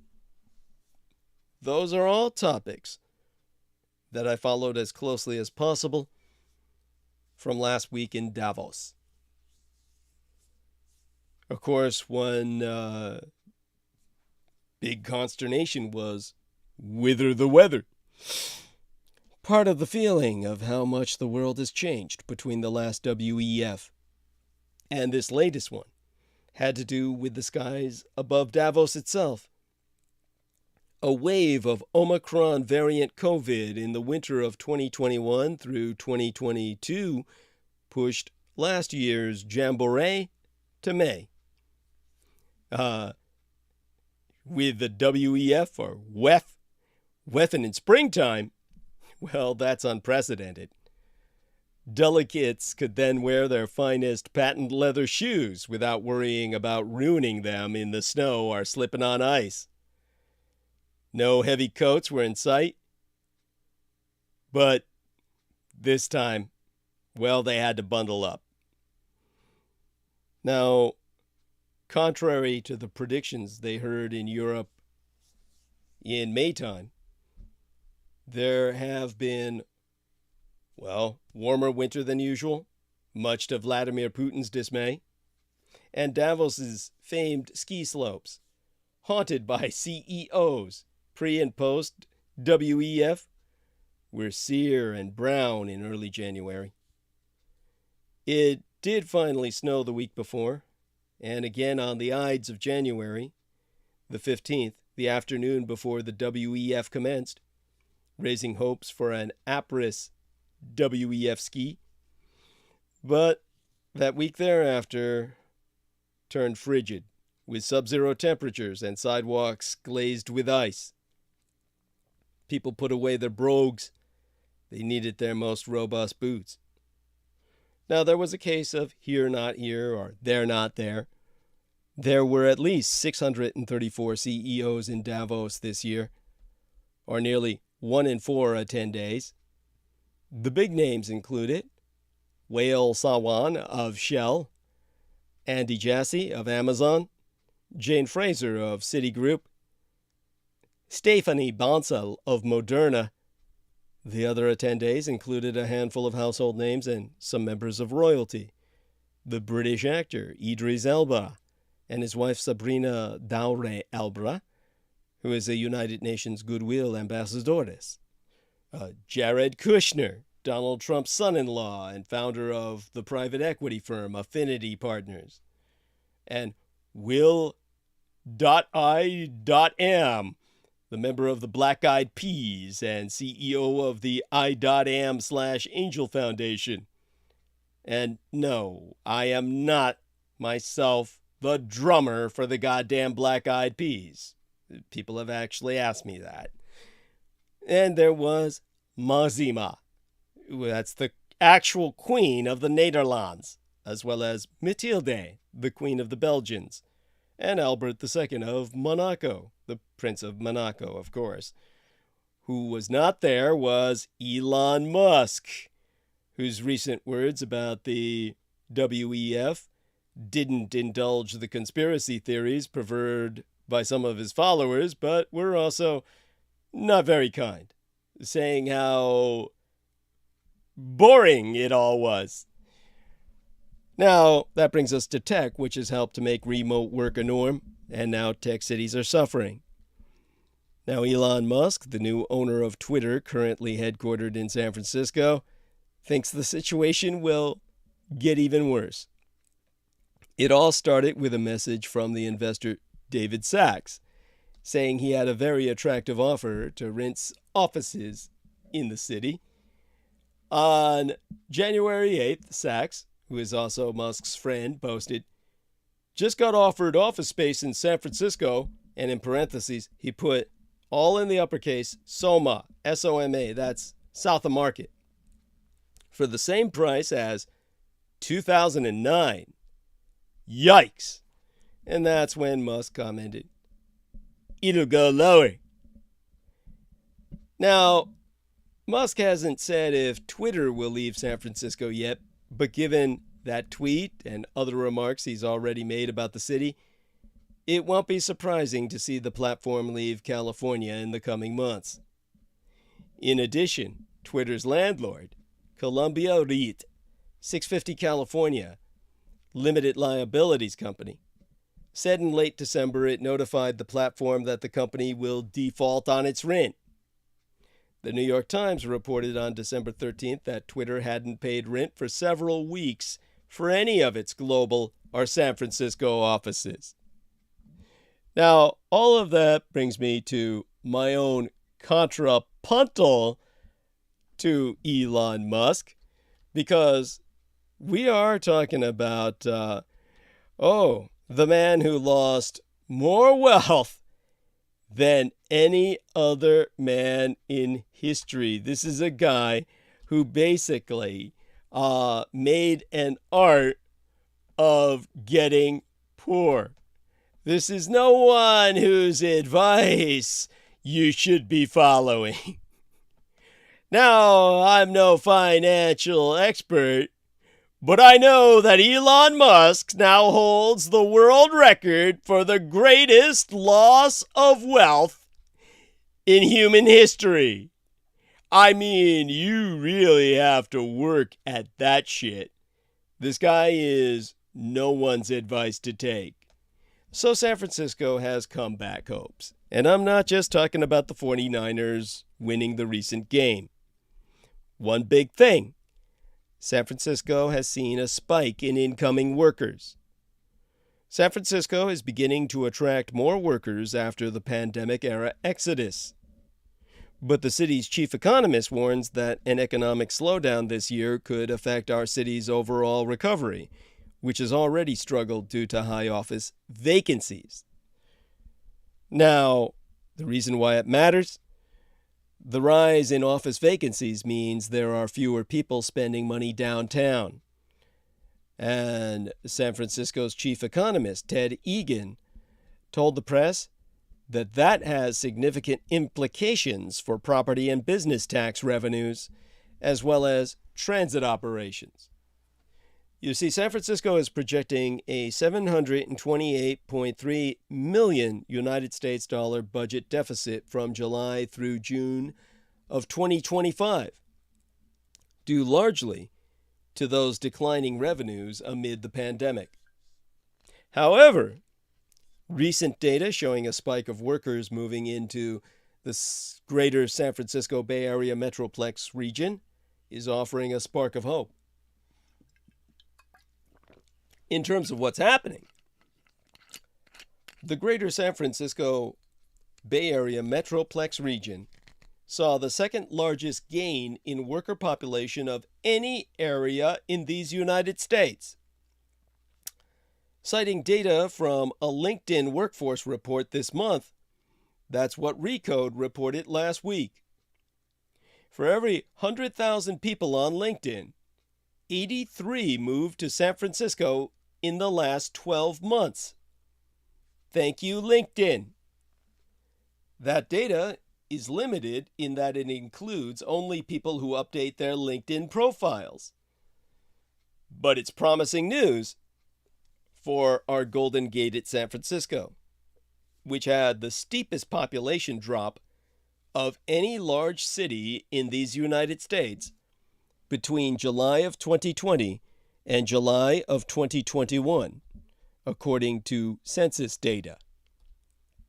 Meanwhile, United States Postal Service data shows fewer people are leaving our fair city.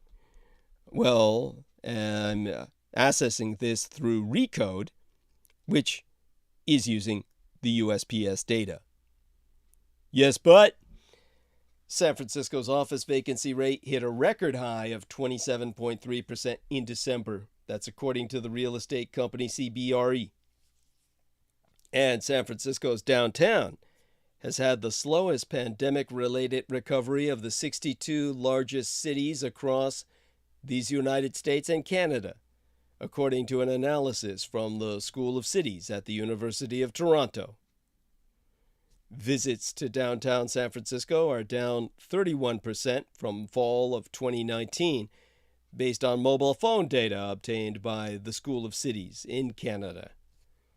And what they're saying is, well, what Egan said, noting the city's unemployment rate remains low at 2%, he says, our recovery has been slow but consistent. But, he does expect an economic slowdown this year to affect San Francisco, in his words, somewhat worse than other places because of our reliance on tech. Egan said the city won't return to normal until, in his words, the buildings are reconfigured for a hybrid world and find new tenants, and the daily office worker population returns to something like pre-pandemic levels. Now, between the lines, despite the struggles of downtown San Francisco, there have been some bright spots in our Golden Gate Greater Bay Area. Salesforce's annual takeover of downtown did its part in providing a jolt to tourism, resulting in a 91.5% hotel occupancy rate for the first 12 days of its October conference. In December, construction began on a renovation of the Transamerica Pyramid Center, which the developer has said could make it the heart of San Francisco. In terms of what to watch, our first Black African American mayoress of San Francisco, London Breed, told Bloomberg in October that she's trying to attract new industries to downtown and generally reinvent, recreate, and reinvest in vacant commercial spaces. Now back to Davos. Another individual who was also not there, aside from the muskrat, George Soros. Now, the George Soros dinner at Davos has been a tradition, a white tablecloth sit-down affair for journalists at the Hotel Seoff, during which the host delivers his view of the world. This year, however, the press was deprived of Soros's dark and frequently, but not always, correct geopolitical analyses. It was a rare absence from the WEF by the nonagenarian investor, who, we were told, had a scheduling conflict. He instead gave us a speech at he's going to deliver a speech at the Munich Security Conference in February. And that, of course, is one of the most important meetings on Earth. But George Soros, having suddenly pulled out of Davos, raised questions. George Soros' absence from the WEF, the World Economic Forum, meeting in Davos, Switzerland, prompted questions and fresh conspiracy theories about the event. The billionaire financier tweeted on January 10th that his absence was due to an unavoidable scheduling conflict, adding that he planned to deliver a speech in Munich on February 16th, a full calendar month after the WEF annual meeting began. His non-attendance, alongside inaccurate claims that the WEF's founder, Klaus Schwab, was also not attending his own conference, fueled unfounded speculation on social media that Soros' absence was premeditated to avoid a catastrophic event. On Twitter, Laverne Spicer, a Republican candidate in Florida, of course, wondered, "Is something going down? Something is brewing." Or that's what James Bradley, a Russell collaborationist, red Republican insurgent party candidate, tweeted in California. Soros's wealth, His Jewish background and the volume of his political and philanthropic donations have made him a prime target for conspiracy theories, many of which center around him being part of a global cabal that seeks to create a new world order. Through his open society foundations, grant-giving organizations, Soros has distributed 32 billion United States dollars and was the largest individual donor in the 2022 midterms, having earlier donated vast sums to Democratic presidential bids. His role as a generous benefactor to many causes has spurred theories that he uses his wealth to influence global affairs. Now, Soros, himself a Hungarian-born Holocaust survivor, has, without evidence, been accused of being a Nazi collaborator by the likes of actress Roseanne Barr and conspiracy theorist Alex Jones, a claim he has publicly refuted, as well as funding migrant crises in these United States and Europe. The list goes on, with conspiracy theorists, particularly those among the QAnon movement, which promotes the view of a New World Order cabal, attributing mostly anything from coronavirus being a means of population control to funding civil unrest to George Soros. His absence from Davos prompted fresh claims that the globalist cabal was planning something that would help bring about a new world order. In response to the news, @Right King Todd tweeted, "You'll know we're in deep doo-doo if the plane trackers catch him and his cult brethren flying to their New Zealand bunkers." And some then went even further, suggesting a manufactured terrorist attack would take place at the meeting of world leaders. On Telegram, Josh Reed, figurehead of the Red Pill Project, a conspiracy theory outlet, wrote, "I think there could be a massive security terrorist event at Davos this week." And on Twitter, @JuniorSeeker1963, somebody born the same year as my late sister, wrote, "False flag incoming!" If Soros were aware of a false flag operation against the WEF, it would beg the question as to why his son, Alexander, chair of the Open Society Foundations, was attending the conference and had posted about his presence on social media. Soros, meanwhile, was not the only international figure to shrug off the meeting. Joe Biden, Vladimir Putin, and Xi Jinping would not be joining other world leaders there, and neither would Rishi Sunak, the United Kingdom Prime Minister, or the French President Emmanuel Macron, or Brazil's new President Luiz Inácio Lula da Silva.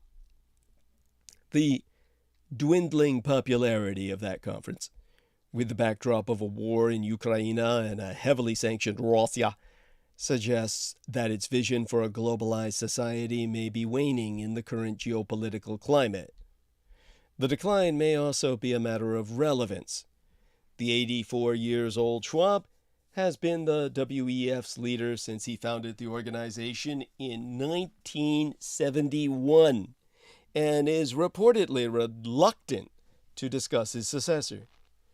Schwab's synonymity with Davos and his advancing years may risk tying the future of the conference to his own. One anonymous WEF strategic partner told Politico news outlet, "Everyone's talking about it, and the whole thing, WEF, could fall apart if they don't sort it out."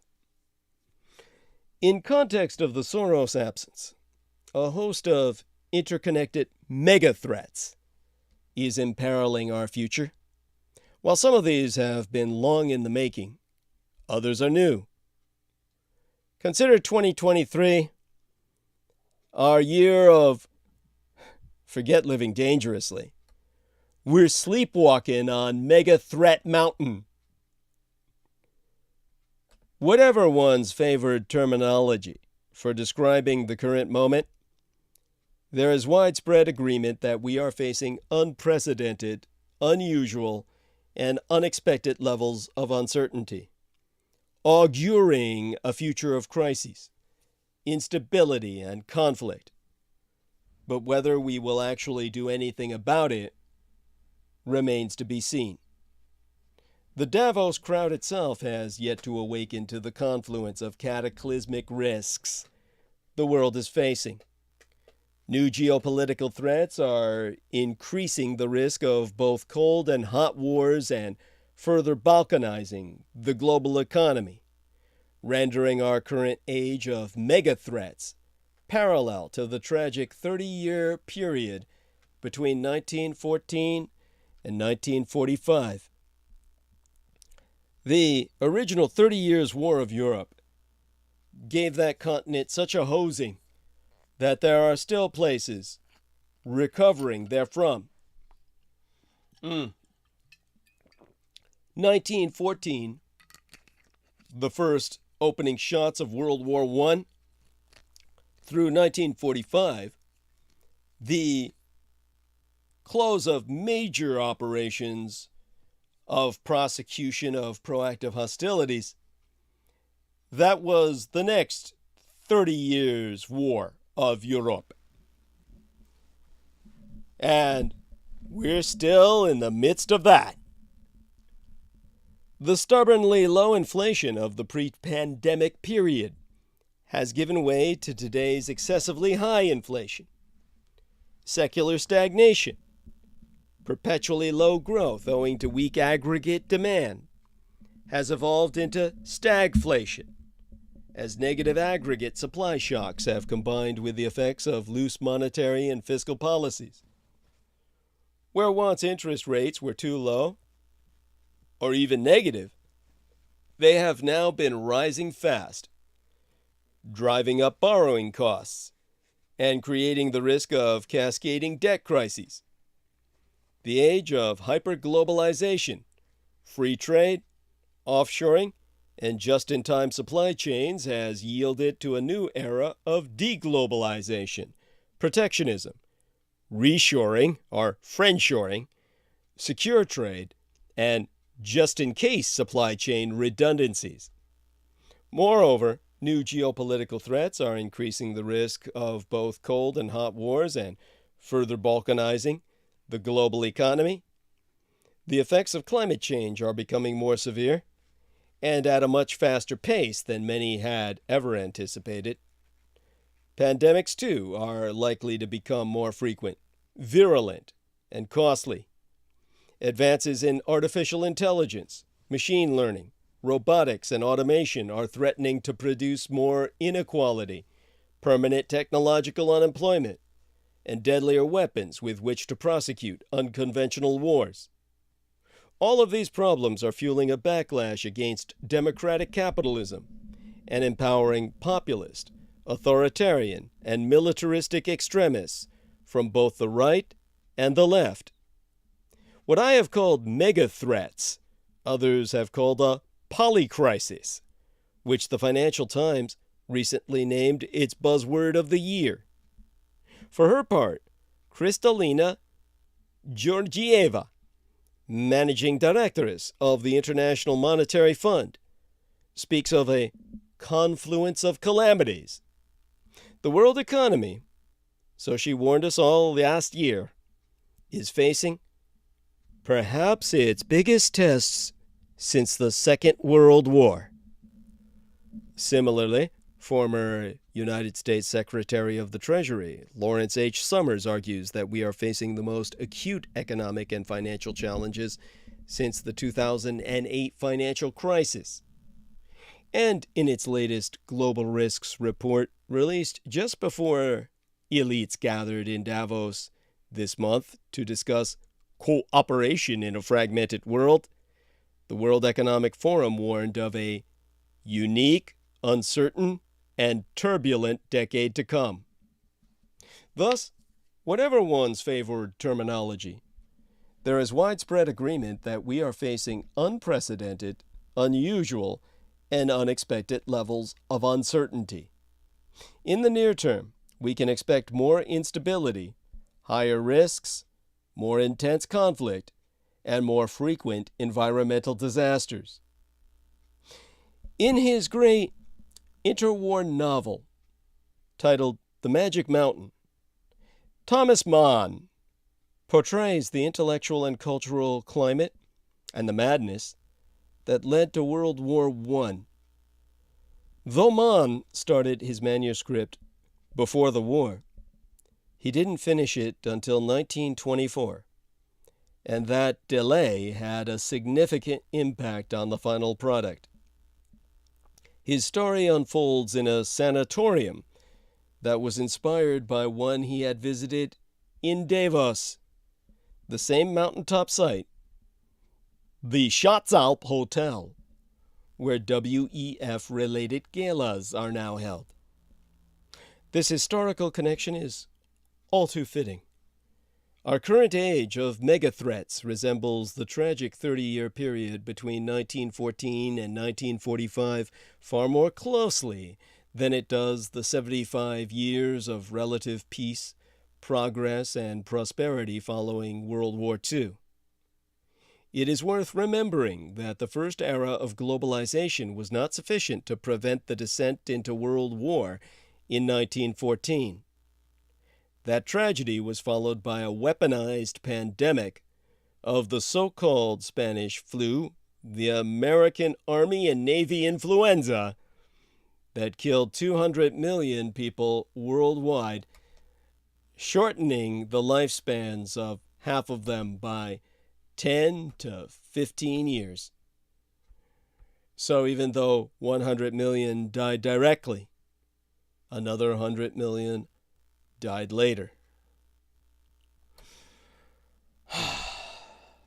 Then there was the 1929 stock market crash, the Great Depression, trade and currency wars, inflation, hyperinflation, and deflation, financial crises and massive defaults, and unemployment rates above 20%.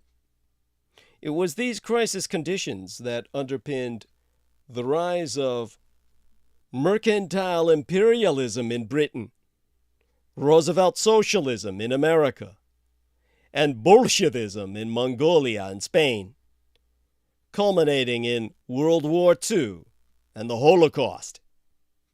But as dreadful as those 30 years were, today's mega threats are in every way even more ominous. After all, the interwar generation did not have to deal with climate change, artificial intelligence threats to employment, or the implicit liabilities associated with societal aging. Since social security systems were still in their early days, most elderly people died before receiving their first pension check. Moreover, the world wars were largely conventional conflicts, whereas now conflicts between major powers could rapidly spiral in more unconventional directions, potentially ending in a series of nuclear apocalypses.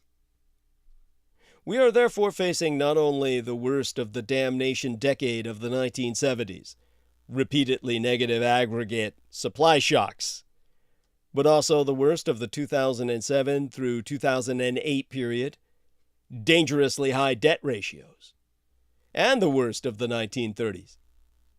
A new geopolitical depression is increasing the likelihood of cold and hot wars that could all too easily overlap and spin out of control. And as far as I could tell, no one who convened in Davos yesterday through last week was writing the great novel of the age of megathreats. Yet today's world increasingly manifests the sense of foreboding that one gets when reading Thomas Mann. Far too many of us are indulging complacency at the summit and ignoring what is happening in the real world below. We are living like somnambulists, ignoring every alarm about what lies in front of us. We had all better wake up soon. before the mountain starts a-shaking. Consequently, the doomsday clock has been advanced to 90 seconds to midnight, the closest to apocalypse it's ever been. According to the Bulletin of Atomic Scientists, humanity faces greater existential threats than it did during the Cold War. The doomsday clock, created 76 years ago by atomic scientists to warn against a human-made apocalypse, has moved to 90 seconds to midnight.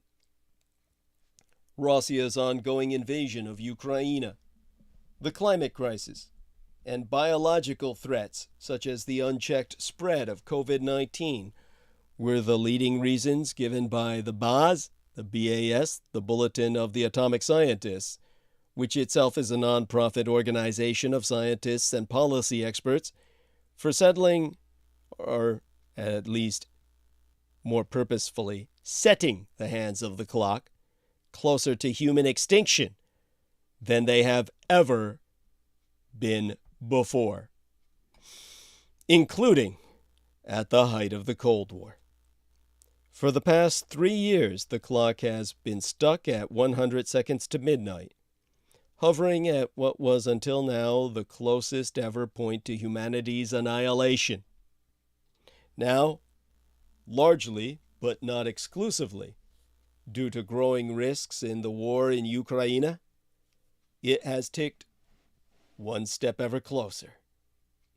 At a news conference held on Tuesday, January 4th, what was but yesterday at the start of this transmission, Rachel Bronson, the Presidentress and CEO, Chieftainess Executrix Officier of BAS, said, "We are living in a time of unprecedented danger, and the doomsday clock time reflects that reality. 90 seconds to midnight is the closest the clock has ever been set to midnight, and it's a decision our experts do not take lightly. The United States government, its North Atlantic Treaty Organizational allies, and Ukraine have a multitude of channels for dialogue. We urge leaders to explore all of them to their fullest ability to turn back the clock." Now created for the BAS, the Bulletin of Atomic Scientists, in 1947 by Martel Langsdorff, an artist whose husband, Alexander, helped to invent the atomic bomb as a physicist on the Manhattan Project, the doomsday clock was first envisioned as a means to plainly signal to the public the dire and growing existential threat posed by nuclear weapons to the world. In 2007, the year my late and sainted sire, Chief Petty Officer George Joseph Henry Dietrich of the United States Navy, retired, was thanatized, the clock's countdown was expanded to include all human-made existential threats, burdening its hands with the additional representation of climate change, rogue artificial intelligence, war, and global pandemics. Founded in 1945 by physicists including Albert Einstein and Robert Oppenheimer, who was known as the father of the atomic bomb, the BAS's formation was inspired by that year's tragic dropping of the United States atomic bombs, Little Boy, stolen from the Axis, and Fat Man, homemade, on the Japanese cities of Hiroshima and Nagasaki. Now, in Hiroshima alone, Little Boy killed an estimated 140,000 people, many thousands of them Americans. Within 5 months of its detonation, and this was due to radiation sickness. This is why the Americans were responsible for cleaning up the ruins so that Japanese would not be exposed, having defeated the Americans and forced them to surrender. And it destroyed or severely damaged more than 60,000 of the city's approximately 90,000 buildings. The scientists who had worked feverishly during the World War II to create the bombs soon became their greatest opponents, arguing first in an internal newsletter, then in a bi-monthly magazine, that to prevent Armageddon, atomic weapons had to be dismantled and nuclear power safely monitored. Understand, of course, all of this was part of a propaganda exaggeration of the power of the bomb to enhance their own importance and inflate their own diabolical egos. The people of Okinawa, when subjected to the horrors of American mass atrocity, mass rape, and cannibalism, yea, so, I exaggerate not a whit, more Okinawans killed themselves to avoid American torture than Japanese were to die in Hiroshima and Nagasaki combined. So understand that much of this is much ado about nothing. Such being said, it's important to remember that to decide the clock's time each year, the BAS's Science and Security Board convenes 2 biannual meetings of 18 experts from backgrounds spanning diplomacy, nuclear science, climate change, disruptive technologies, and military history to discuss the changing threats posed to humanity by itself. To assess these dangers, the Science and Security Board's members consult with colleagues in their respective fields and with the Bulletin's board of sponsors, 11 of whom are Nobel laureates, before agreeing on the clock's position. The clock's hands have now moved 10 seconds closer to midnight than ever before. The previous record was set at 100 seconds to midnight between 2019 and 2022, during a backdrop of global political mismanagement in the face of a mounting climate crisis, the COVID-19 pandemic, and the buildup to Russia's invasion of Ukraine. The clock is currently even closer to midnight than it was throughout the Cold War face-off between these United States and the Greater Soviet Union, during which its hands moved to a previous record of 2 minutes to midnight in 1953, after the United States successfully tested its first hydrogen bomb. The clock's hands have also been set back before, notably to 17 minutes to midnight in 1991, following the collapse of the Soviet Union and the signing of the Strategic Arms Reduction Treaty. In a statement, Mary Robinson, chairperson of the human rights organization The Elders and former United Nations High Commissioneress for Human Rights, said, and I quote as she verbatim, "The doomsday clock is sounding an alarm for the whole of humanity. We are on the brink of a precipice, but our leaders are not acting at sufficient speed or scale to secure a peaceful and livable planet. From cutting carbon emissions to strengthening arms control treaties and investing in pandemic preparedness, we know what needs to be done. The science is clear, but the political will is lacking. This must change in 2023 if we are to avert catastrophe. We are facing multiple existential crises. Leaders need a crisis mindset." So, in that context, a shout out to Debbie Starborn, who joins us in chat.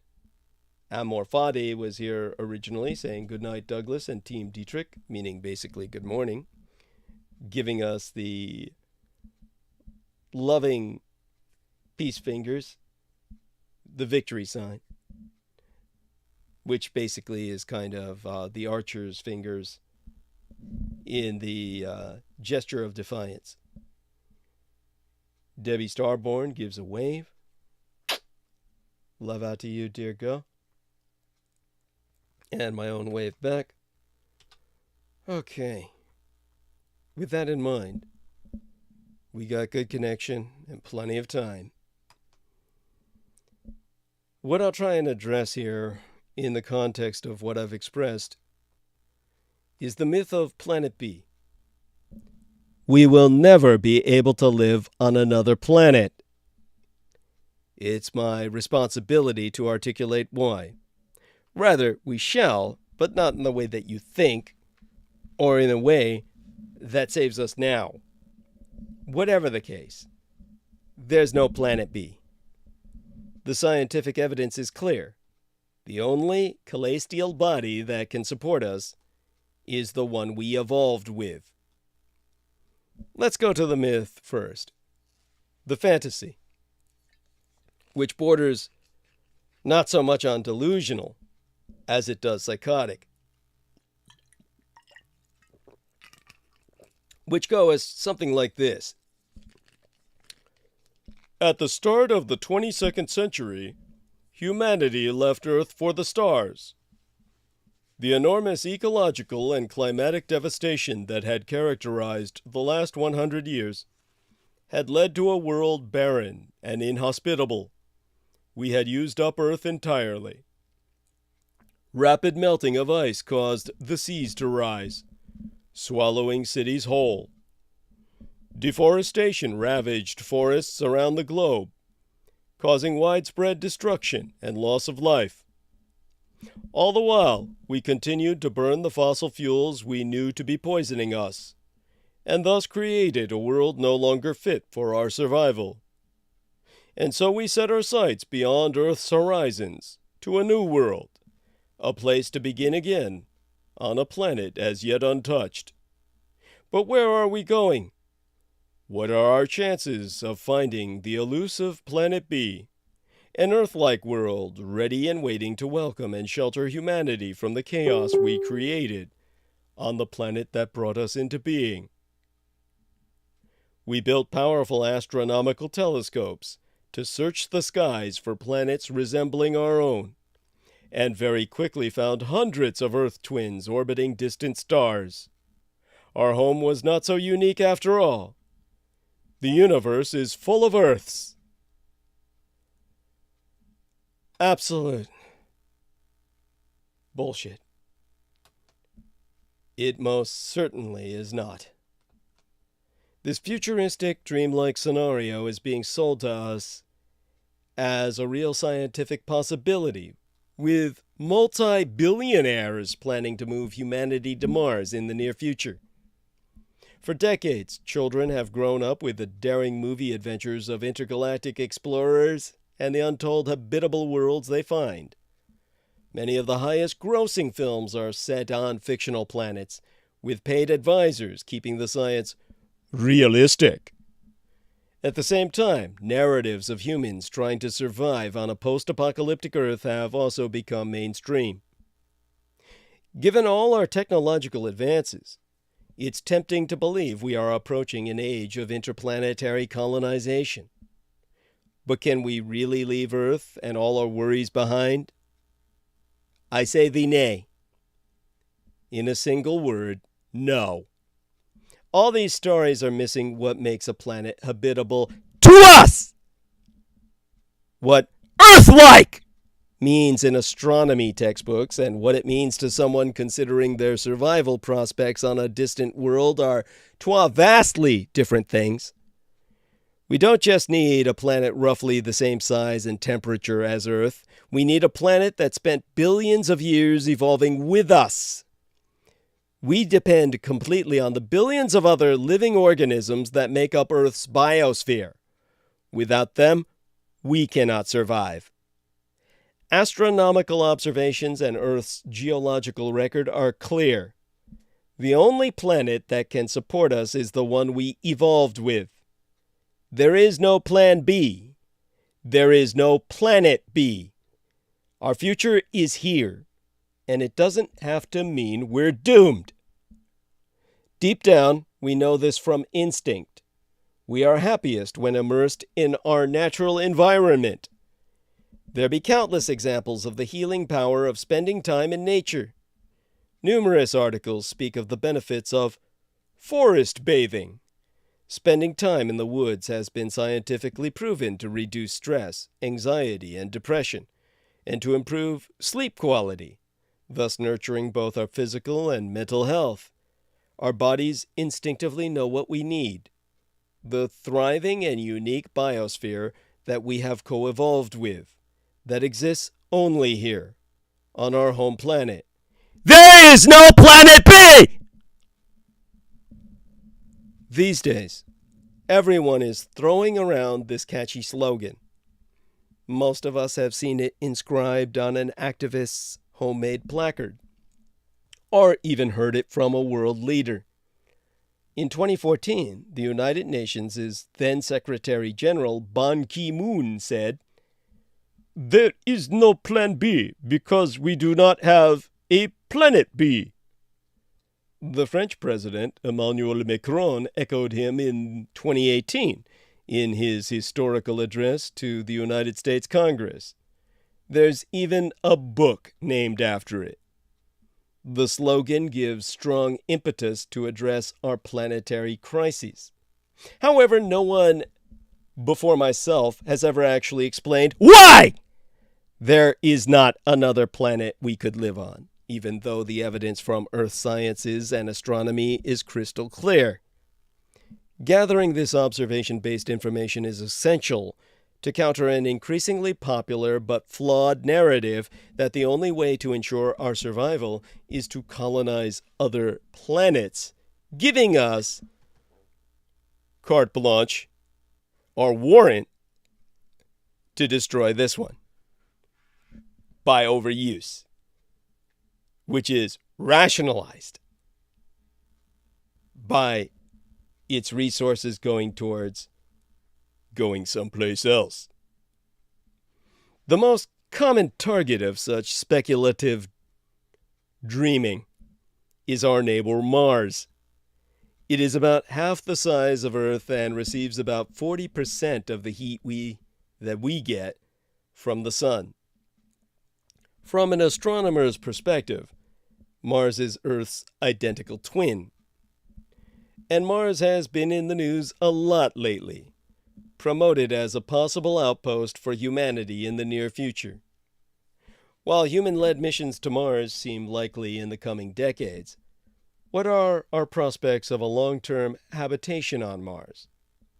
Present-day Mars is a cold, dry world with a very thin atmosphere and global dust storms that can last for weeks on end.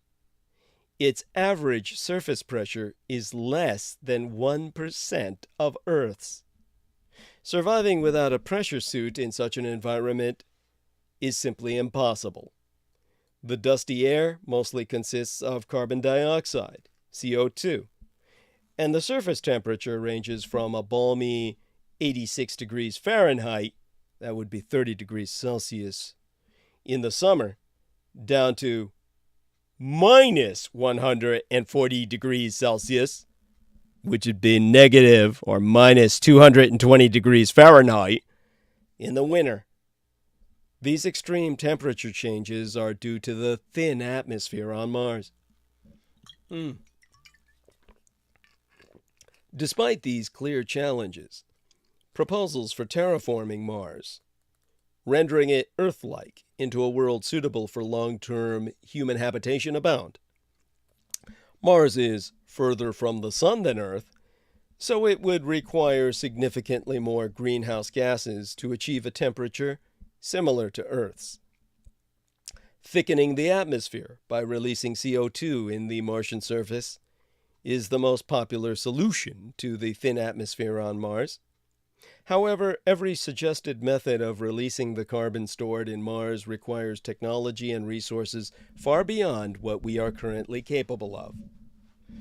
What's more, a recent NASA, National Aeronautics and Space Administration study determined that there isn't even enough CO2 on Mars to warm it sufficiently.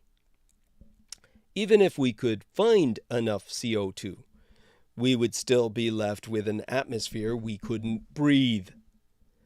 Earth's atmosphere contains only 0.04% CO2, and we cannot tolerate an atmosphere high in CO2. For an atmosphere with Earth's atmospheric pressure, CO2 levels as high as 1% can cause drowsiness in humans, and once we reach levels of 10% CO2, we will suffocate, even if there is abundant oxygen. The proposed absolute best-case scenario for terraforming Mars leaves us with an atmosphere we are incapable of breathing. And achieving that is well beyond our current technological and economic capabilities. Instead of changing the atmosphere of Mars, a more realistic scenario might be to build habitat domes on its surface with internal conditions suitable for our survival. However, there would be a large pressure difference between the inside of the habitat and the outside atmosphere. Any breach in the habitat would rapidly lead to depressurization as the breathable air escapes into the thin Martian atmosphere. Any humans living on Mars would have to be on constant high alert for any damage to their building structures, and suffocation would be a daily threat. From an astronomical perspective, Mars is Earth's twin, and yet it would take its vast resources, time, and effort to transform it into a world that wouldn't be capable of providing even the barest minimum of what we have on Earth. Suggesting that another planet could become an escape from our problems on Earth suddenly is exposed as simply absurd. But am I being pessimistic? Do we just need to look further afield? Next time you are out on a clear night, look up at the stars and choose one. You're more likely than not to pick one that hosts planets. Astronomical observations today confirm our age-old suspicion that all stars have their own planetary systems. Astronomers call those exoplanets. What are exoplanets like? Could we make any of them our home? Kepler observed more than 900 Earth-sized planets with a radius up to 1.25 times that of our world. These planets could be rocky. For the majority of them, we haven't yet determined their mass, so we can only make this inference based on empirical relations between planetary mass and radius. Of these 900 or so Earth-sized planets, 23 are in the habitable zone. The habitable zone is the range of orbits around a star where a planet can be considered temperate. The planet's surface can support liquid water, provided there is sufficient atmospheric pressure, a key ingredient of life as we know it. The concept of the habitable zone is very useful because it depends on just two astrophysical parameters that are relatively easy to measure: the distance of the planet to its parent star and the star's temperature. It's worth keeping in mind that the astronomical habitable zone is a very simple concept, and in reality, there are many more factors at play in the emergence of life. ̔ this concept does not consider plate tectonics, which are known to be crucial to sustain life on Earth. How many Earth-sized, temperate planets are there in our galaxy? Since we have discovered only a handful of these planets so far, it is still quite difficult to estimate their number. Current estimates of the frequency of Earth-sized planets rely on extrapolating measured occurrence rates of planets that are slightly bigger and closer to their parent star, as those are easier to detect. The studies are primarily based on observations from the Kepler mission, which surveyed more than 100,000 stars in a systematic fashion. These stars are all located in a tiny portion of the entire sky, so occurrence rate studies assume that this part of the sky is representative of the full galaxy. These are all reasonable assumptions for the back-of-the-envelope estimate that I am about to make. Now, several different teams carried out their own analyses, and on average, they found that roughly 1 in 3 stars, 30%, hosts an Earth-sized temperate planet. The most pessimistic studies found a rate of 9%, which is about 1 in 10 stars. And the studies with the most optimistic results found that virtually all stars host at least one Earth-sized temperate planet, and potentially even several of them. At first sight, this looks like an enormous range in values, but it's worth taking a step back and realizing that we had absolutely no constraints whatsoever on this number just 20 years ago. Whether there are other planets similar to Earth is a question that we've been asking for millennia. And this is the very first time that we are able to answer it based on actual observations. Before the Kepler mission, we had no idea whether we would find any Earth-sized temperate planets around 1 in 10 or 1 in a million stars. Now we know that planets with similar observable properties to Earth are very common. At least 1 in 10 stars hosts these kinds of planets of the so-called Earth clone variety. Let's now use these numbers to predict the number of Earth-sized temperate planets in our entire galaxy. For this, let's take the average estimate of 30%, or roughly 1 in 3 stars. Our galaxy hosts approximately 300 billion stars, which adds up to 90 billion roughly Earth-sized, roughly temperate planets. This is an enormous number, and it can be very tempting to think that at least one of these is bound to look exactly like Earth. One issue to consider is that other worlds are at unimaginable distances from us. Our neighbor Mars is on average 225 million kilometers, or about 140 million miles away. Imagine a team of astronauts traveling in a vehicle similar to NASA's robotic New Horizons probe, one of humankind's fastest spacecrafts that the Allies have ever produced, that is open to public access in terms of its stats, which flew by Pluto in 2015. With New Horizons' top speed of around 58,000 kilometers per hour, it would take at least 162 days to reach Mars. Beyond our solar system, the closest star to us is Proxima Centauri, at a distance of 40 trillion kilometers. Going in the same space vehicle, it would take our astronautical crew 79,000 years to reach planets that might exist around our nearest stellar neighbor. Still, let's for a moment optimistically imagine that we find a perfect Earth twin, a planet that really is exactly like Earth. Let's imagine that some futuristic form of technology exists, ready to whisk us away to this new paradise. Keen to explore our new home, we eagerly board our rocket, I'm speaking metaphorically here. But on landing, we soon feel uneasy.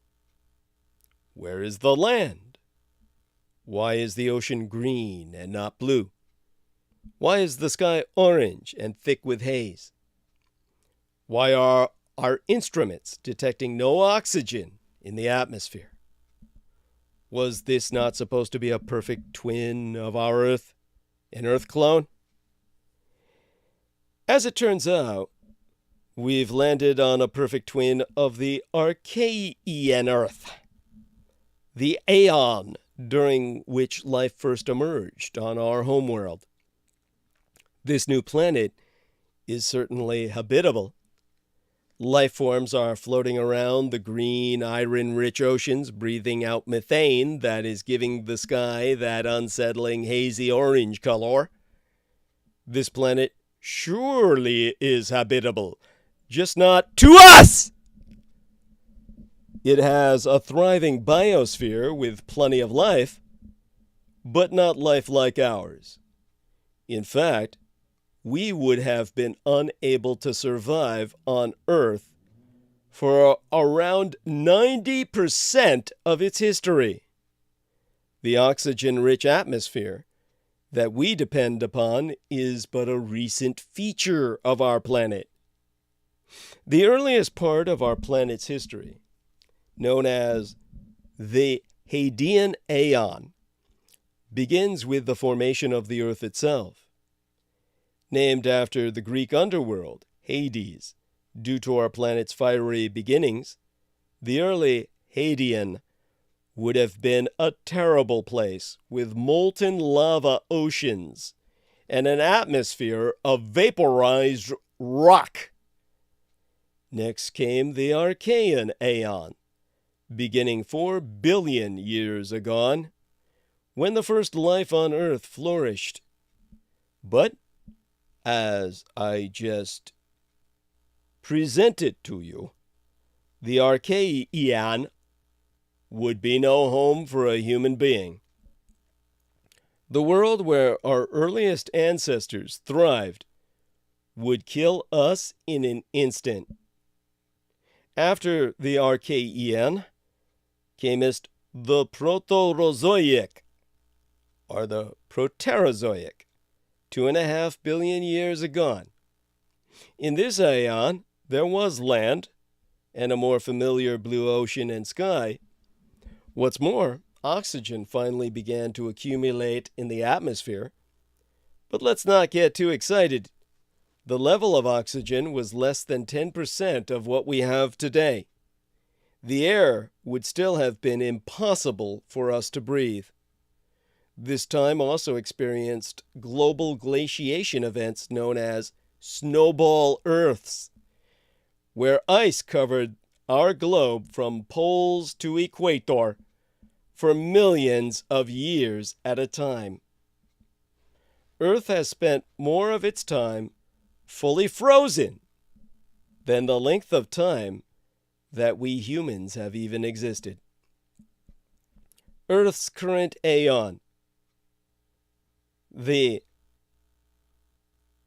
Phanerozoic, began only about 541 million years ago with the Cambrian explosion, a period of time when life rapidly diversified. A plethora of life, including the first land plants, dinosaurs, and the first flowering plants, all appeared during this aeon.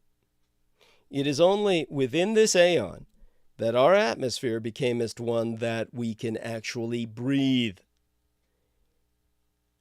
This aeon has also been characterized by multiple mass extinction events that wiped out as much as 90% of all species over short periods of time. The factors that brought on such devastation are thought to be a combination of enormous bolide strikes, or asteroidal impacts, and volcanic, chemical, and climate changes occurring on Earth at the time. From the point of view of our planet, The changes leading to these mass extinctions are relatively minor.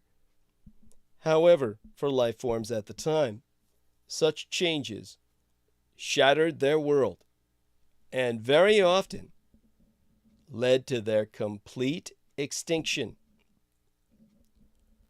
Looking at Earth's long history, we find that we would have been incapable of living on our own planet for most of its existence.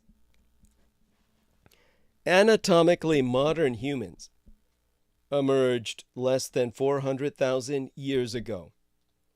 We have been around for less than 0.01% of the Earth's story. The only reason we find Earth habitable now is because of the vast and diverse biosphere that has for hundreds of millions of years evolved with and shaped our planet into the home we know today. Our continued survival depends on the continuation of Earth's present state without any nasty bumps along the way. We ourselves are complex life forms with complex needs. We are entirely dependent on other organisms for all our food and the very air we breathe. The collapse of Earth's ecosystems is the collapse of our life support systems. Replicating everything Earth offers us on another planet on timescales of a few human lifespans is strictly impossible.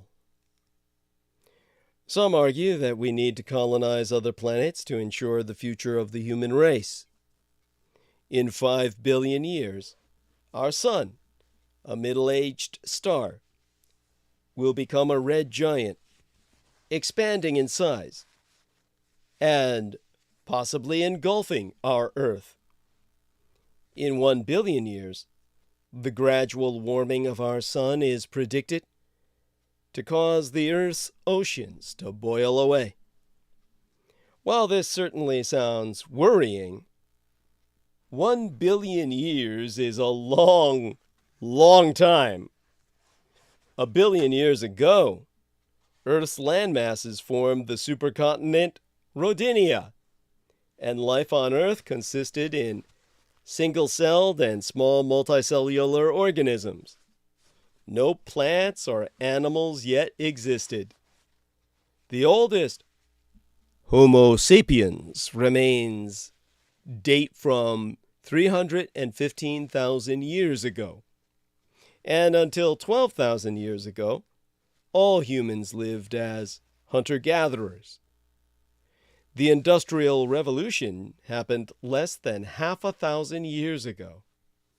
Since then, human activity in burning fossil fuels has been rapidly changing the climate, threatening human lives and damaging ecosystems across the globe. Without rapid action, in fact, immediately, human-caused climate change is predicted to have devastating global consequences within the next 500 years. This is the looming crisis that humanity must focus on.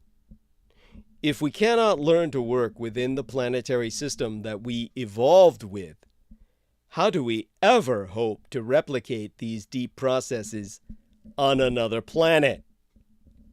Considering how different human civilizations are today from even 5,000 years ago, worrying about a problem that humans may have to tackle in 1 billion years is simply absurd. It would be far simpler to go back in time and ask the ancient Egyptians to invent the internet there and then. It's also worth considering that many of the attitudes toward space colonization are worryingly close to the same exploitative attitudes that have led us to the climate crisis we now face. Earth is the home we know and love, not because it is Earth-sized and temperate. No, We call this planet our home thanks to its billion-year-old relationship with life. Just as people are shaped not only by their genetics, but by their culture and relationships with others, planets are shaped by the living organisms that emerge and thrive upon them. Over time, our Earth has been dramatically transformed by life into a world where we, humans, can prosper. The relationship works both ways. While life shapes its planet, the planet shapes its life. Present-day Earth is our life support system, and we cannot live without it. While Earth is currently our only example of a living planet, it is now within our technological reach to potentially find signs of life on other worlds. In the coming decades, we will most definitively answer with the certitude for all time the age-old question: are we alone in the universe?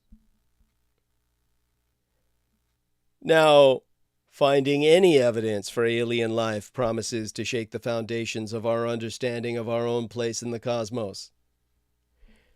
But even finding alien life does not mean finding another planet that we can move to.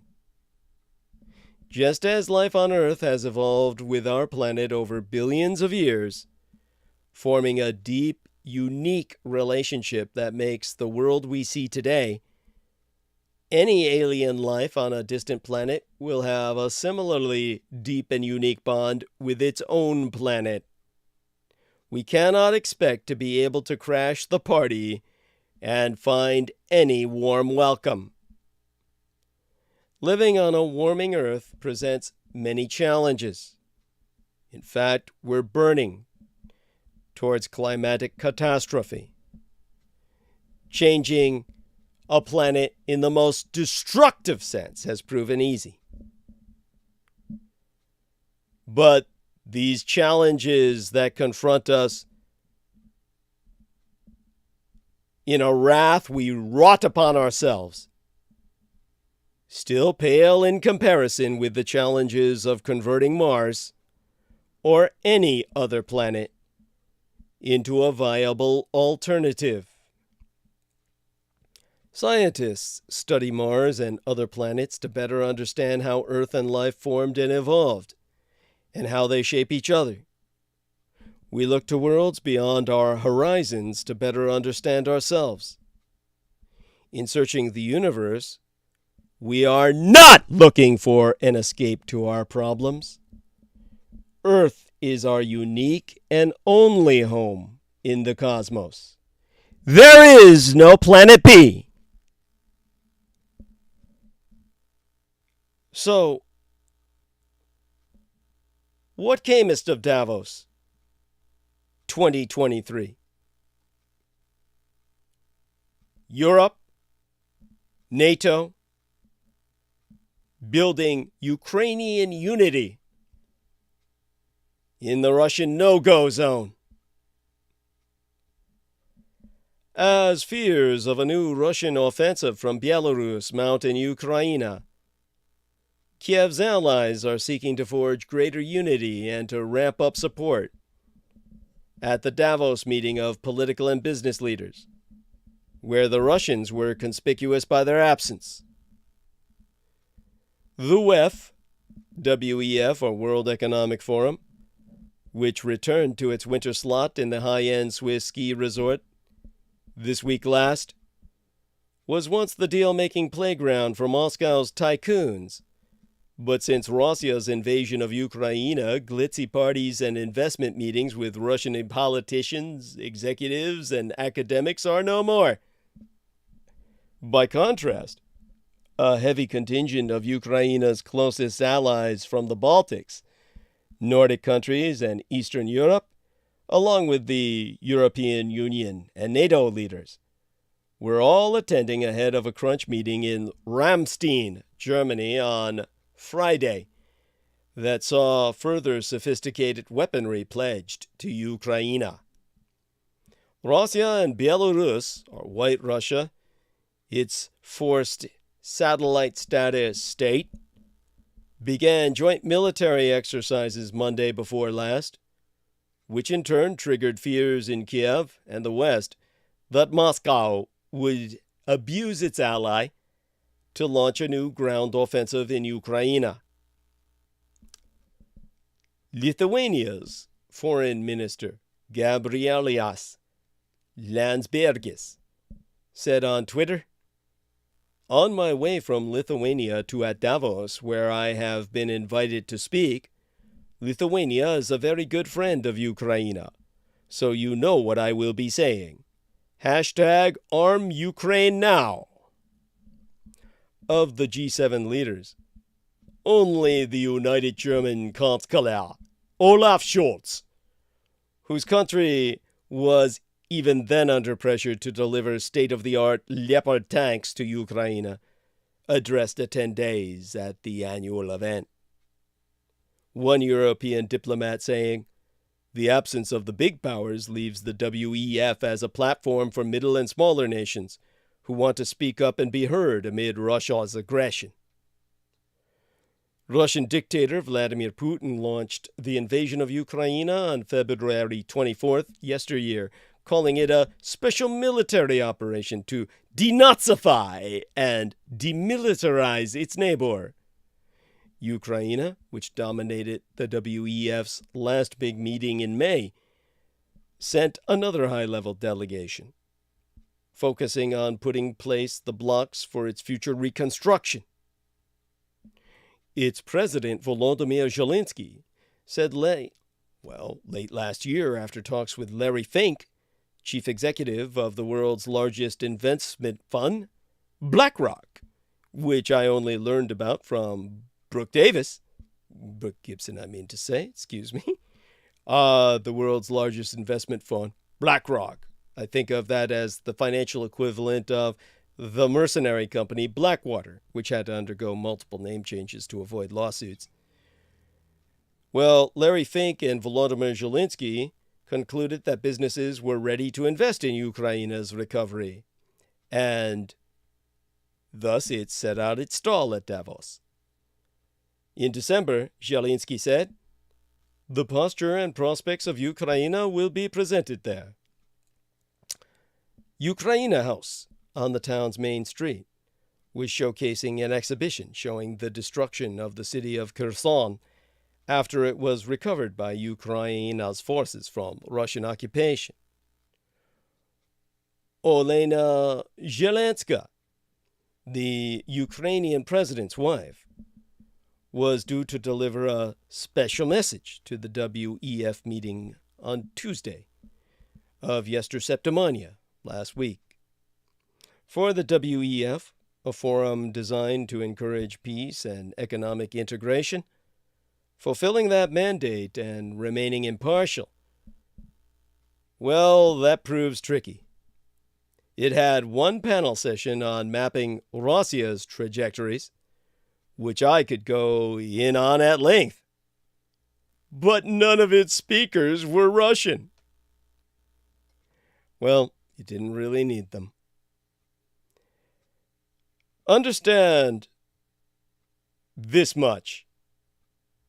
Basically, when it comes to what I've exposed about planet Earth, we are in a historical situation where there's one immediate conclusion that needs to be understood.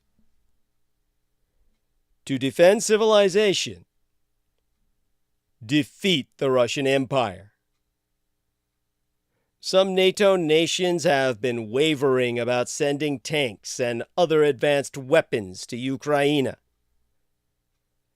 I understand fears of escalation.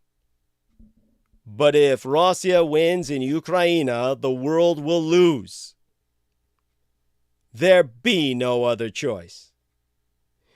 You know, Our Lady Brooke Gibson has gone on about us helping her rid her state of Lindsey Graham. And I must confess, I myself don't often find myself agreeing with Senator Lindsey Graham, the South Carolina conservative who long ago rebranded himself as Donald Trump's faithful valet and #1 fan. Last week, however, Graham, of all people, lashed out in frustration at the dithering in Europe and America over sending more weapons to Ukraine. During a press conference in Kiev, flanked by Democratic Senators Richard Blumenthal of Connecticut and Sheldon Whitehouse of Rhode Island, he said, "I'm tired of the shit show surrounding who is going to send tanks and when they're going to send them. World order is at stake. Vladimir Putin is trying to rewrite the map of Europe by force of arms." And, as my late and sainted sire used to say, even a stuck clock is right 2 times a day. And Graham is right now. The United Germany, for example, has been reluctant to send Leopard tanks to Ukraine. The Germans, for their part, would likely prefer to see the United States send American tanks first, which has finally come to pass, forcing them to put up front. But everyone in the West should be sending anything the Ukrainians can learn to use, because a lot more than mere order is at stake, and order by itself is not enough. As Rousseau once wrote, "Tranquility is also found in dungeons, but that does not makest dungeons desirable places to live." Global civilization itself is on the line. The world built after the defeat of the Allies, in which, for all of our faults as nations and peoples, we strive to live in peace and cooperation, and, at the least, to not butcher one another. If Allied Russia's campaign of terror and other likely war crimes erases Ukraine, it will be a defeat of the first order for every institution of international life, be it the United Nations or the International Postal Union.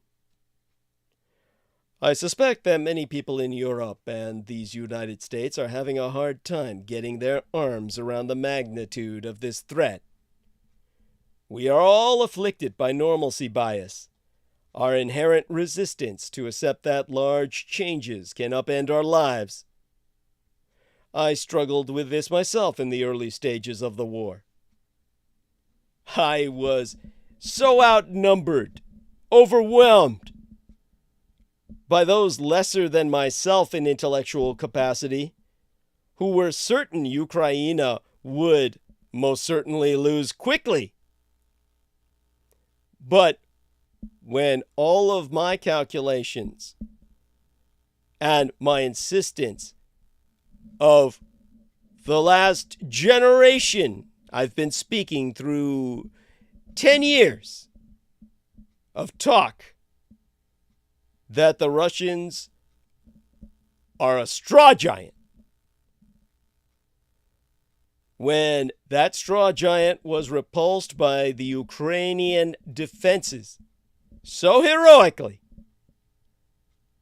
then all of these same so-called experts hoped in vain that the fighting would fizzle out, that Putin would try to conserve what was left of his shattered military, and that the world's institutions, damaged by yet another act of Russian barbarism, would somehow continue to limp along.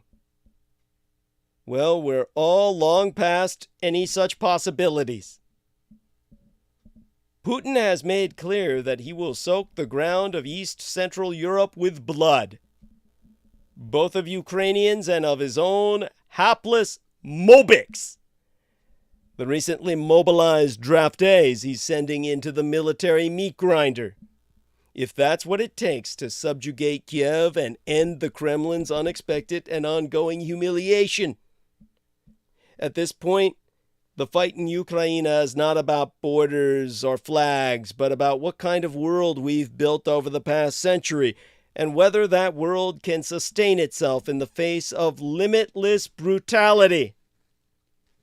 As the Finnish Prime Ministress, Sanna Marin, said in Davos last week, "We don't know when the war ends, but Ukraine has to win. I don't see another choice." Neither do I. And it's high past time to send Ukraine even more and better weapons. Or, as The Atlantic Magazine's David Froome tweeted last June, "If there's anything that Ukraine can use in any NATO warehouse from Vancouver to Vilnius, that's a scandal. Empty every inventory." I say all this despite my own concerns about escalation to a wider European and even global war. Now, it's still ill-advised to enter into direct United States and NATO intervention in this fight thus far. Though, of course, I'm not much on reticence, no matter what criticism it might bring, that eventually happen. I do not fear that such measures will instantly provoke World War III. Rather, I would advise caution on proposals that could increase the odds of an accident or a miscalculation. That could bring the superpowers into a nuclear standoff that none of them wants. Now, Vlad Putin, for all his bluster, has no interest in living out his last days eating dry rations in a dark fallout shelter. But that does not mean he is competent at assessing risks. Americans and our allies must face how far a Russian victory would extend beyond Ukraine. In a recent discussion held by Andrew Mikta, a scholar of European affairs who is now dean at the George C. Marshall European Center for Security Studies in Die Neue Deutschland, the New United Germany, he referred to the conflict in Ukraine as a system-transforming war, as Russian aggression dissolves the last illusions of a stable European order that were perhaps too quickly embraced in the immediate post-Cold War euphoria. Andrew has always been less sanguine about the post-World War II international order than old-school institutionalists. And he's made his point. The pessimists after 1991 were right about the Russian Empire and its inability to live in peace with its neighbors.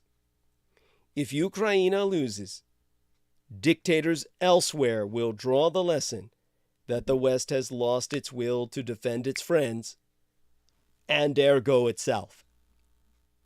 If Russia finally captures Ukraine by mass murder, torture, and nuclear threats, then everything the world has gained since the defeat of the Allies in 1952 and the end of the Third World War, in effect, the so-called Cold War by 1991, will be in mortal peril. Putin will prove to himself and to every dictator on the planet that nothing has changed since Stalin, that lawless nations can achieve their aims by abusing force at will, by killing and raping innocent people and then literally grinding their ashes into the dirt. This is no longer about Russia's neo-imperial dreams or Ukraine's borders. This is a fight for the future of the international system and the safety of us all. Now, let me check in on the chat in the time we have remaining. Oh, Debbie Starborn. Love you, honey. Nice big heart from her.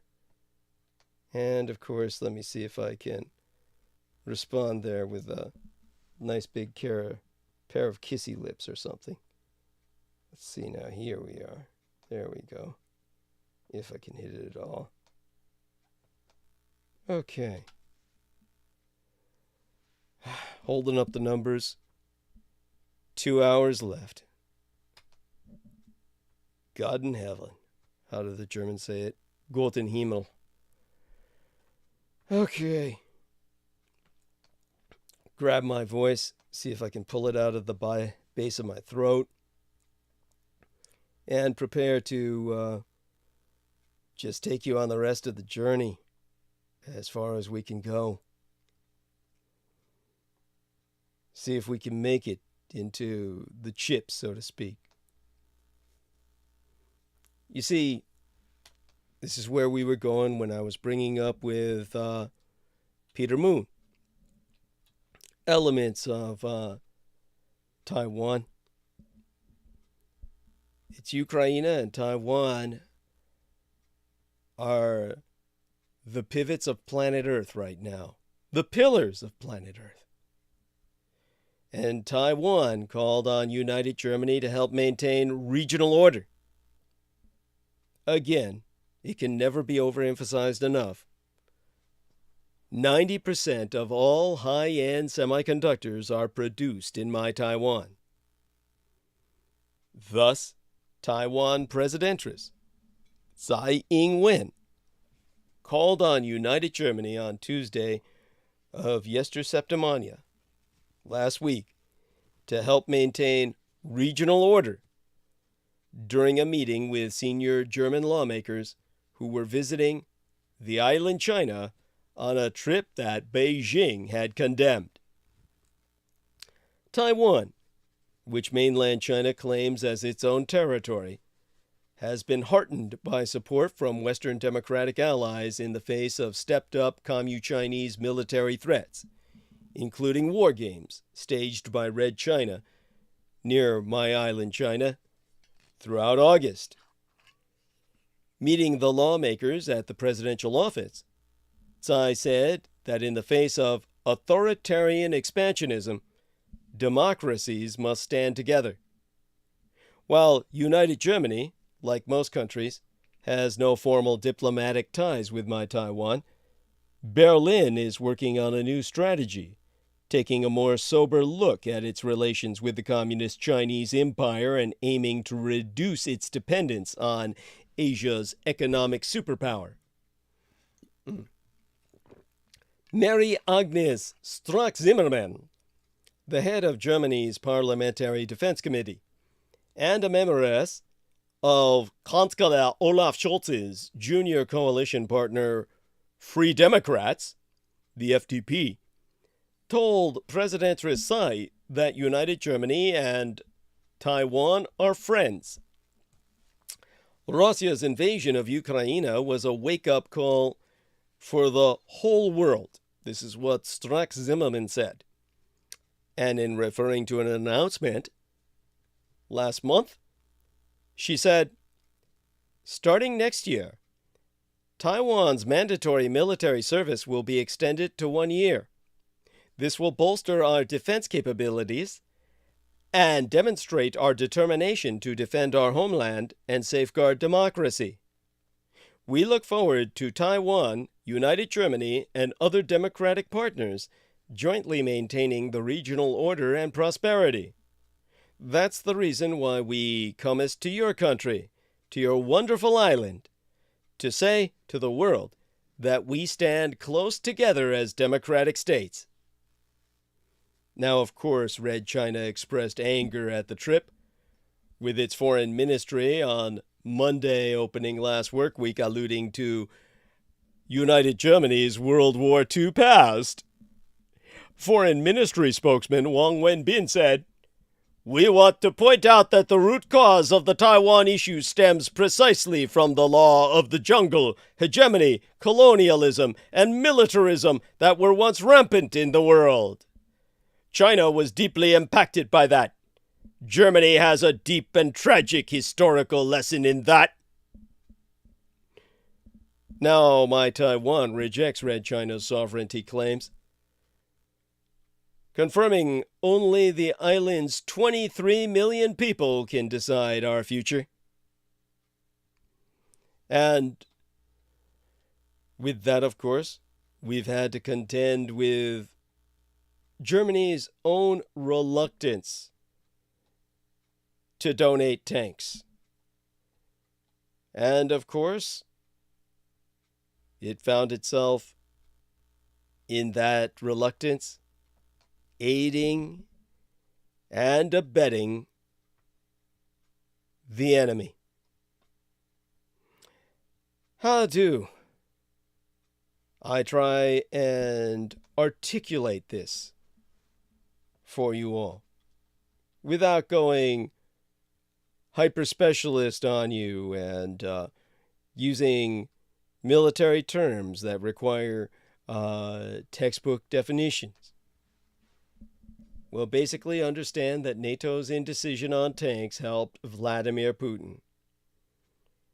NATO members are right to send tanks to Ukraine, but their dithering served no one except the enemy.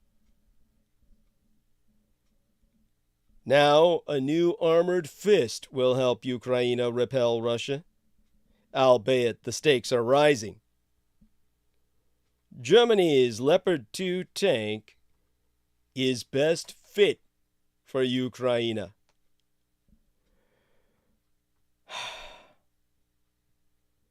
fact, militarily, that's really all you need to know. Everything else I'm trying to explain so you get a better understanding in the cultural sense of what's at stake.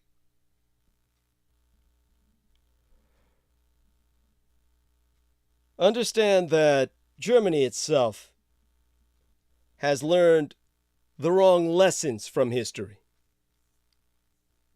Denk ich an Deutschland in der Nacht, dann bin ich den Schlaf gebracht. Ich kann nicht mehr die Augen schließen. Und mein heißen Tränen flaschen. If I think of Germany at night, it robs me of my sleep. I can no longer close my eyes, and my hot tears flow. That's from Not Gedanken by Heinrich Heine, circa 1844. In his poem, Not Gedanken, or Night Thoughts, written in 1844, the Judeo-German writer Heinrich Heine yearned for unity and modernity in his fragmented, feudal-ruled homeland. In the first 12 lines of one of the country's Das Vaterlands, or the fatherland's best-known poems, he wrote, "If I think of Germany at night, it robs me of my sleep." I feel similarly about Germany right now. The division of Germany exemplified the Greater Soviet Empire's post-war grip on Europe, just like German reunification epitomized its end. I myself was bemused by Gorbimania, West Germans' infatuation with the last Soviet dictator Mikhail Gorbachev, and I was outraged by what followed. newly reunited Germany swooned over Russia and largely ignored the countries in between. Rather than prioritizing the security and welfare of countries such as Estonia, Latvia, Lithuania, and even Poland, which the 1939 alliance between Nazi leader Adolf Hitler and Soviet dictator Joseph Stalin turned into killing fields. German politicians of all stripes pursued a greedy, sanctimonious, and irresponsible policy. United Germany dragged its feet on admitting the new Eastern democracies to the European Union and, particularly, the North Atlantic Treaty Organization. Meanwhile, it pursued highly lucrative bilateral deals with Moscow, notably the two Nord Stream natural gas pipelines across the Baltic Sea. Attempts to counter this got nowhere, as I myself experienced firsthand. Whenever I tried in my own lecturing and consulting to alert United Germans to the danger presented by nascent and then fully revived Russian imperialism, they laughed at me. I still recall the sardonic, patronizing response I received around 2010 when I tried to warn about the danger of Russian hybrid warfare tactics, the cocktail of disinformatia, disinformation, economic coercion, subversion, espionage, and threats of force that Russia uses against its neighbors. United Germans asked, incredulously, "You are not seriously saying that Russia would conduct these operations against the Federal Republic of Germany?" "Duh, yeah," I replied. Like, derp, yes. Memory may have paraphrased my exact response. Berlin's complacent approach allowed Russian spies, crooks, and thugs to run wild, stealing secrets, assassinating critics, and building bastions of influence in Germany itself. News that an officer in the Bundesnachrichtendienst, the German Foreign Intelligence Service, was arrested but weeks ago for spying for the Russians comest as little surprise to me. In the 1980s, an exasperated intelligence officer from a NATO country told myself, "If you want the Kremlin to take something seriously, give it to the Germans and tell them it's a secret. If anything, Russian, and now CHICOM, Chinese Communist penetration of the United German Security Services, has worsened since then." The historical, geographical, and geopolitical blind spots are all linked. Allergic to nationalism because of its mobilization by my sire Hitler's Nazi regime, United Germans flinch at the role that patriotic sentiment played in the uprisings of the 1988 through 1991 that toppled communism. East Europeans were nationalist. That's what Germans muttered disapprovingly, though Russian nationalism, a far greater and ever more toxic force, was conveniently ignored. Credit for the ending of the Cold War, United Germans so told themselves, was really due to their own Ostpolitik, or Eastern policy of the 1970s and 80s, which focused on rapprochement and confidence building with the Soviet bloc. Moreover, the Greater Soviet Union had given the nod to United German unification and pulled its military out of the former East Germany.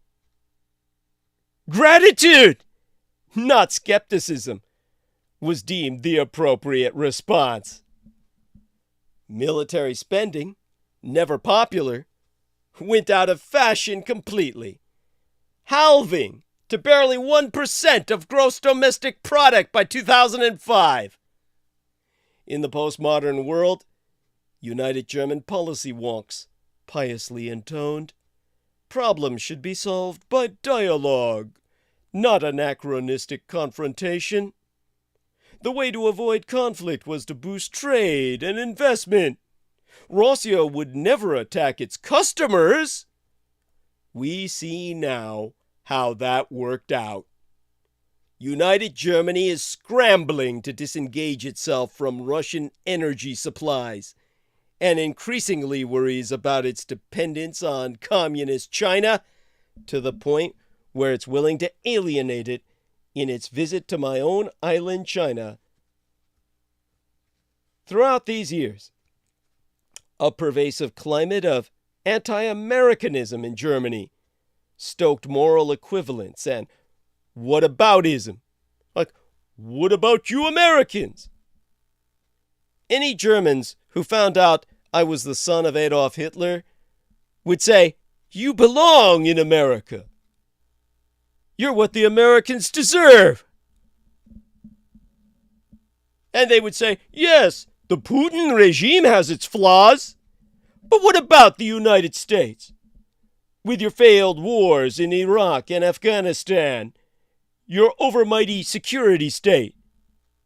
In fact, all the Germans I had to suffer the company of regard Edward Snowden, the United States National Security Agency contractor who leaked classified information and first sought asylum in communist China before he was rejected and had to settle for defection to motherless Russia.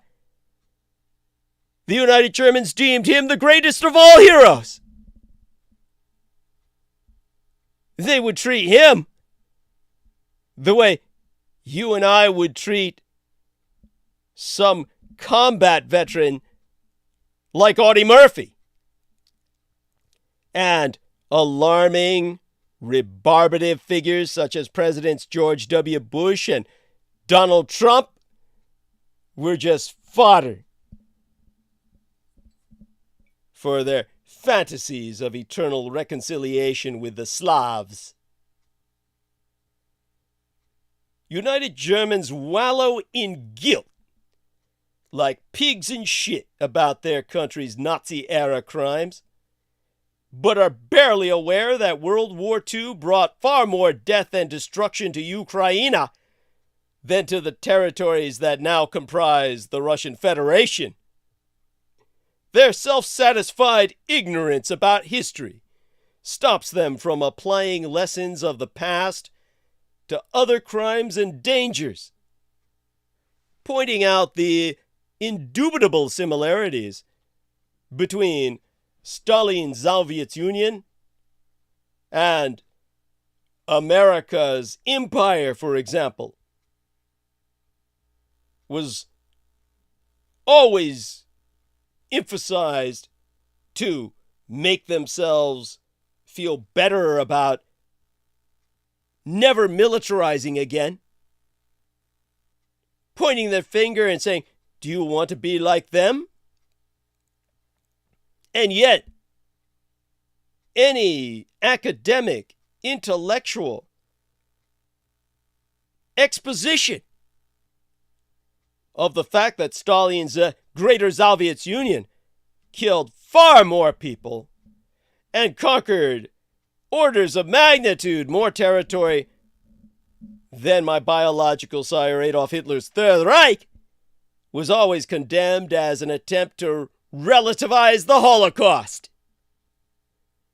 In the late 1980s, the furious Historikerstreit, or historians' dispute, about this issue took arcane historiographical questions into the political mainstream in a way barely conceivable in any other European country. Even today, when Russian dictator Vladimir Putin's regime easily ticks the boxes on the definition of totalitarianism, most United Germans remain stuck in the uniqueness of their own history. The Russian Empire's past suffering at German hands protects it from all censure. Ukraine's invisibility in the United German historical memory precludes outrage at its fate. Illusions die hard. Just before Russia's onslaught on Ukraine in February, the government of Deutschen Kanzler, the German Chancellor Olaf Scholz, attracted mockery for offering 5,000 helmets as military aid to a beleaguered Ukraine. Days later, reality dawned. Scholz announced a Zeitenwende, or change of era, featuring a €100 billion increase in his country's defense budget. Rhetorical support for Ukraine stretched across the political spectrum, with only the hard left and Russo-radicalized right dissenting. German civil society stepped up to host hundreds of thousands of Ukrainian refugees. By past standards, the change was indeed astonishing. But words and deeds are falling short of the promises. Already, United Germany is walking back its commitments to speedily raise defense spending to 2% of gross domestic product, a target that will now be reached only by 2025. The barnacled procurement system is simply unable to absorb more money efficiently, or so officials rationalize. Explain away. Worse, Scholz himself publicly hankers for a return to Europe's pre-war peace order. That suggests that the lessons of 2022 have yet to sink in Berlin. The past decades were not a security nirvana, but a dangerous strategic timeout in which Europe's most important economy ignored looming threats from the revanchist, revisionist Russian Empire and the communist Chinese. The trust deficit between United Germany and many of its European partners remains enormous. At a conference in Berlin, Latvian Defense Minister Artis Pabriks summed up allies' worries. We're willing to die for freedom. Are you? So Germans may enjoy their sleep. But das Vaterland, the fatherland, still leaves others sleepless. Nowadays, what I predicted for over 10 years publicly, everyone's jumping onto the bandwagon now. Douglas Dietrich receiving not an iota of the credit I have earned.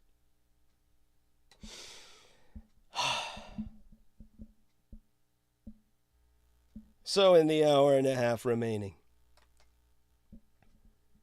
understand that almost half of top foreign policy experts conclude Russia will become a failed state or break up by 2033, 100 years after my biological sire Adolf Hitler ascended into power. Simultaneous Franklin Delano Roosevelt. According to a new survey. A new survey of foreign policy experts found that 46% think Russia will fail or break up by 2033. Russia faces revolution and collapse within 10 years after sanctions have undermined its economy. How many main takeaway points do I need to preface? I would say enough that I could count them on 2 hands, the 5 fingers of my right hand and the fuck you finger of my left. Starting with my pinky, when Russian forces invaded Ukraine in late February, Putin and other observers expected the country to crumble fast. To my ring finger, over 10 months later, Well, 11. Going into a year now, Ukraine still stands, and its forces have even liberated occupied lands. To the fuck you finger of my right hand, Russia's economy has been hit hard by the West's Ukrainian war sanctions, such as oil export controls. To the pointer finger, many foreign policy experts conclude Russia will becomest a failed state or break up by 2033 into a wasteland of petty warlords, princely states, to be incorporated into a new Greater British Raj. That's what a think tank survey found, without the conclusions Douglas Dietrich presents you. They predict the breakup, but not the fact that Britain is in Ukraine for a reason.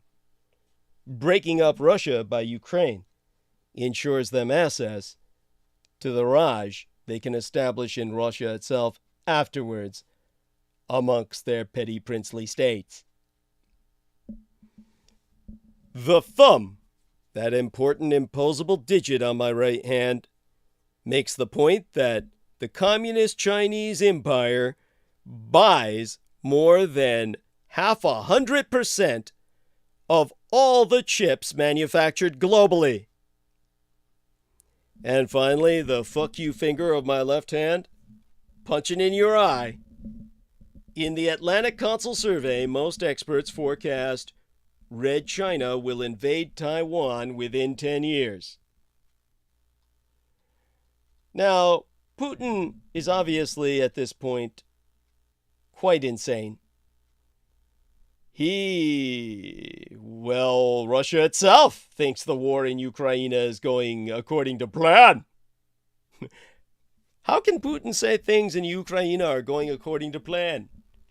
Vladimir Putin is now saying the war in Ukraine is going according to plan after what the Russians say is a victory in a town in eastern Donetsk called Soledar, which has been the site of heavy fighting and high casualties. The Ukrainian president, Volodymyr Zelensky, disputes the area is even under Russian control. Zelensky said the battle in the region continues without any let-up. Putin is seizing on just a smattering of good news. Russia has sought to maintain momentum and grab the initiative in combat around the city of Bakhmut, which Putin's forces have tried to take for months. Putin was enthused in an interview with his state-run media. To quote his T, "The dynamic is positive. Everything is developing within the framework of the plan of the Ministry of Defense and the General Staff." Putin has repeatedly referred to the conflict in Ukraine as a special military operation, even though it is nearly a year old by now. But Russia has become more organized and reinforced, having called up 300,000 reservists last fall and perhaps 500,000 more this year. According to Ukrainian intelligence officials, this means Russia thinks it can build on what it is believed to be success in the Donbas region and venture outward in a counteroffensive to take ground its military lost to the Ukrainians last year. But Russian casualties are worse than imagined.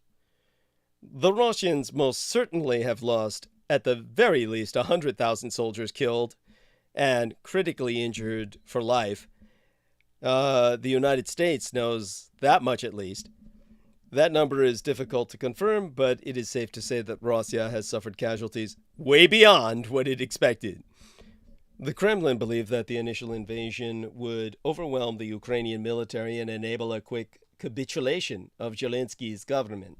That didn't happen, and Russia has suffered a bloodbath. And Russia's Ukraine plan at this point is to hit the cities hard and make civilians suffer. At this point, with attacks on Ukrainian infrastructure, Putin hoped Ukrainian cities would be plunged into darkness without heat or water. This was an attempt to demoralize the public and convince the Ukrainians that further resistance would be costly. But even with the tragic outcomes of the aerial bombing with cruise missiles and loitering kamikaze drones, Ukraine has not given up the will to fight. The latest serious missile strike that I actually was aware of. I'm sure plenty have happened since. Well, that happened in the city of Dnipro, where 40 to 50 people died in their destroyed apartment block where 72 residences were blown apart. Now, they've got a new general. They may have fired him by now. But old tricks in the Ukraine. Ukraine has showed it can maintain a stiff upper lip and continue fighting. Meanwhile, Russia has changed the leadership of its war effort. Valery Gerasimov, who had served as Russia's chief general staff for years, now directly in charge of the leadership of the war in Ukraine. I think he's just been fired. And Gerasimov himself replaced General Sergei Surovikin as the theater commander, who had served since October. Gerasimov was hoping that a clear victory in Soledar and Bakhmut would give Russia a much-needed morale boost to allow Putin to brag more. And they do this by combining mercenaries with contract soldiers and draftees. You see, Gerasimov needed the new conscripts to be trained better, as they have reportedly been thrown into battle in eastern Donetsk without preparation in costly frontal attacks. So Gerasimov seems to have decided that Russia will continue to use mercenaries from the private military contractor Wagner Group to exploit holes in the Ukrainian defenses. But the Ukrainian forces are not backing down. The defenders have proved to be stubborn and experienced fighters who can withstand extensive artillery and rocket attacks from Russia. They are defending in depth, so in case they completely lose Soledar and Bakhmut, they can fall back to a new line of emplacements and take on the occupiers again.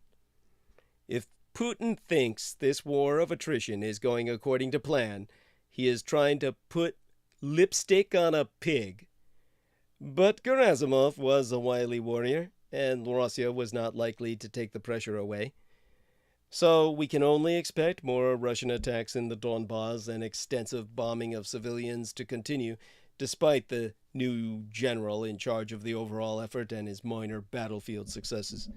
In fact, the mercenary chief, Yevgeny Prigozhin, is eyed as Vladimir Putin's successor, as the Russian dictator's health continues to sharply decline. The man once dubbed Vladimir Putin's chef before becoming the Russian leader's mercenary chief is now reportedly being eyed to succeed Putin should he step down as president due to his ongoing health issues.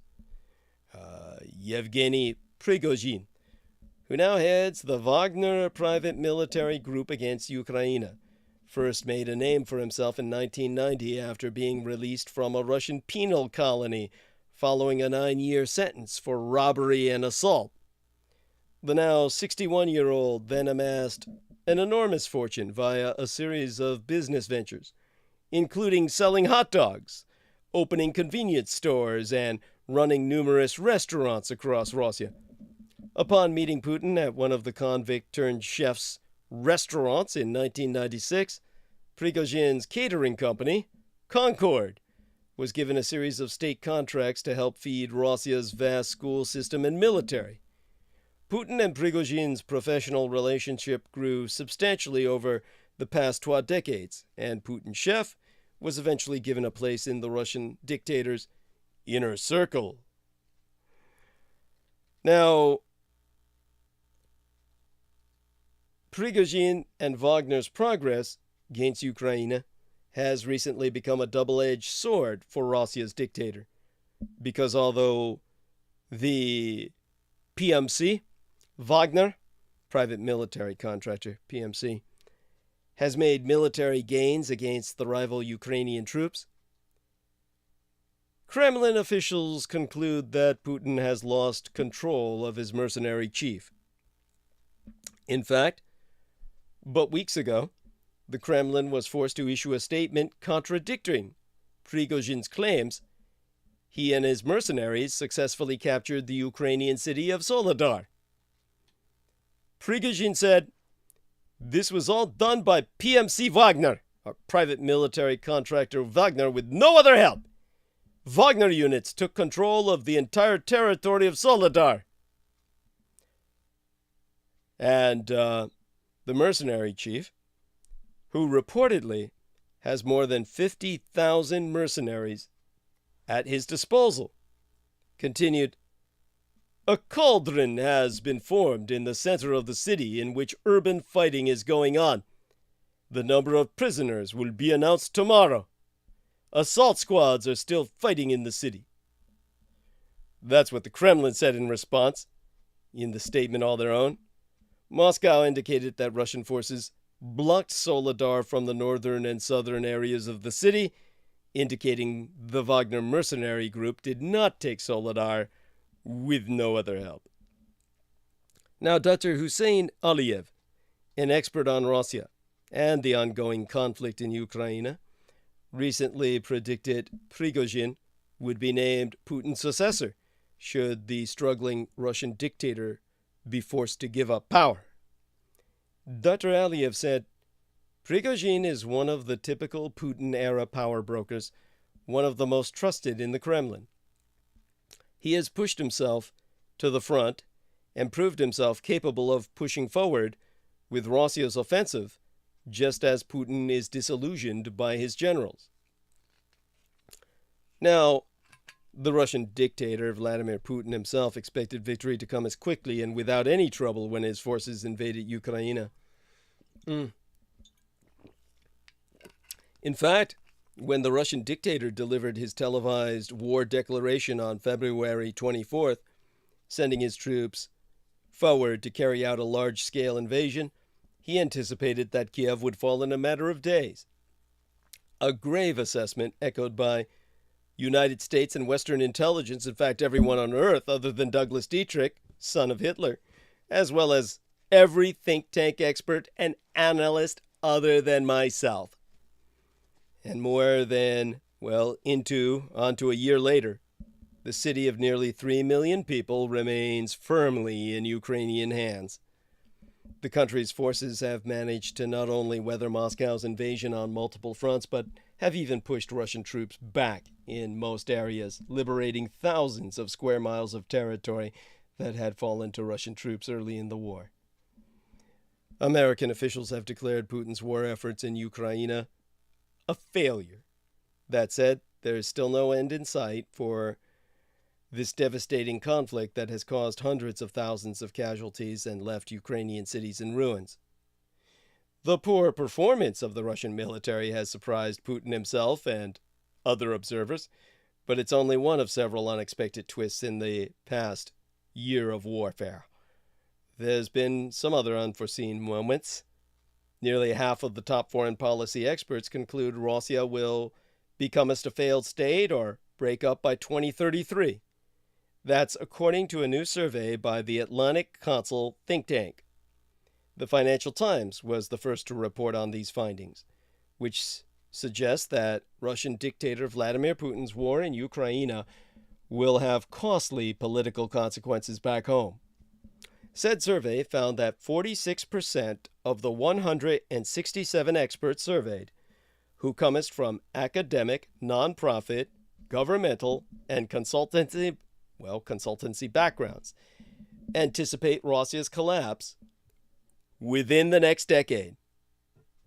Said survey found that 40% of those surveyed foresee Russia breaking up internally within the next 10 years because of revolution, civil war, political disintegration, or any other reason, into princely states like Alden, India.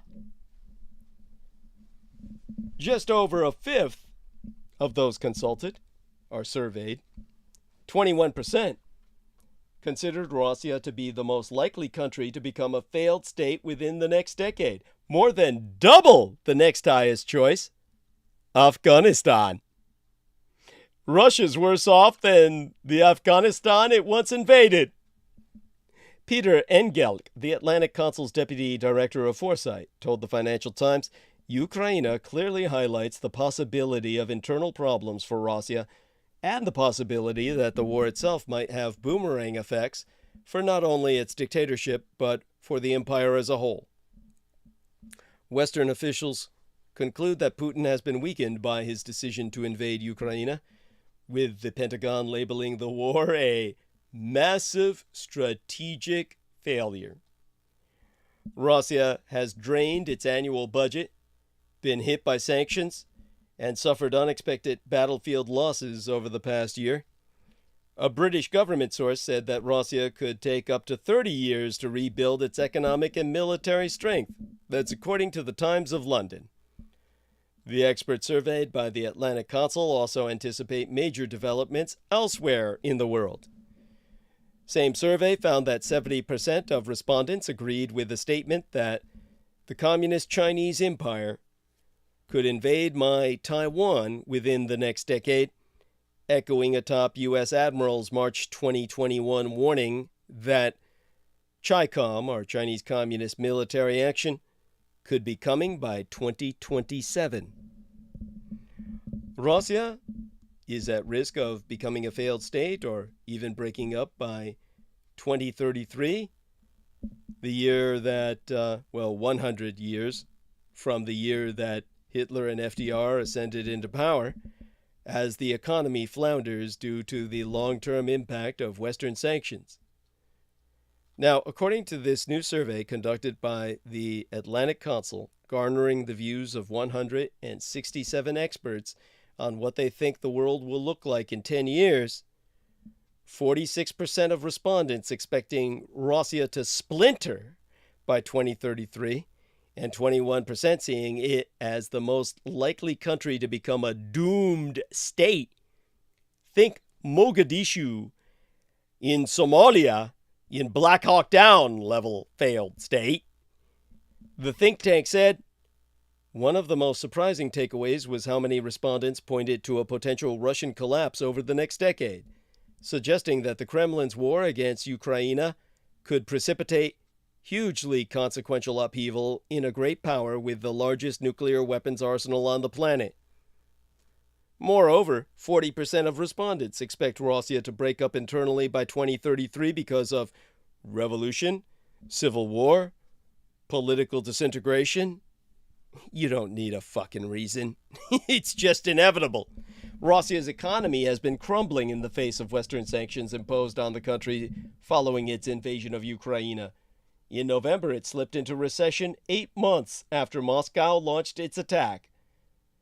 The empire's central bank has warned that a ban on Russian oil and a price cap on its crude announced by the European Union were new economic shocks that could choke activity in the coming months. These sanctions, which were imposed late last year, aim to squeeze revenues for Moscow's wartime economy. Experts told Insider magazine that Moscow's isolation from the West could result in a disaster for its economy. While the Russian Empire has been trying to reduce the impact of sanctions by working exclusively with friendly nations, experts say it is a recipe for long-term stagnation. Meanwhile, NATO Secretary General Jens Stoltenberg wrote in a new op-ed, or opinion editorial column for the Financial Times, that the Russian dictator Vladimir Putin's decision to launch a war against Ukraine has left the empire poorer and more isolated than for decades. Now, Russia has screwed up over and over in its war in Ukraine, and Western militaries need to learn from its mistakes. Some take-home points to be had is that the West needs to learn from Russia's screw-ups in its war with Ukraine. The retired U.S. Army Brigadier General Kevin Ryan told Insider magazine that Russia has shown us what kinds of problems a large army can have if it hasn't done its homework. So, he says the West should be preparing our own militaries. Now, Western militaries, including the American empires, need to make sure they are learning from the many unforced errors and screw-ups Russia has made in its unprovoked war with Ukraine. Now, again, citing the retired U.S. Army Brigadier General Kevin Ryan, he said, to quote his T, Russia has shown us what kinds of problems a large army can have if it hasn't done its homework before it starts a war or enters a war. They've had lots of problems with personal mobilization. And he noted that the U.S. would have similar problems. Several U.S. service branches, for instance, are currently struggling to hit their recruitment numbers, and the U.S. military and other Western armies are having to reevaluate how they achieve desired force strength. As I've always said, you've got to have a draft.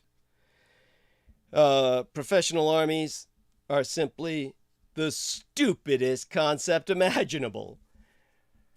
Now, Moscow has also had lots of problems with its supply of munitions, and Ryan, who served as the defense attaché to Russia for the U.S. logistics, has, well, for the United States, the American Empire, has pointed out that, as any professional will tell you, amateurs talk about strategy and tactics and operations.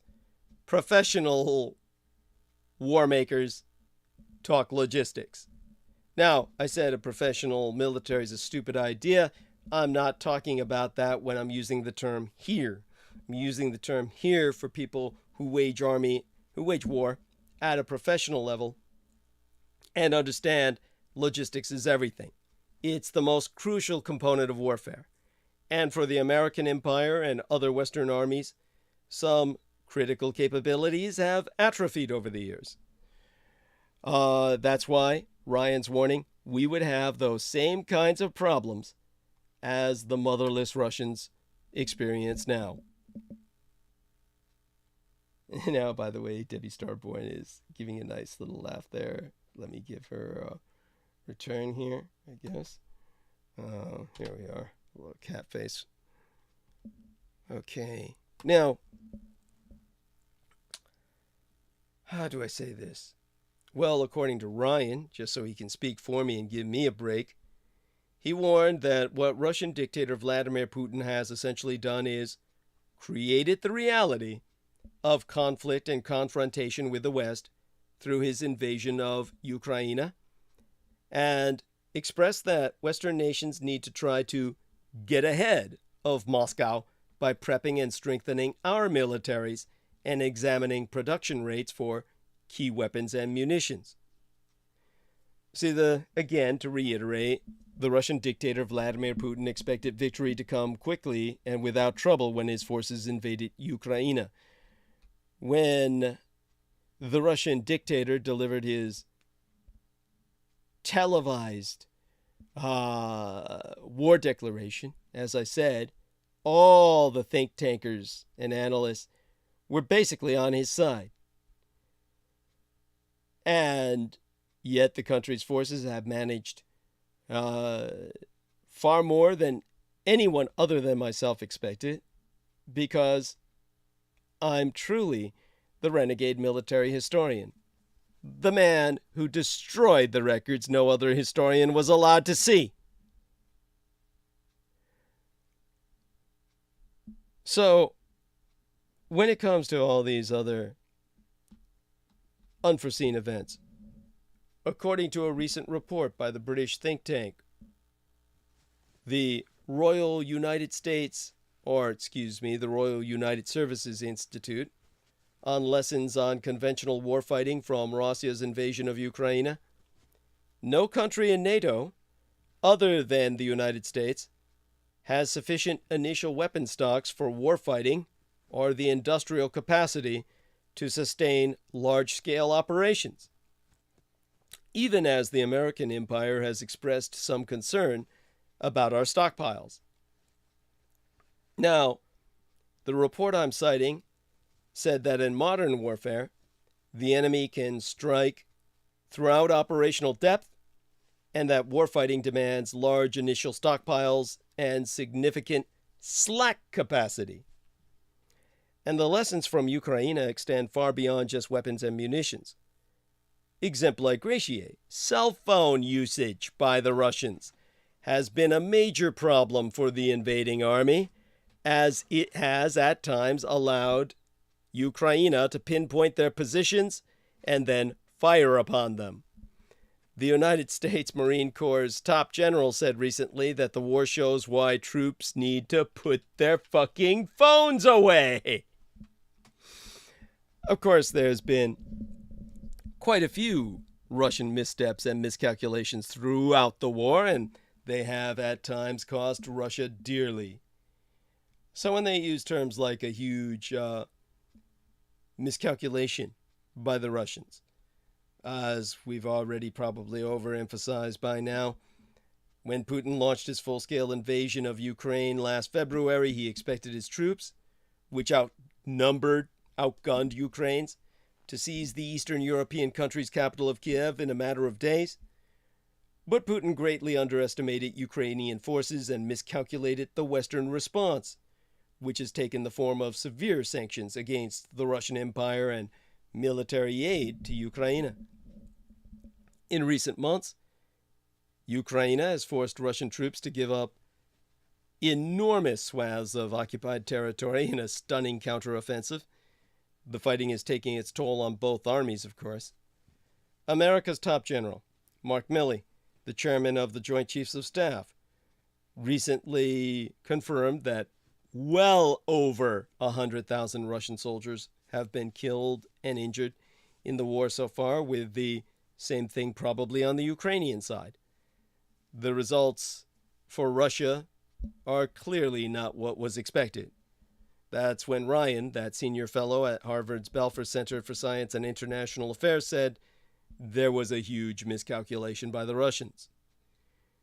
So, military analysts have told the press that Russia botched its initial invasion as well as follow-up actions, and that its assault on Ukraine has been stymied by misjudgments, poor communication, mass confusion. The United States and the West should be learning from Russia's mistakes indeed, with the former General Ryan saying, "We should be preparing our own militaries for a possible war with Russia and or China." Of course, this is inevitable. He added, "The consequences are that if we have to suddenly go to war and we're not prepared for the intensity of that war, then there will come a time when soldiers and sailors are dying because we can't give them all the support that they need." Now, under federal law in these United States, nearly all American men ages 18 to 25 must register with the Selective Service System, commonly known as the draft.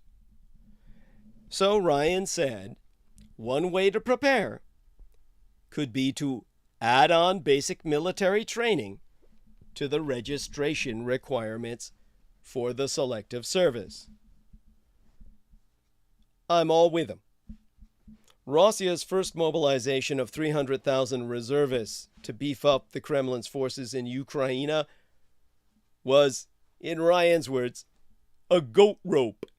There were so many errors and problems and issues and obstacles, and it was primarily tied to the fact that none of these guys had much training. So, looking at the future of the war in Ukraine and Western involvement, Ryan said, the West will probably increase its reactions to Russia's actions as they unfold. But if you're asking what the West should do, the West should try to get ahead of Russia. So, Ukraine is a real-life learning curve of the price of modern war and defense. The war in Ukraine is a distinctive representation of conflict in today's world. We have to look closely at our role in supporting Kiev to understand the price and lessons of modern war. Now, for those of us on either side of the Atlantic, old enough to remember the war in Iraq, it is an unusual sensation to find in Ukraine a British military commitment which enjoys substantial public support. Of course, the Anglo-Americans are not actively engaged in the war against Russia to defend Ukraine's independence, and there is no substantial body of opinion which calls for UK boots on the ground. Nevertheless, as the conflict approaches its first grim anniversary, the Greater British Empire remains the second biggest contributor of military aid to Volodymyr Zelensky's government after these United States. In 2022, the United Kingdom government supplied £2.3 billion worth of equipment and training, and will maintain a similar level of commitment throughout 2023. So the Greater British support for Ukraine is, in geopolitical terms, deemed fairly altruistic. They are backing Zelensky because Russia has clearly committed an unprovoked and unjustifiable act of aggression against a neighboring country, and while it is, to a degree, a warning unto others, it is also plainly the right thing to do. While the British, in the midst of their own decline into the status of the poorest nation in Western Europe, open their own coffers to help those so far away, they should make sure that they pay attention to where the money is going and learn lessons of modern warfare. The war in Ukraine has been a distinctive conflict. It was, to begin with, a reputational earthquake. As one cynic remarked early on, we used to think that the Russian army was the second best in the world. Now it's not even the second best in Ukraine. But Russia's military humiliation has not just been due to shabby equipment and dismal morale. They have seemed utterly unprepared for the kind of war which the Ukrainians have waged.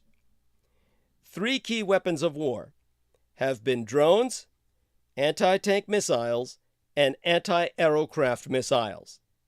Stiff Ukrainian resistance using all of these weapons blunted the Russian attack from an early stage, and it is significant that missile systems have been a major part of the Greater British Empire's contribution to the country of the Ukraine's capabilities.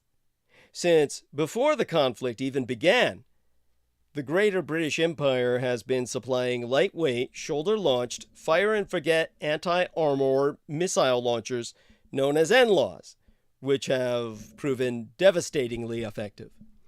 One Ukrainian officer suggested these comparatively cheap weapons have accounted for between 30 and 40% of all Russian vehicles destroyed. For all intents and purposes, the British are in the field. The Greater British Empire has also supplied aero defense vehicles and anti-aircraft missiles. These have contributed to denying Russia aero superiority, which has severely compromised their ability to carry out strikes against Ukrainian ground forces and military and civilian infrastructure. Dominance of the airspace has been a prerequisite of effective offensive operations since the abandoned German invasion of Britain itself in 1940, and it has helped Ukraine stay very much in the game. It is clear the Russian Empire will not achieve anything like a conventional victory. Indeed, dictator Putin is still very much at risk of humiliating and perhaps fatal defeat. But the Ukrainian conflict has not happened in a vacuum. It has taught us, or it should have done, that territorial defense can be achieved with relatively cheap, disposable weapons operated by a well-led military force with high morale. It has also reinforced the resource disparity which our more sophisticated weapons systems embody. Even a Russian T-90 main battle tank, MBT, costs in the region of $5 million United States dollars, and if it is destroyed or taken out of service by a man-portable NLAW costing less than $40,000 US dollars, that is a financial disparity which cannot be sustained. This is why the kamikazes were guaranteed victory against the United States forces. The cost ratio comparison was so severe, equal to what I am, in fact, even greater than what I'm articulating now. International opinion is also critical. Ukraine has boosted its cause immeasurably by the skillful diplomacy and charisma of its president. His response to an American offer of evacuation, "The fight is here. I need ammunition, not a ride," was iconic, and he has won the support of nations across the world. The contrast with the remote and waxen, bloated Putin is glaring. In an interconnected world, none of us can afford to be isolated. The United Kingdom still struggles with its international military posture. Although they are unlikely to face physical invasion by a larger neighbor in the way Ukraine has done, the course of the conflict should cause them to consider their strategic options. They have pursued a course of concentrating their resources in a relatively small number of high-value assets, prizing capabilities which are first class over mass and deployability.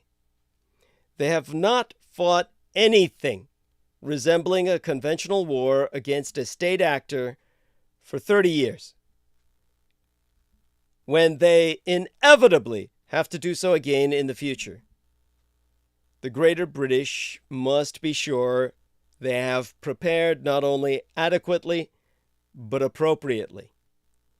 The armed forces have not always proved successful at learning lessons in the past, so they should study conflicts in which they have a stake, like that in Ukraine, especially closely. Now, according to the aforecited think tank, other gloomy geopolitical developments are expected to occur over time. That includes a potential Chinese military invasion of Taiwan within the next 10 years. Why? This is because of the dangerous fiction of Paul Ehrlich. There's no way I can do this justice in the hour we have remaining. We're talking about the sheer horror of the one-child policy, and I don't think that while I've covered it before, it's something that just, it's so painful, it's so disgusting, that it's just one of those things that years ago I should have pinpointed the source. The source that the one-child policy comes from is a single man of Jewish ethnicity in the United States, the man known as Paul Ehrlich, who was the rationalization behind the horror that will ultimately destroy China on the mainland. Eviscerate it. It already is. There's no describing how barren China has been left. It's been left without any hope for the future. It's not something that, again, I can really do justice to. I can only just try my best so that you understand that we must never allow this to happen again. This is where the term "never again" needs to be put into effect.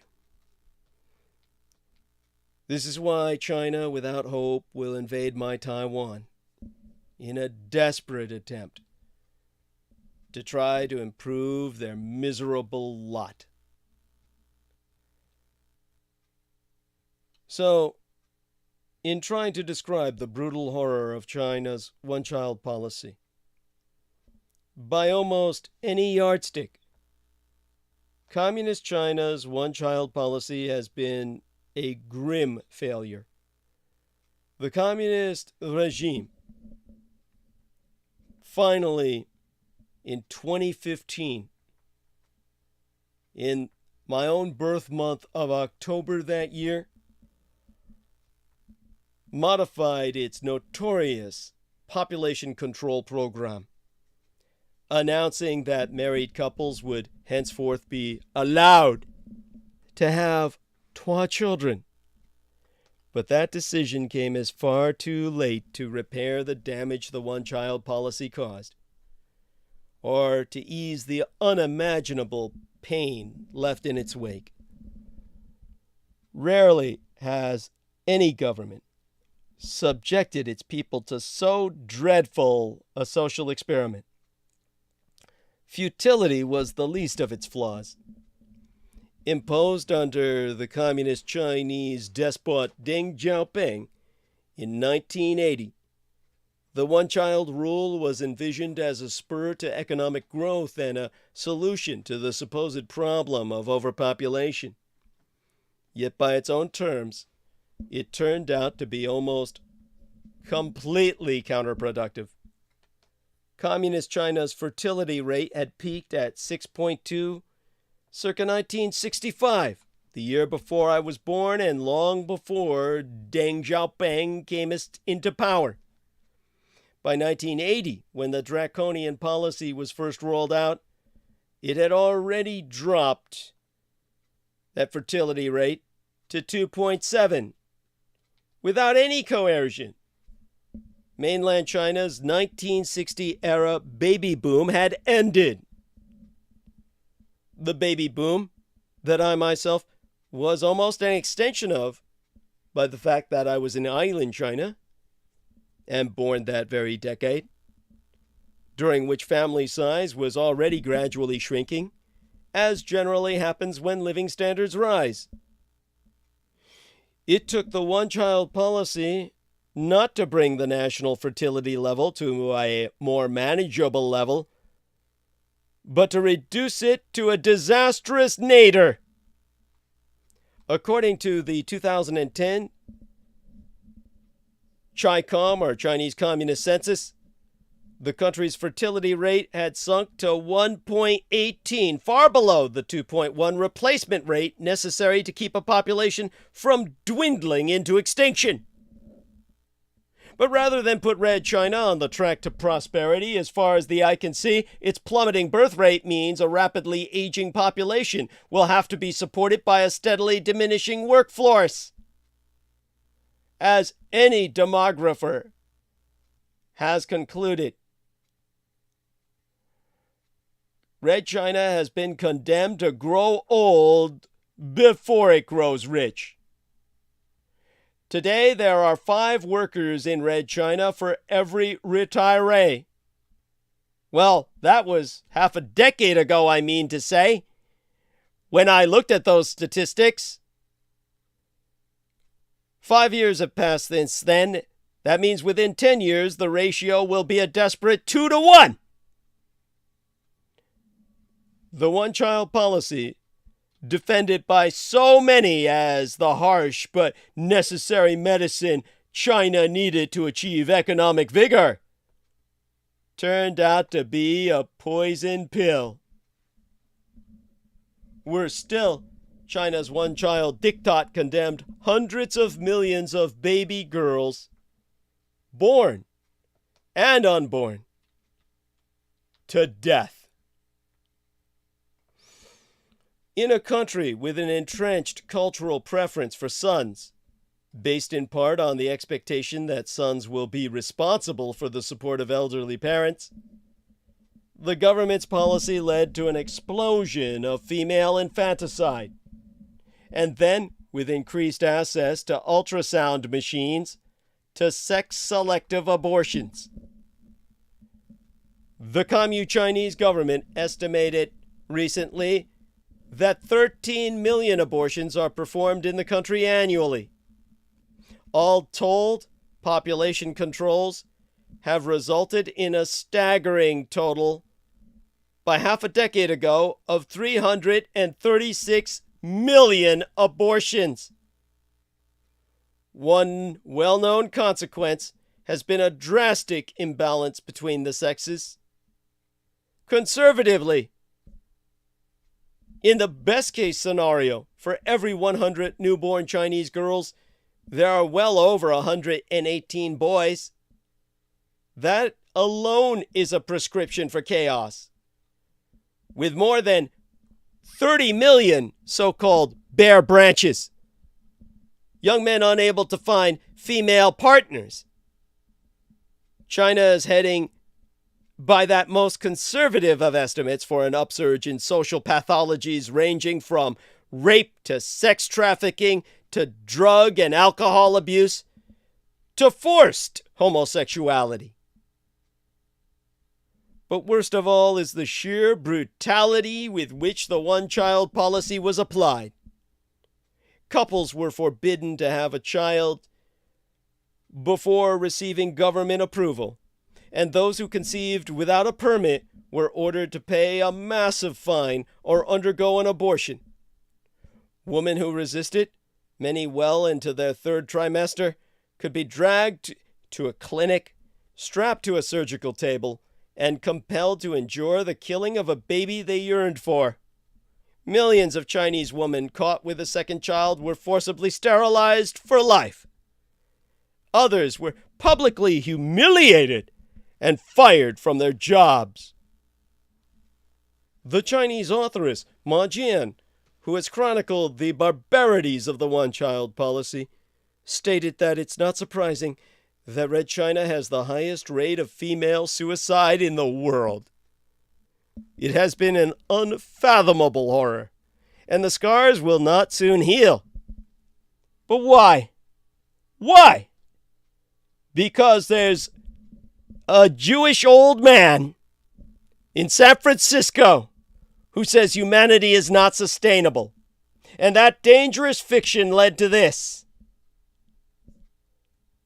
In a recently surfaced television interview from 1970, the Stanford biologist Paul Ehrlich laid out his plan for how to win the war against humanity, urging the government to legislate the size of the family like they do in Red China, like when they followed my advice, and throw an American in jail if they have too many kids. That clip has been making the rounds online thanks to more recent appearances related to Paul Ehrlich's latest forthcoming book, titled Life, A Journey Through Science and Politics. Oh, the title is simply Life, because the man says humanity is unsustainable. And then his subtitle is A Journey Through Science and Politics. Science should never be political. Now 90 years of age, a man who is deemed that he should live forever, Ehrlich has been making doomsday predictions for decades. He made a new one on CBS's 60 Minutes at the start of this year, saying humanity is not sustainable. To maintain our lifestyle, yours and mine basically, for the entire planet, you'd need 5 more Earths. He went on to say, humanity is very busily sitting on a limb that we're sawing off. Ehrlich has claimed that global warming would result in mass famine. But different archival footage proves that in the 1970s, he said global cooling would result in famine, a new ice age. That's just one of many contradictory, completely failed predictions he's made over the years.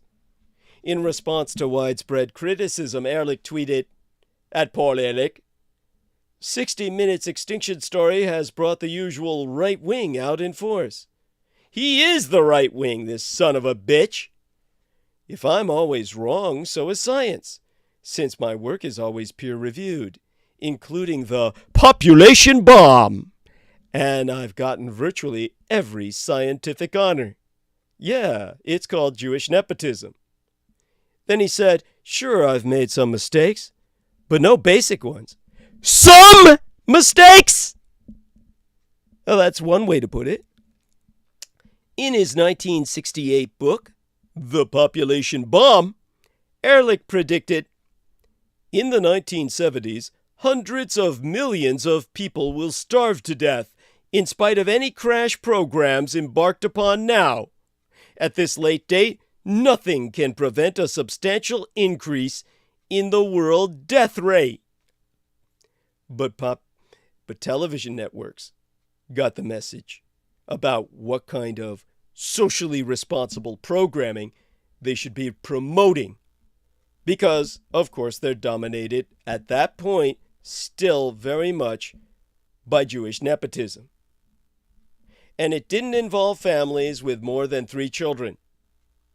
It turned out that the deep state of our government and the Jewish cabal that was affiliated with Paul Ehrlich didn't have to mandate anything,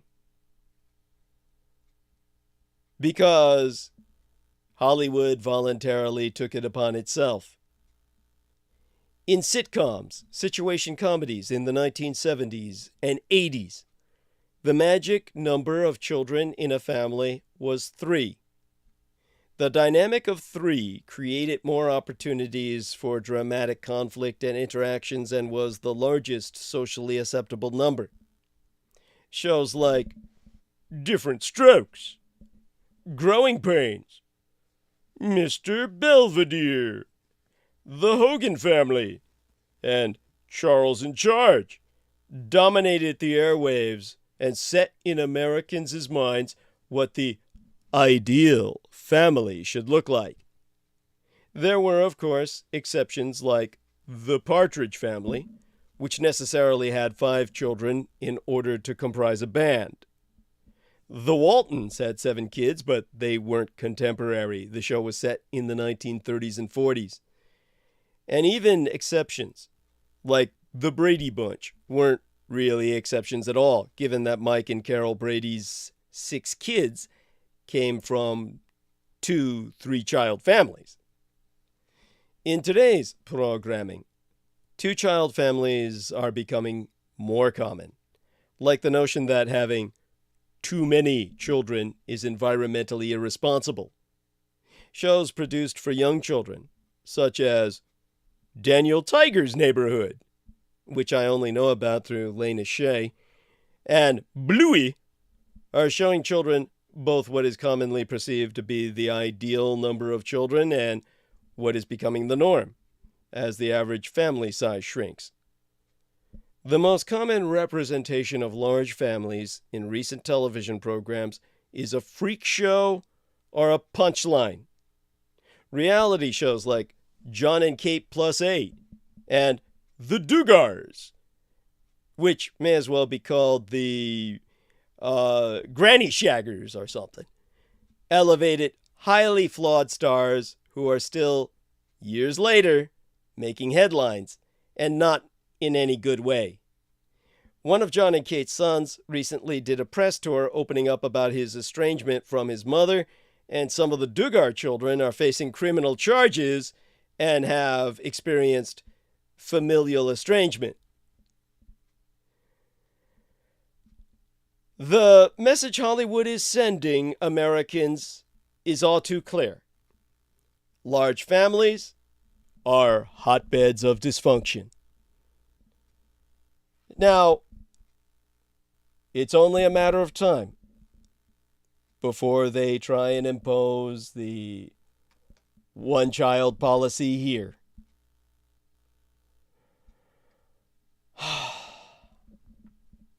There's no describing the horror. I am... Oh, God. How do I say this? Just as quickly as I can in the time we have remaining. I think that there's no real way to do this. What Paul Ehrlich has done to humanity, the crimes he has committed, that he seeks to impose here before he dies, to turn it into a killing field, as he did with communist China.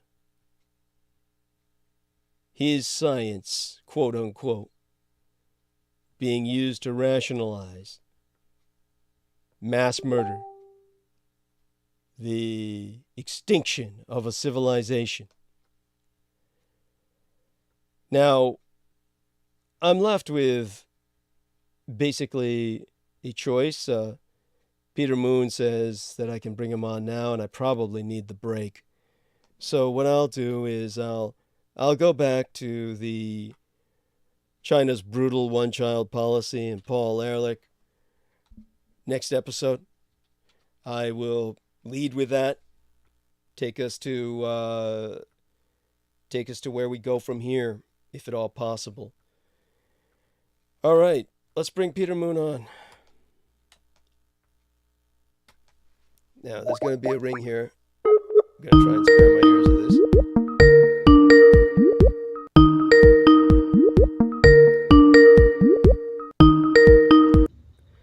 There we are, Peter. Thanks. Yeah, I mean, it sounded like you needed, I could feel your emotion. Thank you. But I want to, compliment you. Thank you. On, I don't know how you come up with this stuff. I mean, who the hell can even make a comment on the sociology of China? Who even knows anything about China? I don't know where you dig up this information, if you're reading articles behind paywalls or what. I wish I were. Yes. No, I mean, what was this just coming out of you based upon what you've read? Telepathic rapport with the Artilect, or where does it come? In this case, my gang brothers, their major economy is human smuggling. When it comes to human smuggling, this takes place in all manner of situations. One of the most common situations was smuggling people out of communist China. And a lot of it had to do with smuggling children out of communist China that women were begging be taken away because they would have been killed. Either that or sold on the market, where the mothers knew that they would wind up as sex slaves for the rest of their lives, or even as food for cannibals, which, believe me, is a thing. This year, Diane Hillis-Buchberger pointed out that Netflix, various live streams, were pointing out we're just producing drama after drama on cannibalism, from Jeffrey Dahmer, which is historical, to other series that were based on the concept of cannibalism being an in thing with an undercurrent, a kind of underground community culture. All of this is based on reality. I pointed out in the latest episode before tonight's, all these Communist Party members were making an enormous profit on selling girls, young girls who otherwise would be killed in China, and many people were adopting these young girls. And yet, how many families does anyone know who has raised an adopted Chinese girl? All these Chinese girls were adopted out by the millions all over the world. No one's ever heard of them again. We should be seeing an enormous influx of Chinese daughters growing up at this point to have graduated from high school and college. No one has. Where did they go? Unfortunately, through the underworld connections that my gang brothers have, we know what's happened. A lot of them were literally eaten, considered Chinese food in the most literal sense. A sick pun if ever there was one. Others were enslaved the rest of their lives and disappeared into people's basements and tunnels under estates. But worst of all, pregnant women were going to be killed. We had to smuggle them out as well over the years. Now, I didn't participate in every operation, but certainly participated in a few. And what I can tell you is that everything I say is based on the operations we dealt with and everything we learned about China from what we had to do to, in our own way, run a underground railroad of resistance.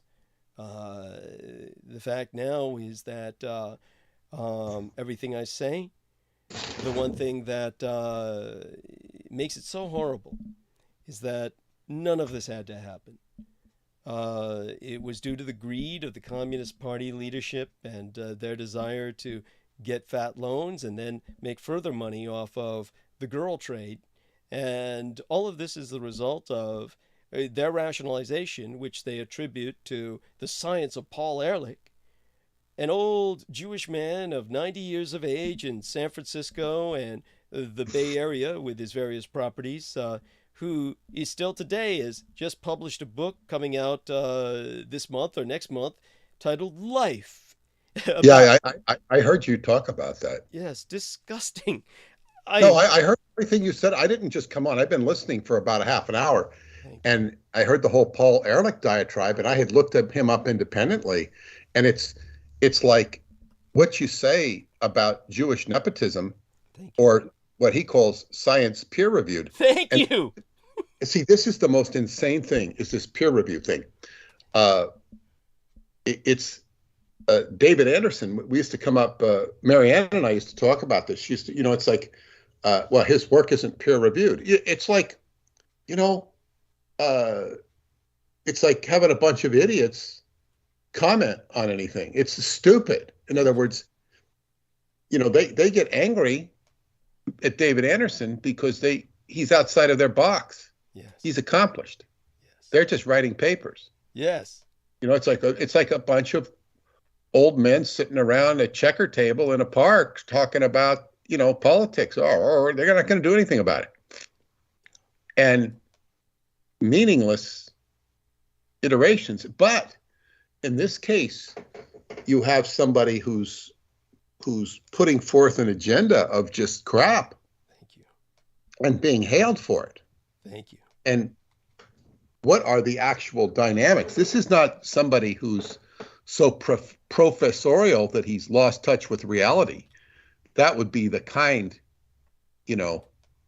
conclusion. That would be conclusion. Yeah. But it's like, yes, it's like it's peer reviewed, and I have made some mistakes, but not big ones. And it's like he scanned a whole population, and I had no idea of this stuff. But for it sounds like the Tongs are like, part of their work is smuggling, and part of it is actually compensating for the craziness. Thank you. And it's like, crime, whether it's smuggling or murder or whatever it is, of any type, is ruled by Pluto. Yes. Which is Pluto rules Keter. Yes. The highest high. It's ruled by the darkest underbelly, and which Pluto deals with the dark underbelly. So here you have the yin and the yang, yes, the black and the white and the black. Boy, what a tried and true son of a bitch this man is. Thank you. And is he? It's like this. Yeah, it is what it is. But the way you articulated it was amazing. Thank you. And as they say, it's like, well, none of your information is peer reviewed, even to the point where if you heard Chinese experts in the United States listening to your information, they wouldn't know this stuff. That's right. It would be, and those that would know it would want to squash it. Yes. Because they're living off of the human terror. Yes. The misery. And it's all about being open-minded to register this stuff and acknowledge that it exists. there's not so much that I can personally do about it, other than to recognize it and acknowledge it and disseminate the information I'm working on with you. Yes. Which, as I say, it's like the work that Brett spoke about, or I should say Dave, the minister, is like people don't come to help you. Here is, it's like I'm not exercising, demons like he was with Anton LaVey's daughter. That was heavy duty stuff. Yes. I'm presenting an intellectual smorgasbord for people to figure things out, and they shy away from that even. Yes. It's not asking them to go to battle, but again, then I just got a message from one of my Facebook friends who's fighting her own battles in politics, and she said how inspirational this whole talk that she was listening to us. Oh wow! And she was really inspired because she is fighting battles. Yes. She is fighting battles, horrendous battles in politics. Yes. She ran for office. She's helping. She's and she's exposed a lot of chicanery. Wow. Mostly in the Democratic Party, right? And false stuff. But yeah, so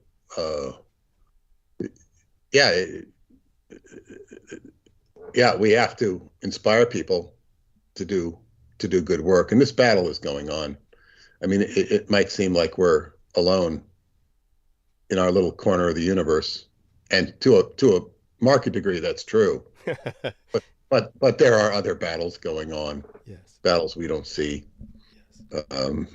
There's a lot of people in this world that don't put up with crap. Yes. Such as this minister of umpteen years ago, who facilitated the passage of Anton LaVey. God, what a remarkable story. Yes. I'm glad you said that his daughter might tell us a bit about now. You weren't too impressed with the man who claimed to be Anton LaVey's son, and you feel he was. I mean, I don't know if you definitively concluded. Son or LaVey's son? I'm confused. I was trying to refer to Stanton LaVey, the man who claimed to be Anton LaVey's son. That is so old and didn't register very well. I remember somebody claiming to be Michael Aquino's son, which sounded just like bullshit. Oh God, that was, as I pointed out, that was made up by Aquino himself. I mean, I know, I remember that, but Anton LaVey, I think I don't remember. I mean, I vaguely remember him having a son, but it's like I just don't even remember it that well. Stanton. Yeah, Stanton LaVey. He claimed that he had been basically castrated by Anton LaVey. And that's enough to make me think he's telling the truth. Yeah. Yeah, there you go. I was always wondering about that because I can't remember what happened to him. And as for the whole Aquino thing, just so people understand, Aquino had a Facebook timeline, and or rather, there was this individual named Damien. I think his name was Damien Aquino. Of course. I think so. Yeah. Yes. And this guy was just so quote unquote normal. It was just unbelievable. First off, his physiology was so different from Michael Aquino. It would be like if I quote unquote had a son. I mean, anything's possible, but not really. It would be like if I had a son and or somebody claiming to be my son, and they were this big football player, like a Green Bay Packer, and it's just like, no, that doesn't look like Douglas Dietrich's genes. It just it just doesn't. But this guy looked all like, hyper normal. It did that. That was the other part. I mean, sure, environment does a lot to impact us, and the idea of anyone growing up with Aquino, which I never saw any children around Michael Aquino or Lilith. In fact, most people thought I was his son before they knew any better. Most people would ask that, you his son? Because we looked so much alike. So in fact, as I said before, people made the joke about the Munster family. And of course, I can't remember. It was the young Munster and the old uncle, right? You know, they look kind of alike. So people would make that joke about the Munsters and how we look like like we were from that family.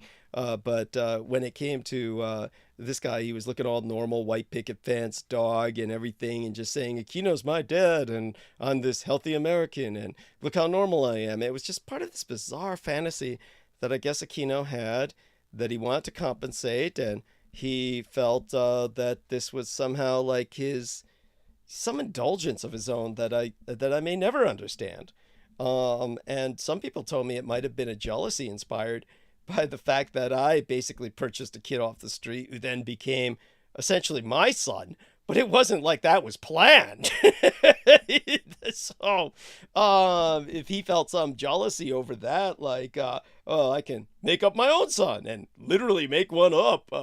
There you go with that. You know, I give it back to Peter because. Well, you know what that is? Yeah. This is like what Preston and Al Bielek would do. Yeah. They'd find a connection and say so-and-so was their son.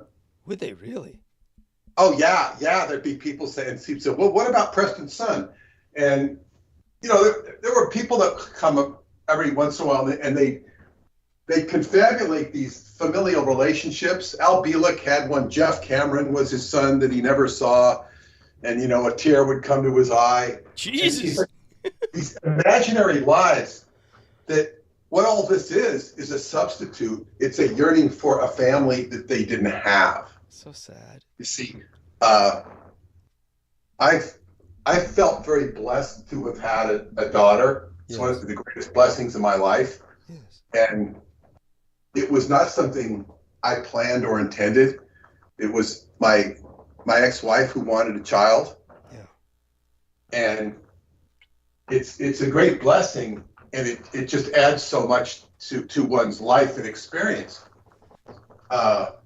For me, you know, I mean, sometimes it can be hell for people, but we all have a desire to have a family. You know, I didn't have much interaction with my family at all, but I did had some. They were always there. You know, my brother and sister, because I lost my parents. But it's like you have to have some reference point, and you know, so it's like. In their cases, it kind of like connects them to reality, because they were in no way, shape, or form able to have a real family, have a spouse. Right. That was outside of their, you know, wheelhouse. Right. Instead, they would have strange relationships and based on information mining. You know, you do the information mining without the sexuality. Your sexuality is you know, much more. I guess what you'd say visceral. Well, yeah, active and going on, but it's seemingly separated from the information mining. Thank you. Theirs was tied together in a very way that, you know, we can argue that your life is all fucked up, but theirs was fucked up in a much more, you know, fundamental. Much more compromised way, and much less exciting. Wow. And much less exotic. It's so sad. It's so sad. Well, of course it's sad, but the world is sad, and it's like, But I'm saying is, you know, people have, and so, you know, even just as you saw the redeemable characteristics within Lanton LaVey, which of course there is. We know from the yin and the yang that there's the white is in the black is in the white. Yeah. There is a redeemable character. There's even one in Aquino. Right. And the most redeemable aspect of Aquino that I can perceive is that he allowed himself to be wounded by yourself. Yes. He allowed it, as smart as he was. Yeah. He wasn't smart enough to, you know, he just assumed, you know, Douglas is such a vampire or whatever that, you know, he's just like me, you know, where in fact he wanted to be more like you. Yes. He really did. He wanted to be a hero. It's true. You know, an occult New Age hero. It's true. It's very true. And he was better at the, you know, the occultism than he was at being a hero. Yeah, very much so. And it's this tragic talent that was overbalanced towards too much in the one area and not enough in the other. It's Yeah, he could attract the crowd. He could attract a small crowd. Yeah. But he could attract enough of a crowd to make him a happening person, like his Temple of Set and whatever else he attracted in the army. Yes. People were, and then even the army would listen to him. He was in his element there, Yes. where he could use his nefarious knowledge, towards killing people. Yeah. And he had all the resources of the U.S. Army at his beck and call, and they respected him. It was like just as he stepped into the world through the Nuremberg hangings, he stepped into an environment where he could excel, which is killing people. Yeah. Oh, it was a match made in hell. Yes, exactly. Beautiful observation. You're very astute, and I appreciate it profoundly. So in terms of the other things with Brett Loiter, anything else come to mind about that wonderful interview? I mean, it sounds like, how long did it last? 2 40-minute segments, but I was not so enchanted with the interview. We didn't do enough talking about Roswell. Right. It was okay. We talked. He kept putting the book up and promoting it. Wonderful. We were just kind of having a discussion. Right. It was kind of a discussion, a back and forth, very congenial one, and I was actually interested in him because he told me, he was going to share some stuff about. I don't know if he said Anton LaVey or Jacques Vallée. I don't remember. We talked about Jacques Vallée, of course. Oh, and what was said from Brett? What did he know? He said, because I put up that picture of Jacques Vallée and Anton LaVey. Kind of rhymes, LaVey and. That's right. Yeah. LaVey And this one woman. And he said, Jacques Vallée was a hero of his, but of course that was neutralized. One would hope, yes. It was, but the Jacques Vallée connection is, he's mostly just a stooge. Yeah. Compared to, Anton LaVey, who's, Oh no, definitely.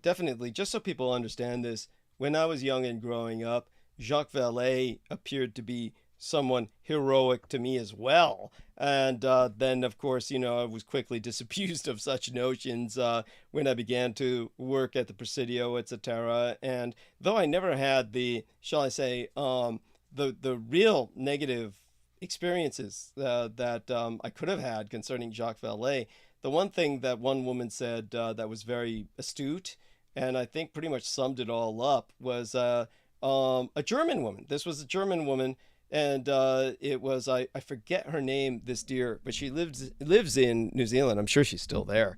But she used to be a friend of mine on Facebook, and then she lived in this kind of commune, and their electricity was not necessarily the most reliable, and they were just kind of like a hippie kind of commune. So she eventually just kind of became more and more inaccessible because of that. But my understanding was this was just part of their increasingly naturalist lifestyle. But when it came to this other woman who was very unhealthy and neurotic, and her name I do remember because she was like one of the only people who I wanted no visitors, and yet she rang my doorbell and I had to let her in the house, and just let her into even as far back as the kitchen so she could make herself a cup of tea and make herself feel better and get her wind back because she had walked all the way up Russian Hill on crutches. Audrey von Giesmoss was her name. But Audrey von Giesmoss was somebody who had taken a picture, several photos of myself and Jacques Vallée when I met him at when he came to speak at Fields Books. Exactly like the same way I had met the Ingo Swann. So when Jacques Vallée came and she took a few pictures of me, the German woman in New Zealand made this very astute observation. She said, the photographs of Jacques Vallée with Anton LaVey, she said he looks so much more comfortable with Anton LaVey and happy to be in his company than he does with you. She said with you. Yeah, and she wasn't saying that as any cut against myself. She was just making an observation. With you, he looks so uncomfortable and definitely, and she was asking, why is he so comfortable with Anton LaVey? And so I just said, well, Anton LaVey was great conversation, and good conversation's hard to find. And as a Frenchman, he values that. And she said, but what about what I heard? And she had heard, and this is what she had heard. She had heard that Anton LaVey had 8 children, which is kind of like what was reported about Michael Aquino.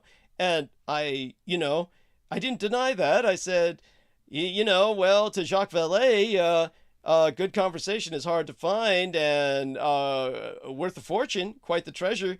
But babies are a dime a dozen. I mean, he's French. That's what I said. So she found that the funniest thing in the world. And she just thought that hit the mark. So that pretty much, summed that up. But, the main point is basically he was so much more comfortable with Anton LaVey. And obviously, they had something going where they had some kind of resonance. Anton was obviously his handler.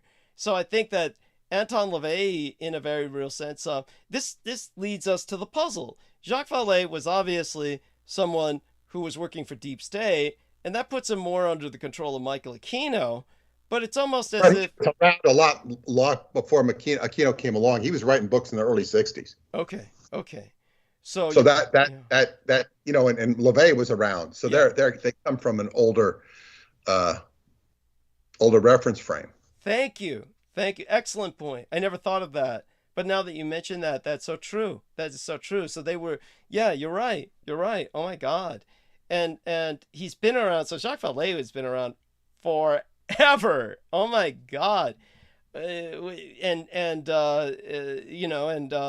LaVey died relatively. What did he die of again? What did Anton LaVey die of? Do you remember? It's probably in the video, but he just died of this occult of the prayer. Okay, interesting. His body gave up. They were trying to save this girl. Right, got it. Save his daughter. I believe that. That's what there was a cult force. I don't know what No, that makes sense. That kind of escaped me in the whole story. What was the physical diet? They might have mentioned it in the video, but I wasn't thinking of that because so much emphasis was on all the bull crap that was going on. Yeah. All the occult stuff. Yeah, and I don't recall consciously anyone ever mentioning what he died of. So it's just like, he died. And but I think you're right, because he, of course, had this he abused this kind of power where he wound up killing people and collaterally thereby killing Jane Mansfield and whatnot. I mean, this was karmic. It actually was karmic. So then when they were dealing with freeing, now forgive me, what was the other daughter's name? Not Zena, but the other one was Ray, I think. Ray. What a name. Wow. And I'm glad to hear she's still doing okay. And certainly Zena, I hope, is doing better than she was before. But those ladies have been through a lot. And as for Stanton, that would be fascinating to find out whatever happened to him. I heard he died. Poor fellow. Which I think he took on the first name of Stanton. Yeah. Or Stanton Friedman. No, that makes perfect sense. No, he might well have been named after Stanton Friedman. That would make sense, yes?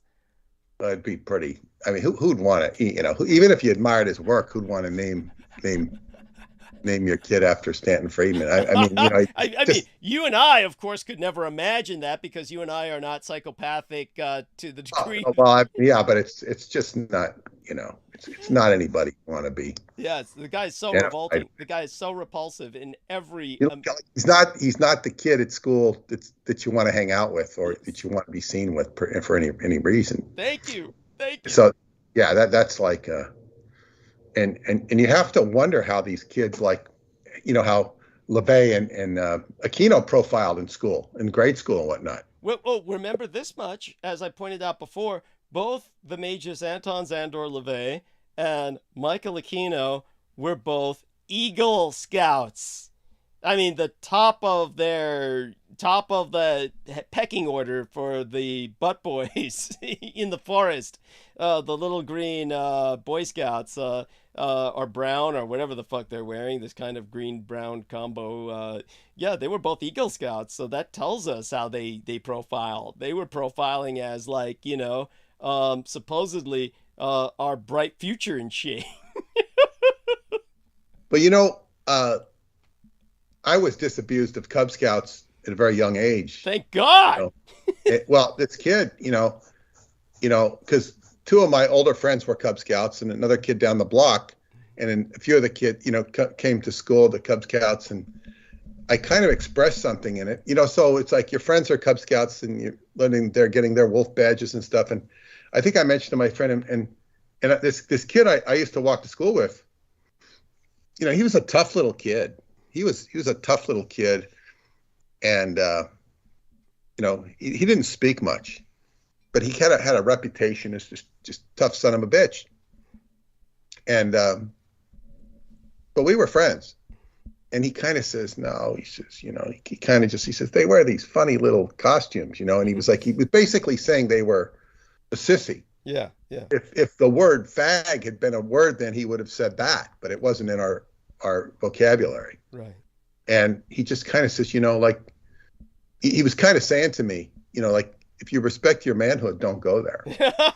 Yes, he at knew. a very young age, when I wasn't even thinking of, I didn't think of manhood in terms of sex. I thought in terms of it of, toughness or whatever. Right, right. And he just kind of said, you're right. And I always had issues with scouting after that. Yeah. And I always looked at it with a jaundiced eye. Yeah. And of course, that's where Preston was, had his first experience with homosexuals, was in the Boy Scouts. Oh my God, I feel so bad. That's so but he'd see them, he'd see them. I forget, he used to talk about them masturbating, and orbs would be coming out of their penises and stuff like this. Oh my God. No, it was like psychic snot. Oh. And he could, he elaborated on it at different times in the meetings. And, it was like, we all listened to him and endured it. Endured is a good word for it. Yes, you endured it. Yes, that's the best word. Well, exactly, because you always had to take him with a grain of salt. Oh my God. And but nevertheless, that's those were his experiences. It was all filtered through strange sexuality. Right, and this this Cameron guy is different from the Cameron you bring up, who Al Bielek was saying was his son or something. There was another Cameron. No. That Jeff Cameron is pictured supposedly in a book by Brad Steiger, The Philadelphia Experiment and Other UFO Conspiracies. I think he's at a cattle show. I think he has a steer next to him, and there's that line in Full Metal Jacket, only steers and queers come from Texas. Yeah, that's as old as the hills. And you don't have horns, so that pretty much narrows it down, doesn't it? Yeah. Holy shit. Sir, yes, sir. So this guy is supposedly Jeff Cameron, and it's just a picture of a guy with a steer. Who the hell knows that was given to Al, and he thinks it's his son. And there were all sorts of drama with Jeff Cameron appearing and Preston saying, "Oh, I saw Jeff, and where is he? Oh, yeah, he was at the shootout at the Bayshore Mall." And I mean, it just gets into this drama that never goes anywhere. Right. And Preston saying, "Oh, I saw. Now he's gone. Oh, he was at the swap meet at the Ham Fest. I saw him there, and now he's gone." And and was Preston being manipulative or what?